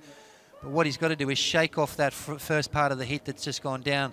You know, it's a totally different guy in the water from what we've been seeing so far. Yeah, pretty interesting role and rhythm change for Slater when he enters the lineup at Cloudbreak. Usually everything starts going his way. He knows where to sit on the reef. He's surfed it at every size, but it's the consistency and focus from Michel Perez that has him by the numbers. A 6-0 and a 7.33 for the Spartan on his start, as he's looking to take out Kelly again. As you look at all the great matchups, normally Kelly has everyone's number on tour. Historically, we saw that with Adriano de Souza over the last few years, and now Michel has seemed to find the recipe to do magic against the 11-time world champ. Now, Potts, we're going to see Michel step on the roof of this insider. He'll go off the bottom and jam it, blows the tail out. Unsuccessful on that final turn. Yeah, that was just you know, hope and, you know, just sort of a go for it wave for Michel. Just trying to keep his rhythm going, trying to keep that momentum happening. I think he tried to sucker Kelly into that one, but Kelly wasn't going to buy into it. So Michel Perez looking to somehow get priority off Kelly Slater and shut this heat out. You can see Kelly standing on his board, trying to get a glimpse over the swell to try and determine what's coming next. He knows exactly what's happening out there, which ones swing wide, which are the ones he actually wants. He's been on a couple of good ones already and failed to capitalize. Let's see if he can pull himself out of this situation. And as I said before, if anyone can, he can. But tell you what, he's got to start working at it right about now. Kelly is trying to look at this wave. He'll fade the takeoff. And let's see if he can create some magic. Drives off the bottom, set up turn to come around the corner. Throws it under the lip for a nice little attack. Jams it tight in the pocket. He'll carve through the next section, close-out maneuver coming, and he'll turn in his best wave so far, down to 6:10 on the clock as he's looking to break down to 9.5. All right, well, there we have it. Kelly's he's got a score on the board. He's standing on pretty much dry reef right there. He's got to get himself back out in the lineup. Now Michel's job, as we see Kelly on this wave right here, he's just feeling this thruster out. He's been riding a quad the entire event. He's just a little bit of a late one there, trying to force a couple of turns in. Not a bigger wave, but Kelly starting to get busy and finally posting a score without a wipeout. So Kelly Slater, let's have a look at that one from the front on view. You can see he sort of almost loses it right there, comes around the section a little bit late there, and again just snaps it through the lip there. So Kelly starting to get that quad board, that thruster moving under his feet, and he's going to have to get back out in the lineup real quick and try and get another wave. It's going to narrow the gap ever so slightly, Joe, but I think he's still going to need a solid score to get himself into that first spot. Well, it was interesting watching Michel Perez, watching every turn that Kelly was throwing down on that smaller wave. He had to make a decision now. You see Kelly Slater kind of touching his foot. It's so shallow in there. It's not rare for someone to get a little piece of the reef in the bottom of their foot. Hopefully his foot's all right, because he really needs another score to try to come back at this point. Yeah, I don't think that little slice on his foot's going to bother him, that's for sure. Score's starting to drop in right now. 4 minutes and 45 seconds remaining. Michel Perez with the lead and priority. Scores trickling in for Kelly. A 5, a 4.8, a 5.2, a 5, a 5.8, so 5.07. It does narrow the gap, Joe, but have a look at that. An 8.26 still required by Kelly. A wave up into the excellent range, which we haven't seen yet in this heat.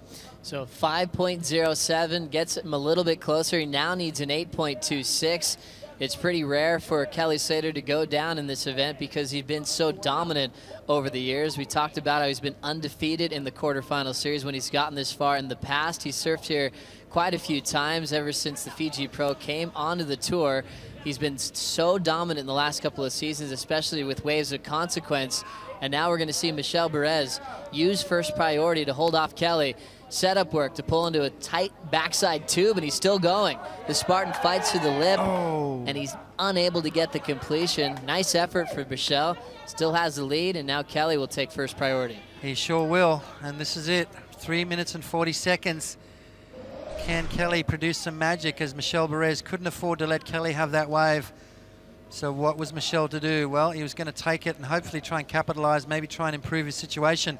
Pulls up nice and tight. Some beautiful travel time there from Michel. Just drifts down a little low, and that lip catches him. So Michel Perez, that won't go into his top 2 score. Situation will remain the same. Kelly Slater looking for an 8.26. 3 minutes and 15 seconds remaining.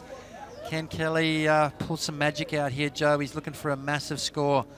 An 8.26. We've seen him post big scores in his previous heats.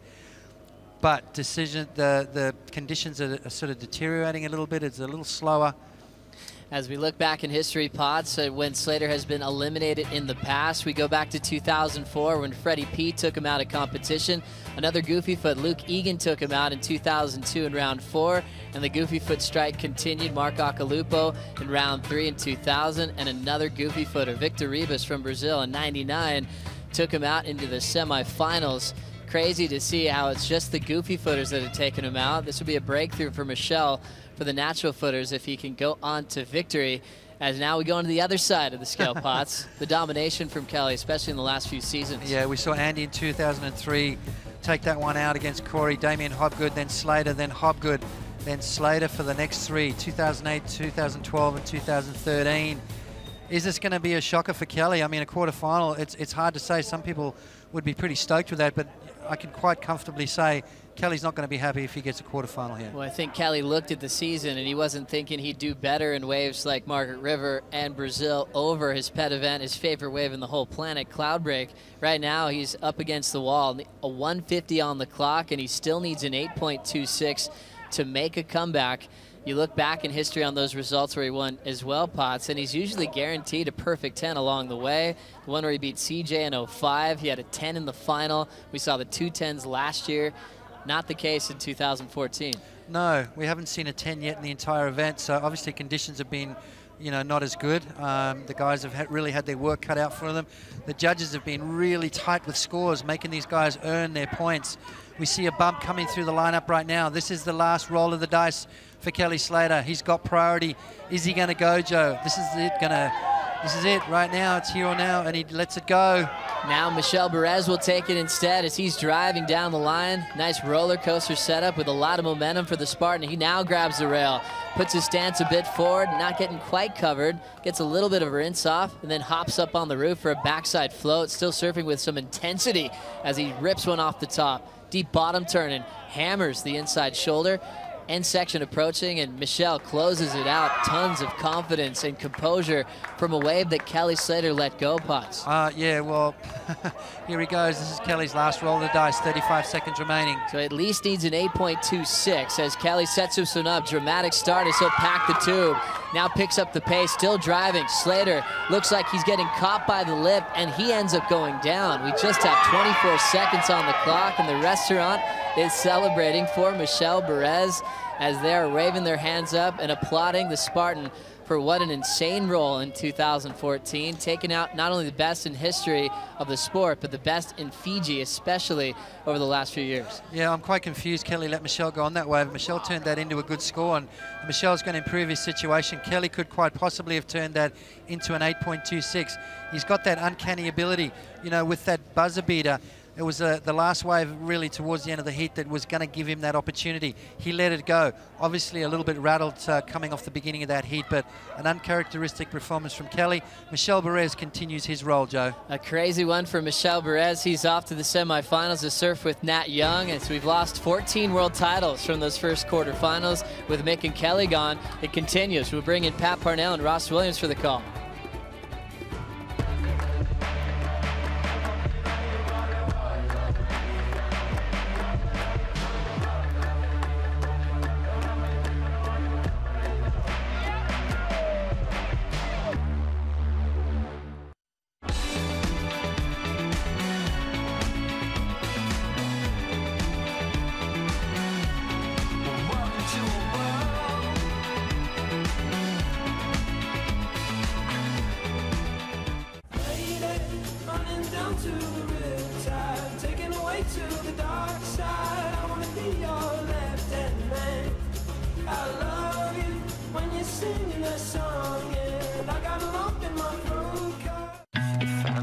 I'm in tune with my body.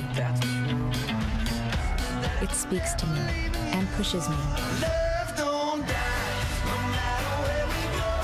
This is my life. Samsung Gear Fit.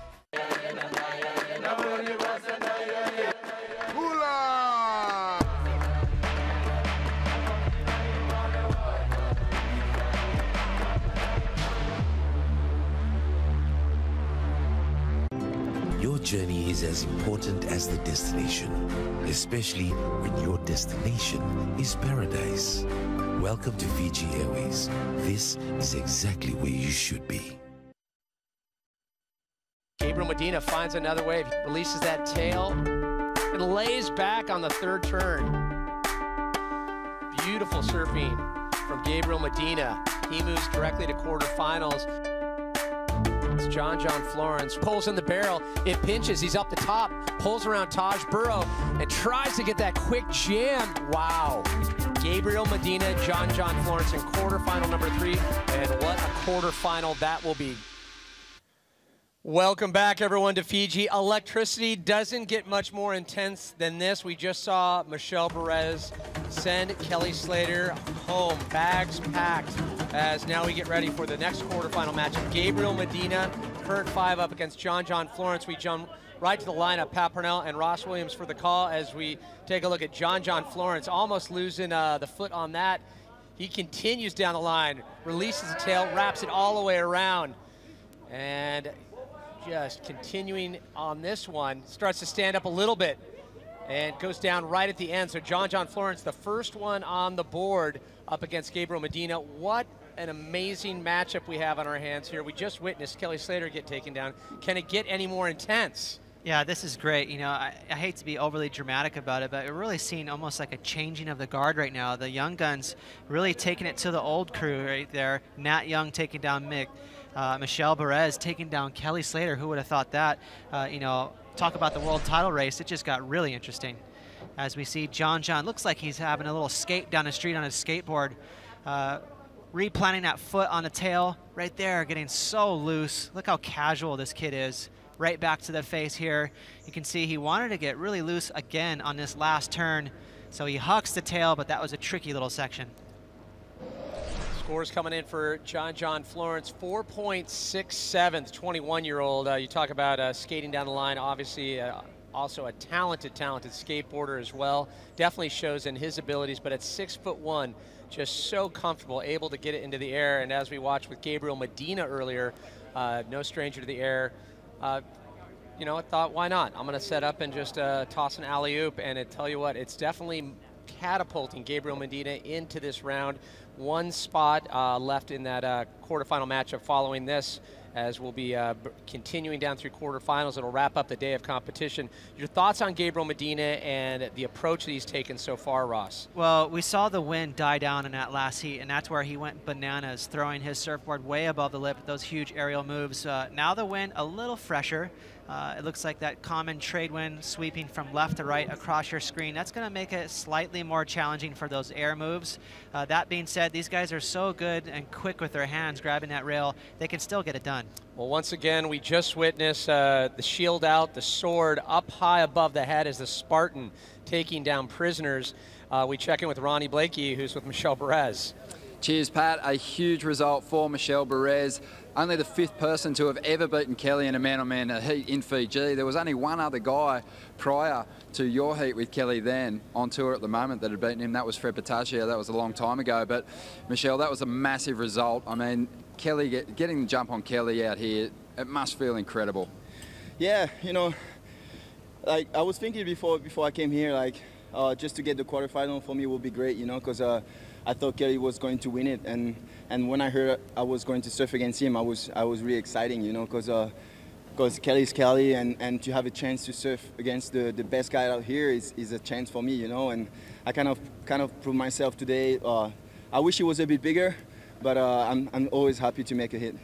I think that we're really seeing your composure and current form, obviously, in past times, coming up in big heats like that.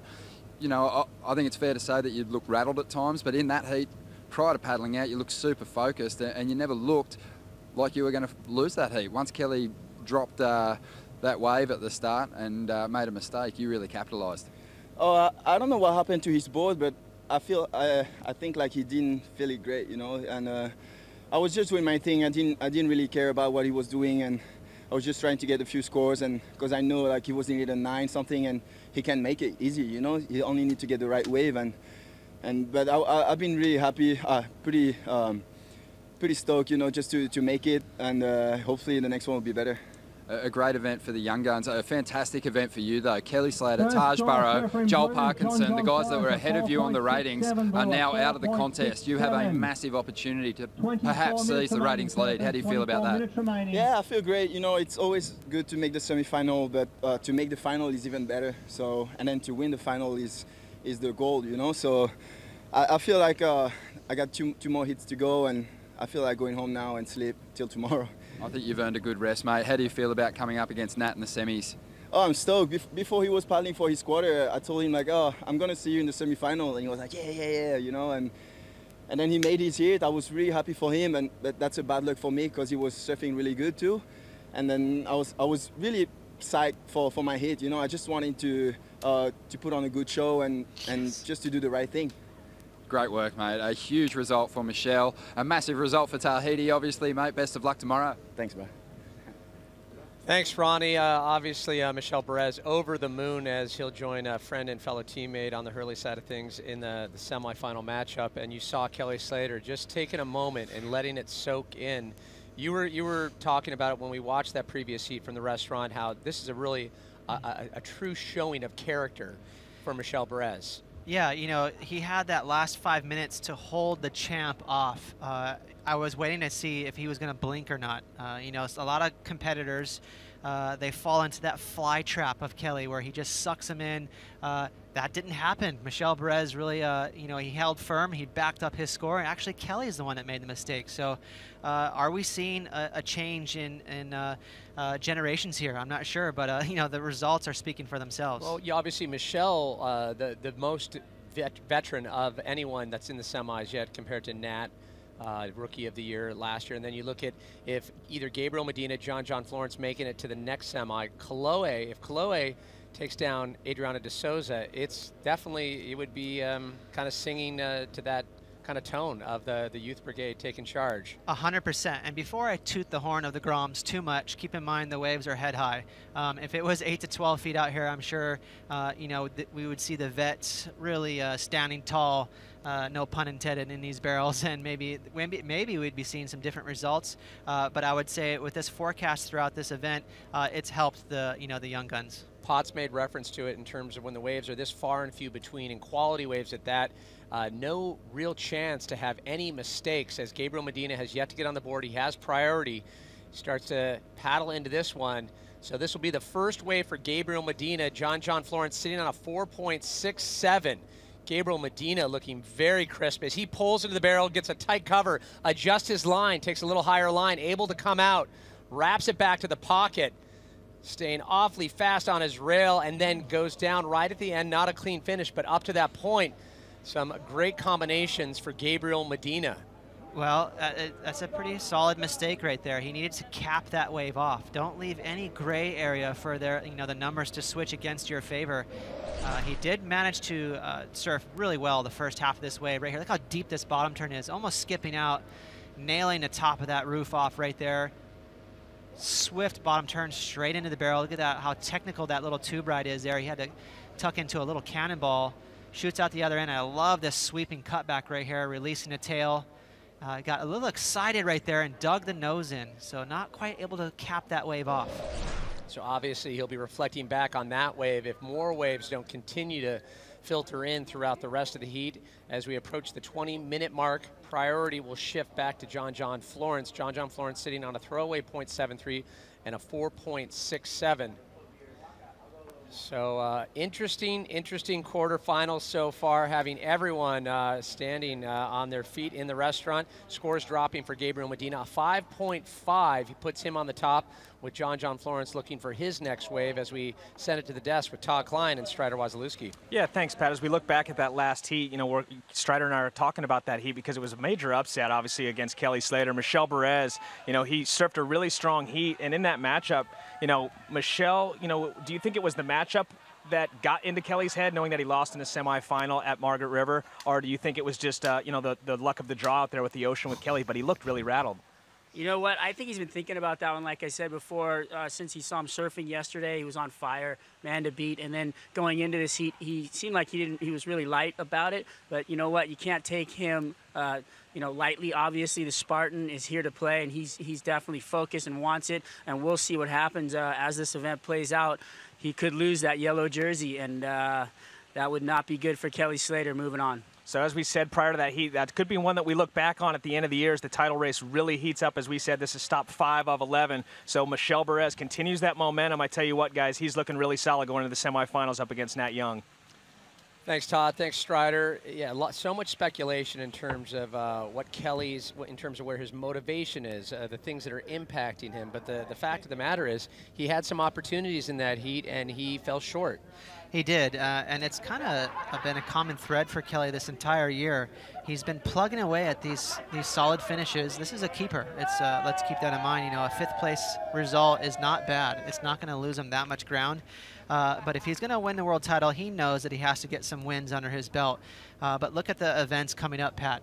Tahiti, J-Bay, Lowers. Kelly has a lot of success at all those venues, so this is far from over. Well, I think that's what a lot of people were saying, and especially those in Kelly's camp coming into this. Look what events are coming up. Prior to Fiji, they're like Fiji, Tahiti. It's, you know, with having the success that he's had in Fiji, that's why you would say it was his event to lose.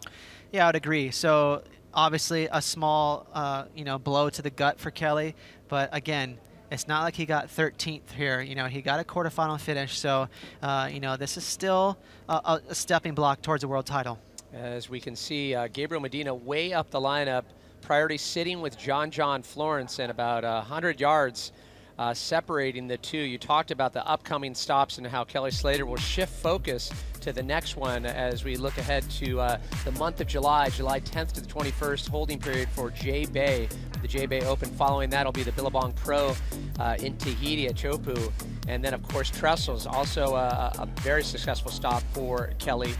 Very progressive wave. And that they always say the Trestle stop is that, basically, it's that final reset button going into the European leg that really will dictate the tone of the rest of the tour. And looking at that schedule, you know, let's not forget about Gabriel Medina. You know, he's going to be such a favorite at a venue like Lowers, Trestles.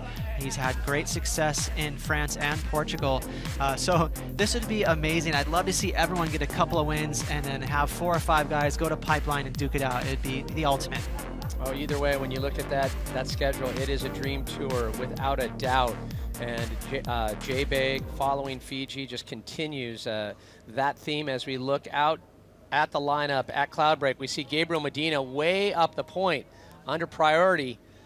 Quick carve on the top, drives the bottom turn, sends it up again.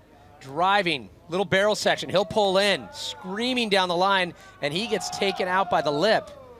You saw how much speed Gabriel Medina had, and I'll tell you what's tricky about these barrels is there's zero room for error. They're such tight little sections. John Florence on a compact one right in front of Gabriel Medina.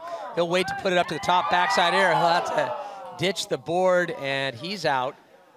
Classic. You know, these kids can't contain themselves. You know, with this stiff offshore wind, he really had to get that rail underneath him. And on the inside, Gabriel Medina getting sneaky. He finds a fast one. Float section, handles that airdrop fine, and he's done with that.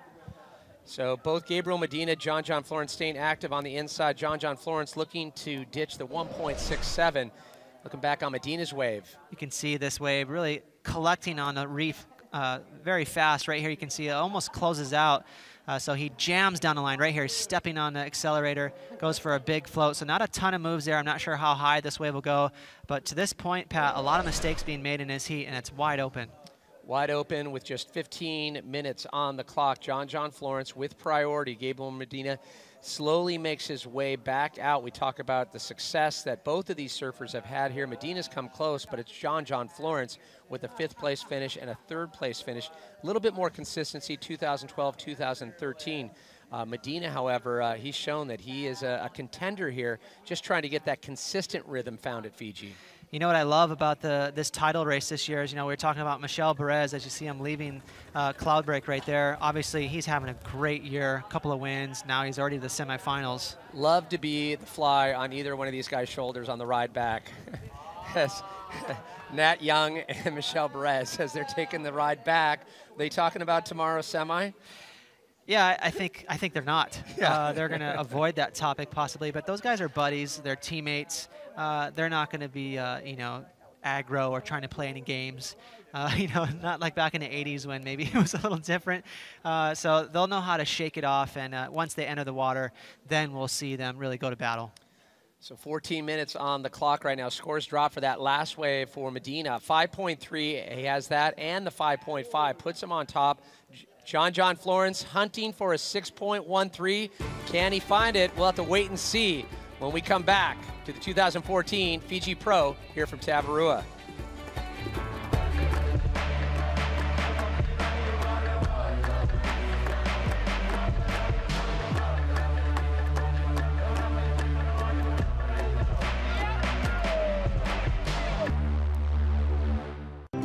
Your journey is as important as the destination, especially when your destination is paradise.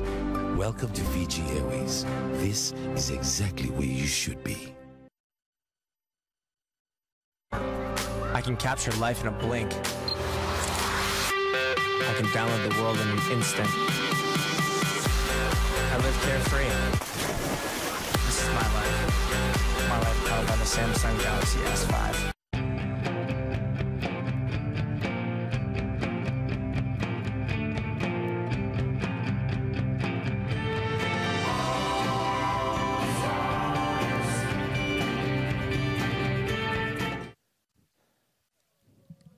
A bit of a volatile competition so far, at least in the quarterfinals. We saw 11-time world champ Kelly Slater sent home by Michel Perez, and now we'll find out who gets the upper hand with Gabriel Medina and John Florence in the water. Right now, John Florence looking for that 6.13. There's a lot of discussion about world title, this being the 5th stop, but we should bring up the point that John Florence, 2nd at Pipe last year, 3rd in Fiji, and 2 5ths, 1 in Tahiti and 1 in France. So Let's talk about the potential of John Florence. I really think, you know, once the floodgates open for a guy like John, arguably the most talent on tour, if he gets a win, look out. You know, I could easily see him snowballing into a handful of wins. And the next thing you know, we got John in the mix for the title race. So, you know, it's interesting to see these two kids right now battling out, Gabriel Medina and John. I really feel like this is going to be a long rival between these two for many years to come. I think if John was a contender for the world title and became world champ, nothing would make surfing purists happier. Yeah, I would agree. and Gabriel's in that conversation too. And then you got guys like Nat Young and Michelle Perez, obviously. So surfing's in good hands right now.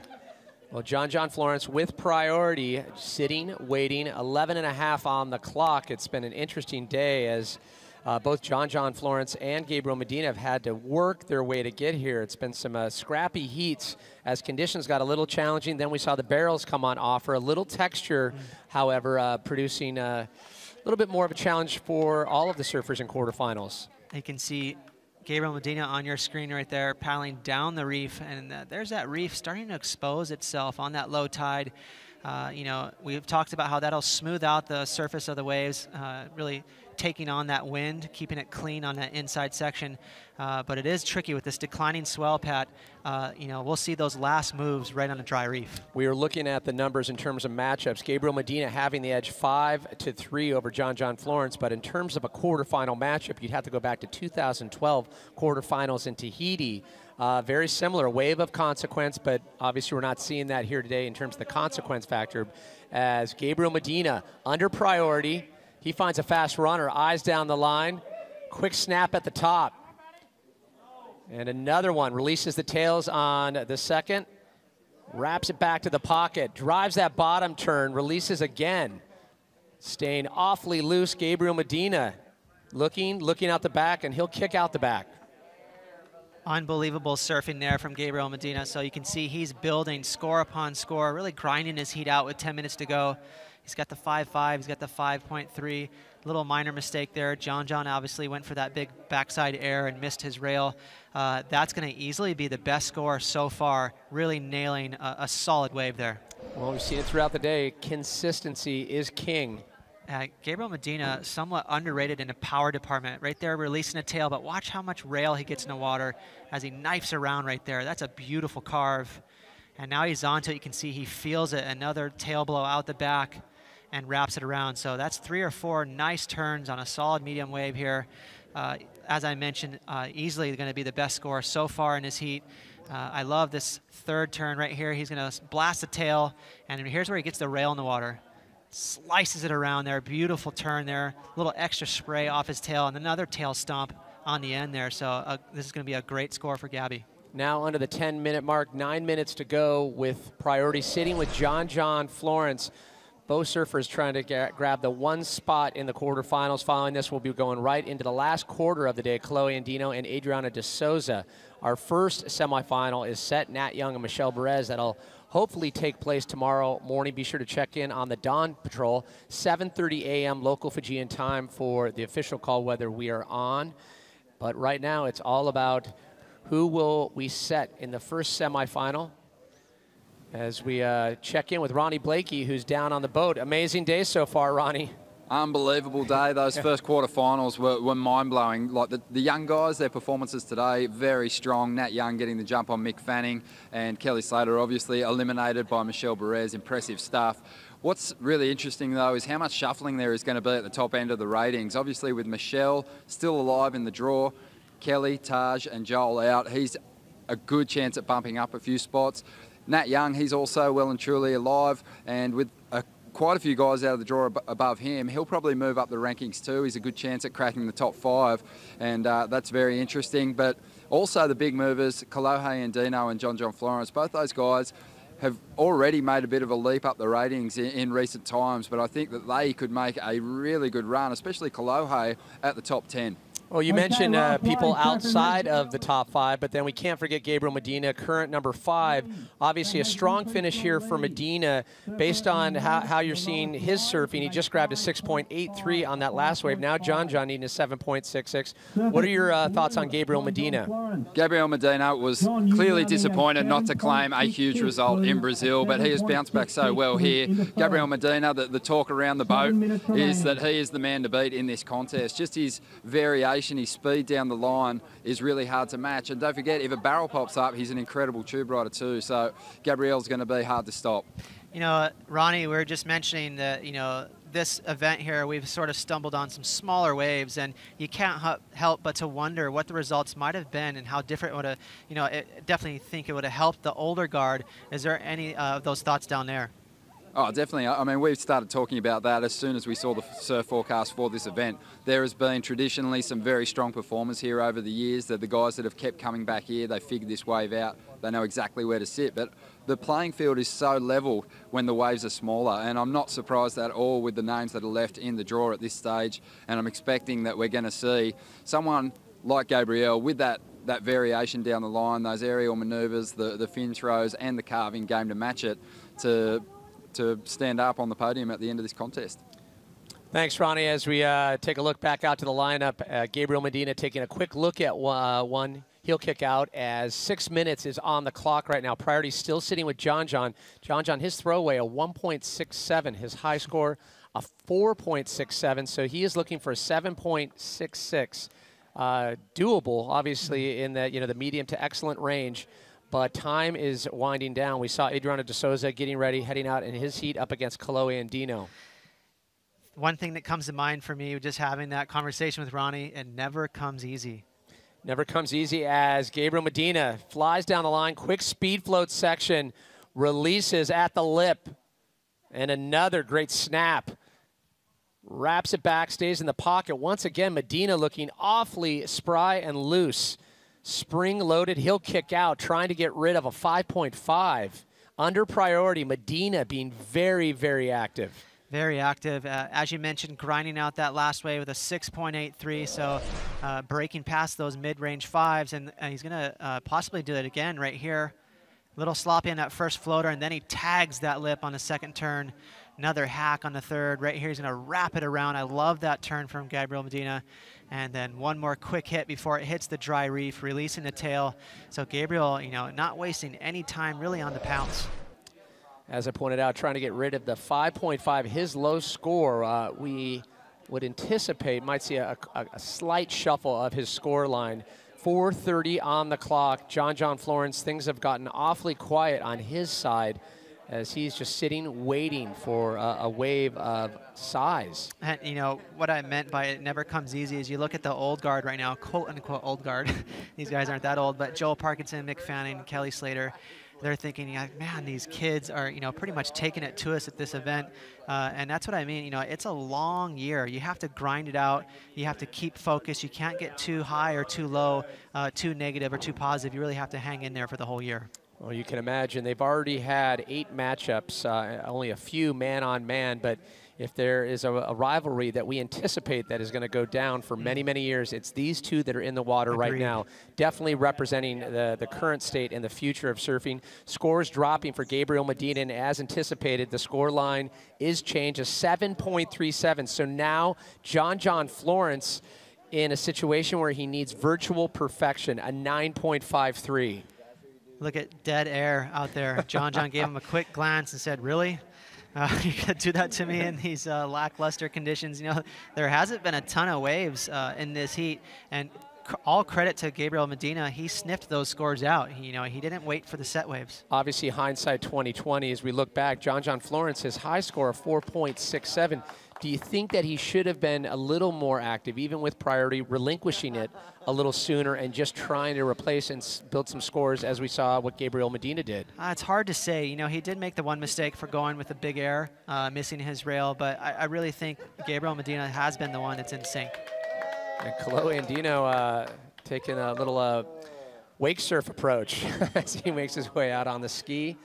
And 2:45 on the clock. Priority still with John Florence. I like to see that from Kaloe. By the way, Kaloe means rascal in Hawaiian, and he is a bit of a rascal, but a wily competitor, and I like to see that he's relaxed. We talked about that a lot today. That's the buzzword for Kaloe. Keeping himself in that mind space, he competes better. So I'll just pose the question. We saw stepdad Charlie of Gabriel Medina there. Will we see a smile, a pre-semifinals, or is it going to have to be end of finals? He's that wily coach in the corner. He doesn't buckle. He waits till the very end before he cracks a smile. I mentioned it earlier how cool it was to see both Gabriel and Charlie come into Tavarua early. It was during the women's event, spending a lot of time surfing cloud break in restaurants, getting boards dialed, both of them exchanging barrels at restaurants. It was one of the coolest things to see. But I'll tell you what, it's paying dividends for Gabriel Medina because he's looking very comfortable. And so far at this point, he put John Florence in a situation where he needed a virtual 10 down to the wire, 1:40 seconds. And you can see John Florence making a little movement. And we'll have to get the current tally for you, but knock one up for Namotu, as that's where Gabriel Medina is residing this week. And it looks like right now with 1.5 minutes left, unless a miracle happens for John, it's looking pretty good for them. Sadly, Ocean going a bit flat at the end of this quarterfinal. We'll be going right into quarterfinal number 4. We'll finish out the day of competition. And as we pointed out, making the official call whether or not we'll be kicking off tomorrow. We do anticipate that competition will resume, but be sure to check into Dawn Patrol, 7:30 a.m. One more shot possibly here for John. There is a wave coming in, and he has priority. Some lines approaching. He needs a 9.53, and you can see Medina farther up the point. He'll take this wave, but it's all about John's wave. Can he get something out the back? Medina just trying to better a 6.83. As this thing starts to stand up, has a bit of a skate ramp, and he'll just kick out as it gets ahead of him. Was anything out the back for John Florence with 30 seconds left? And no. I guarantee Gabriel Medina wanted to do a huge flip on that inside section, but with this offshore wind, it was a no-go. And you can see right there the body language of John, disappointment on his face. Nonetheless, Pat, a semifinal finish for him, that's another solid result. He'll keep that, and his other keeper so far in 2014 was the 3rd place finish at the Rip Curl Pro Bells Beach, where he grabbed the first 10 of the season. And a slap of frustration from John Florence out in the lineup as Gabriel Medina will make his way in. Congrats to Gabriel Medina, great performance all the way through earlier rounds, and especially here in the quarterfinals. He'll be our first of 2 semifinalists for semifinal number 2. And once again, I thought we were going to get a little air show on the inside, a little expression session. So once again, Gabriel Medina onward and forward. When we come back, Kaloe Andino, Adriana de Souza, the last quarterfinal battle here from the Fiji Pro for here.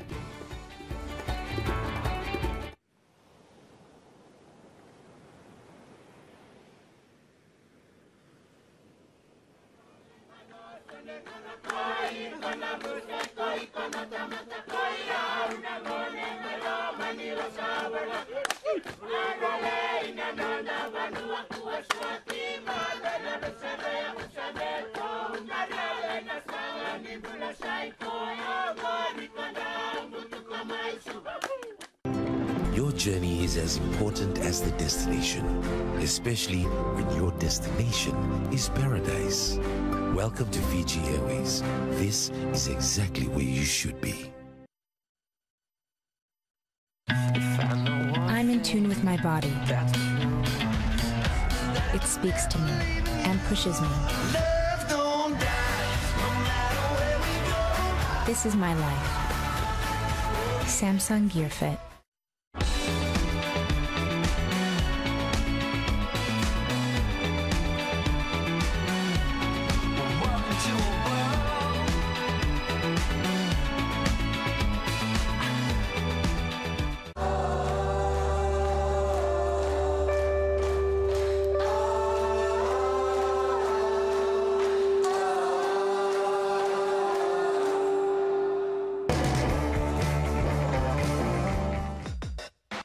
Adriana de Souza, he'll wait for the bottom turn as he goes vertical.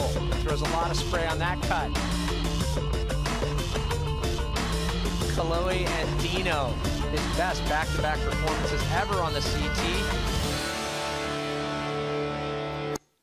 Our last quarterfinal is set. We've seen some amazing shakedowns so far here today from the Fiji Pro. In the water right now, Kaloe Andino, current number 12, and Adriana de Souza, current number 6. Kaloe Andino fresh off that final runner-up, finishing in at the Billabong Rio Pro, but Adriana de Souza definitely showing that tenacious side that we've come to know so well.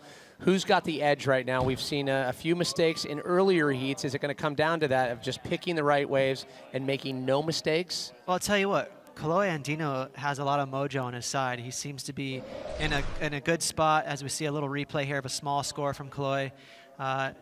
Adriana de Souza is notorious for not giving up his inside, so it looks like he let Kaloe go on the inside there.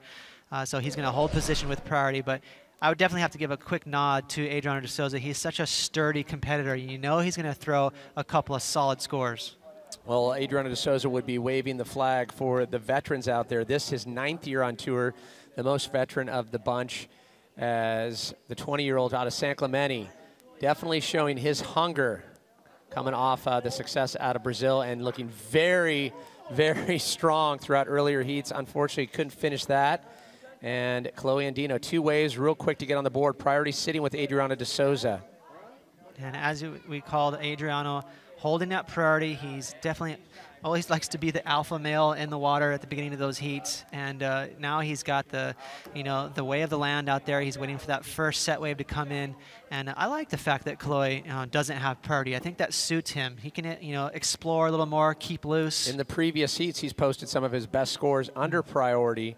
As we look at the matchups between these two, you'd be surprised to find out, actually, Kaloe Andino obviously not getting the nod, but they were in round 3. Adriana de Souza getting both wins. One was at the 2013 Rip Curl Pro Bells in round 3, and then on the Gold Coast in 2012.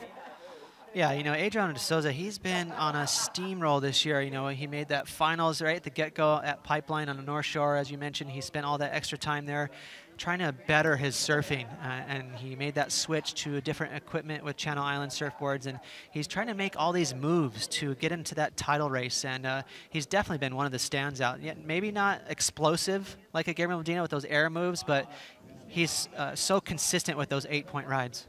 Well, the consistent, that forceful approach has just been amazing to watch with Gabriel Medina. He's with Ronnie Blakey as we hear from him now. Cheers, Pat. Yeah, amazing performance from Gabriel, winning over John Florence. Conditions were getting pretty tricky out there, Gabriel. The wind picking up, the tide dropping out. What was your game plan going into that heat?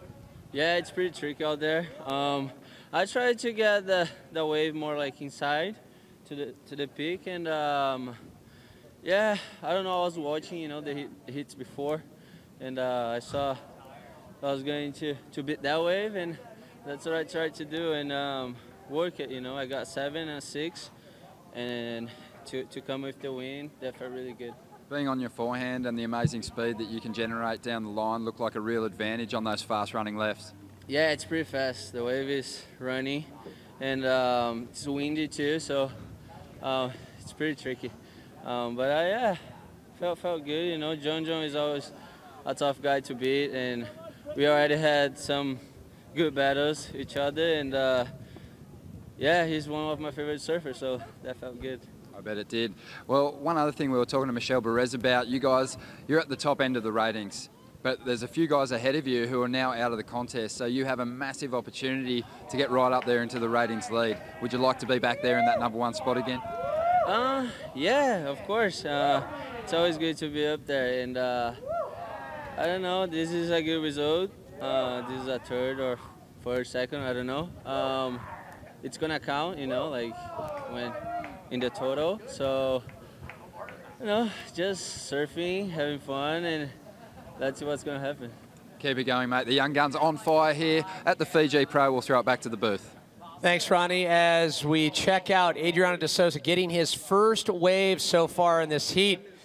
But I'll tell you what, Adriana de Souza looking on point, Ross, as he just connects the rhythm from start to finish. Nice redirect, clean completion there for Adriana de Souza. Prior to that, we saw Kaloe Andino looking awfully fast, channeling a little Chris Ward San Clemente style making a lot of quite, in terms of a small size wave, really getting to work on that. Unbelievable surfing there from both of these competitors. Chloe and Dino, you know, I mentioned he's got all this mojo, all this momentum, obviously buzzing off that second place finish in Rio. He looked really crisp on that last wave, a nice size wave, those huge speedy snaps that he's been doing all event. But right behind him, Adriano was answering back, and you can see right here, eyeballing this. Really perfect timing this entire event. I love how he forecasts where to stab it. Bang, right there, tons of spray. And a second one, this might be even better right there, hucking a tail. So I love the way he's really timing his bottom turns, matching the pace of the wave perfectly. So a great score here for Adriano. But I tell you what, right in front of him, Chloe and Dino was on a great wave himself. Watch how much speed this kid gets, accelerating down the line, chopping across that section right there. And again, another quick snap in a seemingly impossible section to do so. And then another quick float right here, and then finishes nicely right here on his inside section. One more, bang, vertical snap there for Chloe. And then on a dry reef right here, he's gonna finish up with one more snap. So a real busy ride there for Chloe and Dino. There it is, that last move on the reef, and he's on to something. Well, you mentioned a little bigger wave for Adriano de Souza, but in terms of the explosive factor, I mean, how would you stack those two waves up against each other? I would say, you know, different types of waves. Chloe's waves was much faster, but horizontal type of surfing down the line. I liked the pace of Adriano's wave. It allowed him to get to the bottom and carve, you know, with that nice bottom turn and then smack the lip. So sort of apples and oranges there. Judges coming in for a 7.83 on that exchange and giving the nod to Adriano de Souza, 8.5. So now de Souza needs a 1.66. He has yet to get a second wave with about 21.5 on the clock. Chloe Andino sitting with priority out the back, and his low score is a 2.33. Well, I think the judges got that right. You know, Chloe and Dino had so much speed, but because the wave really jetted down the line, it forced him to do moves that were horizontal with the wave. He surfed incredibly well. You know, he's been on fire with those speedy snaps, but Adriano had the luxury of going down to the bottom and really smacking that lip with a slower tempo. Well, going back to in terms of how the surfers got here, Medina took Chloe out of round one. Chloe had to beat Aritz in round two. And then when you look at the success of Adriano de Souza, has had a little success as we jump back into Chloe Andino, finding a wave with a little more size. He sends it vertical, drives that bottom turn, quick snap off the top, driving down the line, floats that section, nice little airdrop, navigates it beautifully. And another big crack. So Chloe Andino maintaining that velocity, that speed that we're loving right now, and so does the restaurant. They are feeling it. I just like Seabass's shades. Yeah. You see that little throwback there with the blades. But Chloe and Dino went bananas on this wave. The kid, you know, is dangerous right now. He's really in sync with the waves, picking off yet another bomb right there. Snap. We've seen all these speedy turns, but I love the fact that he was able to slow down just a little bit after this floater and open up a different type of turn. You're going to see him come around right here, stabs it straight through the lip, and now he can engage his rail and slam through there, even releasing the tail a bit. So that last turn was really explosive, and I love that it enabled him to show a little bit more variety on this wave. You can see getting a deeper bottom turn there, throwing a ton of spray. He's going to get past this section right here, up over the top, floating it, and one more crack of a turn on the end section there. So the judges are going to eat this one up, and he's going to be out into the lead. Well, he's sitting on a 7.83, a 2.33 for his low. Adriano de Souza with priority yet to catch a second wave. And we have 19 minutes on the clock, so very quiet on the wave front for Adriano de Souza. And you heard from Gabriel Medina, his game plan was to stay a little more active on the inside. Chloe Andino gets a cover up. He's still traveling and gets away from him. Well, I tell you what, the tube rides right now are so technical. There is zero room to move around in there. So Chloe, again, I don't mind this. You know, I think he's best when he's sort of experimenting and moving around the lineup and staying loose. Well, it's paid off for so many others. As we're waiting for scores to drop, it's going to be really good for Chloe looking back on the tube. You know, we mentioned the best conditions for cloud break 2 to 20 feet. This is what it looks like at 2 feet. And fortunately for this wave, that looks exactly the same at 20 feet. 8.5 for the second to last wave for Chloe Andino. So now Adriano de Souza needs a 7.84. However, Adriano's one wave is in the excellent range at 8.5. And we look at Chloe Andino's, his best Fiji result, a 9th back in 2013. And Chloe Andino is just on a conveyor belt right now. Trip to the lip, he sends a lot of spray up again. Gets a little caught behind the section, and he'll quickly kick out. Well, he's known for having a cup of Joe, so he seems like he is really fired up out there, sort of taking a page out of Seabass's book right now, catching a lot of waves, but I like it. You know, he's staying loose. You know, that's not going to be a keeper, but look at that, 8.5, 7.83, so 2 big scores for him. So Adriana de Souza yet to get that second wave, and lot of discussion about the contenders for the title, the leaders in terms of how many points they have coming into this 5th stop. As we bring up the hard math, Kelly Slater was leading the charge without 2 throwaways, but you can see with the finishes, this is where we anticipate a lot of movement. 4 and 5. Look at Michelle Perez and Gabriel Medina. Yeah, see that number 1 right next to Gabriel Medina. That's a dangerous result for the other guys. Keep in mind, he's holding on to that 13th place. Obviously, Michelle Perez, even more dangerous with that 25th and 2 wins. Very volatile. And just under Jordy Smith, Nat Young in the 9th place position, 2 fifths. If he gets a strong finish here, I'll tell you what, Nat Young is going to jump up. And with everyone else faltering, the likes of Joel Parkinson, Taj Burrow, and Kelly Slater not advancing, it's really going to open up the race. You're going to probably get what you're wishing for, Ross. I would love that. You know, I would love for all the top 10 to get a couple of wins each and then have it come down to pipe. I think it would be amazing, but a couple of big lines coming in here. 16.5 on the clock. Priority sitting with Adriana de Souza. Will anything stand up as Chloe Andino once again on the inside under priority. He's just going to continue to take a look at these waves. Quick kick out as that just starts to suck up and run away from him. So a quick throwaway for Chloe Andino. The 8.5 to 7.83. And a little surprised that Adriana de Souza yet to catch a second wave. Yeah, he's sticking to his guns. He's really trying to stick to that outside ledge right there. You can see him on the far left of your screen. There's Kolohe Andino making his way back out to the lineup. You know, I think for him, he has a certain wave in mind. And by the way, Pat, it's been working for him. I think the wave that he wants is that slower wave that peels from the top of the reef that allows him to cut really deep into that bottom turn and crack it off the top. I know that's what he has in mind, and he's going to wait for it. We'll have to wait and see if patience pays off for the Brazilian when we come back to the Fiji Pro here at Cloudbreak, just off Tavarua Island.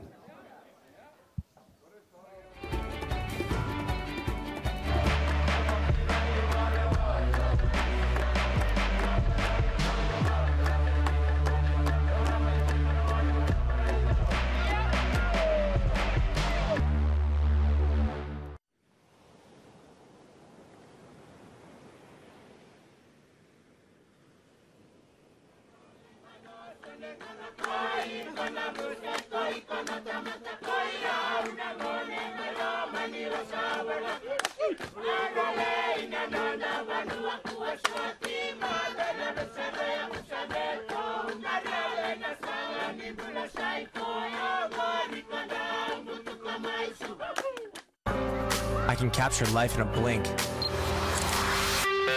can download the world in an instant. I live carefree. This is my life. My life powered by the Samsung Galaxy S5.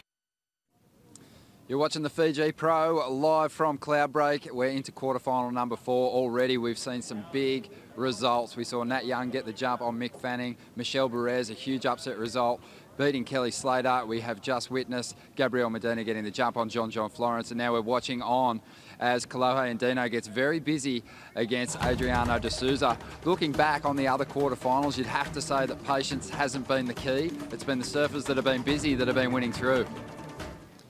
As we jump back to live surfing, Chloe Andino on top for the moment. Adriana de Souza still with priority, has yet to get a second wave, needing a 7.84.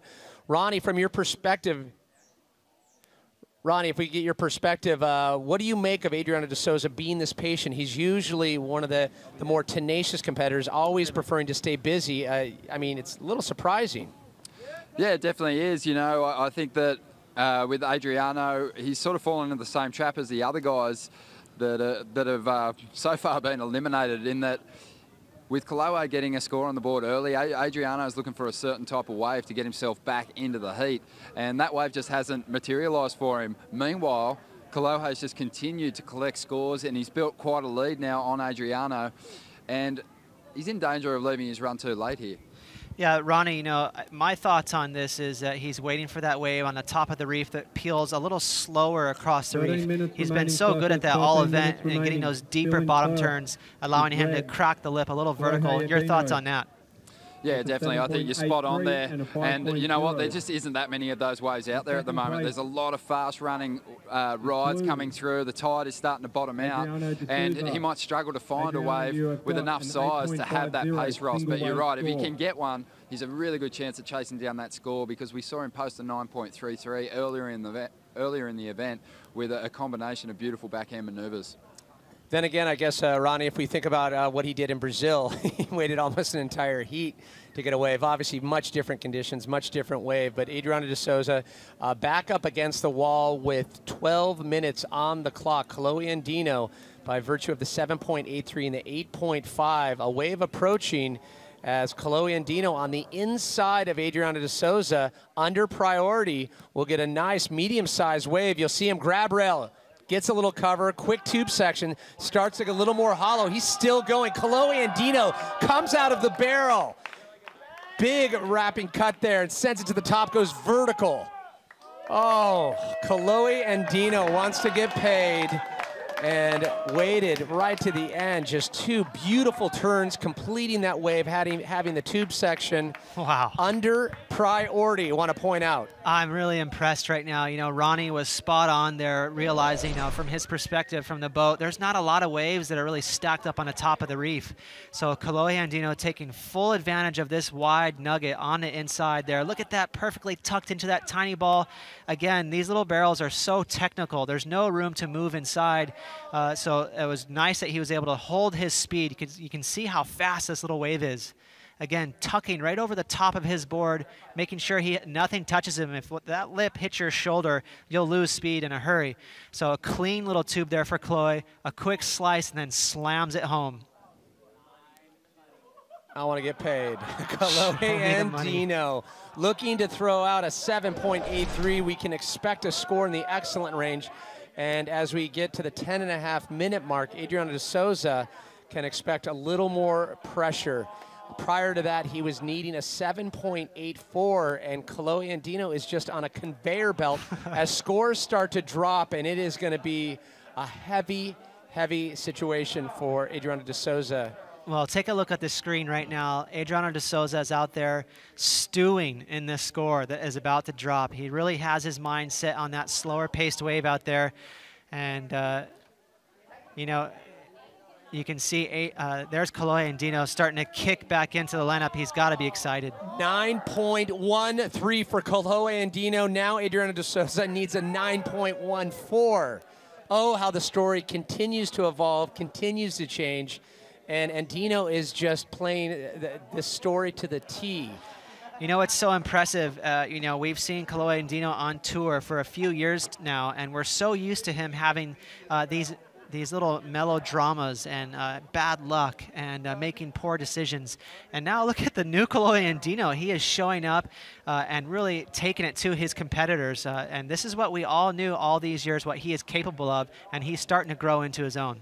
9:20 on the clock, and Adriano de Souza, the veteran of the two, this is his 9th year on the tour. He's been 3 years. He's been 5th in the world, and I'll tell you what, he's got to be a little shocked and awed, shocked and awed to be in this situation. Need a 9.14. Kolohe Andino definitely putting his back up against the ropes. Different trajectories, you know, obviously Adriano's older than him, but similar story. He got on tour when he was just 18 years old. Keep in mind, Adriano's only 27 years old, been on tour for 9 years. That's incredible. And by the way, Pat, 8.5 minutes to go. This is far from over. Adriano's been surfing so well in these waves, I wouldn't count him out. Well, he would need that one gem set of a wave if it were to come in. 8.5 on the clock. As you pointed out, both celebrated surfers. However, Kolohe Andino taking a while to find his stride. And I'll tell you what, right now, it looks like he's found it. as Adriano de Souza finally gets on his second wave, instantly pulls in. He parks it, long wave getting covered.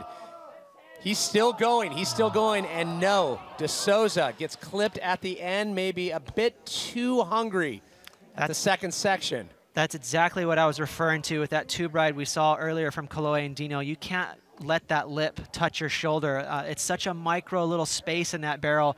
You need to really retain your speed flying through that section. You can see as soon as that lip started to touch his body, he slowed down and the game was over. Well, an interesting back and forth, and if Kalohe and Dino can hold on to it, he's going to even the score. So everything was great at the first part of this barrel. You can see he's slotted in there, a much bigger space to work with. But as the barrel tightens around him, it starts to touch his shoulder, and he loses all of his speed. Look at that barrel completely cinched up. So a little mistake there from Adriano. So the judges just tossing a 2 for that tube that was failed on the end. But Adriano de Souza does have that excellent score of an 8.5. However, a little bit of a shift now because priority sitting with Kalohe and Dino. Any suggestion for Kalohe and Dino? Does he change the game plan or now sit on priority? I think, you know, score-wise, he's doing great. He's got an 8.5. It's not like you could say, hey, go out there and better your score. You know, the 8.5, that's a tall order. But what he could do to make things difficult for Adriano is just stay in his space, you know, aggravate him a little bit, maybe sit right next to him, make sure if any good wave comes that you're up to bat because Kalohe does have priority. I'm just going to ask an obvious question. Is the restaurant feeling this last quarterfinal? Oh, yeah. Way happy hour. Big lines approaching here, Pat. Here we go, 6.5 on the clock. Some of the best waves we've seen come through Cloudbreak in this session. As Kalohe and Dino has priority, he'll just calmly roll into this one. Drives the bottom turn. Lots of spray buckets just sent out the back. Smoke signals back to Adriano de Souza. Hops his way into the front there. And another quick cut back. You can see a wave out the back as we anticipate Adriano de Souza. Yeah, de Souza, he pulls in. Nice and hollow, driving, still in the barrel. He's still in there.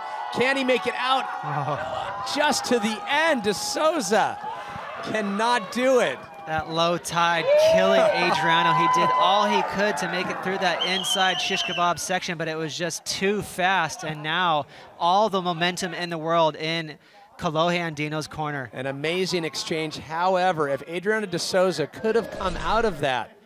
Nice size set wave here. Again, this is wave number 2. Kalohe is unloading in a wave prior to this. And you can see he was forced to let go of the maneuvers and pull in here. Nice and hollow at the beginning, but look how fast this wave jets in front of him. Adriano doing well to get a couple of pumps before he got to that inside section, but there was just too much speed in that line. So Adriano de Souza, a potential missed opportunity, a great angle here. You can see him making his adjustments. Love those couple of pumps. He did all he could right there, but you could see that wave was so fast. The floor underneath his surfboard let go, and that's all he could do. Meanwhile, in front of him, can Kalohe and Dino better that 8.5? Clean snap to start with, stabs that second one through the roof. I believe this third turn's another stab through the lip, so 3 big turns there. Tall order to get rid of that 8.5, but I tell you what, he is way out in the lead now.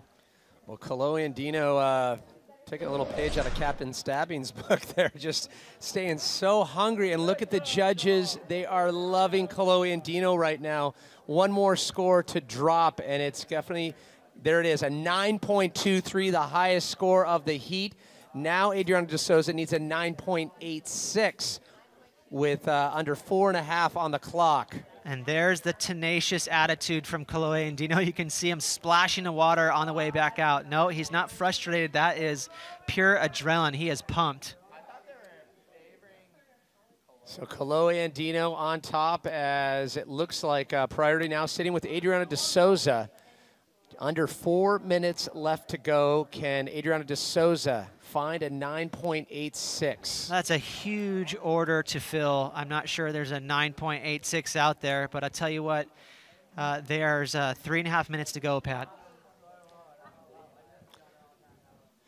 And just want to remind everyone, go to ASPWorldTour.com and check out all the nines, collection of 9s and above. in terms of scores on the ASP World Tour, and it's a collection of the best of the best. It's a great place to check out these surfers when they are on point and dropping down some serious hammers. Great title there, and Yeah. I'll tell you what, Chloe just added a couple to the mix, 9.1, 9.23. This kid is on fire right now, and he's looking like almost a certainty to move to the semis. 3 minutes and counting for Adriano de Souza, the Brazilian, desperately needing a massive, massive score, a 9.86, virtual 10. He is, however, sitting on the 8.5. Had it not been for that first wave for Adriano, it'd be an entirely different story, potentially in a combo situation. I'll tell you what, maybe the most surprised person in Fiji right now is Adriano. He is full of confidence. He's been surfing so well in this event. I'm sure he had a plan that he wanted to execute, and things just didn't go his way. Chloe stayed busy, caught a lot of those inside waves, and it paid off. He got that barrel. You know, he started this heat just the way he wanted to. Look how busy his scoreline is. It's unbelievable, the frequency and just the volume of waves that has been able to get Adriano de Souza having 3 waves in the exchange. 10 waves for Chloe. 10 waves.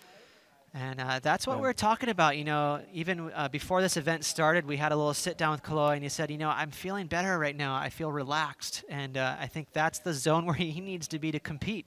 You know, he put so much pressure on himself with all those poor results over the last few years, and I think he's on to something. Well, he said in the past he so often would get into his head a little bit too much and overthink it and forget, you know, the surfing the way he wants to surf, and it seems like he's finding that. He's finding to surf the way that he wants to, and it's becoming more fun for him. And that's a recurring theme. You're hearing that from a lot of surfers. Once I started having fun is when I kind of found the flow. And I think it doesn't have to boil down to him blasting big airs. It's just about releasing yourself and not being nervous. Here we go with priority. Approaching the 60-second mark, Adriano de Souza hunting a 9.86. Big first turn. Sends it to the top again. Massive spray exchange on that one. Takes a little airdrop on that. Another snap, releases the tail. Softens up a little bit, and it completely dies out on the inside. So unfortunately for de Souza on that, was well on his way to a decent score. However, he needs a 9.86. That frustration right there, you can see on his face, that's telling me he knows that he's surfing so well right now, and he really is. He surfed brilliantly on that wave, a couple of huge turns. That wave ran out of juice. I think he knows that he's not going to get a 9.86. He really wanted more time in his heat. Chloe and Dino now 30 seconds, counting down the heat as he sits with priority, and it looks to be all but official as we'll count it down, 20 seconds and counting. Adriano de Souza needing 9.86. Yeah, well, it's a big score, but I'll tell you what, he killed that wave. He surfed so good on it, and it looks like one more wave for Chloe. Here goes Chloe and Dino. Instantly pulls in. He gets a nice cover, trying to stall it up even more, driving that arm in, just continuing, still going. Can Chloe, and he cannot go all the way. Chloe and Dino just having an expression session out there, dropping 9.23, a 9.13, and with that, Chloe and Dino advancing on to the semifinals where he will face off against Gabriel Medina. Ronnie, obviously there, the perspective from the boat, it has to be amazing watching how many waves Chloe and Dino was able to grab. Unbelievable. Last time I spoke to Kalohe, he'd just taken out his quarterfinal clash. Sorry, he's just taken out his round 4 clash. And he said that he has a lot of confidence in his backhand, and I've never seen that kind of confidence from him. I think that's probably one of his best ever heat performances up against one of the toughest competitors in the draw. No one comes up against Adriano de Souza and takes him lightly. Really strong performance from Kalohe. He just looks so solid. Yeah, Ronnie, you know, from here, you know, obviously watching on our monitors, it looked like Chloe had so much speed.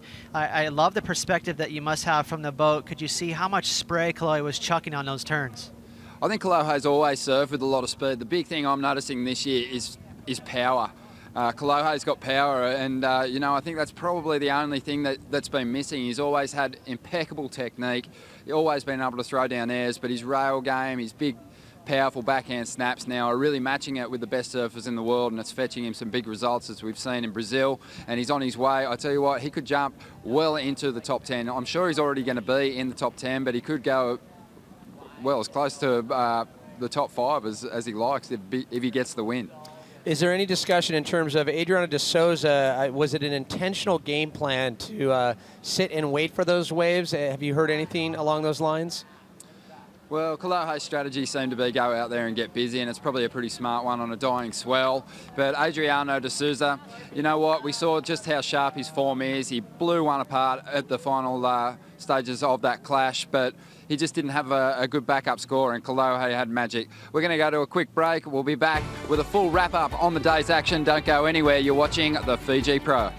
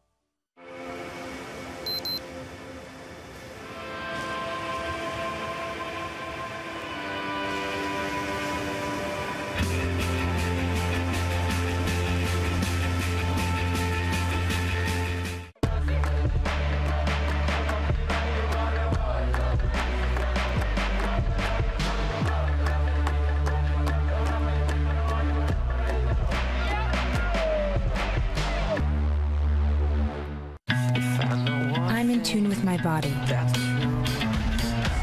It speaks to me and pushes me.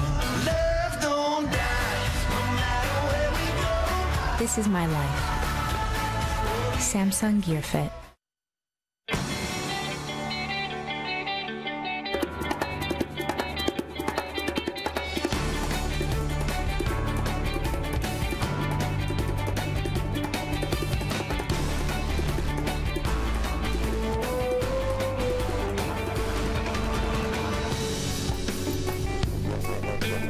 Welcome back. We have just found our last semi-finalist. It's Kolohe and Dino. And Kolohe, I've got to say, that's probably one of the best heats I've seen you put together. You were feeling sharp out there, obviously. How was it for you? Yeah, I mean, I think today is for sure the best I've ever surfed since I've been on tour. My board felt really good, and yeah, I don't know, the waves were just, I felt really calm actually, and which is good for me, so I was stoked. You weren't surfing too calm, looked like you were really attacking it, but I'll tell you what, in our last conversation you said that you feel like your backhand can match it with anyone on tour. How long have you really believed that? I believed that for a while, but I just changed my board to like almost a ½ inch narrower and a little bit thinner, so they like knife in better, and they don't look as kiddish when I'm riding them, so I think that I'm still improving, obviously, and I think that little change has helped me a lot at this event. Definitely. Ross Williams was mentioning your speed out there. He said you were looking really quick. The thing I noticed is power. It looks to me like you've put on quite a bit of muscle, like you're still filling that frame out. Are you feeling that? Are you feeling like you're getting some bigger turns done now? Well, I've always been like kind of surprised on how much water some people throw, and they're a lot smaller than me. And I thought it was because of my boards, and maybe it is because I watched the replay on my heats, and I'm throwing a lot more water with this narrower, knifier board. So, yeah, no, I guess it's just like timing and boards. You don't really have to be that big to throw a lot of water. No one moved more after Brazil than you on the ratings. You jumped 9 spots. Now you're already in the top 10 for sure. It's up to you how far you're going to go up the ratings. It's a pretty exciting prospect. Yeah, I mean, I'm just taking it heat by heat. I'm just really enjoying myself. The waves were really fun out there, and yeah, we'll see what happens. There's 4 of us left, and each of us only got to get 4 good waves. So yeah, see what happens. Good to see a young field in the semi-finals too, mate. You happy about that? Yeah, I'm just stoked that Nat's still going because I'm super patriotic and love my Americans. So we're on separate sides of the draw, but every time I was like, oh, what, me and you in the semis in Brazil? He's like, oh yeah, let's do it. He's like, he lost and I made it. So we're always trying to make it far with each other. And he's like my best friend on tour, so I'm stoked he's still going too. You might have to take him out in the final, mate. We'll have to wait and see. But guys, what are your thoughts? I thought that was a great showing from all the competitors today, but Kolohe wrapping up the day with a great showing. Yeah, thanks a lot, Ronnie. And I tell you what, we had a massive day here of competition. Strider Wasilewski joining the set here. Todd Klein on the mic. And I just want to say, huge day, 18 heat, Strider. We narrowed the field down to 4 surfers, as we pointed out, but 2 surfers that really stand out for me, Michelle Perez, and as we just saw, Kolohe Andino. Those guys really starting to find their form. Yeah, you know what? They're on fire. Kolohe throwing down a couple of 9s. I mean, that was insane. Right off the bat, I think these kids are taking over the tour right now. Look at how good they look out in the water right here. Nat Young just flying down the line. Big hacks, open face, just going to town. Captain America, we love it. Yeah, number 9, Nat Young, taking out Mick Fanning, number 8 in this one. I tell you what, as you said, kind of filling that role of Captain America and looking really solid out there as he gets a bit of a whip in right there on that one. He was fired up, and he's into the semifinals, and he'll be matched up against Michelle Perez. Quarterfinal number 2, Michelle Perez over Kelly Slater. This was one we were looking at really hard on paper, and it was a good heat for Michelle. Well, yeah, I mean, we're still in this one, though. We got Nat still ripping away on this thing. I mean, you know what? He just was not giving up. He coming, throwing it to the wind right there, coming down with it. Those finish turns back into the pocket are just insane, holding on to the board. I got to give it up. Nat was ripping today. It was sick. Yeah, he was. You can see some frustration there by Mick Fanning, and Nat coming in to the semis with some momentum. He's been looking really solid on his forehand, known for his backhand coming out of Santa Cruz, and there's the 2-wave totals there for Nat Young. 14.27 over Mick Fanning, and Mick, I tell you what, that's a really interesting heat for Mick. Usually he's always got at least 1 score in that excellent range, Strider. Well, it seemed like the guys who waited for the waves today came up short. The guys that got busy made it through these heats, and this heat right here, I think Kelly really wanted to wait for it. Obviously, it didn't work out for him. Michelle had priority right here. Took off on this one and got busy right down the line. Not as busy as he would have. I think he was a little distracted by Slater. I think that was Slater's plan on this one. And, it almost worked as it played into the heat, but then Kelly just not really getting what he needed out of the heat as Michelle just kept coming strong and stronger, and then the next thing you knew, it was too late. And Kelly actually changed up boards in this actual heat right here, Strider. He's been riding a 4-fin, caught a couple waves in the beginning and switched it up going on to the thruster. Right there, I don't know what he hit, but definitely wanted to change it up after that. I don't know if he just dove off right there or what, but you know what? Michelle's staying strong on his boards. He's obviously got a game plan, went out there, executed straight up into the lip, just looking sure-footed and solid, and one for the Spartan over the current world number 1. Yeah, the lines that Michelle's drawing out there is pretty mind-blowing. Those top-to-bottom snaps are really, really powerful. He's going to be a force to be reckoned with in that semifinal. Michelle Perez right here, though, in the quarter, taking out Kelly Slater, who was current number 1. Michelle coming into this event, current world number 4. But, this is going to help the standings big time for Michelle. Yeah, we'll see if Kelly loses that yellow jersey in this event. This could be the one where it flipped back over. I think Kelly's going to get the eye. I don't think he's going to be too happy with this result. Quarterfinal number 3, Gabriel Medina over John Florence. This was one you and I were both excited about, Strider. We knew that, John has all the tricks, but we knew that Gabriel also does, and it didn't disappoint, but in the end it was Gabriel. Yeah, it looked like John started out with a good flow. Gabriel got real busy, though, stayed active through the whole heat, looking really solid. Nothing crazy, but just good, solid surfing, good power hacks back into the bowl. John elected to wait through this heat for the right waves, and it didn't work out for him as it didn't work out for anybody. It really waited, and Medina stayed busy, just flying over sections, up into the lip, looking good, throwing spray, and the judges liked it. Yeah, I like the rail game and the tails drifting up over the lip for the Brazilian here in this heat. Gabriel Medina, known for his airs, but he obviously has got that rail work as well. the two-wave totals for that heat right there. Gabriel Medina, 14.20, victorious over John Florence, though. A great result for John, a 5th place here at the Fiji Pro. So I tell you what, Gabe, looking forward to surfing against Kolohe coming up in semifinal number 2. Speaking of Kolohe and Dino, we just had the interview with Ronnie Blakey out there, coming in rated 12th. He takes out Adriano de Souza, who was rated 6th. Yeah, you know what? You can't take this guy lightly. He's such an animal in the water. He just throws it up into the lip, always throwing buckets over the back and always looking super strong, super consistent. In this heat, though, Kolohe stayed active and just got into it, man. This kid was on fire. He has been looking really fast and putting it up there, you know, just bringing the pain. I mean, this kid all of a sudden lighting up the fire under his feet, and you know, whether he's got his family and his whole crew behind him in Brazil or whether he's just here by himself today just killing it with his buddy Nat. Look at this barrel all the way through the inside. I'm super stoked for Kolohe. Yeah, as I think a lot of people are, and I tell you what, I notice as well, you know, whether it's his equipment or headspace, I think it's both, and he's on rhythm right now. He's coming off that 2nd place finish at the Billabong Rio Pro. Now he's into the semifinals once again, and you can tell in his surfing, he's looking really confident. I mean, putting up 2 9s plus rides in this quarterfinal. I mean, that was some incredible surfing to bring it home like that, to be up against somebody like De Souza that, you know, is the guy usually you have to elevate above an 8 to beat, and he did it. He just went crazy out there, blasted away, and I'm sure everybody back home watching, his Shaper Mayhem, everybody's super stoked for him and his dad. Yeah, no doubt. You saw a little bit of frustration there by Adriano de Souza, but again, you know, hold your head high. Big 5th place finish there for him. There's the two-wave totals, as you pointed out, Strider. 2 massive scores for Kolohe, just attacking on his backhand, saying possibly one of the best heats he's ever surfed in that 9-point range. And mind-blowing stuff there by Kolohe and Dino. And as we start to look forward towards those semifinals, Strider, you know, tomorrow morning, potentially, we could be underway with semifinal number 1. Nat Young, Michelle Perez. We saw those two riding back in the boat here to Tavarua after their heat. Your thoughts, you know, as we look into the semifinals? Well, I guess they looked at each other before their quarters. Said, we'll see you in the semis. I guess they knew what they were talking about, because those guys are going to be going head-to-head. I think these guys are going to get after it. I mean, Perez, solid backhand surfing. You know, Nat Young on the forehand. It's going to be a battle of the goofy versus regular.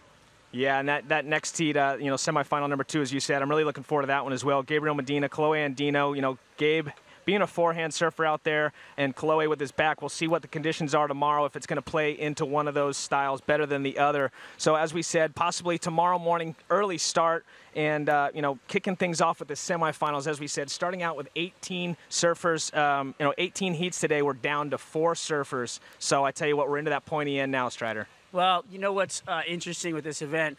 All the Groms coming to the table and showing up and just blasting away on the big dogs. All the old school rolling off the backside, and the new school coming up big in this thing and just going nuts. I can't wait to see this clash on the inside, you know, run of this thing. It's going to be so fun to watch. Well, it could be a big day. We definitely had a massive one here today. And join us on social media, whether it be Twitter, Instagram, Facebook. Check us out at ASP, #FijiPro. Tomorrow morning, 7:30 a.m., Dawn Patrol. The boys will have the call. The restaurant's still going nuts. Beautiful afternoon here on Tavarua. The sun's, well, hasn't set yet, but it's behind the clouds. The boys are in the koozie. The heats are set for tomorrow, Strider. It's going to be a good one. So join us tomorrow morning, 7:30 a.m. on Dawn Patrol. It's going to be a good one. We're down to 4 surfers in the semifinals here at the Fiji Pro.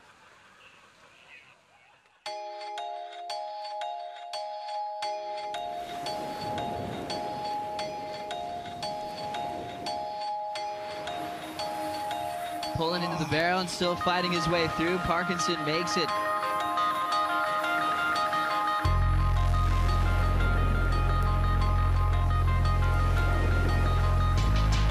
John slows down, moves his stance forward, and he's still driving. Another section to complete, and he maxes out the tube done.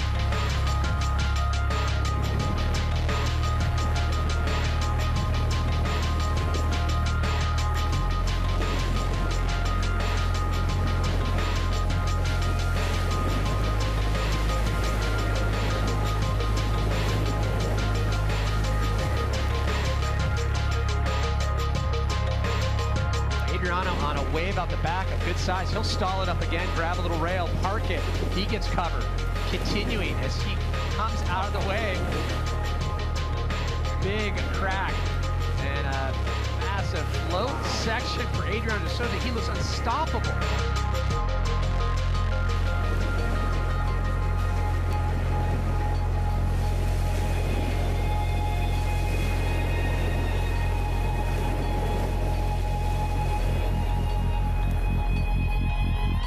Nat Young now as he's pacing himself. Pulls in, nice and deep. Perfect exit. He'll pack the second section. He'll come out.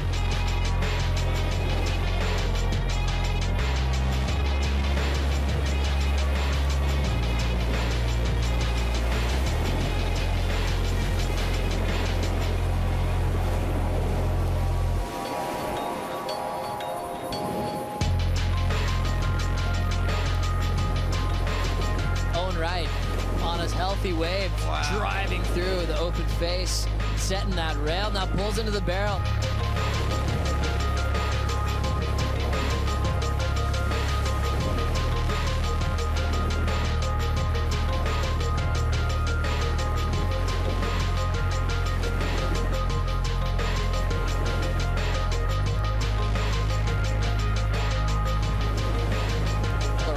Cutback, a ton of control out of Nat Young, and he blasts the finish, falls out of the sky.